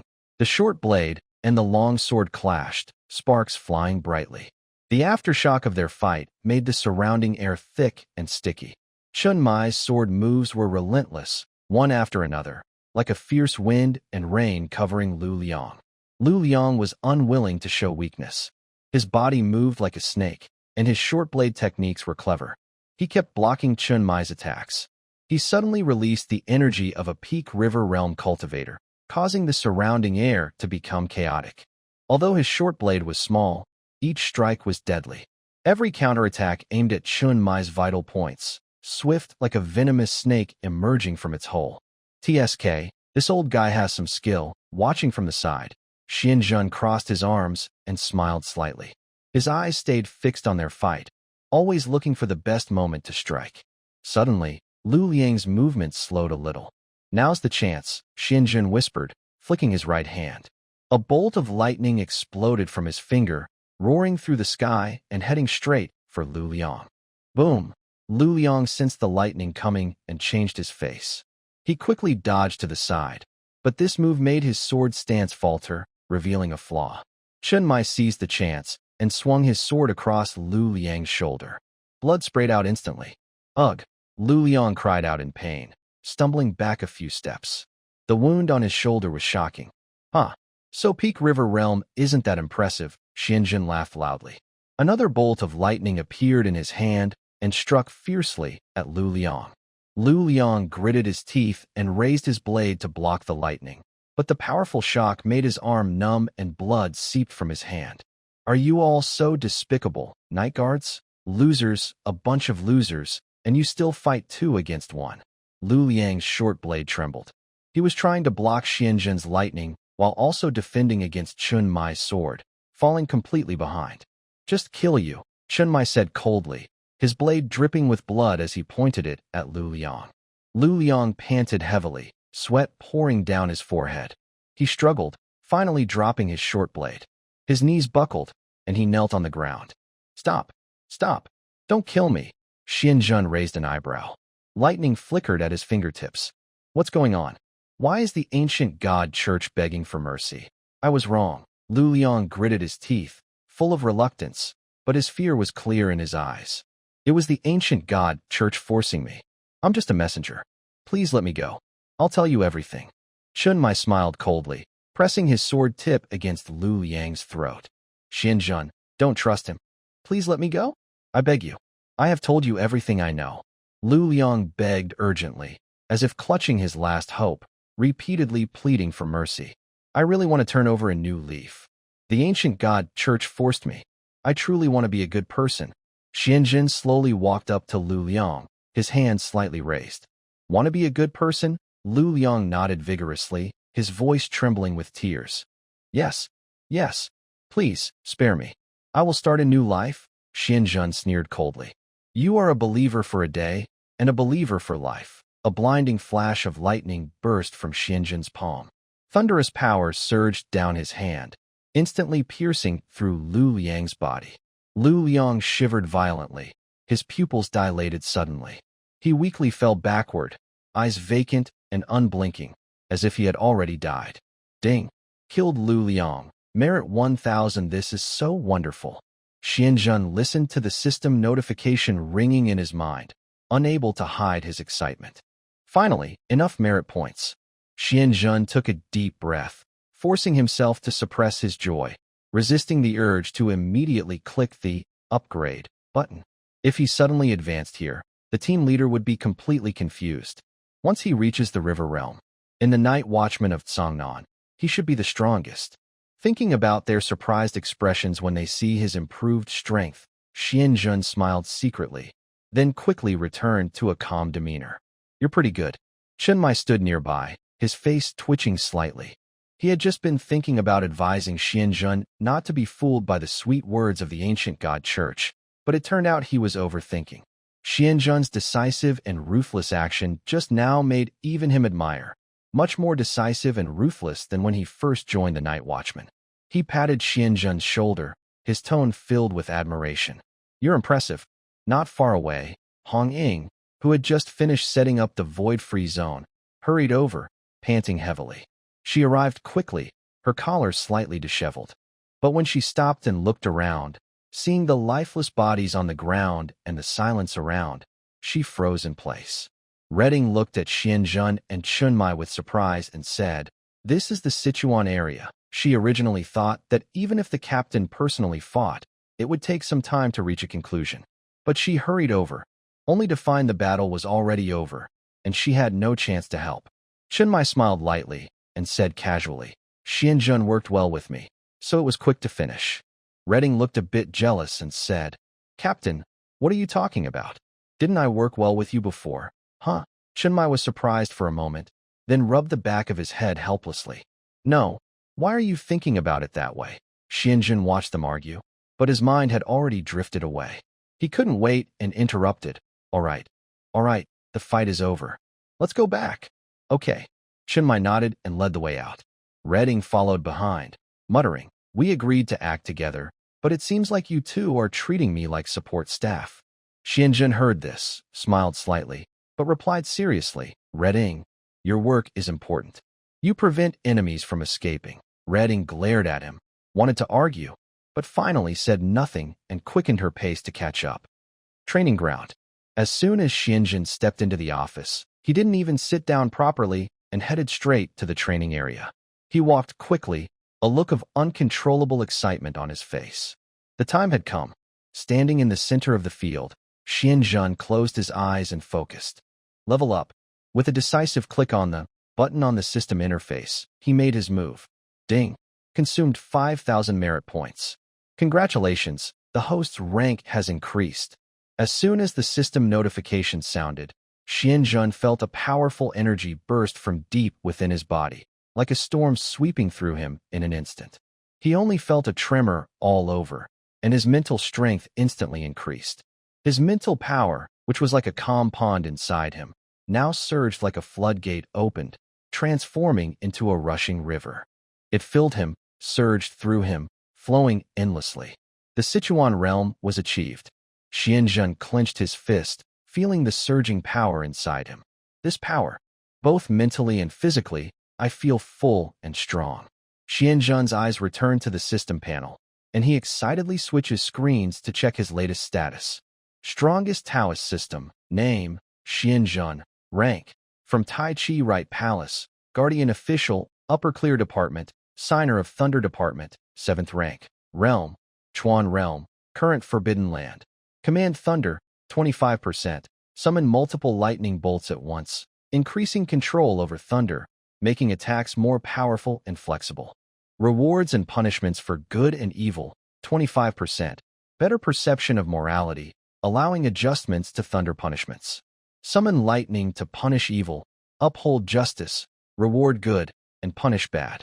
Draw symbols to reality, 25%. As a Taoist, your talismans have mysterious and powerful effects, each containing the way of heaven and earth and secret magic. Control clouds and rain, 25%. You can manipulate wind and clouds, summon rain and wind easily using the spirit of heaven and earth. Throw beams to create soldiers, 0%. To be unlocked. Merit. 800. Seeing these words, Xianzhen couldn't help but laugh out loud. So awesome. He clenched his fists, and suddenly countless currents of electricity surged through his body, faintly accompanied by the sound of thunder. The power of thunder has become even stronger. The number of lightning bolts has increased. Xianzhen raised his hand, and lightning flashed and disappeared at his fingertips. He can clearly feel that this power is completely different from before, greatly improved. Within the Chuan realm, he is invincible. Xianzhen laughed heartily. His laughter echoes across the training ground. At this moment, a beautiful figure walks in from the door. Hong Ying has changed into her clothes and is about to call Xianzhen home when she sees him sitting on the platform, laughing loudly. What's wrong with this kid? Her heart is full of doubt. He just came from the office and rushed to the training ground. Usually, he's not so diligent in training, right? Xianzhen, what are you doing? Hong Ying's words break his laughter. He looks at her excitedly and asks, Hong Ying, guess what I just did? Huh? Hong Ying raises an eyebrow, confused. What did he do? Training? Enlightenment? That's all she can think of. This sudden rush to the martial arts training ground was probably a flash of inspiration, a moment when everything suddenly made sense. So he hurried over to test his new understanding. Hey, Sister Hong Ying, you really understand me, don't you? Have you been secretly watching me for a long time? Xianzhen said with a smile. Hong Ying was slightly surprised, then blushed. She reached out and playfully tapped Xianzhen's head. What are you talking about? I haven't been paying attention to you. Don't be silly. Then Hong Ying paused, trying to suppress her strange feelings, and asked seriously. So, what did you realize? Guess, Xianzhen chuckled. Did you learn something from watching the captain fight? No. Did you gain a deeper control of the forbidden domain? Getting closer. Hong Ying frowned and shook Xianzhen's shoulder. Come on, stop beating around the bush. Just tell me. Xianzhen then spoke slowly. I have broken through to the Chuan realm. Hong Ying was stunned, then rolled her eyes and waved her hand. If you don't want to say, forget it. She turned to leave. After taking a few steps, she paused slightly. Suddenly, Hong Ying realized that Xianzhen hadn't lied to her. Chuan realm? Hong Ying squinted slightly, carefully examining Xianzhen, feeling a bit suspicious. Are you joking? Xianzhen smiled calmly. When have I ever joked about something like that? Hearing this, Hong Ying was silent for a moment, her fighting spirit suddenly rising. With a gentle flick of her right hand, her spear leapt out of her palm and landed steadily in her hand. At the same time, a pinkish flame instantly ignited at the tip of the spear, blooming like a flower or dancing like a phoenix in flames. Since you've broken through, let me see if you're bragging, she said sharply. Her eyes sharpened, and the spear tip pointed directly at Xianjun. The pink flame flowed along the spear, and the air around them twisted slightly from the high temperature. She tiptoed forward and charged, her spear streaking through the air like a shooting star, with the pink flames forming a semi-arc slashing toward Xianjun. Xianjun stood still, unmoving, with a calm smile on his face. He gently waved his right hand, and a flash of lightning appeared in his palm. Accompanied by a deafening thunderclap, a thick bolt of lightning suddenly struck down, colliding fiercely with the flames in midair. Flames and lightning intertwined, tearing at each other, with bright light so intense it was hard to open eyes. Not bad, Sister Hongying. Your fire feather dress's flames are even stronger now, Xianjun said softly, teasing. Hongying ignored his comment. She clenched her spear tightly, and the flames grew more fierce. Suddenly, her spear trembled sharply. A pink fire dragon burst from the tip, raging like a furious sea, swallowing Xianjun whole. But in the next moment, a deep laugh came from the flames. The fire looks nice, but it still lacks some power. Lightning flashed suddenly. Thunder surrounded Xianjun, spreading quickly, blocking and swallowing all the flames Hongying released. Hongying gritted her teeth. She moved like a whirlwind through the lightning, swinging her spear, causing pink flames and lightning to clash repeatedly. No matter how she changed her attack, the lightning seemed to have a mind of its own, intercepting every move precisely, gradually forcing her back into a corner. How is this possible? Hongying's heart trembled. She had just broken through to the Chuan realm, yet Xianjun's lightning had become so strong.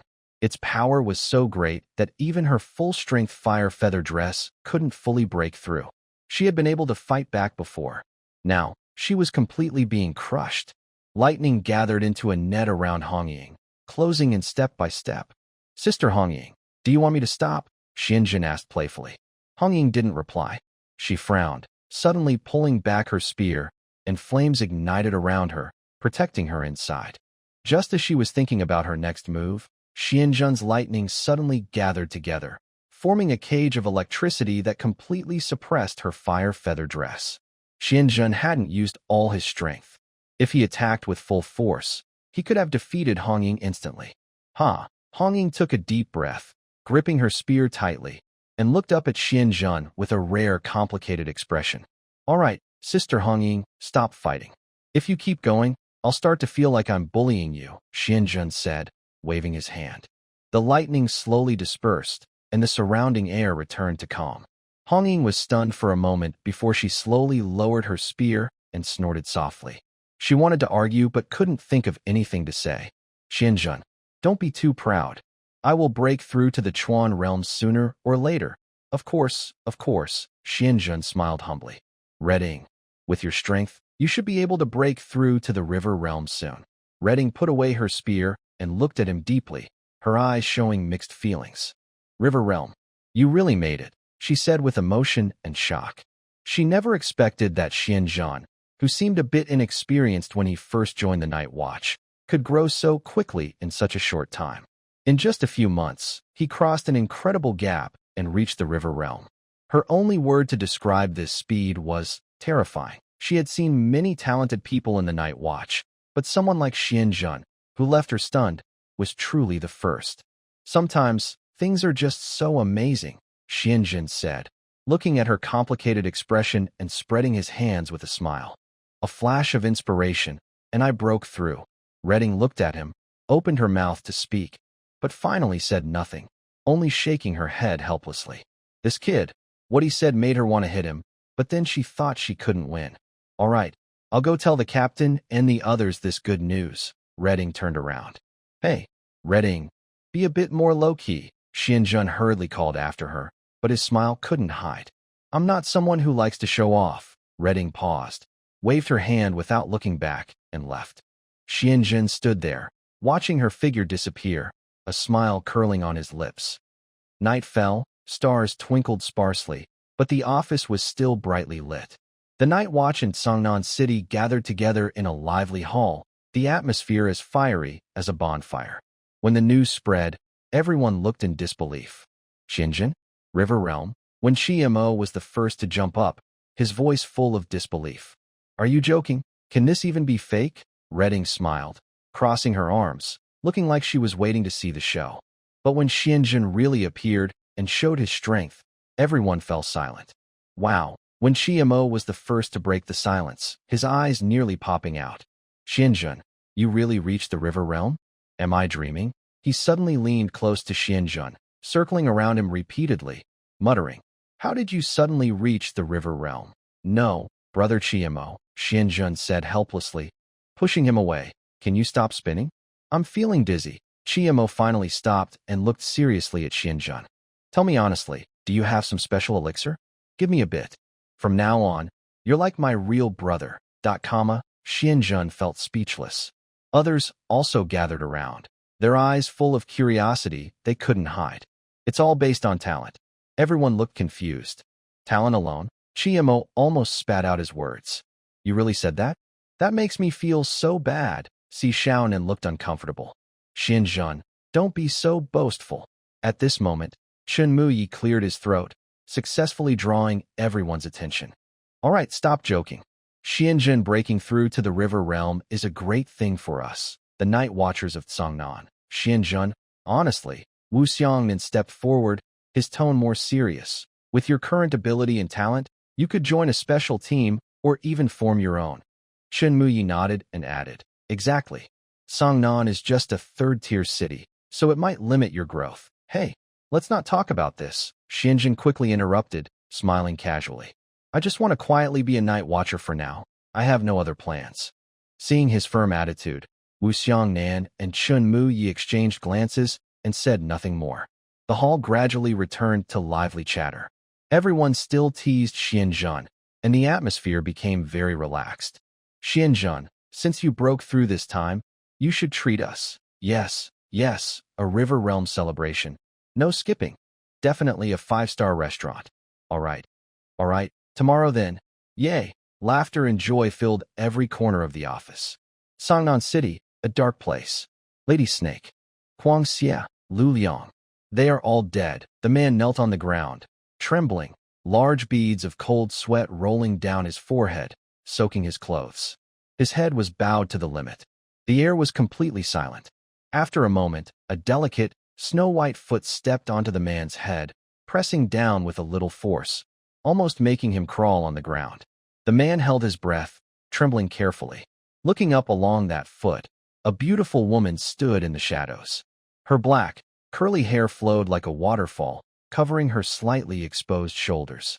Her eyes were different from normal people's. They were vertical pupils, shining with a cold light. Hee, you guys are really something, she said with a mischievous smile. Lift your head. Hearing this, the man trembled and slowly raised his head, afraid to look directly at her.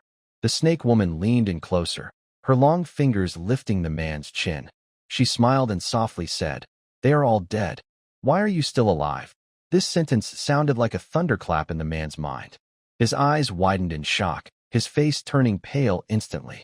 He stammered, Lord, I. Before he finished, his body suddenly froze. He saw his skin turn to stone starting from his feet, spreading to his limbs and torso, until even his expression froze in eternal fear. The man completely turned into a lifelike stone statue. The snake woman kicked the statue's head, scattering fragments everywhere, small debris rolling around. What a bunch of useless fools who can't get anything done and only cause trouble. The snake woman straightened up, her eyes cold. The plan has just begun, and they are already dead. It seems. We need the real players to come in. As she finished speaking, her figure slowly disappeared into the shadows, leaving only silence and scattered debris. In the office, inside the training ground, lightning and flames intertwined, filling the air with a strong fighting spirit. Come on, Xianjun, your move is too slow. Hong Ying's long spear swung, the tip wrapped in pink flames, suddenly stabbing at Xianjun. Xianjun dodged quickly, narrowly avoiding the attack, then raised his hand to send a bolt of lightning, which exploded right in front of Hong Ying, but didn't really hurt her. Big sister Hong Ying, we just finished fighting this morning, and now it's afternoon. You're back again, Xianjun panted heavily. Since he broke through to the river realm, Hong Ying had been training with him every day. To break through, you have to train hard. Let's go again. Hong Ying's face was full of excitement, sweat running down her cheeks, but she didn't look tired at all. Xianzhen was handling the training while silently complaining. Training with Hong Ying was really exhausting. It wasn't just about using lightning to create enough pressure, but also about controlling the power carefully. Too light, and she wouldn't feel it. Too heavy, and she might get hurt. This intensity. I might as well just lie down in the training camp. Xianzhen was thinking to himself, frustrated. After a few rounds of fighting, all right, no more fighting. Hong Ying suddenly put away her spear, took a deep breath, and was dripping with sweat, her face flushed, clearly having enjoyed the fight. Xianzhen sat down heavily on the ground, lying on his back, gasping for air. Finally done. Hong Ying, if you keep going like this, I might really pass out. Hong Ying walked over, bent down to look at him, with a hint of apology in her eyes. Haha. Thanks for your hard work, Xianzhen. Xianzhen looked up and met her gaze. From this angle, Hong Ying's face was bright red, sweat flowing down her smooth neck, dripping down. Xianzhen cleared his throat and turned his head aside. Hong Ying, you say you're tired, but shouldn't you show some real thanks? Hong Ying raised an eyebrow. Oh, what kind of real thanks do you want? Recently, training with you has given me some back pain. Hong Ying pursed her lips, smiling playfully. All right, I promise you. Really? Xianzhen sat up suddenly, eyes full of surprise. Hong Ying turned around, waved her hand casually, and said lightly, we'll talk about it tonight. Watching Hong Ying's figure walk away, Xianzhen was momentarily stunned, then a little excited. Hong Ying actually agreed so quickly? He touched his chin and muttered to himself. This looks like Hong Ying really appreciates me. Tonight, I can enjoy a massage again. Thinking of this, Xianzhen couldn't help but smile happily. That night, Hong Ying's villa. Xiaonan had already gone to her room to rest, and the villa was very quiet. Xianzhen tiptoed to Hong Ying's door. This time, I definitely can't let Xiaonan find out again. Xuanzhen recalled the last time she caught him, and he couldn't help but twitch his mouth in embarrassment. Just as he was about to knock on the door, he suddenly felt compelled to turn the handle and open it. The door swung open. He saw Hong Ying wearing a small tank top, her long black hair flowing over her shoulders, with a relaxed expression on her face. Seeing Xuanzhen outside, Hong Ying froze in surprise. Sister Hong Ying, I didn't mean to. Xuanzhen hurriedly closed the door and leaned against it, gasping for breath. After a moment, the door opened again. Hong Ying had changed into a black, tight-fitting top and black yoga pants, her face slightly red as she glared at Xuanzhen. Next time, remember to knock. Xuanzhen nodded quickly. Yes, I promise to remember. Come in. Xuanzhen entered carefully and said, Sister Hong Ying, it was really a misunderstanding just now. Hong Ying waved her hand, not wanting to continue the topic, then suddenly smiled. Since you're here, why don't we draw some charms first? Xuanzhen was surprised and confused. Great, now she wanted him to draw charms again. He had been expecting a massage. But there will be a surprise after we're done. A surprise? Xuanzhen looked at her suspiciously, then finally agreed. All right. He glanced at the table, where tools for making charms were neatly arranged, clearly prepared in advance. It's all ready, Xuanzhen silently sighed. But then he remembered that after his promotion, the system unlocked a new charm, Diamond Shield. The Diamond Shield can release a golden protective barrier, providing strong defense for the user. Xuanzhen picked up the brush and said, Sister Hong Ying, I have good news. I just learned a new charm. Really? Hong Ying immediately leaned in excitedly, her eyes shining. What's it called? What does it do? Diamond Shield, a defensive charm that creates a light barrier to protect the user. Xuanzhen explained as he took a blank piece of paper and began drawing the symbols. Hong Ying's eyes lit up. Xuanzhen, this charm is so useful. Can you draw more of them? Redding immediately showed an excited smile, her eyes curved with happiness. Great job. After some effort, Xianzhen successfully completed drawing 8 Vajra talismans. Compared to before, he can now draw many more at once. Xianzhen, you've become much stronger after your breakthrough. This time, you managed to draw so many talismans. Redding held all 8 Vajra talismans, her face full of excitement. Now everyone has one, so we don't need to worry about protection anymore. Of course, Xianzhen grinned easily, speaking in a relaxed tone. If I didn't improve, wouldn't the breakthrough be pointless? Hee hee, true. Redding carefully stored each talisman, then turned around, hands on her hips, looking at Xianjun. All right, you've worked hard. Now it's my turn to thank you. Oh, Xianjun raised an eyebrow, suddenly alert, thinking. Finally, the real thank yous are starting. Redding pointed at the bed. Go on, lie down. Xianjun obediently walked to the bed and lay on his back. Turn over, Redding added as she watched him lie flat. Xianjun was surprised but then obediently turned over, lying on his stomach. Redding pinched her fingers, joints making a crisp sound. Today, I'll give you a full massage. I promise you'll feel relaxed and happy. As soon as she finished speaking, her hands landed on Xianjun's back, beginning to knead and gently press. The pressure was even, and Xianjun felt a wave of soreness and swelling. Then his muscles seemed to relax completely. First, she massaged with her palms, moving along Xianjun's shoulder blades, alternating gentle and firm strokes, bringing a warm, comfortable feeling. Next, she pushed and pulled along his spine, sliding her hands up and down, gradually loosening his back muscles and stretching his bones. Then, she used her elbows to press on specific points, applying firm pressure that surprisingly made him feel very relaxed. Wow, this technique, Xianjun couldn't help but say. This is something my roommate taught me during training camp. We often massage each other. I'm sorry, but I can't assist with that request. He quickly shook his head, shook off the messy thoughts in his mind, cleared his throat, and said, Okay, I'll start now. Then he remembered how Hong Ying had just done it, carefully placing his hands on her shoulders and gently kneading. Hong Ying felt a warm sensation from his hands. His strength was not professional, but just right, making her tense shoulders gradually relax. Is this okay, Sister Hong Ying? He asked cautiously while massaging. Not bad. Hong Ying closed her eyes, her voice sounding relaxed and a little lazy. You're quite quick to learn. Of course, I have a lot of talent, he grinned. Hong Ying smiled slightly, but as his hands pressed gently, she was gradually surrounded by a strange feeling, and her heartbeat sped up. This feeling was very different from when her roommate massaged her before. Why was his touch so special? Thump, thump, thump. Her heart was pounding faster, and her face felt warm. What's going on? I was just letting him massage me. She secretly opened her eyes and looked at him focused on his work, her brow slightly furrowed. Am I too tired lately? She wondered. But with each gentle press of his warm hands, her heartbeat quickened even more. This guy is quite thoughtful, she thought silently, but her cheeks turned red. Meanwhile, he was fully focused, trying to remember every step of her massage and imitate the pressure. But when his hands reached her back and felt her soft muscles and smooth lines, he suddenly felt a strange nervousness. Calm down, he told himself silently. It's just a massage, don't overthink. But the sensation under his fingers made him admit he was nervous. He took a deep breath, trying to make his movements look natural, and asked, How does it feel, Sister Hong Ying? Still. Okay, she replied softly. Then, silence fell. The room was so quiet that only the sound of fingers pressing and two beating hearts could be heard.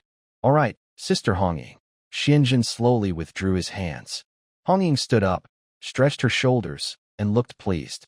Not bad, kid. Your strength is good, and you're learning pretty fast. Xianjun scratched his head, smiling proudly. Hee, that's because I have Sister Hong Ying as a good example. I'm just copying what I see. Hong Ying was momentarily surprised, then waved her hand with a slightly awkward expression. Enough. Hurry back and get some sleep. Good night, Sister Hong Ying. Xianjun left the room smiling. Hong Ying watched his back as he left, her expression becoming more complicated. Until his footsteps disappeared completely, she turned and lay back on the bed. In the room, her eyes stared at the ceiling, but her mind was filled with the recent scene. Xianjun seriously massaging, the warm strength of his hands, and his teasing smile when he spoke. Hong Ying buried her face in the pillow, trying hard not to think about these things. Stop thinking. Hong Ying. Sleep.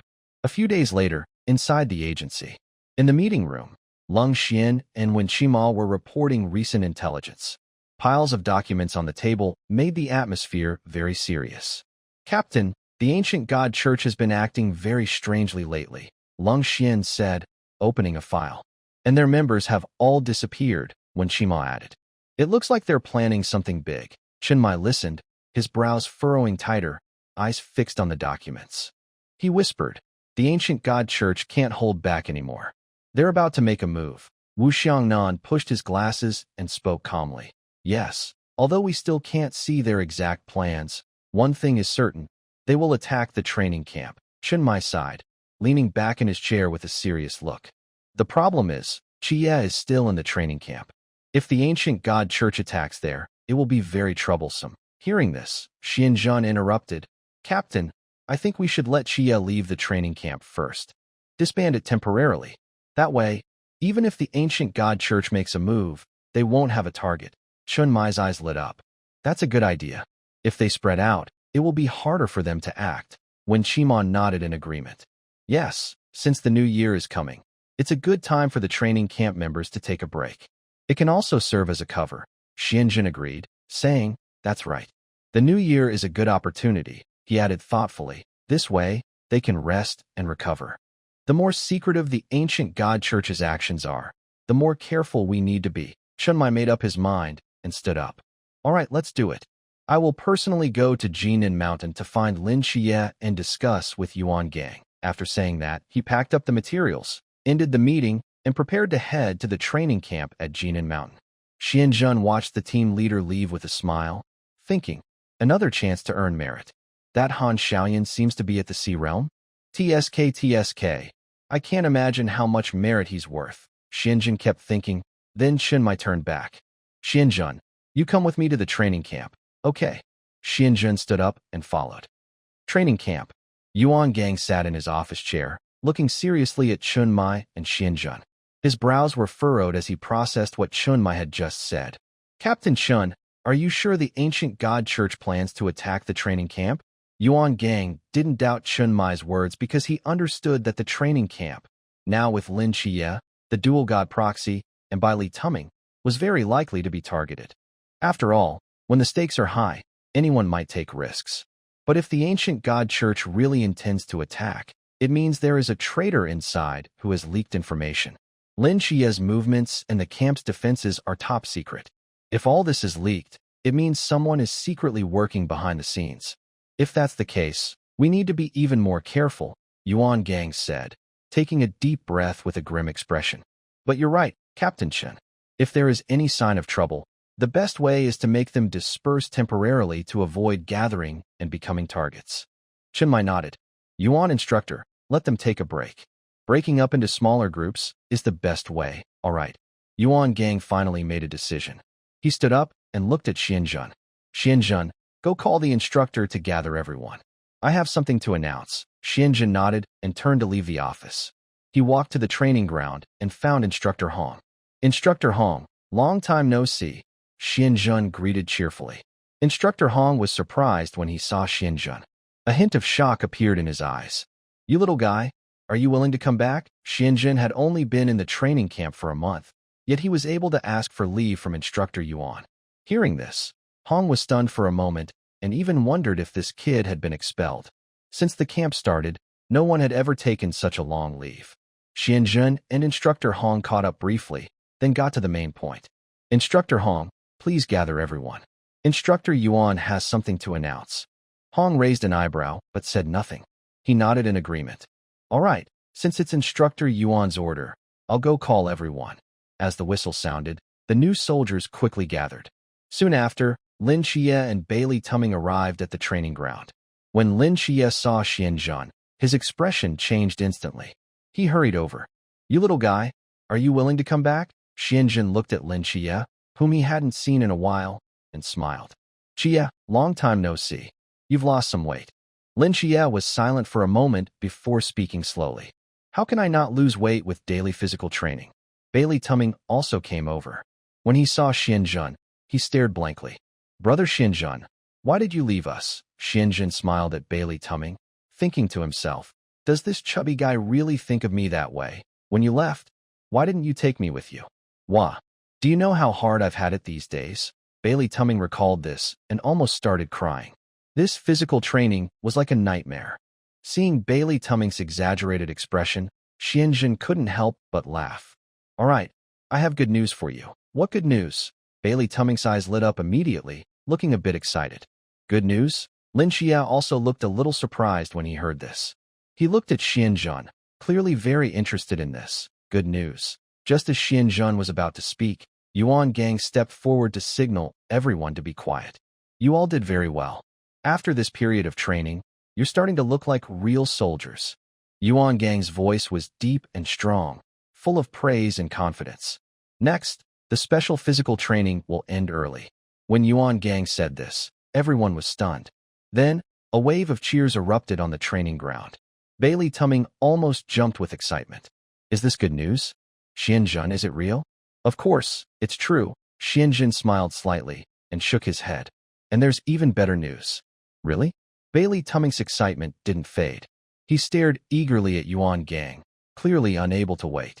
Yuan Gang continued. Seeing how hard you've been training and how well you're doing, I've decided to give you a break. For days.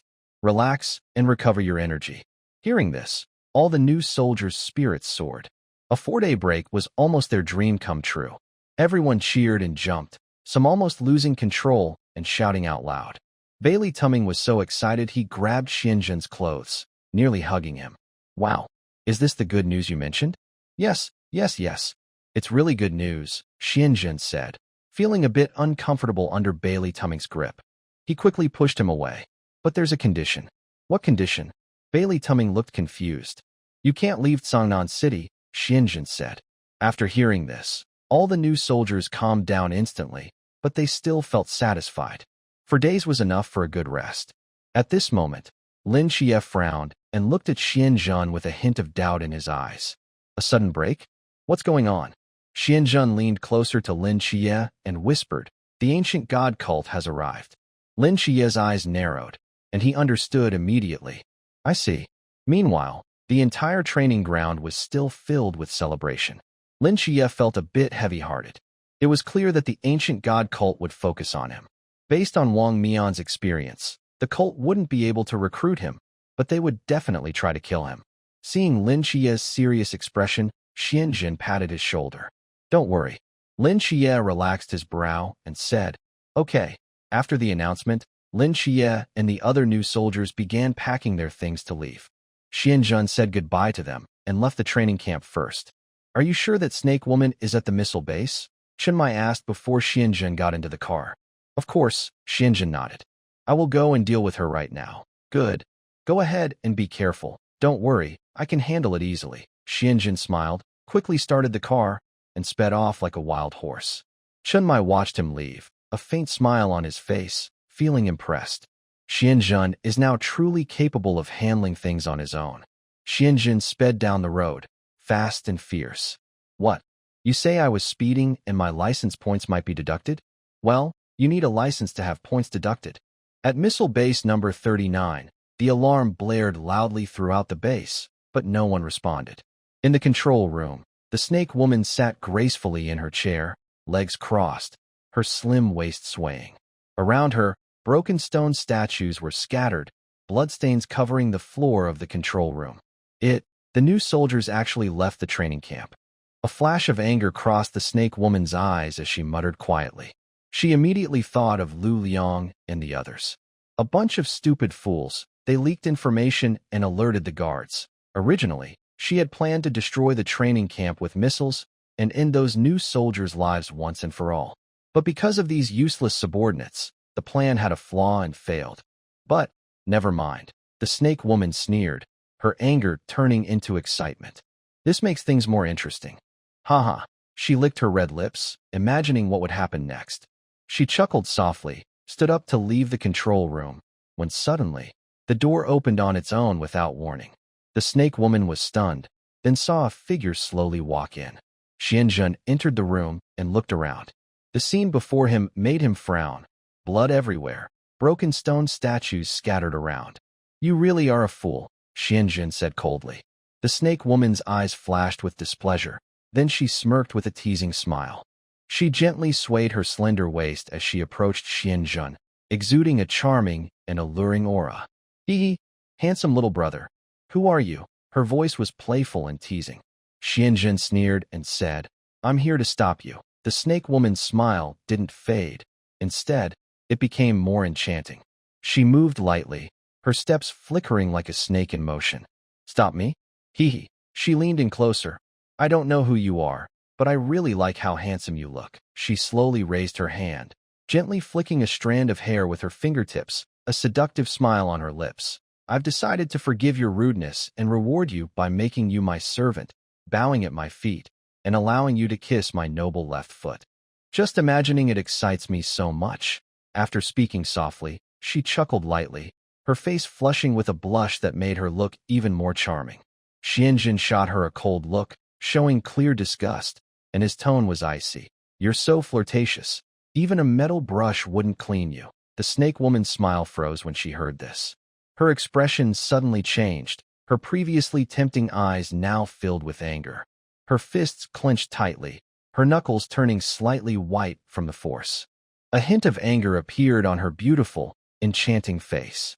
Little handsome guy, you're quite good-looking, but with that little mouth of yours, you still need some training. The snake woman extended her slender finger, trying to lightly poke Xianjun's lips, acting very flirtatiously. Xianjun looked at her coldly, then suddenly reached out and quickly took out a talisman, sticking it directly onto her body.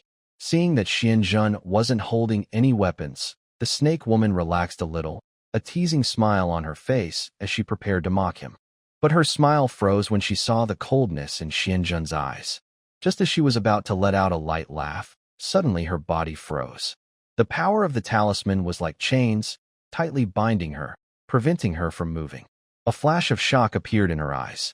Her lips parted slightly, but she couldn't make a sound. She struggled, trying to break free from the irresistible force, but her body felt frozen, unable to move. Xianjun stood coldly in front of the snake woman, his gaze sharp as a blade. You can't move now. The snake woman's eyes kept moving behind her mask, clearly trying to find a chance to escape. But no matter how hard she tried, the powerful force still held her tightly, making her unable to move. Xianjun spoke calmly, with no emotion in his voice. If I just kill you now, would that be too easy for you? The snake woman's pupils shrank quickly, her eyes darting around as if desperately searching for a way out. Suddenly, a loud phone ringing broke the silence. Xianjun didn't say much. He sneered and reached out to pick up the snake woman's phone, pressing the answer button. Hello? A hoarse male voice came from the phone. Who are you? Xianjun raised an eyebrow slightly, his tone full of disdain. Want to save the snake woman? Come to me. There was a few seconds of silence on the other end. Then the voice continued. I'm in Sangnan City now. If you don't want the night watchers to all die, bring the snake woman here.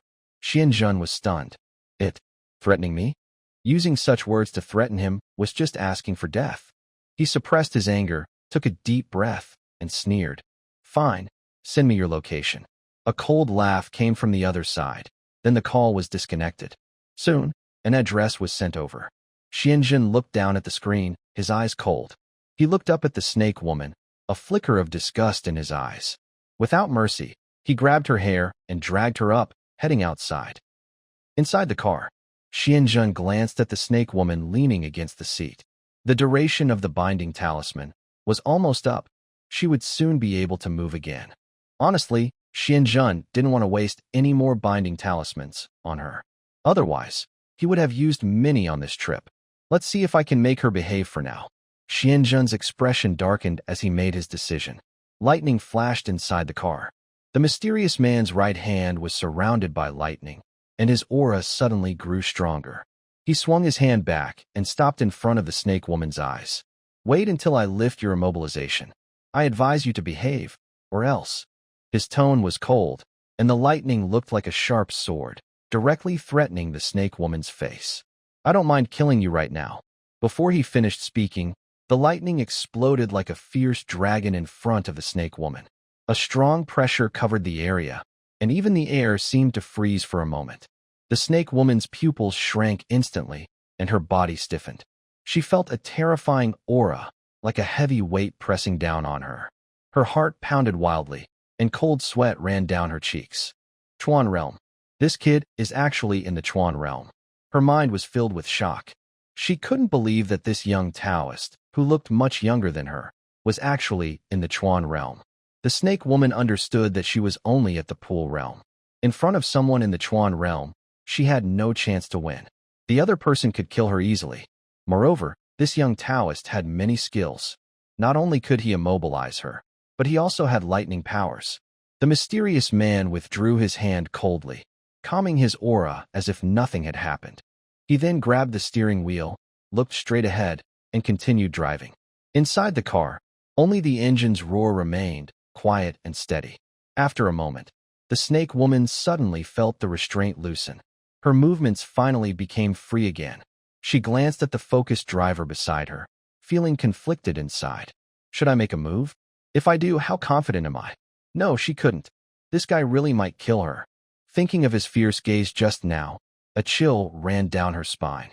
After much hesitation, the snake woman decided to listen to her heart. Better to pretend to be obedient than be struck down by lightning. The immobilization is lifted. I advise you to behave, the mysterious man said coldly. Hearing this, the snake woman forced a smile, her voice soft and coaxing. Big brother, I understand. But you were really so violent just now. You hurt me. She even reached up to touch her hair. Although she had just been restrained, the pain from her hair being pulled was real. The mysterious man didn't bother to respond. He pressed the accelerator to the floor, speeding up the car, and coldly said, "Shut up." His gaze was fixed straight ahead, thinking only about one thing: to reach Songnan City as soon as possible and deal with the person he needed to confront. As for the snake woman, after finishing off those people, he would take care of her. Songnan City. Xianzhen drove quickly, thinking about the current situation.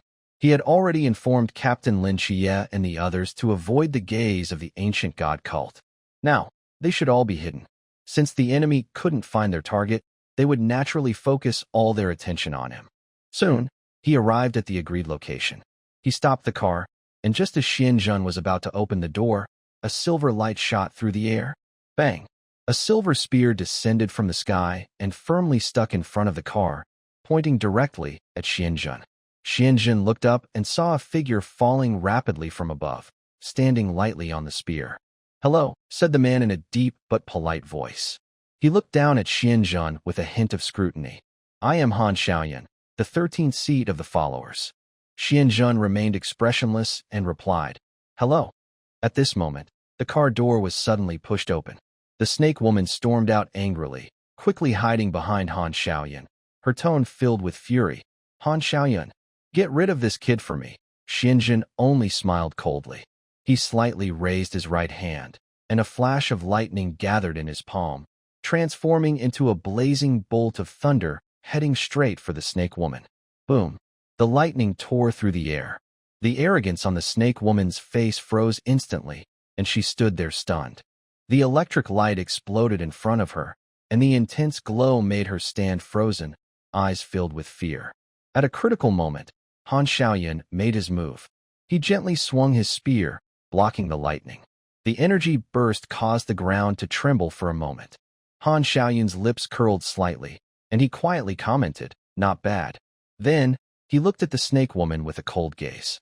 "You can leave now." The snake woman was stunned. What do you mean?" Han Xiaoyan didn't repeat himself. The snake woman gritted her teeth, her eyes full of unwillingness and hatred. But in the end, she snorted coldly and turned to leave. Xianzhen watched her go, a mocking smile curling at the corner of his mouth. Trying to escape? He had already ordered in Xingyu to keep an eye on her nearby. After dealing with Han Xiaoyan, he would go after her. At this moment, Han Xiaoyan spoke calmly, but with a sharp edge. "Where's Lin Qiye?" "I will only deal with Lin Qiye. No one else needs to get involved." Xianzhen heard this and laughed. "You know what? From the moment you threatened me on the phone, you were already a dead man." He clearly understood Han Xiaoyan's past. This former night watchman betrayed his team to save his comrades and joined the believers. Unfortunately, these reasons didn't soften Xianzhen's heart. "This is not something you can threaten me with." Xianzhen's eyes grew colder, and his aura slowly rose. He clenched his fists, energy surging inside him, like a sharp sword ready to be drawn. The Han Xiaoyan in front of him was a strong expert at the Sea realm, but he was still capable of fighting. Just as tensions reached a breaking point, an unexpected change occurred. Suddenly, 3 powerful waves of energy spread out like ripples in the surrounding space. Looking up, they saw an invisible barrier covering the sky, and the familiar aura made Xianzhen's face change slightly. Is this void domain? Xianzhen quickly turned his head and saw 7 figures in dark red cloaks approaching from afar. Leading them was Chun Mai, who slowly drew his long sword, his gaze cold. All members of Team 136 are here. Who dares to seek death? Hong Ying lowered her hood and walked straight to Xianzhen, her tone tinged with some blame. Who gave you permission to act like a hero alone? Following her, Wen Qima gently patted Xianzhen's shoulder. Xianzhen, you didn't bring me this time. Isn't that a bit much? Lin Qiye stepped out from behind the crowd. I'm not a scaredy cat. Xianzhen, how can I miss a fight like this? Lung Xian calmly handed over a weapon. Here, take this. Xianzhen looked at these familiar faces, and the cold, killing intent in his heart surprisingly warmed a little. He chuckled softly and nodded slowly. All right. Since everyone is here, let's work together to take him down. The opponent, Han Xiaoyan, watched this scene without moving. His gaze swept over Team 136, filled with complex emotions. Memories flooded his mind, and he seemed to see his former self. Back then, he also had a team fighting alongside him. But now, everything was just a thing of the past. His hand clenched the long spear, and his complicated feelings turned into a silent sigh. The wind rose, and a killing intent suddenly appeared. The battle was about to begin. Hong Ying took the lead, her spear like a dragon, aiming straight at Han Xiaoyan's chest. Her movements were quick, and her spear tip cut through the air with a sharp sound. Han Xiaoyan slightly turned aside, lifting his long spear to block her strike. At the same time, he slid his foot, leaning like a swallow, and countered with a backhand strike toward Hong Ying's waist, flowing naturally like clouds and water. Hong Ying did not retreat. She turned the of her spear to block, sparks flying between their weapons. In that split second of lightning and thunder, Lin Qiye and Xianzhen also attacked at the same time.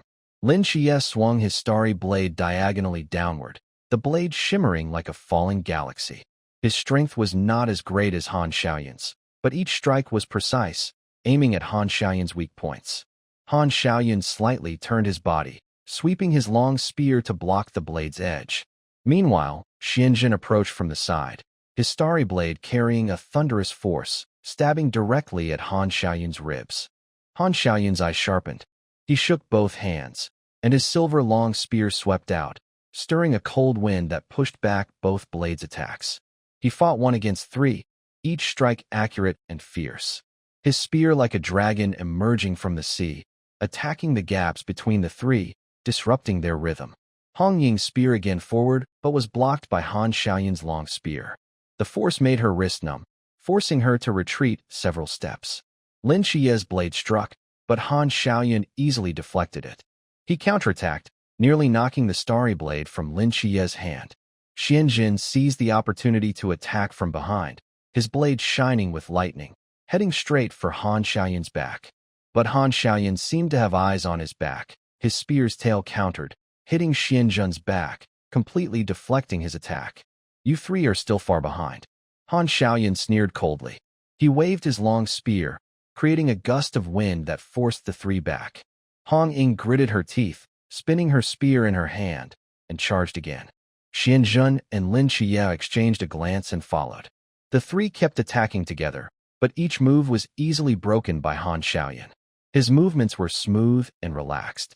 Every swing of his spear carried the power of thunder, pressing the 3 almost to their limit. You are too slow, Han Xiaoyan said softly. His movements were very fast, and his spear spun in a difficult-to-catch pattern, each swing creating a bright silver arc. Hong Ying struggled to hold her ground. Her spear moved like a snake, but she could never break through Han Xiaoyan's defense. Lin Qiye and Xianzhen also didn't get any advantage. Every attack was precisely blocked by Han Xiaoyan, forcing them to retreat repeatedly.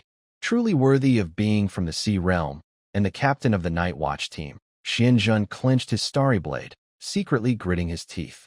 Although the 3 worked well together, Han Xiaoyan's higher level kept him from gaining the upper hand. Just as they were on the defensive, Wen Qima suddenly appeared in the distance. An invisible force radiated from him, like water waves rushing toward Han Xiaoyun. Heart demon binding technique. A wave of invisible energy spread instantly, directly invading Han Xiaoyun's mind. His movements suddenly slowed.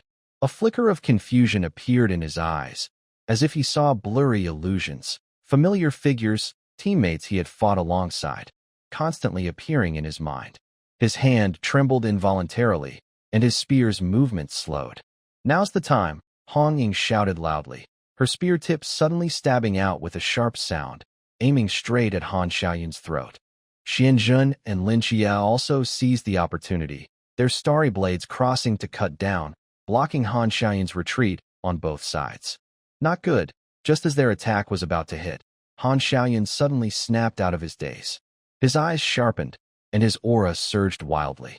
He roared loudly, spinning his spear in his hand, creating a wind and snow ring that exploded outward around him. A freezing storm burst forth from him, swirling like blades of wind and snow. Boom! The storm, mixed with sharp energy, swept out, knocking the three back several meters. Hong Ying almost lost her footing, leaning on her spear to steady herself. Xianjun and Lin Qiye were also pushed back, leaving long marks on the ground with their feet. Han Xiaoyun retreated several steps, coldly scanning the surroundings. Not bad, but still not enough. Hong Ying gasped slightly, a defiant smile on her face. Just as so, Lin Qiye tightened his grip on the starry blade. Xianjun grinned and said, "Han Xiaoyun, right? This is just the beginning." Han Xiaoyun nodded gently, his tone still calm and steady. "You're right. The fight has just begun." Before he finished speaking, the world suddenly changed. A series of whirlwinds appeared out of nowhere. The fierce winds swept up sand and stones from the ground, and the raging air currents spread quickly around. Chunks of rocks, dust, and broken building debris flew into the sky, like paper caught in a whirlpool, blocking out the sun. The air was filled with deafening howls. The large trees along the road couldn't withstand this power. They were uprooted and spun in the air, their huge canopies swirling as if they wanted to tear the world apart. Han Xiaoyun stood at the center of the storm, looking as steady as a mountain. His silver spear pointed straight at the ground as he coldly said, "Forbidden Ruins Sequence 079, Great Wind Disaster." When Shima, hiding behind, stared wide-eyed and finally said, That's way too crazy." Wu Xiangnan also looked serious, watching the storm that was sweeping everything away. He said in a cold voice, "Luckily, we set up the No Ban Void early. Otherwise, this power could cause serious disaster in Songnan City." Si Xiaonan stood in place, quickly forming hand seals. The power of No Bond mist spread out like fog, covering each team member and forming a soft but tough shield to block the wind. As she worked, she whispered to herself, "Is this the power of the sea realm? So strong." Once the protection was in place, Si Xiaonan puffed out her chest proudly. "See? At critical moments, I'm still the key." Hong Ying couldn't help but praise. "Xiaonan, you're great." Han Xiaoyun looked over everyone, his eyes showing some surprise. He hadn't expected. They had such a forbidden ruins. At that moment, Chenmai stepped forward slowly. His figure was shrouded in dust and sand, holding a long sword, radiating an unstoppable aura. "It's my turn now." However, Xianjun suddenly reached out and stopped him. "Captain, leave this guy to me." Chenmai paused slightly, looked down at Xianjun, then shook his head. "He's from the sea realm. Let me handle it. Come on, all of you." Han Xiaoyun interrupted their conversation. He looked over everyone, his tone filled with some praise and a hint of complex emotion. "You work well together. It's very much like my old team." He lightly pointed his spear at the ground, and suddenly the storm gathered, transforming into a visible whirlwind circling around him. Xianjun stared at Han Xiaoyun, a faint smile appearing at the corner of his mouth. "All right, the close combat is over. Now, it's time to show my true strength," Xianjun thought to himself, then moved his mind and activated cloud movement and rain. Since his promotion, he hadn't tried using cloud movement and rain in battle before. This is a power that can summon wind and rain. Could Han Xiaoyun's great wind disaster withstand it? Xianjun raised his hand calmly, his movement steady, as if controlling the rhythm of heaven and earth. In the next moment, the air around Xianjun suddenly changed. Han Xiaoyun, standing opposite him, kept a calm face, but his eyes showed increasing caution. He sensed something and tightly gripped his spear. The storm around him grew fiercer, like a fierce beast roaring. Suddenly, a strong wind rose from beside Xianzhen, fighting against Han Xiaoyun's wind. Unlike Han Xiaoyun's sharp and fierce wind, Xianzhen's wind was steadier and more powerful, as if the will of nature was slowly awakening. Dark clouds quickly gathered in the sky, black as ink. Boom! A loud thunder roared across the sky, accompanied by a silver lightning bolt splitting the clouds. Amidst the fierce wind, large raindrops fell from the sky. The rain poured down like a waterfall, instantly soaking the entire battlefield. Han Xiaoyun narrowed his eyes slightly. He felt his wind was being suppressed. The once wild and raging whirlwind slowed down, as if pressed down by an invisible force, unable to expand further. Raindrops fell on Han Xiaoyun's spear, dripping down the tip onto the ground, creating small splashes. He sensed the power within the rain and frowned. What kind of power is this? Han Xiaoyun whispered, with a hint of disbelief in his tone. His forbidden domain can do this? Isn't it supposed to be lightning? The rain grew heavier, and the wind blew even stronger. Everyone watching this scene was stunned. When Qima was the first to shout out, What? What is this? How can Xianzhen still do this? Red Tassel widened her eyes, her mouth twitching. Don't tell me he can control the weather too. Si Xiaonan stood behind, stunned, watching everything unfold. Chun Moi was frozen, thinking, how many forbidden zones does Xianzhen really have? Who is the real double god agent? Lin Qiye, isn't this crazy, right? At this moment, Lin Qiye also stared blankly at Xianzhen. Wait, buddy. If you have this ability, why were you just chopping at a chicken feather with a knife? Han Xiaoyun slowly looked up, his gaze piercing through the curtain of rain, directly at Xianzhen. Raindrops slid down Xianzhen's hair. He raised one hand, and a fierce wind swirled around him. The wind and rain mixed, thunder roared loudly. Xianzhen's presence at this moment was as mighty as a mountain or the sea, completely overshadowing Han Xiaoyun's fierce wind. Suddenly, a thunderbolt struck from the sky with a loud bang, shaking the air. Lightning tore through the dark sky, carrying destructive power, and struck directly at Han Xiaoyun. A flash of caution appeared in Han Xiaoyun's eyes. He quickly swung his spear, trying to block the attack with the wind. But the lightning was too fast, its glow as bright as a furious dragon's scales, instantly breaking through the storm's barrier and crashing onto the spear. Boom! The lightning exploded, and the violent thunder, with unstoppable force, shook the spear out of control. The ground beneath Han Xiaoyun was instantly split by the electric current. Surrounding stones flew in all directions from the impact. Bright flashes flickered in the air, hot air surged, and the temperature seemed to rise suddenly. However, Han Xiaoyun, being at the sea realm, did not fall after this lightning strike. Instead, he quickly steadied himself, his eyes sharp as lightning. His wind power erupted again. He shot forward like a beast, swinging his spear to attack Xianzhen with its sharp blade. But just as he swung his spear, Xianzhen seemed to have anticipated everything. He suddenly raised his other hand, unleashing a bolt of lightning. Boom! Han Xiaoyun's face changed slightly. He quickly retreated to block the lightning. How is this possible? How can his power be so strong? Han Xiaoyun was shocked inside, a look of surprise and doubt flashing in his eyes. Xianzhen, failing in his attack, continued to wildly unleash lightning.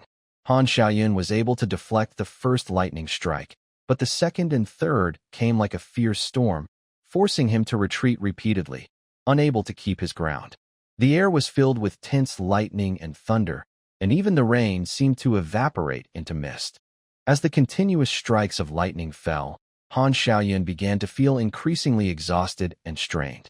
Just as Han Xiaoyun started to show signs of weakness, a cold light shot out from the side.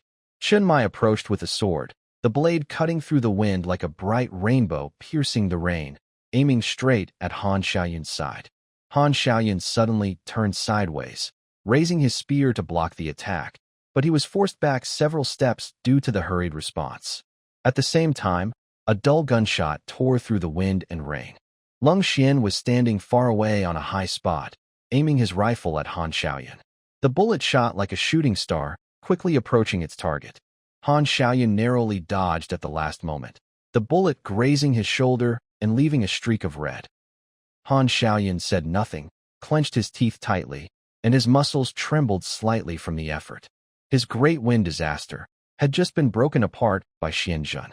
Now, he was being tightly pressed down by Xianzhen and others, with sword lights, bullets, and lightning all coming at him from different directions. Today, I might die here. A thought rose in Han Xiaoyan's mind. His eyes gradually lost their sharpness, replaced by an unexpected calm. His chest heaved violently, as if suppressing some complicated emotion. Suddenly, he inexplicably let out a deep breath. Rainwater flowed down his cheeks, but it couldn't hide the bitter smile on his face. Fine, dying like this isn't so bad, Han Xiaoyan silently thought. Let me do it.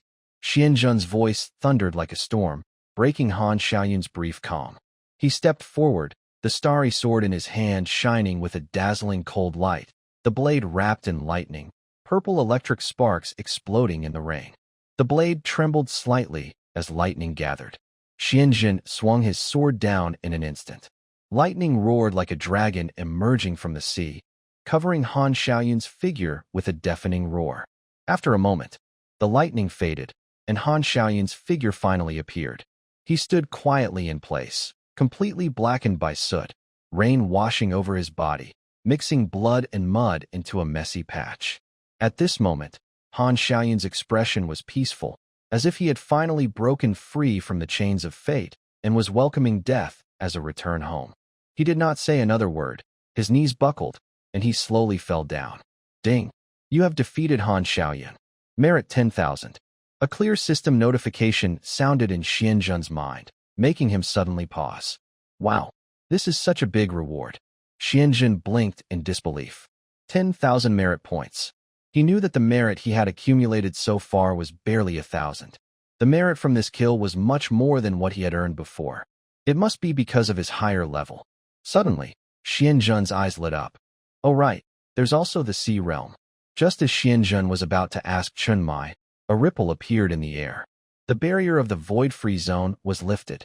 A tall figure stepped in, radiating golden ripples all over his body. It was Yuan Gang. Behind him, Bai Li Pangpang and Chao Yuan followed closely. Yuan Gang looked over everyone's faces, finally focusing on Han Xiaoyan's blackened corpse on the ground. Is he dead? He looked at the dense electric marks on the body and turned to Xianzhen. Did you do it? We all did, Xianzhen answered honestly, then asked eagerly, did you encounter an attack over there? Yeah, Yuan Gang nodded. As soon as I appeared, I was stopped by a Sea Realm. Xianzhen immediately perked up, eyes shining. Where's the person? Yuan Gang looked at him with some surprise. Of course I killed him. What a loss. Missed out on a huge amount of merit again. But then he thought about it. There's still the snake woman to deal with. With that in mind, Xianzhen hurriedly bid farewell to everyone and left in a rush. Watching his hurried back, Yuan Gang turned to Chunmai and raised an eyebrow, asking, what is this kid planning to do now? I don't know. Chunmai shook his head, a hint of helplessness in his eyes. There are too many secrets around Xianzhen. Even he, the team leader, couldn't figure him out. But Chunmai didn't mind, because he knew one thing. No matter what Xianzhen was planning, it would never harm them. That's enough. Let's deal with the mess at hand first, he said softly, looking at the body on the ground. Late at night, a light rain was falling outside the hotel. The neon sign looked hazy in the rain. The snake girl stepped onto the wet stairs and went into the room, collapsing onto the bed. She took a deep breath, feeling her tension ease a little. She had finally escaped. She wiped the cold sweat from her forehead. She didn't plan to leave Cangnan City so quickly, but when she heard that Han Xiaoyan was killed, she broke out in cold sweat. Without hesitation, she took a car and drove here overnight. It's so terrifying. The snake girl curled up on the bed, trembling as she remembered everything that happened in Cangnan City. It was like a dangerous trap. Even Han Xiaoyan, a master at sea level, died there. She, a small cultivator at the pond level, was like a fish on a chopping board. In the lobby downstairs, Xianzhen pushed open the glass door of the hotel and entered. Although he was sure the snake girl was here, he still needed to find out which room she was in. He went to the front desk and asked the middle-aged woman dozing there, "Excuse me, where's the lady who stayed here earlier?" The one with long, curly black hair. Black, curly, long hair. The woman suddenly remembered the girl. She recalled how her husband looked at her with wide eyes when he saw that woman. What's your relationship with her? Do you two share a room? She asked, sizing up Xianjun. Xianjun was surprised. He didn't expect to be questioned like this. Young man, please register your ID first, she said. No need, no need. I just want to say hello and then leave, Xianjun quickly explained, waving his hands. The woman frowned, her suspicion deepening. She had seen this kind of situation before. Late at night, a man and a woman alone, claiming to just say hello. Is she fooling anyone? No ID registration, no stay, she said coldly. Boss, I really just want to say hello, Xianjun said awkwardly but earnestly. The woman stared into his eyes for a long time. Seeing the clarity in his gaze, she thought he wasn't lying. All right, since you seem honest enough, she sighed. Room 216 upstairs. Thank you so much. Xianjun immediately turned and went upstairs, walking quickly. Standing in front of room 216, Xianjun took a deep breath. Knock, knock, knock. Who's there? A frightened female voice came from inside the room. The snake girl shivered all over and suddenly jumped up from the bed. Her heart was pounding so hard it felt like it might burst out of her chest. At this moment, any movement or sound made her nerves tense. She quickly hid in the corner by the door. Who is it? Xianjun smirked and deliberately spoke in a strained voice. Waiter, bringing toiletries. This makeshift excuse, due to the hotel's stinginess, sounded very convincing. The snake girl instinctively looked toward the bathroom, and sure enough, there was not even a toothbrush. Her tense nerves relaxed a little. Just as she reached out to turn the doorknob, a shadow darted in like lightning. The snake girl saw a flash of light as a talisman with faint spiritual glow was stuck onto her. The power of the binding talisman instantly took effect. Her pupils shrank suddenly, and her whole body felt like it was plunged into an icy cellar. She wanted to struggle, but found she couldn't even move her fingers. It's him again. He actually tracked me here. What deep grudge do I have with him? The snake girl roared inwardly. Xianjun pushed the door open and entered, looking at the frozen snake girl with a relaxed smile. Trying to escape? Too bad. You can't get out of my hand. The snake girl could only wildly roll her eyes and glare at Xianjun with hatred. Xianjun was too lazy to talk to her and simply carried her on his shoulder. He looked around the room and decided to find a different place to deal with her. There was no need to disturb others' business. In the lobby downstairs, a middle-aged woman was already dozing off at the counter. Xianjun tiptoed toward the door, afraid of waking her and revealing this strange scene. The night was thick, and the rain was still falling. Xianjun disappeared into the rain with the snake girl. In the wilderness, the moonlight was faint. Xianjun grabbed the snake woman with one hand and lightly threw her to the ground. He brushed the dust from his hands and said calmly, "All right, I've even found you a fine resting place." As he spoke, lightning gathered in his palm, its glow piercing the darkness. The faint crackle of electricity sounded like the whisper of death. The snake woman lay trembling on the cold ground, sweat running down her temples. Before her stood Xianjun, cold and merciless like a god of death. She had never felt such despair. Suddenly, she realized the power binding her had vanished. "Master, please, spare me. I'll do anything you ask." She broke down in tears, her face wet with sorrow. Overwhelmed by fear, she lost all reason and desperately tried to plead for her life. "I don't want to die," she cried, her voice filled with terror and despair. Countless images flashed through her mind, her unfulfilled ambitions, her lost luxuries, her unrealized power. How could she die now? She refused to accept it. But Xianjun's cold gaze pierced her heart like a blade of ice. There was not a trace of pity in his eyes. His voice was calm and chilling. "I've heard enough." Before his words faded, lightning roared like a dragon, surging toward the snake woman with unstoppable force. The shadow of death completely enveloped her. In that instant, her eyes changed, from desperate pleading to burning hatred. She quickly pulled out a forbidden weapon from her waist, Serpent Fang, a blade without a handle. It was her final hope. "Go to your doom," she screamed, thrusting the weapon toward Xianjun like a striking viper. But she had underestimated the speed of lightning. In the flash of a moment, the world fell silent. Her movement froze midair. Before the blade could even touch Xianzhen's robe, the lightning swallowed her whole. Thunder split the air with a deafening roar, and the blinding light illuminated everything around. The snake woman's body convulsed violently within the storm. The powerful current consumed her completely, leaving behind only the sharp scent of scorched air.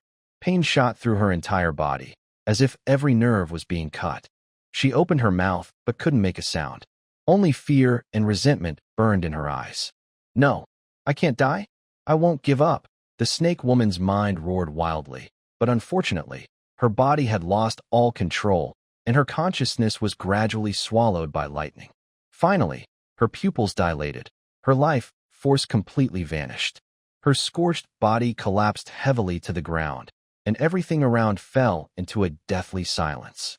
Xianzhen stood nearby, coldly watching the smoking corpse on the ground, with no expression on his face. Ding! You defeated the snake woman. Merit 500. After dealing with the snake woman, the night sky returned to calm. Xianzhen clapped his hands, looked up at the deep starry sky, and then opened his system panel. He could level up again. He felt a surge of emotion. The speed of leveling up was incredible, almost like riding a rocket. With a thought, he decisively clicked the button on the system interface. Ding! Consuming 10,000 merit points. Congratulations, the host has advanced in rank. Along with the system prompt, Xianzhen felt energy boiling inside him, like a rushing river, and his aura suddenly soared. As his strength surged, he clearly felt his realm had broken through to the peak of the Chu realm, and his breath reached a new height. But that wasn't the most exciting part. Based on past experience, every time he advanced to a new main rank, the system would unlock new Forbidden Land abilities. This time, he had already been promoted to the 7th rank of the Tai Chi Left Palace, the Celestial Official of the Upper Clear Department, the Book of Fate, and the Thunder Department. Xianzhen couldn't wait to check his system panel.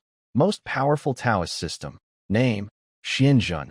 Rank, Tai Chi Left Palace Celestial Official of the Upper Clear Department, Book of Fate, Thunder Department, 7th rank. Realm, Peak of the Chu Realm, Current Forbidden Land.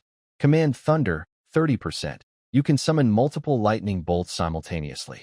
Improve control over thunder, making it easier to summon lightning, with more powerful and flexible attacks. Rewards and punishments of good and evil, 30%. You have a clearer sense of good and evil. You can adjust thunder punishments. Summon lightning to punish evildoers. Uphold justice on behalf of heaven. Reward good and punish evil. Symbol drawing becomes reality, 30%. As a Taoist priest, your talismans have mysterious and powerful abilities. Every you make contains the principles of heaven and earth, along with magical power. Controlling clouds and rain, 30%. You can communicate with the spirits of nature, manipulate the weather, and summon wind and rain. Scattering beans to summon soldiers, 30%. You can throw beans onto the ground, and they will quickly turn into soldiers armed with weapons. Unlocked ability. Golden light from the ground, 0%. To be unlocked. Merit points, 1,300. Wow. It's really happening. Xianzhen's eyes focus on the scattering beans to summon soldiers ability, and he feels extremely excited. This skill is perfect for fighting in groups. Most importantly, it means he now has followers. He quickly checks the new ability and confirms he can summon up to 10 talisman soldiers at once, and they will fight for an hour. This is amazing. Xianzhen notices a new locked ability in the system, golden light from the ground. Seeing these words, he feels even more excited. This is a legendary Taoist skill for super fast movement. With it, he won't need to drive anymore. I'm really taking off now. Xianzhen takes a deep breath to calm his excitement. Although he wants to level up immediately, his current merit points are not enough. He has to hold back for now. After gathering himself, he walks quickly to his car, starts the engine, and drives to Cangnan City. Inside the Hongying family villa, the first light of dawn filters through the curtains into the living room, but Xianzhen doesn't care at all. He just got home and feels no sleepiness. His excitement burns like fire, and his hands tremble slightly. Eagerly, he rushes into the kitchen and starts rummaging through cabinets for beans. He wants to try his new locked ability, scattering beans to summon soldiers. The kitchen is filled with jars and spices. Xianzhen mutters as he searches, beans. Beans. There shouldn't be none, right? Finally, in a dusty corner of a cabinet, he finds a bag of yellow beans covered in dust. He opens the bag, and a faint, old smell wafts out. It looks like these beans have been forgotten for a long time. Xuanzhen didn't seem to mind. He carefully picked out a few full, round soybeans, a satisfied smile appearing on his face. Standing in the middle of the living room, he held one soybean in his palm, his eyes filled with anticipation. He took a deep breath, then scattered the soybeans onto the floor. Forming hand signs, he began to chant softly, "Spirits of protection, aid my creation. Thunder and lightning, heed my command. I cast these beans to become brave soldiers, drive away evil and uphold justice. Let the heavens and earth bear witness. Rise at my call, form by my will. So let it be." In an instant, the beans touched the ground and began to sprout, glowing with streams of light. From the radiance, figures clad in ancient armor rose from the floor, each tall and strong, their presence powerful. They held shining blades, their eyes sharp and focused, standing in perfect formation. Every gaze turned toward Xuanzhen, filled with respect and loyalty. Xuanzhen was speechless, overwhelmed by what he saw. This is the power of turning beans into soldiers? Incredible. The soldiers knelt on one knee before him, their blades pointed to the ground, and shouted in unison, "Awaiting your command, Master." Their deep, resonant voices echoed like war drums, making Xuanzhen's blood surge with excitement. He had never felt such a strong sense of control before. Ha ha! Xuanzhen couldn't help but laugh, waving his hand. "Rise." The soldiers stood up together, tall and steady. "I suddenly feel like leading my own army," he murmured to himself. There were only 10 of them now, but if there were hundreds or thousands, what a magnificent sight that would be. Xuanzhen didn't realize that the soldiers' unified shout had shaken the entire villa like a drumbeat, waking everyone inside. Hongying was the first to rush out of her room, her spear gleaming coldly in her hand. At the same moment, she ran into Lin Qiye, who was holding his blade. Their eyes met briefly, and with a nod of understanding, they dashed downstairs together. As soon as they stepped into the living room, Hongying froze, almost losing her grip on her weapon. Before them stood a row of soldiers in ancient armor, their armor faintly glowing, their blades shining with a cold light, like spirits of warriors revived from an ancient battlefield. "What the heck?" Hongying widened her eyes, looking confused. Lin Qiye held the starry blade carefully, glancing around cautiously. "Is there a ghost? Whether it's a ghost or not, just take my shot first." Hongying's gaze turned cold. She swung her spear with a whooshing sound, rushing forward aggressively. The spirit soldiers sensed danger. They turned their heads in unison to face Hongying, their eyes flashing with cold light, quickly forming a battle stance. The fight was about to begin. Without hesitation, Hongying her spear fiercely, the shadow of the spear flashing like lightning, aiming straight at one spirit soldier's throat. The spirit soldier swung his sword to block. Their weapons clashed, sparks flying, and the powerful force made the air shake. "Wow, that's tough." Hongying gritted her teeth silently, but didn't back down. She quickly pulled her spear back, then swung around, the tip cutting through the air with a sharp wind pressure, hitting another spirit soldier's armor and knocking him back several steps. Seeing this, Lin Qiye also drew his sword and stepped forward to face one spirit soldier directly. As the sword flashed, the formation of the spirit soldiers dispersed instantly. Several turned around to attack Hongying from all sides. Hongying's spear skills were agile. She fought fiercely, entangling with the spirit soldiers, but they worked perfectly together, clearly having received strict training. These guys, something's off. Hongying felt something was wrong. The spirit soldiers' attacks were so tight they almost suffocated her. They were all elite soldiers. But she didn't retreat. Instead, she fought even more bravely. When one spirit soldier swung his sword too heavily and revealed a flaw, she suddenly swept her spear across the air, piercing through the soldier's chest. The spirit soldier fell silently, body turning into a streak of light and disappearing. A hint of surprise flashed in Hongying's eyes. A virtual body, she was about to breathe a sigh of relief when another spirit soldier attacked from the side, his sword aimed straight at her shoulder. Hongying snorted coldly. She spun her spear, wrapping the blade like a dragon, then stabbed fiercely with the tip, piercing through the soldier's helmet. The second spirit soldier fell, body turning into light and vanishing again. However, the remaining spirit soldiers showed no fear. They continued to charge at Hong Ying bravely, making the fight even more intense. At this moment, a familiar voice came from the other side of the living room. Hong Ying, stop! As soon as the words were spoken, all the spirit soldiers also stopped, kneeling on one knee and bowing toward Xianjun. Xianjun stepped out of the bathroom, a hint of awkwardness on his face. Redding paused upon hearing this, looked at the talisman soldiers, and then glanced at Xianjun. Did you make these? Lin Qiye also stopped his actions, looking at Xianjun with a puzzled expression. It's all a misunderstanding, a misunderstanding. Xianjun raised both hands quickly to explain. Don't fight. These are the talisman soldiers I summoned. Redding. Lin Qiye. Oh, Mingme. Komoji Winku. Oh, what's going on? Redding was stunned for a long time before finally breaking the silence. She lowered her spear, her eyes fixed on the still-standing talisman soldiers in the living room, her face full of shock. It's like casting beans to make soldiers. Xianjun casually waved his hand, speaking in a relaxed tone as if talking about something ordinary. Haven't you heard of that? Lin Qiye's mouth twitched as he tried to process what just happened. He stared and asked, are you saying you can cast beans to make soldiers? Obviously, Xianjun spread his hands, looking confident and a bit proud. Lin Qiye's eyes lit up immediately. He rushed a few steps to Xianjun, excitedly grabbing his shoulders, and said eagerly, Bro, teach me. His eyes shone like a kid seeing his favorite toy, making Xianjun feel a little embarrassed. Take it easy, take it easy. Xianjun chuckled softly, pulling away from Lin Qiye's grip, and walked over to the sofa, looking relaxed. He crossed his legs, leaned back on the sofa, stretched lazily, and pointed at the water cup on the table. All right, pour me a glass of water first. Got it. Before Lin Qiye could react, one of the talisman soldiers moved quickly. It went to the table, picked up the teapot, efficiently poured a glass of water for Xianjun, and carefully handed it to him. This scene made Red Ying's eyes widen.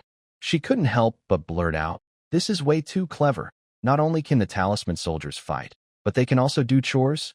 Lin Qiye was even more unable to sit still. He plopped down next to Xianjun, full of envy. Xianjun, teach me. This skill is amazing. I want to have a team of talisman soldiers too, and walk around proudly. His eyes were full of longing. Who doesn't have this kind of dream in their heart? Commanding thousands of soldiers, waving a commanding staff, holding military power. Xianjun smiled, took a sip of water, and did not answer immediately. There are deep secrets here. Xianjun put down his cup, speaking slowly.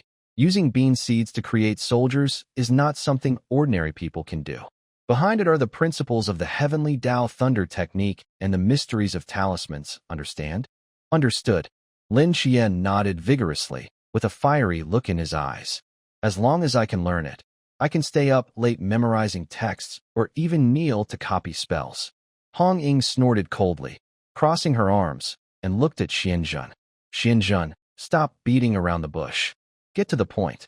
Xianjun felt a bit guilty under her gaze, forced a dry laugh, and spread his hands. All right, I'll be honest. This is my forbidden zone. It's not that I won't teach you, but you probably can't learn it. Or maybe, you two should try casting a spell with a bean seed? Lin Qiye. Hong Ying. Xianjun still has a forbidden zone? How many forbidden zones does he have in total? Both of them looked confused. Xianjun's lips curled into a proud smile. He casually signaled to his talisman soldiers, who immediately lined up neatly, moving quickly and efficiently without hesitation. Xianjun leaned on the sofa, sighing contentedly. With these brothers, life is just so comfortable. Lin Qiye looked at the soldiers standing straight, silently sighing. This forbidden zone, it's so enviable.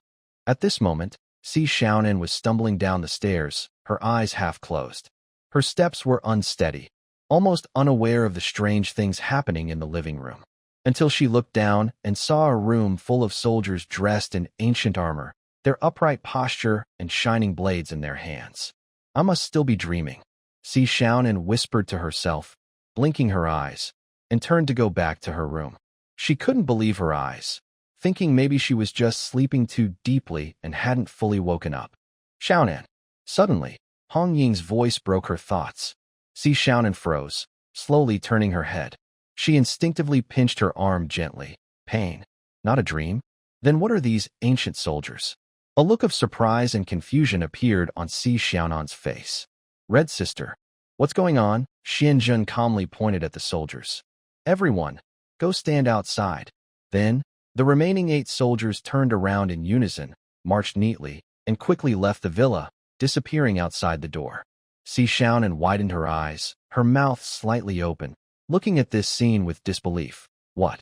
What exactly is happening? Hong Ying shrugged and explained. This is Xianjun's trick. Using magic to create soldiers. Xiaonan's eyes grew even wider, and she covered her mouth in surprise. She walked over to Xianjun and couldn't help but tug at his sleeve. Xianjun, will you really teach me this? I want to learn too. Lin Qiye shook his head with a bitter smile and said, Xiaonan, don't think about it. This is Xianjun's forbidden magic zone. Only he can use it. Xiaonan fell into slight silence. She wondered if maybe this was Xianjun's magic, but he used the name of the forbidden zone to hide it. Who could have so many forbidden zones? Xiaonan silently counted on her fingers. 1, 2, 3. This is the 4th one. It's terrifying. Xiaonan asked, is this? Okay. Xianjun cleared his throat, smiled slightly, and waved his hand. All right, don't overthink. I'm going back to sleep. I haven't slept yet tonight. Where are the soldiers outside? Aren't you going to take care of them? Hong Ying softly asked. She was a bit worried about the soldiers outside. If they were seen by others, it could cause trouble, and the consequences wouldn't be small. Xianjun didn't look back and headed toward the stairs. They can only stand for an hour. There's nothing to worry about. After saying this, he didn't stop and went straight to his room. The remaining 3 looked at each other in silence. I think I'll go back to sleep. Xiaonan shook her head and turned back to her room. Hong Ying didn't say much, just glanced faintly at Xianjun's back, then also headed toward her room. Lin Qiye watched the 2 leave, then looked down at the knife in his hand. He turned and glanced at the villa's entrance, where the soldiers still stood straight and serious. His gaze gradually became firm, and he clenched the handle of his knife tightly.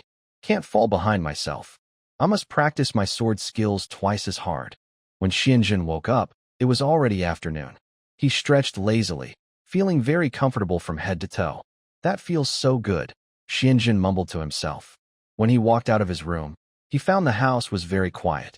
Hong Ying and the others had already gone out, probably busy at the office. Xianjun scratched his head, went to the kitchen, grabbed a handful of soybeans, and put them in his pocket, ready to leave. But after taking a few steps, he stopped again. Just stuffing them in his pocket felt uncomfortable. He looked down at his pants pocket, frowned slightly, and thought about how to fix it. First, he decided to buy a bag to hold the soybeans. And if he bought a bag for the soybeans, he could also put his talismans in it. Then he looked at his clothes. Xianjun stroked his chin and thought for a moment. Maybe he should buy a Taoist robe to match his outfit. Peace office. A young boy dressed in a dark blue Taoist robe, carrying a small white cloth bag slung over his shoulder, walked in. The boy looked confident and graceful, with his robes slightly fluttering as he moved, giving off a slightly otherworldly vibe. Hong Ying was in the hall. When she saw him, she froze in surprise. She blinked for a few seconds, then her eyes lit up, and she smirked playfully. Wow. Hong Ying circled around Xianjun twice, inspecting him from top to bottom, teasing. What a handsome, stylish little Taoist. Your outfit is quite fancy. Xianjun raised an eyebrow. Call me Taoist master. Hong Ying burst out laughing, hands on her hips. Hey, I complimented you twice, and you're already puffed up? All right, Taoist master. All right, Xianjun chuckled. Oh, by the way, Lin Qiye and your friends from the training camp are in the activity room. Since you're here, go over quickly. Xianjun. Hong Ying, you come too. Hong Ying waved her hand. Later. I just finished training and I'm all sweaty. It's fine. Xianjun reached out and grabbed her. Hey you Xianjun. Let go. Hong Ying shouted, but she didn't break free. In the end, she had no choice but to follow him to the activity room. The activity room. As soon as Xianjun opened the door, a loud noise rushed toward him. The activity room was lively, like a small party. He stepped inside steadily, with Red Ing trailing behind him, looking helpless. His outfit, a Taoist robe with a white cloth bag, immediately caught everyone's attention. Everyone turned to look at the door. After a brief silence, Li Pangpang was the first to step forward. He exaggeratedly opened his mouth and exclaimed, "Xinjun, your outfit is amazing. So handsome. Even more handsome than I saw in the mirror just now." Xinjun smiled proudly and said, "Just okay. I barely beat you." He looked around the room and focused on Chao Yuan, Shin Qingzhu, and Mo Li, nodding in greeting. "Long time no see, everyone." They all stood up and exchanged simple greetings with Xinjun. The atmosphere became friendly again. At this moment, Li Pangpang noticed Redding nearby. His face lit up with a big smile. His chubby body shook as he hurried over. "Miss, we just met earlier, but we haven't properly introduced ourselves. My name is Li Tumming. Everyone calls me Pang Pang." He then pulled out a black gift box from nowhere and handed it to Redding. "This is a local specialty from my hometown, a little something from my collection. Please don't mind it." Redding looked down at the gift box, her mouth twitching slightly. Is this young master Li really giving a watch as a gift just after meeting? It seems her perspective was too narrow. She had even thought that Xianzhen's watch was hard to get. "Redding, take it. It's a small token from Pang Pang." Xianzhen stood beside her, gently nudging her with his arm, a mischievous smile in his tone. Redding rolled her eyes and helplessly accepted the gift. "Okay, thank you." "Oh, Miss Redding, don't thank me." Li Tumming smiled warmly and waved his hand casually. Li Tumming, never accept thanks for giving gifts. We're friends." Redding looked down at the gift box again, then glanced at Li Tumming's smiling face. Suddenly, she felt her view of life was shaken. Having money really can do whatever you want. Seeing the situation, Xianzhen couldn't help but chuckle softly and quietly leaned close to Hong Ying's ear. "Hong Ying, if you don't want to accept this gift, you can pass it on to someone else. For example, I. Anyway, the Pang Pang family is very wealthy, and they definitely wouldn't mind." Hong Ying glared at him but didn't say anything else. She simply placed the gift box carefully, accepting this local specialty. Today is New Year's Eve, when Mo and others brought Zhao Kongcheng back to the base. Although Zhao Kongcheng couldn't move on his own yet, sitting in a wheelchair for a short visit to celebrate the holiday was fine. The sound of the wheelchair rolling drew everyone's attention in the activity room. They all put down what they were doing and went to greet him. "Big brother Zhao." Xianzhen was the first to smile and walk over quickly. Hong Ying followed closely, looking concerned. "Kongcheng, you're out now. Is everything okay?" Zhao Kongcheng rested one hand on the wheelchair armrest and said confidently, "Don't worry, everything's fine. Today is such an important day. How could I not come?" When Mo stood behind Zhao Kongcheng and smiled slightly. "It's okay. The doctor said as long as you don't overexert yourself, you'll be fine." The activity room became lively. Lin Qiye and other familiar friends gathered around, chatting with Zhao Kongcheng. Zhao Kongcheng's gaze then fell on a few new faces like Li Pangpang, and his eyes were full of satisfaction. "Yes, very good. All promising talents." Li Pangpang nervously scratched his head, then took out a gift box from his pocket and handed it over with both hands. "Brother Zhao, nice to meet you." A small token of my appreciation. Zhao Kongcheng took the gift box, looking puzzled. "What is this?" Xianzhen quickly took the box, smiling as he said, "Brother Zhao, don't ask. This guy is sincere with his gifts. Just accept it." Then he whispered to Zhao Kongcheng, "Brother Zhao, this is all money." Zhao Kongcheng raised an eyebrow and couldn't help but laugh out loud. "All right, I won't be polite then." Everyone saw this and was amused. Chen Muyi peeked out from the kitchen and called loudly, "Everyone's here, right? Then I'll start cooking." The hall erupted in cheers, and everyone responded with smiles. Afterward, everyone sat down and started chatting. Zhao Kongcheng looked at Wen Mo behind him and said with some helplessness, "Mo, you don't have to keep watching over me. Go do your own thing." Wen Mo shook his head.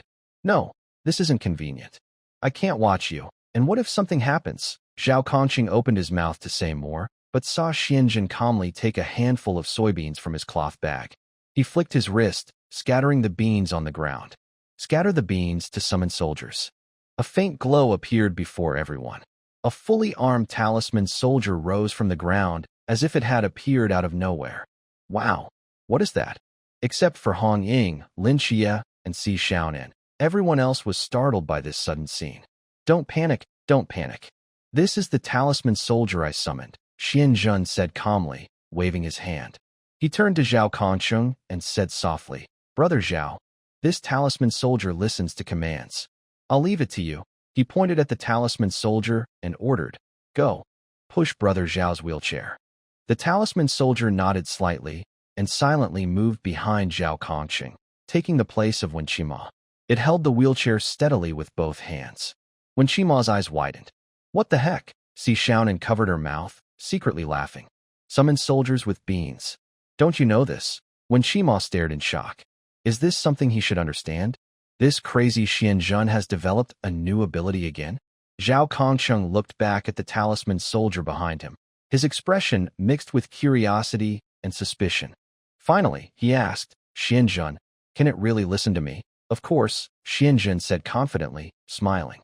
"Try it and see." Zhao Kongcheng thought for a moment, then softly ordered, "Push forward." The talisman soldier immediately followed the command, pushing the wheelchair steadily and quickly, moving a few steps forward. As they approached the wall, Zhao Kongcheng's heart tightened. He hurriedly shouted, "Stop!" The talisman soldier stopped immediately, its movements sharp and precise. The wheelchair was just a few centimeters from the wall. Zhao Kongcheng paused, then smiled. "This thing is pretty useful." "Wow, wow." Bailey Pang was so excited his eyes shone. He hurried over to Xianzhen, speaking eagerly. "Brother Xianzhen, you have to sell me this. Any price, just name it." Xianzhen looked at Pong's excited face and couldn't help but smile. Suddenly, an idea flashed in his mind. Could his Forbidden Ruins ability be pre-made like a talisman and given to others to use? "You know what, I'll try it," Xianzhen whispered. He took a soybean from his bag, focused his mind, and gently moved his thoughts. The soybean's surface shimmered with a faint glow. "Done." Xianzhen was surprised and a little excited as he handed the soybean to Bailey Pang. "Try it." Bailey Pang immediately took the soybean, looking excited as if he had found a rare treasure. Without hesitation, he threw the soybean onto the ground and shouted, "Come out." As soon as he finished, the ground trembled slightly, a burst of light appeared, and a talisman soldier materialized out of nowhere, standing straight in front of Bailey Pang. "Wow." Bailey Pang stared in shock, then cheered loudly. "That's amazing. Perfect." He pointed at the talisman soldier, his voice full of excitement. "Make it spin." The talisman soldier didn't hesitate. It immediately took a step and spun around neatly. Bailey Pong's eyes sparkled, and he couldn't stop smiling. Xianzhen watched quietly from the side, raising an eyebrow. He could feel that although the talisman soldier was currently obeying Bailey Pong's commands, he still maintained absolute control over it. "This is good. Very good." At this moment, when Qima came over, looking envious. "Xianzhen, let me try?" "Xianzhen." Si Xiaonan's voice came from another side, also full of anticipation. "I want to try too. And me. And me." Lin Qiye stepped forward. Shun Qingzhu looked at the talisman soldier with some envy, then pursed her lips. "Humph, I have many younger brothers. What's so special about this talisman soldier?" Chao Yuan was indifferent to all this. Mo Li, standing nearby, was interested but a bit shy to step forward. All right. Xianzhen, feeling overwhelmed by everyone's enthusiasm, took out a few soybeans, infused them with his spiritual power, and handed them out. As the soybeans were used up, Xianzhen felt his spiritual energy rapidly decline, and his head started to feel a bit dizzy. He rubbed his temples and said tiredly, "Just a reminder, this talisman soldier can only last for an hour. When the time's up, it will disappear. Don't expect to use it for long." "No problem. No problem." Everyone nodded without much concern. Si Xiaonan chuckled. "It would be great if it lasted longer. I wanted to do my errands. Be a versatile helper. Wait and see. Maybe it will last longer in the future," Xianzhen replied. "Once he gets promoted and the Forbidden Zone improves, the time might become longer." With Chun Mai busy in the kitchen, spatulas flipping, oil fumes rising, and delicious dishes being served, the aroma filled the activity room, making everyone turn their heads. Bailey Pang couldn't sit still anymore. Smelling the rich scent, he couldn't help but swallow. "When will the meal be ready? I really can't wait anymore." Si Xiaonan held on to the edge of the table, eyes fixed on the steaming dishes, saliva dripping. "I suggest we start eating now." At this moment, Wu Xiangnan carried a plate of tempting braised pork from the kitchen, cheerfully saying, "Dinner is ready." This sounded like a starting gun, instantly prompting everyone to move. They all hurriedly gathered around the long table, pulling out chairs to sit.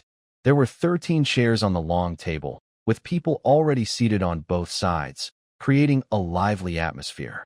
Zhao Kongcheng sat at the end, his wheelchair steady beside the table. At the other end of the table, the main seat was empty, just waiting for Captain Chunmai to sit down.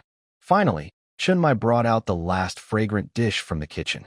All right, the final dish is here.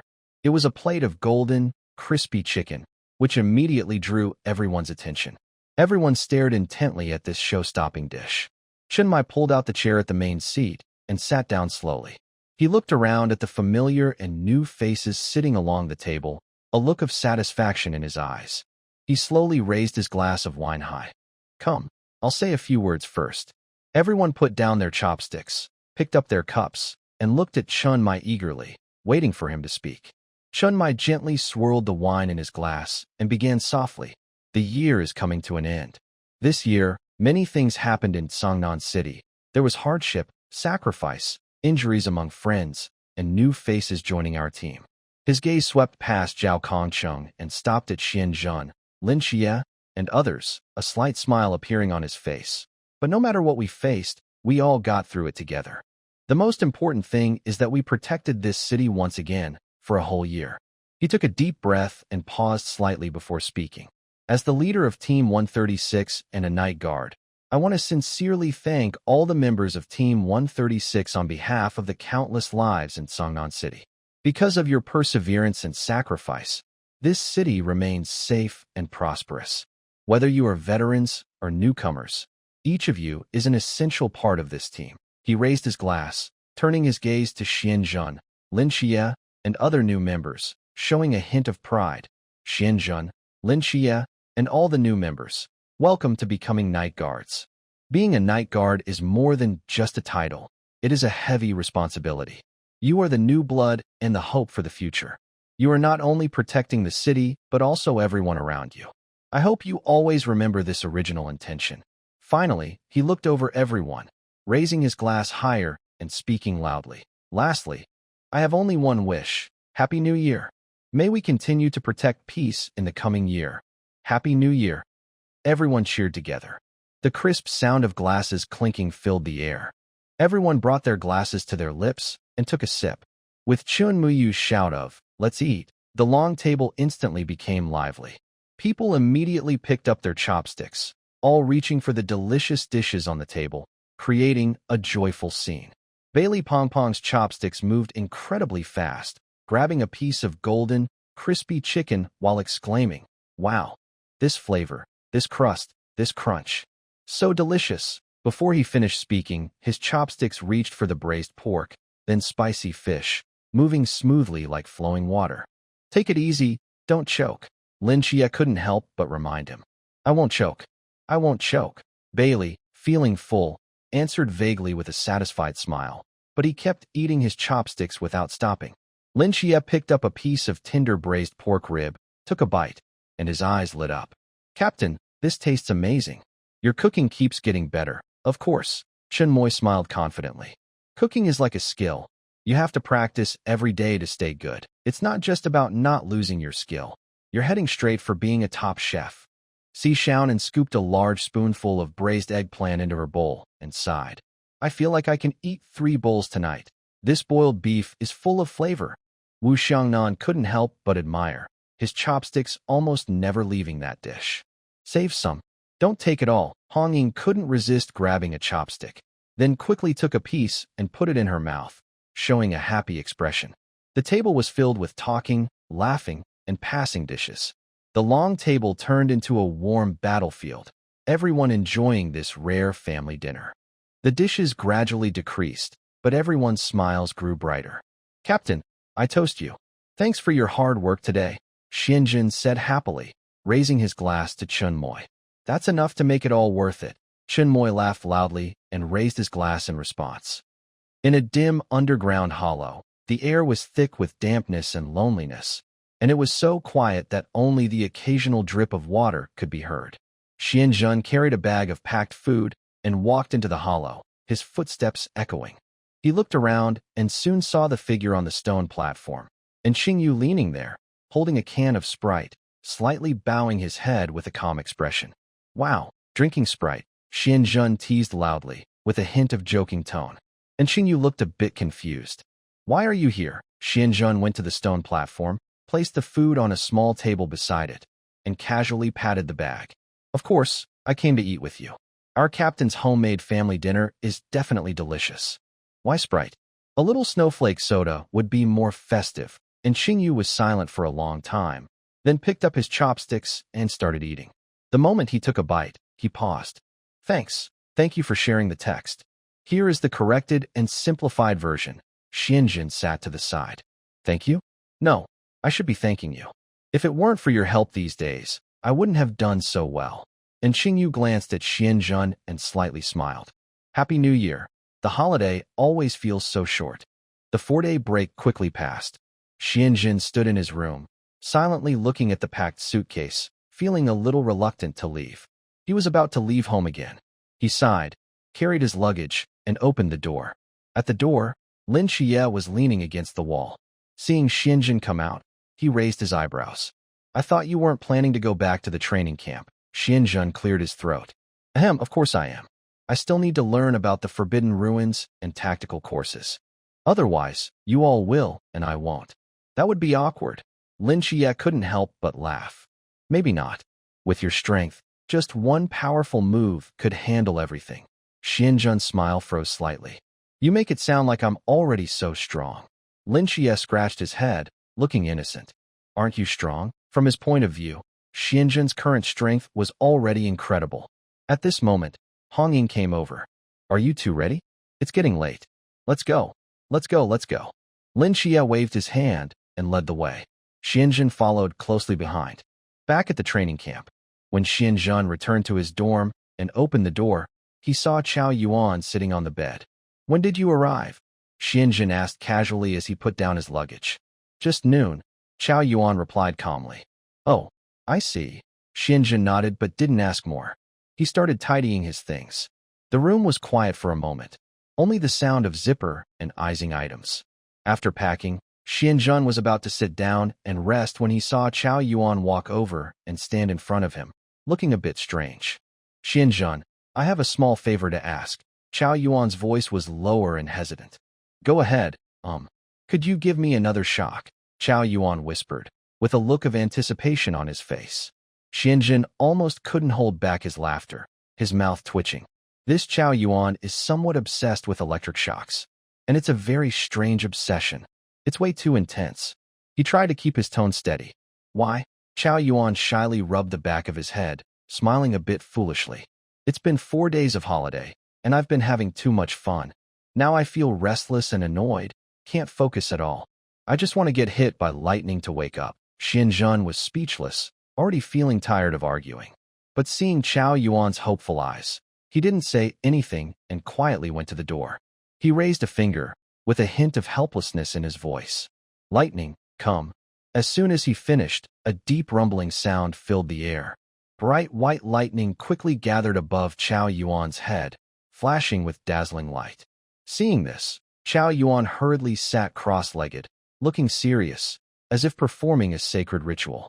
Boom! The lightning struck down, instantly enveloping Zhao Yuan.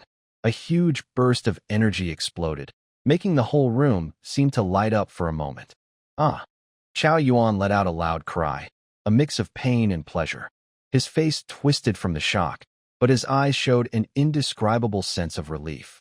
He felt a warm current flow from his heart, as if an invisible force had torn away a long-held fog of confusion. All the built-up frustration was completely wiped out by this lightning. The pain in his body was undeniable, but beneath it was an indescribable mental cleansing. His thoughts became clear, as if he saw his own flaws and sins being gradually washed away by the power of the lightning. That feeling was like being burned by a fierce fire, yet also like standing in a clear spring, washing away dirt. That's enough, Zhao Yuan shouted, and when he opened his eyes, he looked reborn. He took a deep breath, a satisfied smile appearing on his face. That's the feeling. Xianzhen watched Zhao Yuan's reaction and shook his head. You're a bit strange. The next morning, the sky was slightly bright. All the new soldiers had gathered at the training ground, and the atmosphere was serious. Everyone stood straight and tall. On the stage, all the instructors were in place, their uniform black outfits looking commanding in the morning light. Lin Qiye quickly sensed something was wrong and muttered softly, "3 instructors are missing, probably dead," Xianzhen said calmly beside him. Bailey Pang widened his eyes in confusion. "What? Dead? Are there bad people among the instructors?" Lin Qiye sighed and looked up at the stage. The recent missile attack on the new recruits' camp couldn't have happened without a traitor giving information. Although those 3 instructors might not be villains, they definitely did something wrong. Bailey Pang exclaimed. "No wonder we got hit by the missile." Yuan Gang, standing in the middle, cleared his throat and looked over the crowd. He spoke in a serious tone. "Today's morning training is cancelled." There was a small stir among the crowd, but before the noise spread, Yuan Gang continued. "The main reason we're gathering here now is for the award ceremony." An award ceremony? This sudden news made the new recruits look at each other in surprise.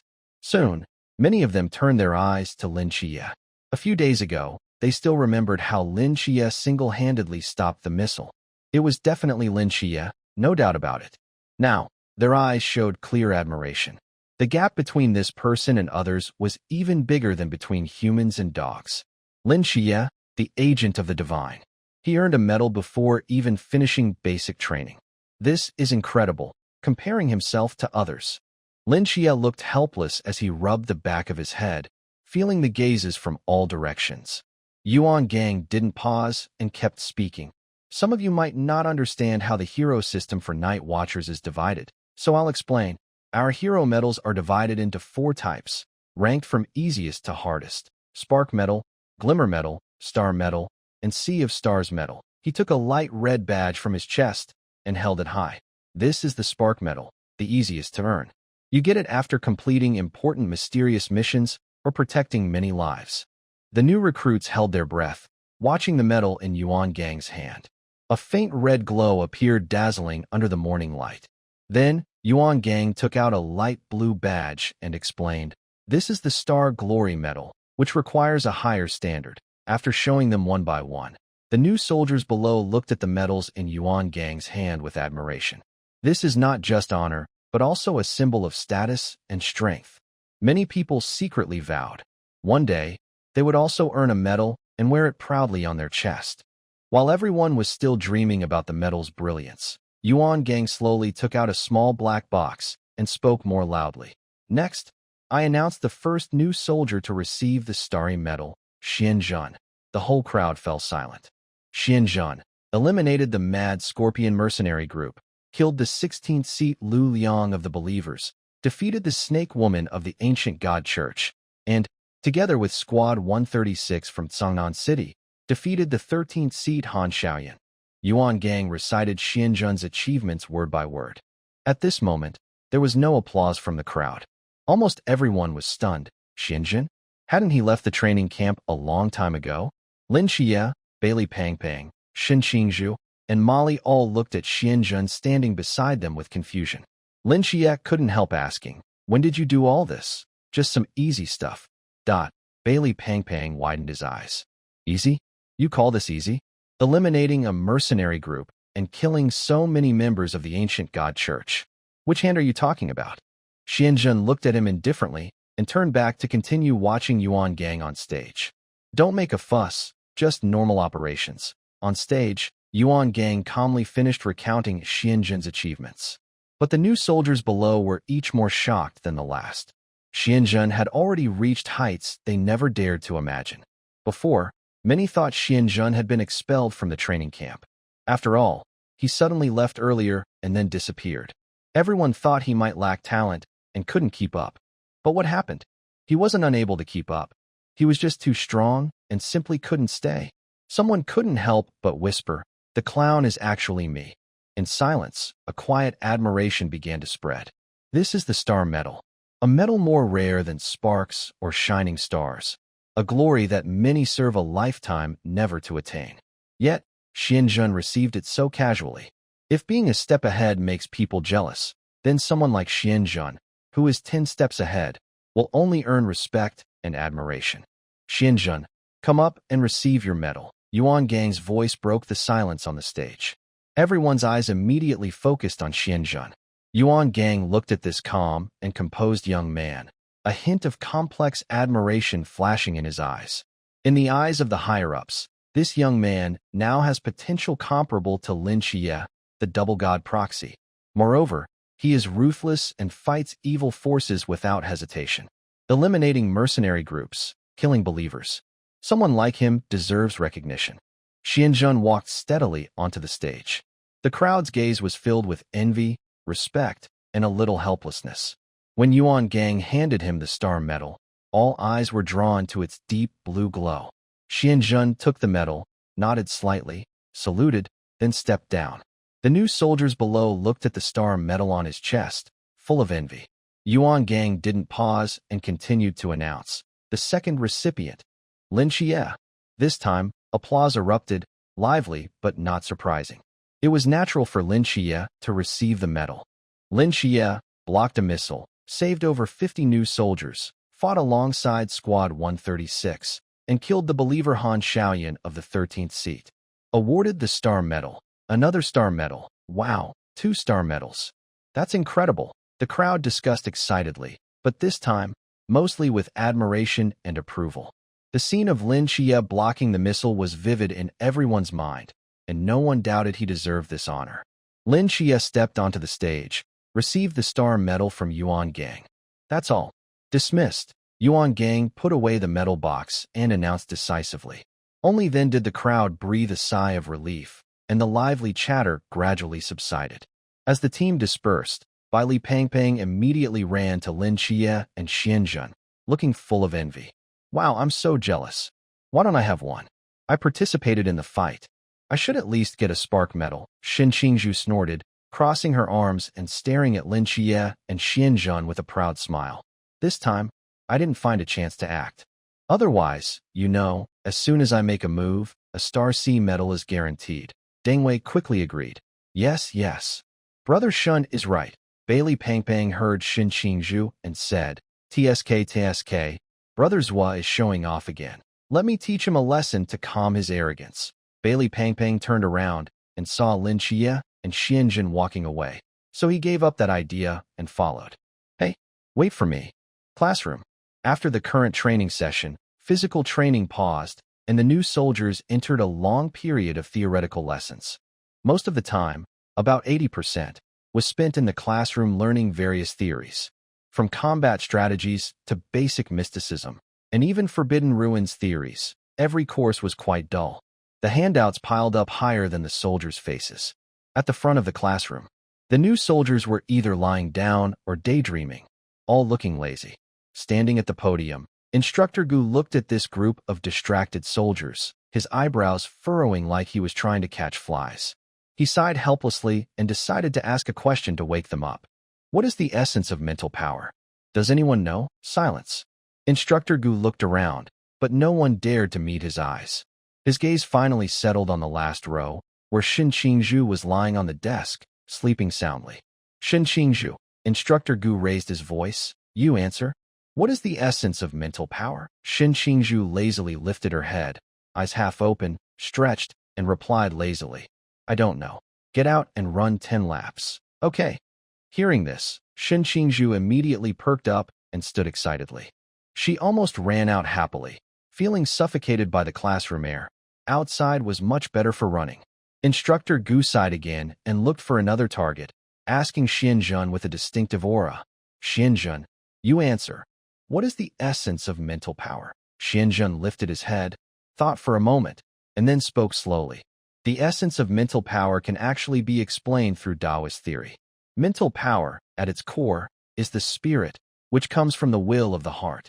The ancients said, essence is the foundation of the body, spirit is the root of life. The two are closely connected. What? Instructor Gu frowned, still not understanding. With a calm look, Xianzhen continued. Simply put, essence turns into energy, energy turns into spirit, and spirit returns to emptiness. Mental power is the highest form of a person's essence, energy, and spirit. Its nature is will, and it moves according to the heart. The classroom fell silent. Everyone looked confused, except for Xianzhan, who kept explaining at his own pace. To go deeper, the outward expression of mental power depends on what Taoism calls the 3 souls and 7 spirits. Among the 3 souls, the heavenly soul governs spiritual abilities, the earthly soul governs the body, and the human soul governs emotions. The 7 spirits control the senses and the will to live. The fluctuations of mental power are essentially the flow of energy within these levels of consciousness. That's enough. Instructor Gu quickly raised his hand to stop him, his face twitching slightly. He was completely lost. It was supposed to be a simple question. Why did this kid make it sound so complicated? Instructor Gu said, "Let me sum it up. The essence of mental power is a kind of supernatural force produced by conscious activity under certain conditions." Xianzhan, sit down. Hearing that, Xianzhan sat down helplessly. Was what he said wrong? Not at all. Training ground. Instructor Hong stood on the platform, scanning the students below. His voice was firm and powerful. When it comes to using the Forbidden Zone, there are 3 main evaluation criteria. The first is the destructive power of the Forbidden Zone itself. The second is the compatibility between the person and the Forbidden Zone. And the third, mental power control. The first 2 depend on your own effort and understanding. But the third, mental power control, is our training goal for today. After speaking, he signaled to the assistant beside him. The assistant immediately opened a large box behind him.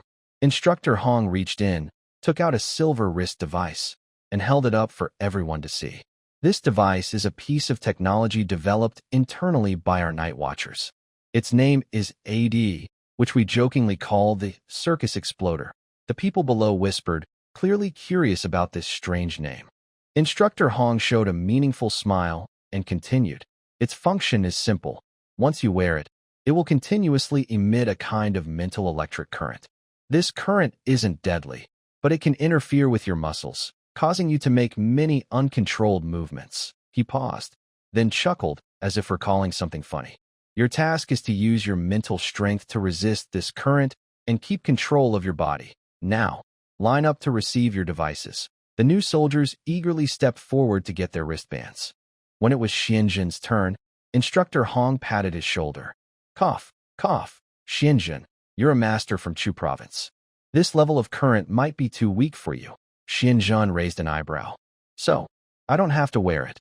Instructor Hong raised an eyebrow with a playful look. No, you need to wear too. Xianzhan.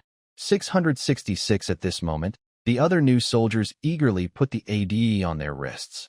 Suddenly, the training ground looked like a big circus. Some people flipped head over heels, others stood on one leg, and some hung upside down in strange ways. Lin Qiye stood nearby, surprised. This really is a circus. Hee. Li Pangpang scratched his head.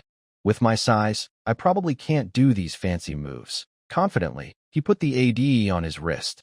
But in the next second, things didn't go as he expected. Help! Li Pangpang spun around wildly, jumping randomly without any order. His chubby body spun like a giant top, knocking over a nearby barrier. I can't stop. He let out a loud cry, lost his balance, and fell to the ground with a thud. Xianzhan couldn't hold back and burst out laughing. Lin Qiye looked on with a blank face. Xianzhan, why don't you try it? Xianzhan raised an eyebrow, a bit interested. All right, let me try. Then he put one on. A faint current ran up his arm, like a mosquito's gentle bite. His brow twitched slightly, and then the feeling vanished completely, as if it had been swallowed up. The current disappeared without a trace. He lifted his wrist and looked carefully at the AD. Where did the current go? Something's not right. A thought flashed through his mind. His forbidden domain, commanding thunder. Could it be because of that? What's going on? Lin Qiye, who had been watching for a while, asked curiously when he saw Xianzhan standing there as if nothing had happened. Try it yourself. Lin Qiye picked up the wristband, a bit skeptical, and put it on. The next second, a strong current surged through his body like a flood. Before he could react, his body moved on its own. Whoa! He shouted in surprise as his leg muscles tightened, and he suddenly did a clean backflip in front of everyone. Landing on the ground, Lin Qiye stood frozen, his mind blank. Then his body started moving strangely again. He gritted his teeth and quickly focused his energy to resist the current. It was hard. Lin Qiye frowned, feeling the current's changes. The strength of the current kept shifting, forcing him to match its rhythm with his energy to stay balanced. After steadying himself, he looked at Xianzhen, who stood calmly nearby, and couldn't help saying, "Wait, why aren't you reacting at all?" Hands in his pockets, Xianzhen looked relaxed. "It's easy, isn't it? That you're unbelievable." Glancing at Xianzhen's wristband, Lin Qiye said, "Looks like you really need to wear 2 of those." Hearing that, Xianzhen shrugged and put on another one. Again, the current entered his body and disappeared instantly. He moved his wrists a little, looking completely at ease. "See, it's as easy as taking a walk." Lin Qiye twitched his lips and raised an eyebrow. "What do you mean, taking a walk?" Xianzhen spread his hands innocently. "Just walking, my friend." Lin Qiye. The instructors looked at the people performing acrobatics below and burst into laughter. Instructor Hong's gaze accidentally fell on Xianzhen and froze instantly. He squinted, carefully examining Xianzhen, then twitched his mouth. "Wait, how come this kid acts like nothing's wrong?" Several nearby instructors followed his gaze and immediately exclaimed, "Instructor Hong, he's already wearing 2. "What? Already so fast?" Instructor Hong's expression became more interesting. "No way, neither of them worked." According to logic, the yin realm should have an effect, and 2 would be even harder. Other instructors discussed excitedly. Could it be that he adapts immediately after putting them on? Instructor Hong clicked his tongue, full of doubt, but more deeply, he was shocked. A few instructors involuntarily let out a synchronized breath. "It's terrifying." Instructor Hong rubbed his temples, staring at Xianzhen with a complex look. "They say people are geniuses, but this is just too frightening." Next to him, an instructor couldn't help but say, "Lin Qiye, that divine proxy, isn't this crazy too?" Instructor Hong was speechless for a moment and could only nod. Yes, divine proxy Lin Qiye was strong, but compared to this, Xianzhen seemed more like someone with cheat abilities. "Instructor Hong, should we give him a few more?" Instructor Hong shook his head. "No need. If he can resist with just 2, it shows his mental control is already at a very high level." Life in the training camp was as intense as ever. Every day, the theoretical lessons were packed, with Forbidden Zone training and shooting practice alternating, leaving everyone exhausted but feeling fulfilled. That day, at the shooting range, bang, bang, bang. After 3 gunshots, Lin Qiye put down his pistol and looked at the target 30 meters ahead. The target was intact, not even a scratch of dust. Lin Qiye's brow twitched, and he awkwardly scratched his head. The instructor standing beside him had fallen into a long silence. He stared at the clean target, his eyes twitching slightly. After a moment, he finally managed to say, "How did the training camp gather you and Xianzhen?" This pair of hidden dragons and phoenixes. His tone was full of mixed feelings, regret, helplessness, and even a bit of despair. These 2, their talent levels are top tier, truly incredible. The instructor took a deep breath, seeming to try to calm his emotions. "But your shooting talent is way over the top." He turned to look at Lin Qiye, squinting suspiciously. "Are you deliberately messing with me?" Lin Qiye quickly waved his hands, showing an awkward smile. "Instructor, I swear. I've tried my best, really tried." Lin Qiye didn't slack off in shooting practice at all. He couldn't say he was the best, but he definitely worked hard enough to be in the top 3. But the result, missing the target, became his fate. At this moment, Lin Qiye just wanted to look up and sigh. It hurts. It hurts so much. Could it be that shooting just isn't his luck? The instructor rubbed his temples, clearly not wanting to dwell on this issue. He waved his hand and sighed. "All right.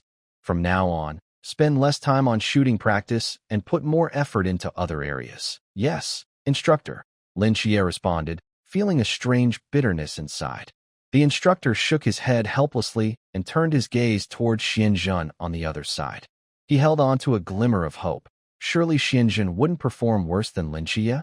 Xianzhen finished all the training bullets easily, putting down his gun with a relaxed motion.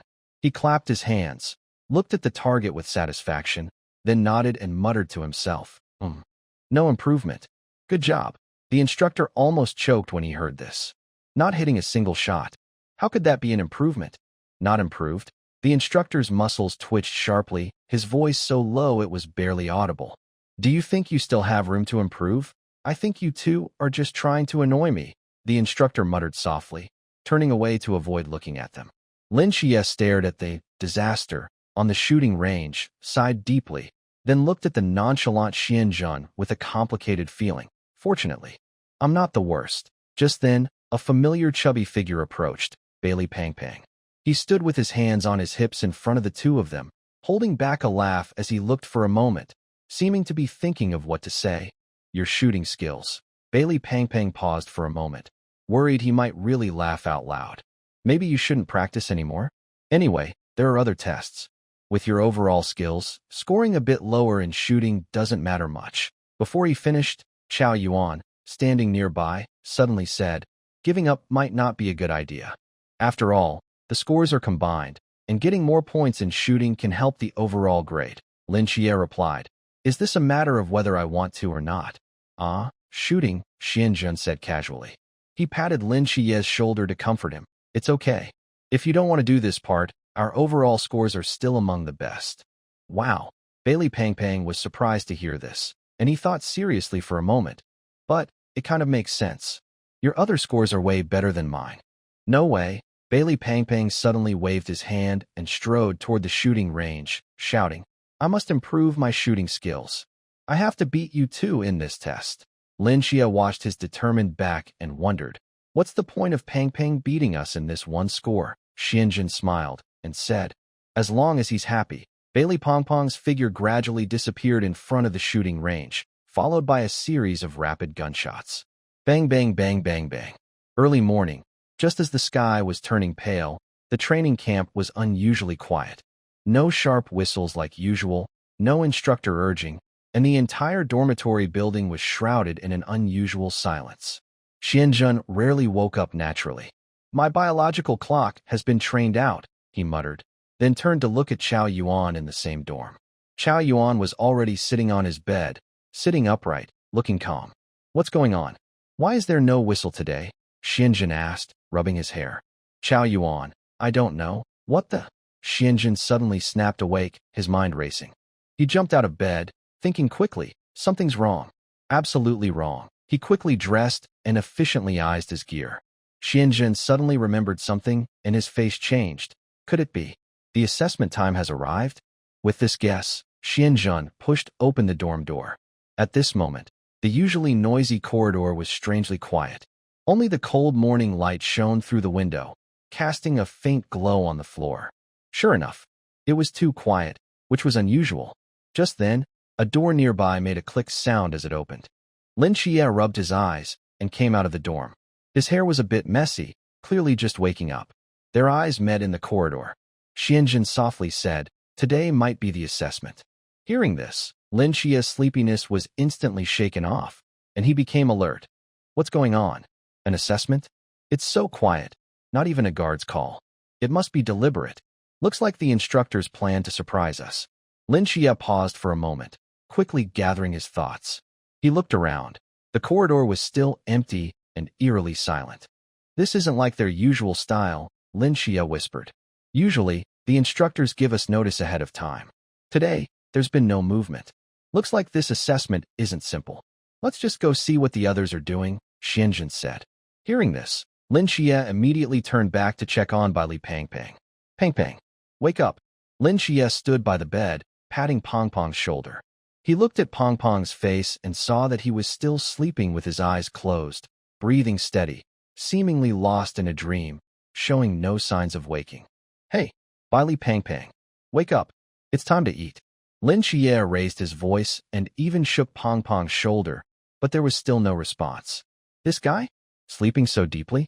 Lin Qiye frowned, feeling something was off. Xianjun came in and stood at the door, glancing at Pong Pong's condition, his brow slightly furrowed. He said in a serious tone, Pang Pang might be caught in a mental trap. At this moment, a deep discussion came from outside the door. Xianjun and Lin Qiye exchanged a quick look, then hurried out of the dormitory to see what was happening. Many new soldiers had already gathered in the corridor, talking in small groups, looking confused and worried. Shen Qingzhu saw Xianjun and Lin Qiye and quickly approached, speaking urgently. Did you find out anything? Lin Qiye lowered his head and said quietly, Pang Pang has already fainted. Shen Qingzhu didn't seem surprised. He nodded and continued. More than half of the people in the building are in this state. What? Lin Qiye looked shocked, feeling a strong shock in his heart. So many people have fainted? What is going on? We should go and check. Lin Qiye decided to find out what was happening. Shen Qingzhu shook his head, looking serious. I've already checked.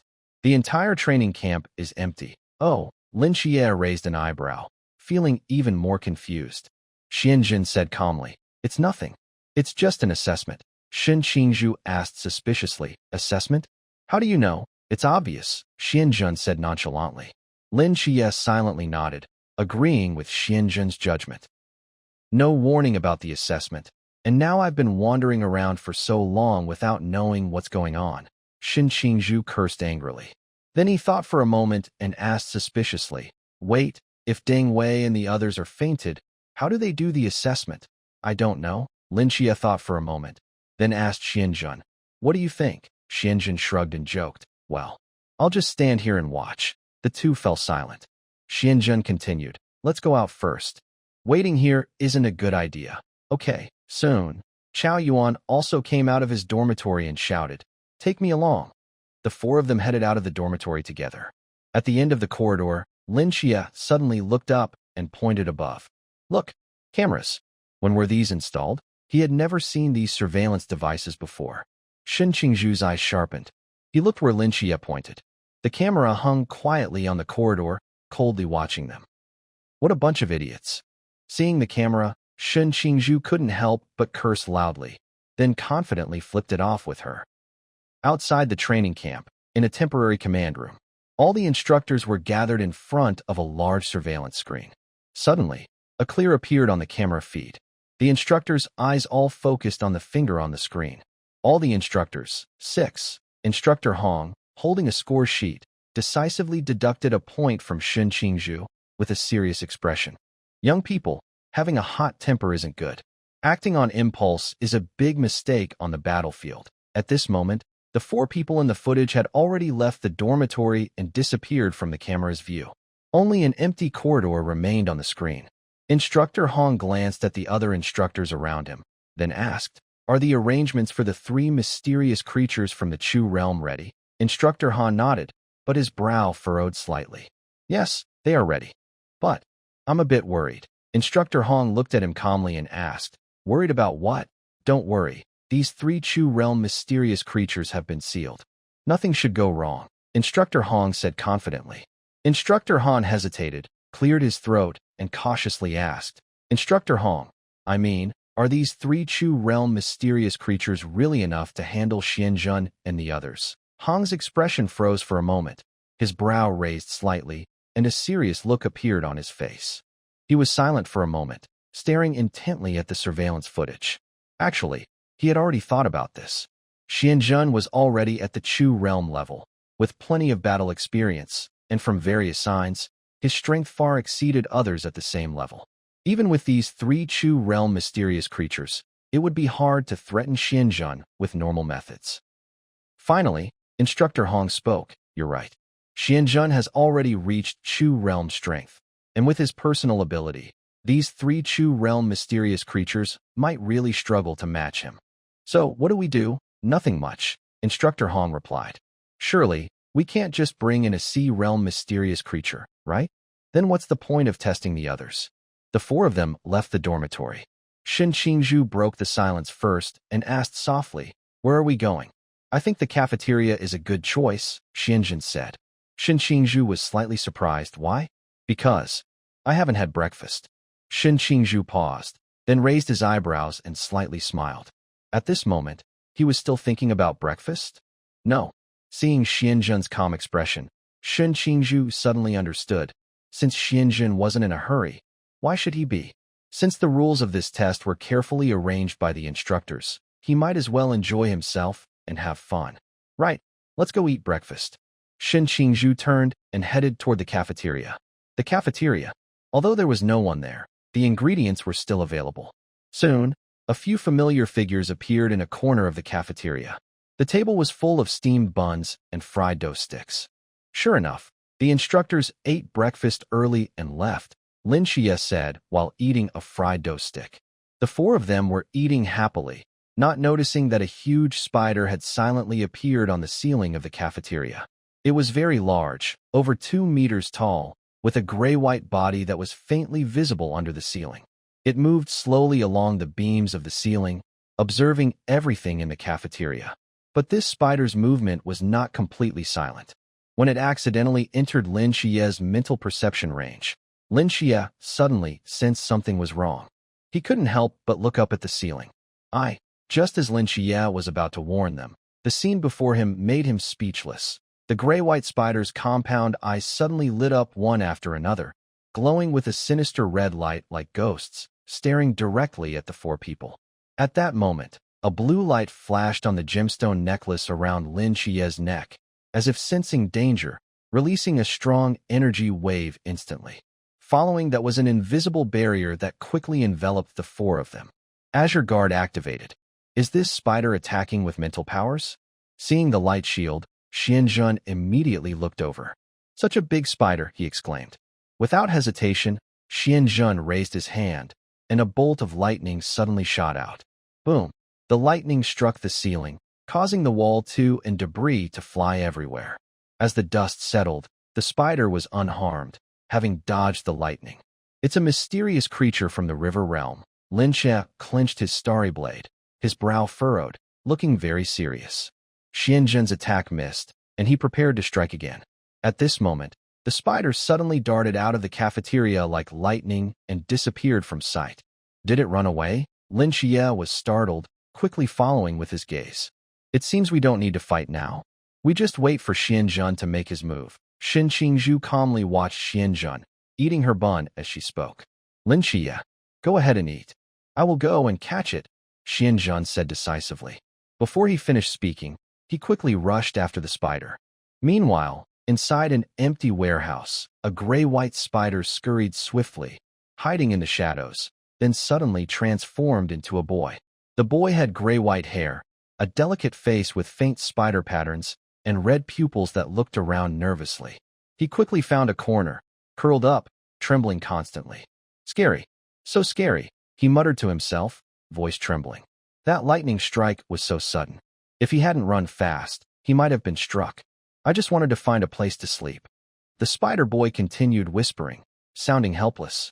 The instructors had given him a task, to control the minds of those sleeping, then find a hidden place to hide. He had already done it. Now he just needed to hide well. The spider boy looked around, feeling a bit relieved. This place should be safe. Suddenly, the warehouse door was pushed open forcefully. Xianzhen's eyes sparkled with golden light as he entered. Little spider, come out now. Hearing the voice, the spider boy almost turned back into his spider form in fright, desperately hiding in the corner. Don't see me, don't see me, he whispered hurriedly, his voice almost drowned out by his fear.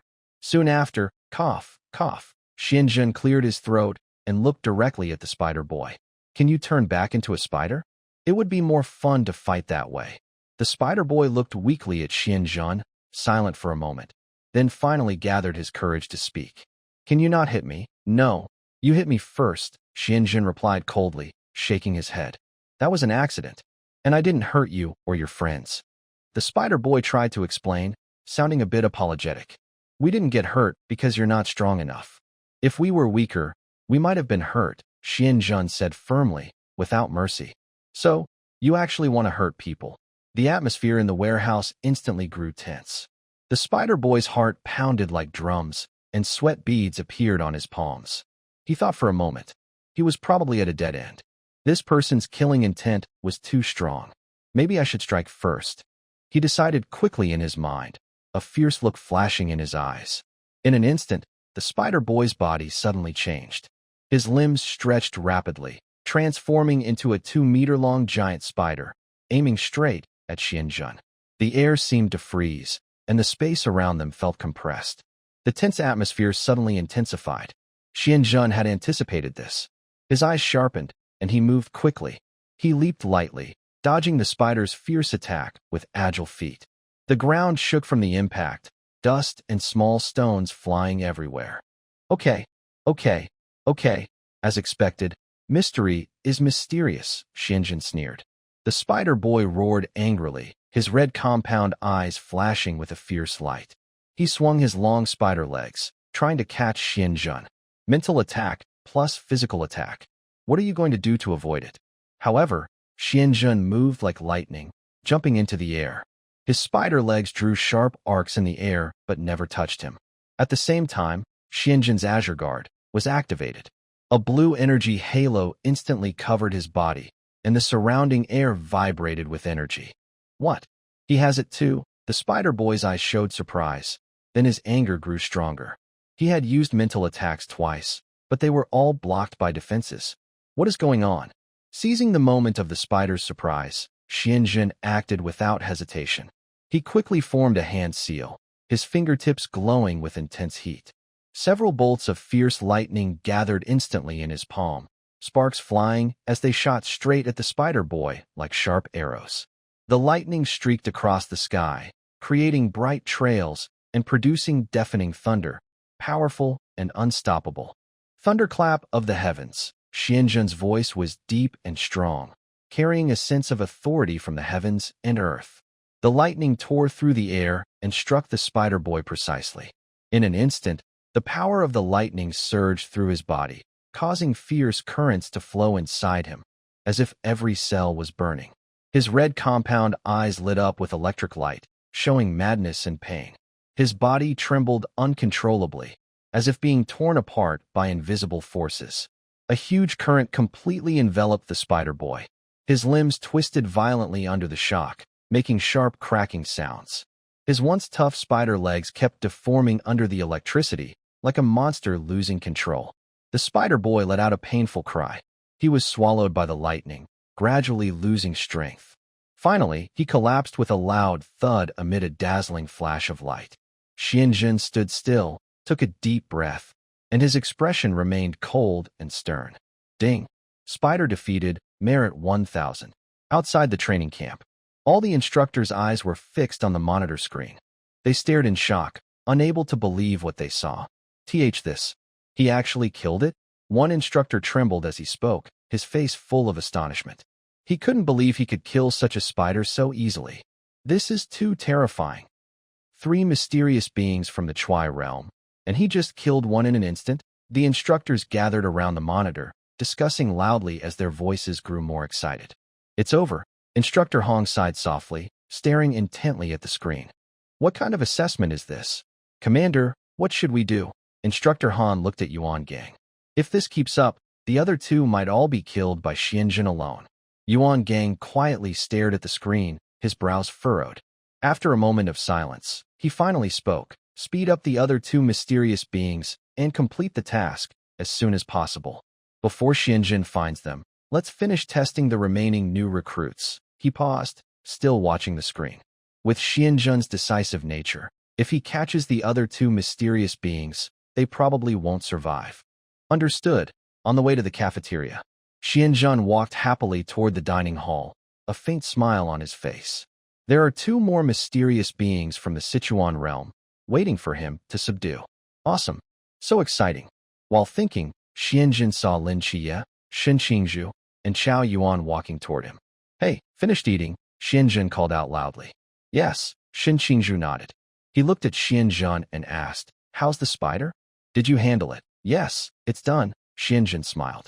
Lin Qiye was a little surprised and asked, so fast? Not too bad, Xianjun shrugged. That spider isn't very strong in direct combat. It mainly uses mental attacks. That spider can do mental attacks? Lin Qiye paused for a moment, then seemed to realize something. The people sleeping in the dorms, could it be the spider's doing? Shen Qingzhu suddenly looked surprised, his face changing slightly. You're right. Let's go check the dorms. Okay. In a flash, they all turned and ran toward the dormitory building. At the dorms, as soon as they entered the building, they saw many people standing in the corridor. In the corridor, groups of recently awakened people stood around, looking confused, still unsure what was happening to them. You're awake. Shen Qingzhu's eyes widened in surprise. He hurried forward, scanning the unsteady figures. At this moment, Deng Wei squeezed out of the crowd, eyes full of excitement, shouting, Brother Shun! Brother Shun! Shen Qingzhu walked over slowly, looking him up and down, but his brow was tightly furrowed. You bunch of fools, he said irritably, clearly unhappy. You fell into a mental trap so easily. Why pretend to be guards? Just go home and farm instead. Deng Wei scratched his head, wearing a sheepish smile on his face. He looked confused and said, Brother Shen, we really don't know what happened. We just fell asleep like that. Yeah. Li Liang quickly came over and tried to join in. That's why you're so awesome, Brother Shun. You didn't miss a thing. Get lost. Xin Xingjue glared at him irritably, but couldn't help but smile a little. In Lin Qiye's dorm room, Xianzhen and Lin Qiye pushed open the door and saw Bailey Pang Pang still lying motionless on the bed, snoring loudly. Why isn't Pang Pang awake yet? Lin Qiye looked confused, leaned in to look, and muttered softly, wasn't the spider already dead? Xianzhen stroked his chin and suddenly showed a playful smile. Could it be that he's just sleeping? Then he strode forward confidently and raised his voice. Pang Pang, time to get up for breakfast. As soon as he finished speaking, Bailey Pang Pang suddenly sat up from the bed, moving as fast as lightning. I'm coming. Lin Qiye was stunned for a few seconds, then covered his forehead and smiled helplessly. Xianzhen looked proud, shrugging his shoulders. See? I told you so. Bailey Pang Pang opened his eyes groggily, his head still feeling heavy. In front of him, Xianzhen and Lin Qiye stood on either side of the bed, watching him with amused expressions. What's going on? Pang Pang was startled, instinctively shrinking back into the bed, eyes full of suspicion. What are you two doing by my bed? Are you planning something bad? Xianzhen chuckled softly, but said nothing. Just look at what time it is now. Pang Pang froze for a moment, then hurriedly looked at his Rolex. His eyes widened like bells, and he blurted out, it's this late already. He looked back at Xianzhen and Lin Qiye, clearly confused and surprised. What's going on? No training today? Why didn't anyone wake me up? No, that can't be right. Pong Pong's gaze flicked back and forth between the two, full of doubt. The more he thought about it, the more suspicious he felt, muttering to himself, this is strange. If Lin Qiye saw me sleeping in, he would have already woken me up. And, logically, training should have started by now. And you too. Why are you just staring at me? Suddenly, he slapped his thigh loudly, sounding a bit nervous. Could it be? Am I still dreaming? Thinking of this, Fatty immediately pinched his arm hard, wincing in pain. It really hurts. It's not a dream. Lin Qiye finally couldn't help but laugh, shaking his head and saying, Fatty, stop messing around. You're not dreaming. You've fallen into a mental trap and fainted. What? Bailey Fatty suddenly jumped up from the bed, eyes wide open. Who dares to attack me? Don't get excited. Xianzhen gently pressed his shoulder, speaking calmly. The person who attacked you has been dealt with by us. There's nothing to worry about. Who was it? Bailey Fatty asked, confused. There's a mysterious person in the training camp? The instructors didn't do anything. Right now, we're in an assessment, and the instructors aren't involved in these matters, Lin Qiye said calmly, showing he was very composed. All right, no more talking. Get dressed quickly and let's go. Assessment? Bailey Fatty was still confused, but knew how important the assessment was.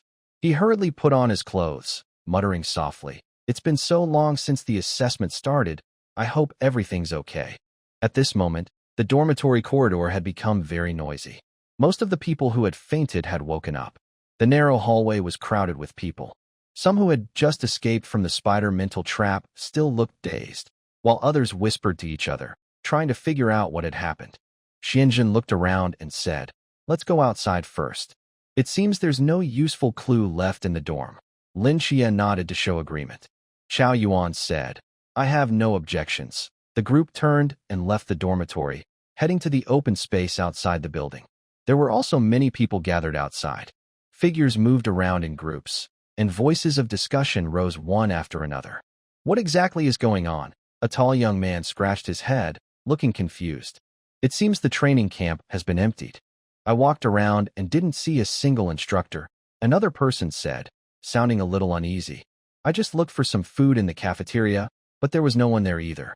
A chubby guy was holding several steamed buns. They were talking loudly, with a hint of nervousness in their voices. Not far away, some people gradually calmed down and started to notice that something was wrong. This should be a test, a boy wearing glasses said quietly, with confidence. Everyone around fell silent for a moment after hearing this. Some nodded, while others looked more nervous, clearly understanding that this test wouldn't be easy. But what is the goal? Someone asked softly, but no one could answer. Xianzhen, Lin Qiye, and Bailey Pangpang stood nearby, quietly watching what was happening. Pangpang looked confused, glanced around, and asked, "What should we do now? Just stand here? We need a direction." Lin Qiye thought for a moment and said slowly, "Let's search around. I'll use my mental power to see if I can sense anything unusual." Xianzhen nodded in agreement. "Yes, we need to take action. Search around?" Bailey Pangpang blinked. "Wow, these two are looking for something mysterious. Who is testing whom?" In front of the girls' dormitory, Lin Qiye stood at the front, squinting his eyes, staring at the building. His brows were furrowed, as if sensing something. "There's a problem here," he said in a low, cautious voice. Bailey Pangpang immediately panicked. "This is the girls' dorm. Emily might be inside. If something happens to her, what do I do?" Lin Qiye ignored him and walked to the glass door, gently pushing it. The door didn't move at all, as if something was holding it tightly shut. Xianzhen frowned and stepped forward. He held his sword and struck the glass a few times. The crisp sound echoed in the air. But surprisingly, there wasn't a single on the glass, as if it wasn't affected by the force. Xianzhen raised an eyebrow, a look of surprise in his eyes. "Even I, in the Chu realm, can't open this door? There's something strange about this glass." "Everyone, move aside." Bailey Pangpang suddenly pushed forward, excitement clear on his face. "It's time for me to show what I can do." Lin Qiye and Xianzhen both retreated at the same time, their eyes filled with confusion. Even Xianzhen couldn't solve the glass door. What could Fatty do? Suddenly, someone spoke from behind. "Let me try," Li Xiaowang said coldly, with a hint of confidence in his tone. He stepped out from the team, looking calm. "My forbidden ruins can cut through this space." Bailey Fatty was stunned for a moment, then looked at Li Xiaowang with displeasure, muttering, "Can't I get a chance to show off? He has to steal my spotlight." Li Xiaowang ignored his complaint. He walked steadily to the glass door and drew a cleaver from his waist. The blade shimmered with a faint gray glow, like a ball of dim ghost fire. The next second, he raised the blade and swung down fiercely. A streak of blade light, mixed with a faint gray shine, slammed hard against the glass door. As the light burst out, a tiny cracking sound came, as if something had been torn open. Li Xiaowang sheathed his blade and gently pushed the glass door open. "Those who can come in, hurry up." He looked back at everyone with a calm expression. "This opening won't last long. Move quickly." After speaking, he strode into the dormitory. Bailey Fatty stood there, stomping his feet in anger. "Oomph, can't I get a chance to show my skills?" Lin Qiye patted his shoulder and smiled. "You should save your strength to help inside. You might be needed more later." Xianzhen stepped into the dormitory casually, joking. If Fatty really had a chance to show off, who could stop him? "You're right. Later, I'll be the hero saving the beauty." Bailey Fatty snorted reluctantly and followed. They entered the dorm. As soon as they stepped inside, a cold, eerie aura hit them. The air seemed to freeze, making it hard to breathe. It was as if countless unseen eyes lurked in the darkness, coldly watching every step of the intruders. Bang! The glass door behind them mysteriously closed on its own, without any warning. Lin Qiye instinctively looked back through the glass, but the road outside was rapidly disappearing.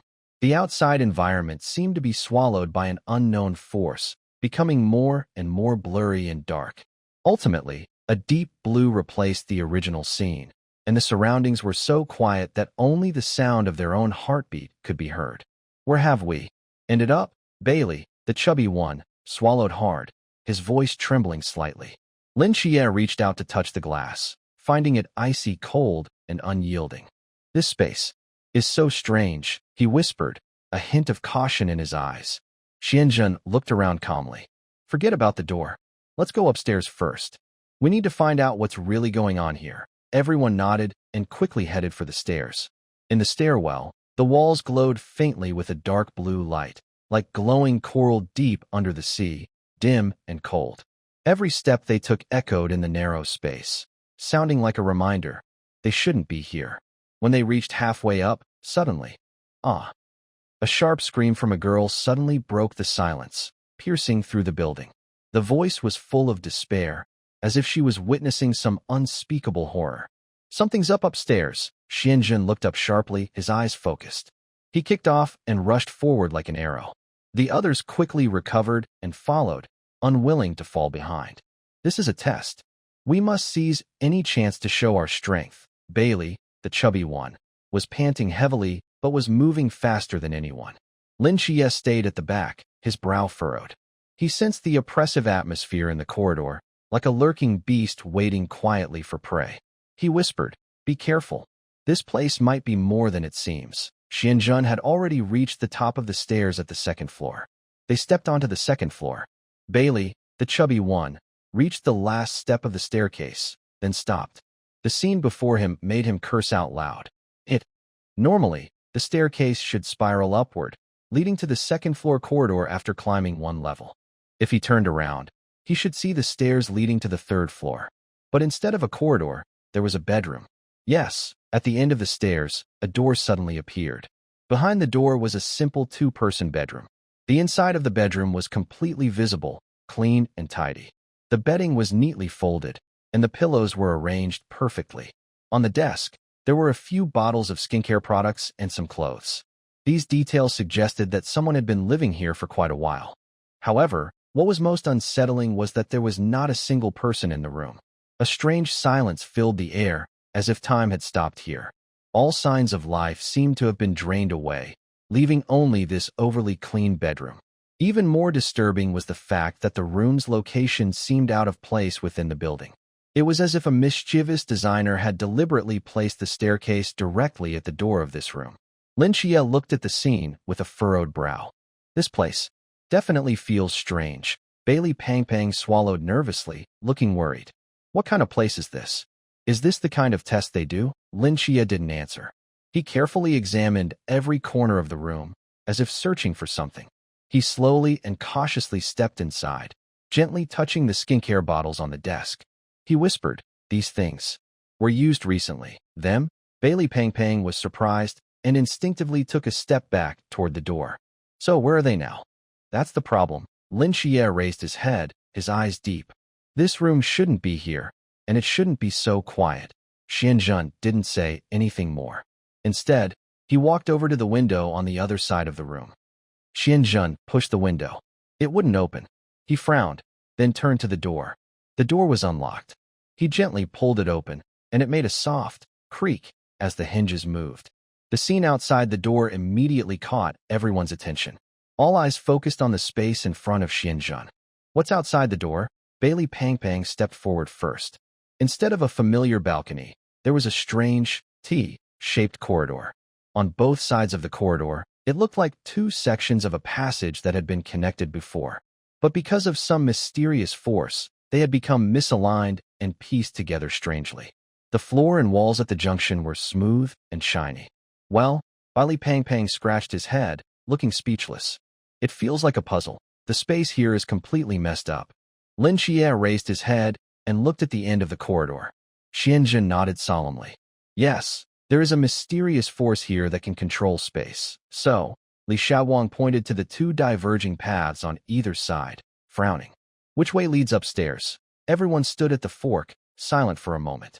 The strange light in the corridor cast faint shadows on the walls, adding a strange sense of pressure. No need to guess. Lin Qiye suddenly frowned and pointed at a wall straight ahead. I sense that behind this wall are stairs leading to the fourth floor. Break through this wall directly? Someone asked hesitantly. Leave this to me. Bailey Pang excitedly rolled up his sleeves, puffed out his chest, and smiled proudly. It's my turn to perform. He took out a piece of chalk from his pocket and quickly drew a perfect circle on the wall. As the chalk's trail connected, the solid wall rippled like water, and the part inside the circle quickly disappeared, revealing a dark staircase behind. Done! Bailey Pang clapped his hands in pride. Wow! Someone exclaimed. No wonder he's the young master of Bailey Group. He's really skilled at playing with forbidden objects. Xianzhen nodded slightly, without saying more. He was the first to step through the newly opened wall hole, moving quickly and decisively. Lin Qiye followed closely, with Zhao Yuan and Li Xiaowang quickly catching up. However, the others hadn't entered yet. Suddenly, the environment around them changed drastically. The room started to move. The walls seemed to come alive, emitting deep rumbling sounds. The straight path of the road was pulled away by an invisible force, and a dilapidated bedroom appeared out of nowhere. The stairs that led upward also shifted out of place, moving like a spinning Rubik's Cube to an unknown location, leaving only overlapping shadows and an unsettling silence. This, Li Xiaowang's eyes widened in shock. The space has changed again. Bai Li Pangpang hurriedly squeezed between Xianzhen and Lin Qiye, his smile gone. He glanced at the remaining few people in the team and suddenly felt an emptiness inside. Let's not be too far apart next time. Qiye, Xuanzhen, he said. Bai Li Pangpang's voice lowered a bit. Lin Qiye nodded slightly and comforted him. Yes, but don't be too nervous. The nature of this forbidden zone is clear. It tends to trap enemies rather than kill them. It doesn't have strong killing power. That makes sense. Bai Li Pangpang nodded repeatedly. Xuanzhen squinted and said in a deep voice, Is it possible that there is more than one mysterious creature? Lin Qiye's eyes slightly narrowed, showing he had a similar guess. He whispered, You're right. That scream just now was probably caused by another mysterious creature. Let's go. The group adjusted their formation and moved forward together. Along the way, the dim light and twisted environment made the atmosphere more and more oppressive. Finally, they stopped in front of what looked like an ordinary door. Lin Qiye frowned, suddenly stopping, and whispered, The second mysterious creature has been found. Where? Bai Li Pangpang's expression tightened. Lin Qiye didn't say more, just slowly pushed open the door. Outside was a narrow corridor with dim yellow lights and blurry shadows reflected on the floor. In the middle of the corridor, there was a broken corpse lying there. It was a woman's body. The upper and lower halves of the body were cut off at the waist, and the incomplete body lay on the ground, blood everywhere.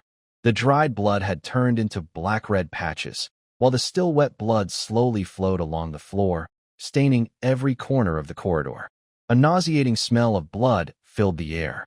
Bai Li Pangpang's eyes widened, and he swallowed hard, trembling as he said, This is too.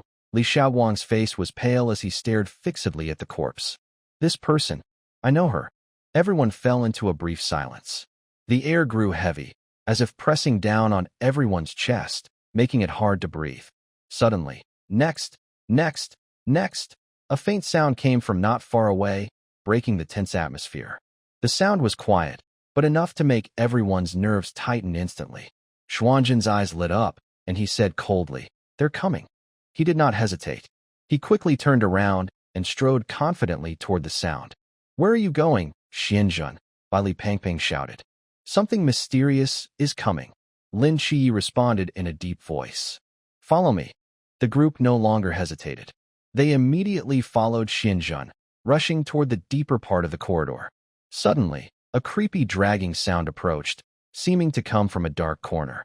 The sound grew closer, as if something huge was being slowly pulled along.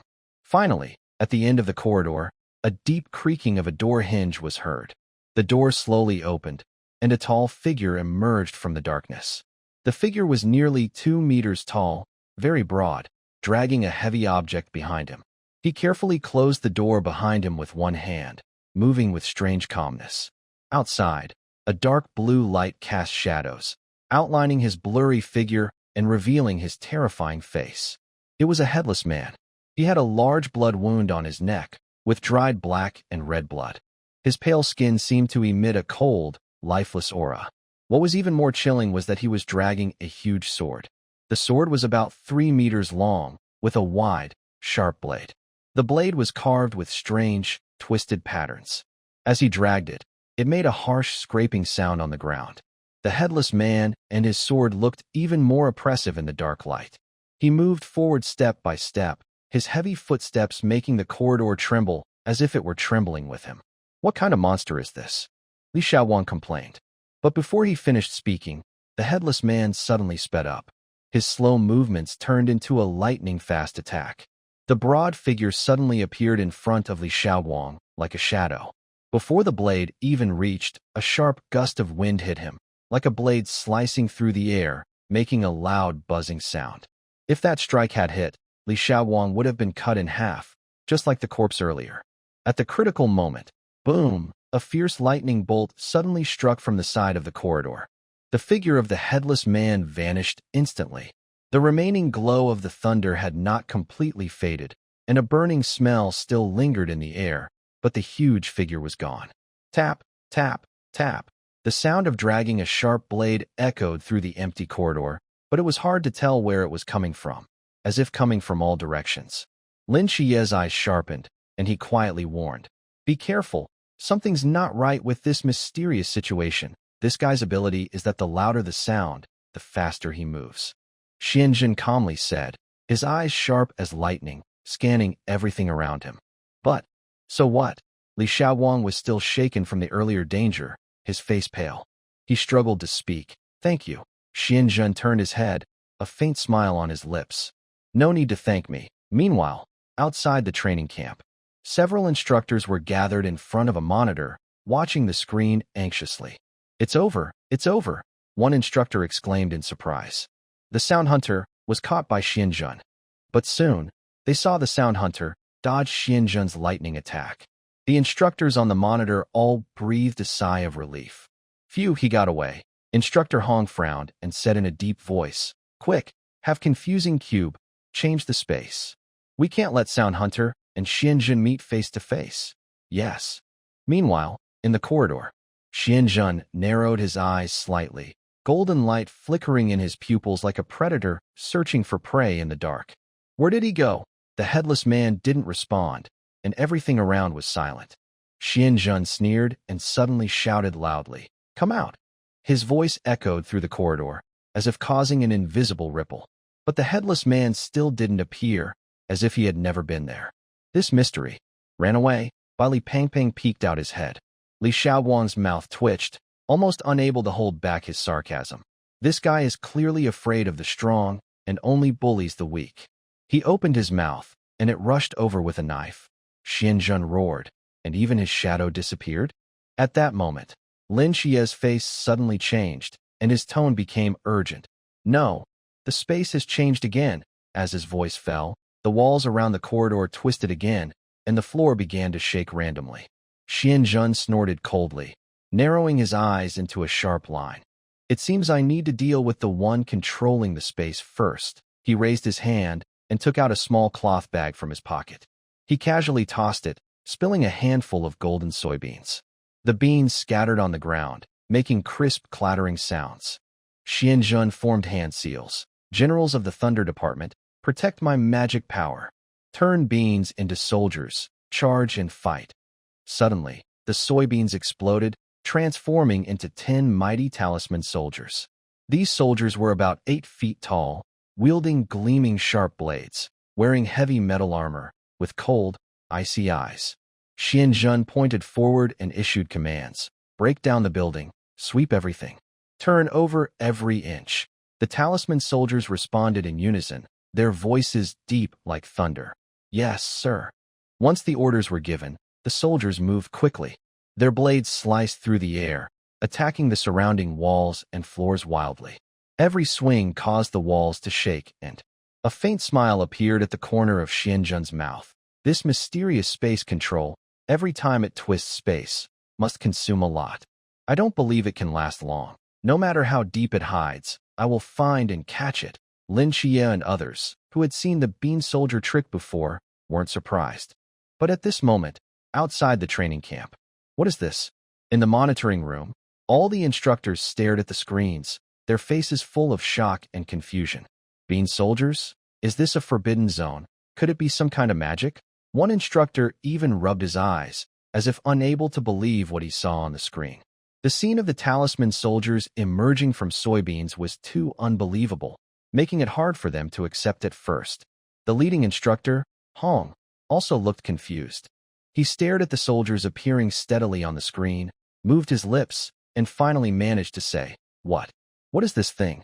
The talisman soldiers moved in perfect unison, swinging their blades and wildly clearing the space. The scene on the screen made all the instructors feel an inexplicable pressure. Is this Xianzhen's forbidden zone? Isn't it supposed to be the command of thunder? Commander Hong finally couldn't hold back and spoke with a tone full of doubt. "What are these symbol soldiers? Are they like soldiers summoned from beans? What the heck is this strange thing?" At this moment, Yuan Gang also stood in front of the monitor, his face serious and his brows tightly furrowed.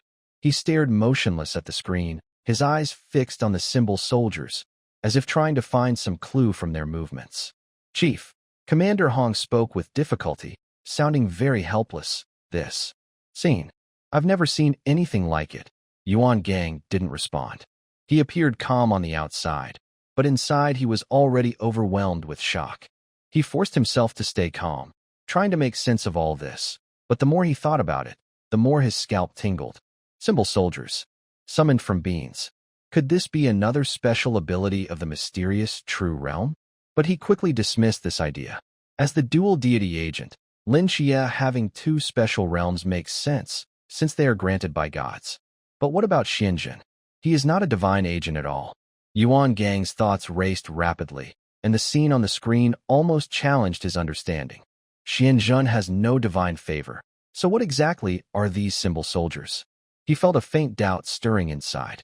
Xianzhen's identity, his methods, could they be related to his Taoist priest identity? Using soybeans to summon symbol soldiers. This scene looks like something out of a myth. Could it be? Yuan Gang's mind drifted to a nearly unthinkable guess. Is Xianzhen really a Taoist priest who practices magic? The moment this idea appeared, his heart trembled. But he quickly shook his head and dismissed this absurd thought. Impossible, impossible. Yuan Gang muttered softly. Since ancient times, Taoist priests practicing magic like this only exist in myths and legends. There's never been any real proof. This must be a new kind of special ability of the mysterious True Realm, not magic. Yuan Gang was sure of this. He never expected that Xianzhen would have a special realm too. Now, the importance of Xianzhen should be raised. It definitely rivals Lin Qiye. If only this bean spreading into soldiers could summon more. Yuan Gang didn't want to believe it. If there were an army of such symbol soldiers, it would be terrifying. The symbol soldiers moved like a tide, leaving only messy footprints and broken walls behind. The blades scraped against the walls with a harsh screech, as if warning of danger. In the surveillance footage, those rune-marked soldiers quickly searched every room.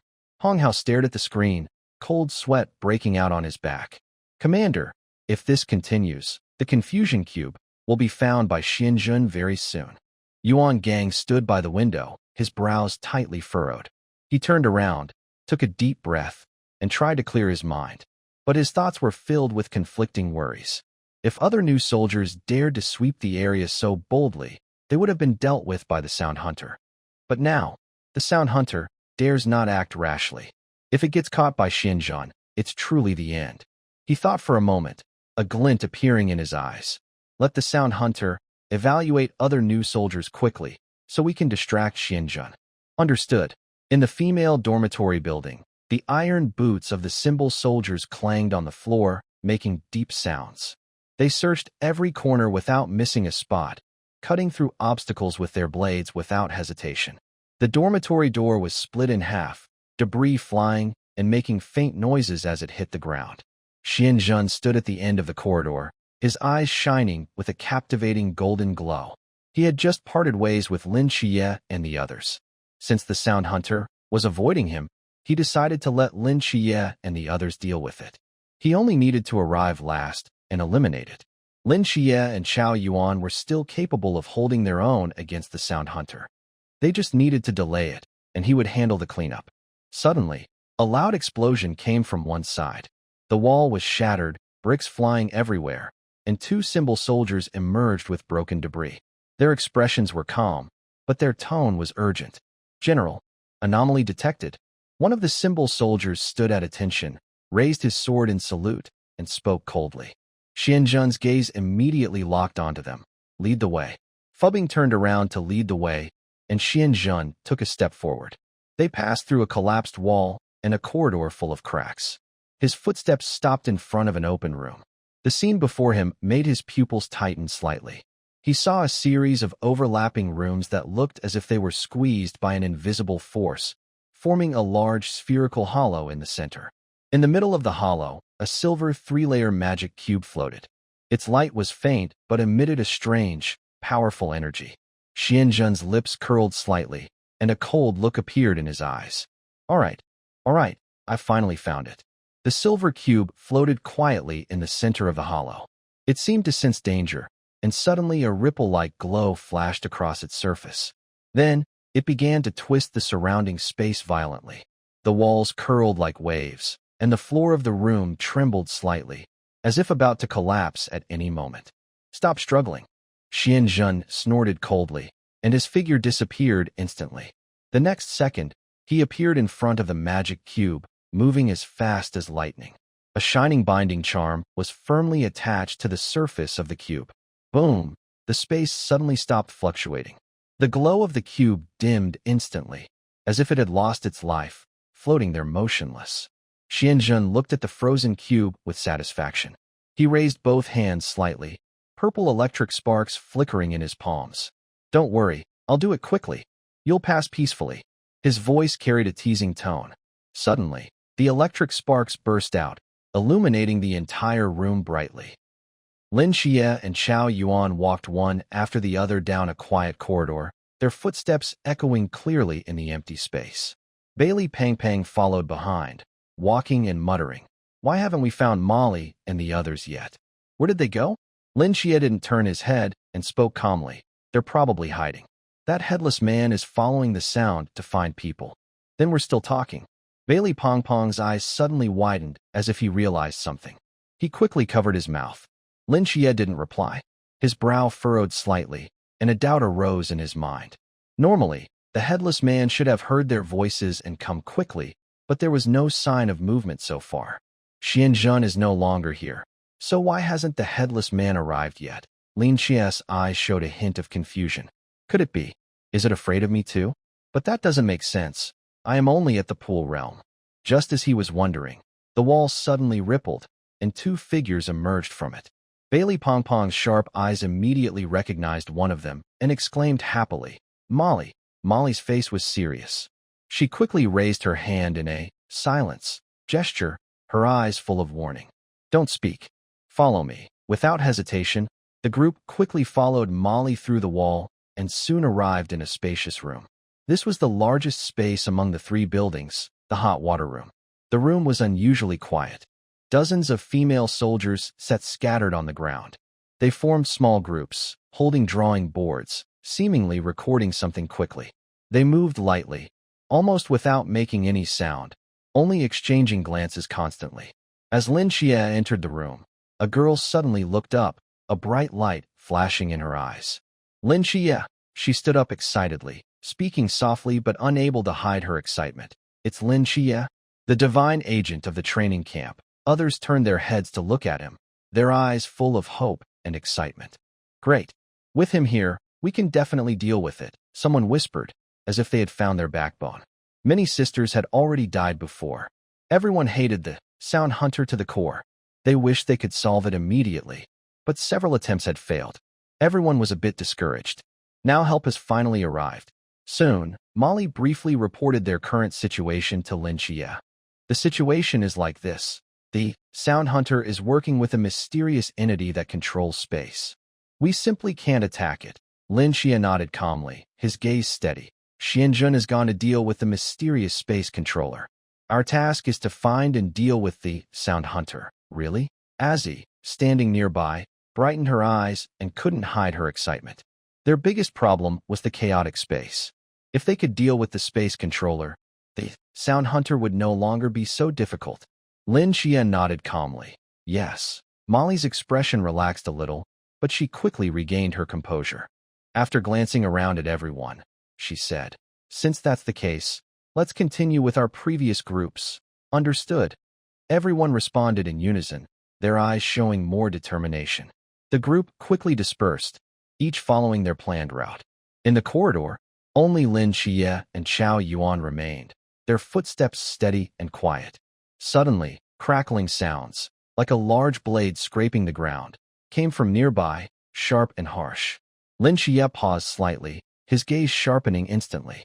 "The Hunter of Sound has arrived." Zhao Yuan immediately exchanged a glance with Lin Qiye. No words were needed. "It's an ambush."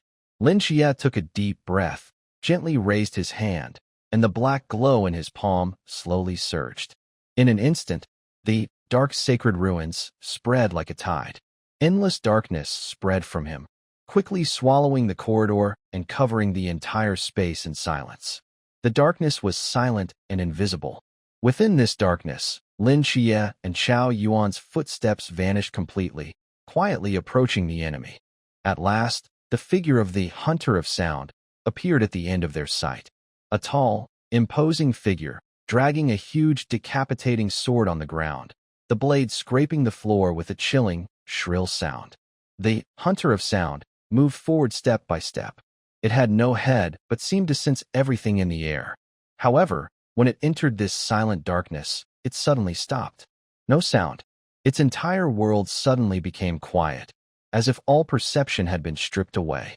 It hesitated for a moment, gently tapping the tip of its sword on the ground, as if trying to find the direction of sound again. Lin Qiye tilted his head slightly and gave Zhao Yuan a glance, his eyes fierce. The two of them circled around from opposite sides of the corridor. Lin Qiye moved along the wall, his twin swords already drawn, their cold light flashing in the darkness. He held his breath and slowly approached the Hunter of Sound. Thud, thud, thud. The sound of the Hunter of Sound, dragging its sword, echoed again. Its bulky figure almost filled the width of the corridor, creating a heavy, oppressive atmosphere that made the air seem thick. Now, Lin Qiye shouted sharply, his eyes suddenly fierce. Clang!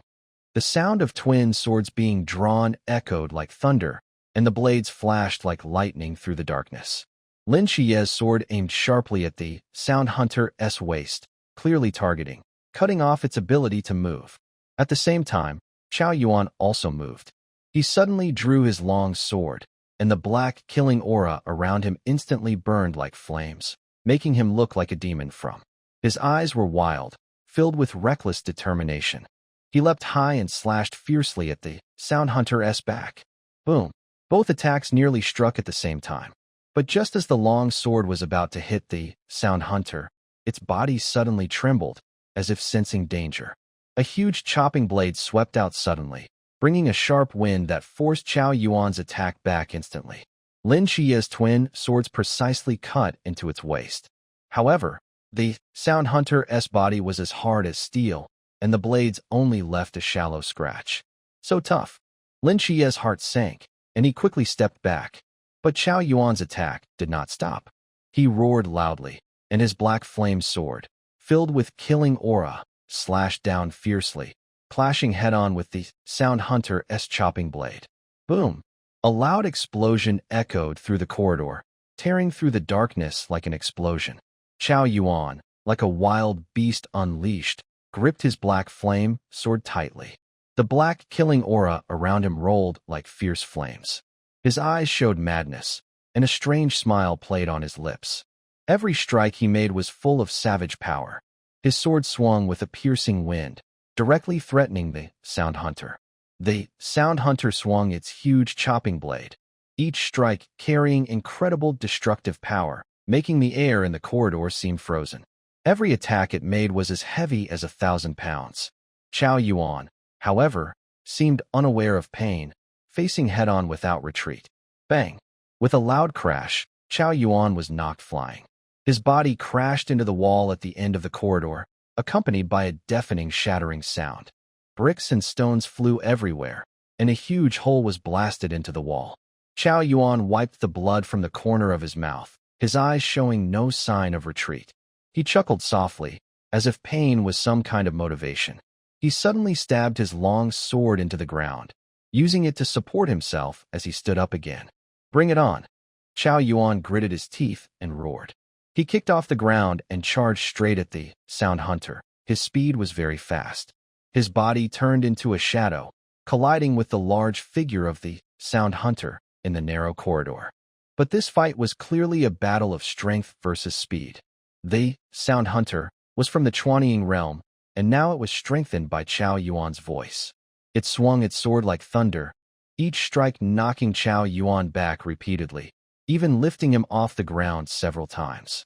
But Zhao Yuan kept getting up, like a tireless demon, continuing to rush toward the Sound Hunter. Lin Qiye stood nearby, frowning and sighing softly. It's over. Letting Zhao Yuan fight was not a good idea. He's too loud. The corridor was now badly damaged, with cracks all over the floor and deep sword marks on the walls. Meanwhile, the Sound Hunter seemed to grow more powerful amid the chaos, as if the increasing noise around it was fueling its potential. It's gotten stronger. Lin Qiye clenched his twin blades tightly, his expression serious. The Sound Hunter now was not the same as when they first fought it. Suddenly, the space around them twisted sharply and then instantly returned to normal. Lin Qiye was stunned for a moment. Then a hint of joy appeared in his eyes. Qianzhen has solved the mystery of controlling space. With the space restored, the third floor of the dormitory returned to its original appearance. Lin Qiye's gaze darkened as he looked back at the battlefield. This was their chance to fight back. But before he could move, Zhao Yuan's body suddenly flew toward him again. Bang! This time, he was slammed into a wall.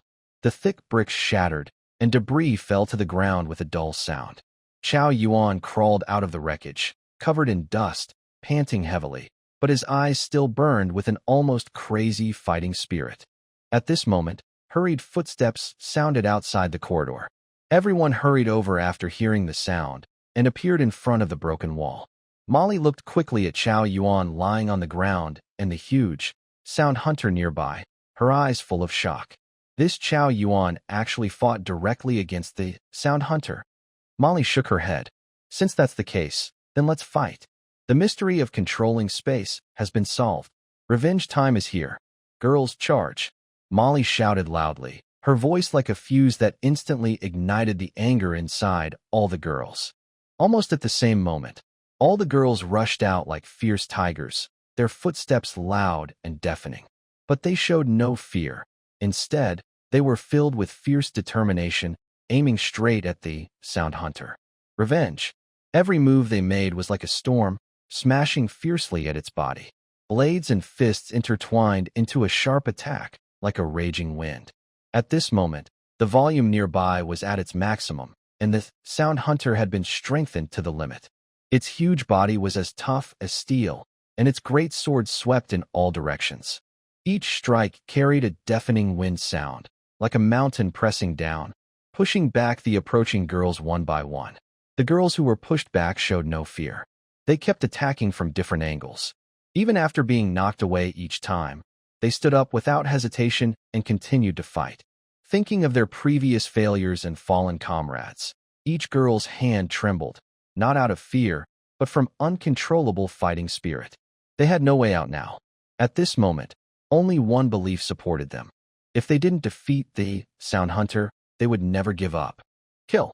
Molly shouted angrily, and everyone charged again at the Sound Hunter, swinging their long swords. But halfway through their charge, a deep roar came from behind. Zhao Yuan's figure leapt out of the smoke, surrounded by fierce energy, like a beast breaking free from chains in the abyss. His eyes had lost all reason, only filled with mad, killing intent. His long sword was wrapped in black, fierce energy, and the blade trembled with a harsh, buzzing sound. Watch out, Zhao Yuan! A girl shouted. In a state of madness, Zhao Yuan could not distinguish friend from foe. Zhao Yuan ignored everyone else, his steps thunderous as he charged straight at the Sound Hunter. His aura was chaotic and wild, each step causing the floor to. A thick, dark mist of killing intent enveloped him completely. Get out of the way, Molly suddenly pulled aside two nearby girls.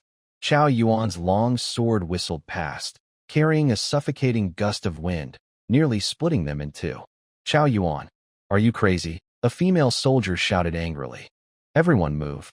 Zhao Yuan has lost his mind. Molly's voice was anxious. At this moment, Zhao Yuan couldn't hear anything. His eyes were fixed only on one target, the Sound Hunter. He swung his sword wildly and fiercely, forcing the approaching female soldiers back one by one. Every strike he made was full of reckless strength, as if he wanted to exchange his life for the enemy's death. Zhao Yuan roared in anger, raising his sword high before suddenly slashing toward the side of the Sound Hunter. This strike was powerful and heavy, the blade carrying a murderous aura as it fell fiercely, striking the Sound Hunter in the waist. The blade successfully pierced its defenses, leaving a deep on its body. But the sturdy body of the Sound Hunter only trembled slightly before standing firm. It swung its massive, decapitating blade, sweeping fiercely toward Zhao Yuan. Bang! Zhao Yuan blocked this deadly with his sword, but the immense force sent him flying. His body crashed into a steel pillar, making a dull sound. Yet he did not stop. He charged again, eyes burning with unyielding madness. The Sound Hunter turned around, its headless body looking even more ferocious. It swung its huge decapitating blade, closing in on Zhao Yuan step by step. Each clash caused the floor to shake, and cracks from the blades spread across the walls like spiderwebs. Zhao Yuan panted heavily, his hand trembling slightly from the exertion, but he showed no sign of stopping. He took a step forward, suddenly leaping up, and with his dark, murderous aura, he fiercely slashed toward the Sound Hunter's head and neck. The blade of the hunter was swung almost simultaneously, and two forces clashed in the air, producing a deafening explosion. Zhao Yuan was pushed back again, crashing to the ground. Blood dripped from the corner of his mouth, but he clenched his teeth and stood up with his long sword. "Come again!" he shouted angrily and charged at the hunter once more, dragging his sword. However, the hunter's strength was beyond Zhao Yuan's ability to match. Each strike tore through the air with a loud whooshing sound, forcing Zhao Yuan's attacks back again and again. Still, Zhao Yuan fought like a mad warrior, rushing forward repeatedly. His sword struck the hunter's body many times. Each hit caused some damage, but he could not defeat it completely. The surrounding female soldiers could only be forced to step back, their eyes filled with complicated feelings. Zhao Yuan's actions made it impossible for them to get close and help.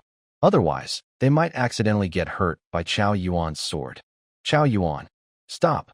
Molly shouted loudly, but her voice was drowned out by the chaos of battle. The hunter swung its sword again, its unstoppable blade sweeping across. Zhao Yuan narrowly dodged, but fell to the ground because of his unstable footing. Just as the hunter was about to deliver a deadly, suddenly, a bolt of lightning struck from the sky, directly hitting in front of the hunter, causing the ground to tremble. "Vast heavenly respect, it seems I arrived just in time," a calm voice said. A figure appeared at the edge of the battlefield, Xianzhen, shrouded in the glow of lightning, with a stern look in his eyes and a steady breath. At this moment, the fierce fighting suddenly quieted, only the echo of thunder lingering in the air. Then, Zhao Yuan charged forward again. The hunter's body trembled slightly as it roared and retaliated, knocking Zhao Yuan into the air. Zhao Yuan was struck hard and stumbled into a wall, dust flying everywhere. His body instinctively wanted to stand again, but the madness in his eyes was beginning to cloud his reason, as if he had fallen into an unstoppable whirlpool. "Thunder, come," Xianzhen's voice floated softly. At this moment, it seemed as if all the power in the world gathered with his command. In the sky, a bright white lightning bolt suddenly tore through the air, accompanied by a loud roar, descending straight toward the ground. The target of the lightning was Zhao Yuan. Boom! The lightning struck like a long spear piercing the air, hitting Zhao Yuan precisely. He was instantly engulfed by the lightning, and dark, evil energy scattered like smoke and dust, dissipating into the air. The lightning felt like a cold, refreshing wave, quickly extinguishing his inner madness and rage. Zhao Yuan's body trembled suddenly. His hands, which had been tightly gripping his sword, loosened, and the sword clanged to the ground. His bloodshot eyes gradually cleared, his chaotic breathing steadied, and he seemed to be pulled out of a deep abyss. With the evil energy gone, his aura became calm and restrained. Zhao Yuan slowly looked up, his gaze shifting from confusion to clarity, finally settling on Xianzhen.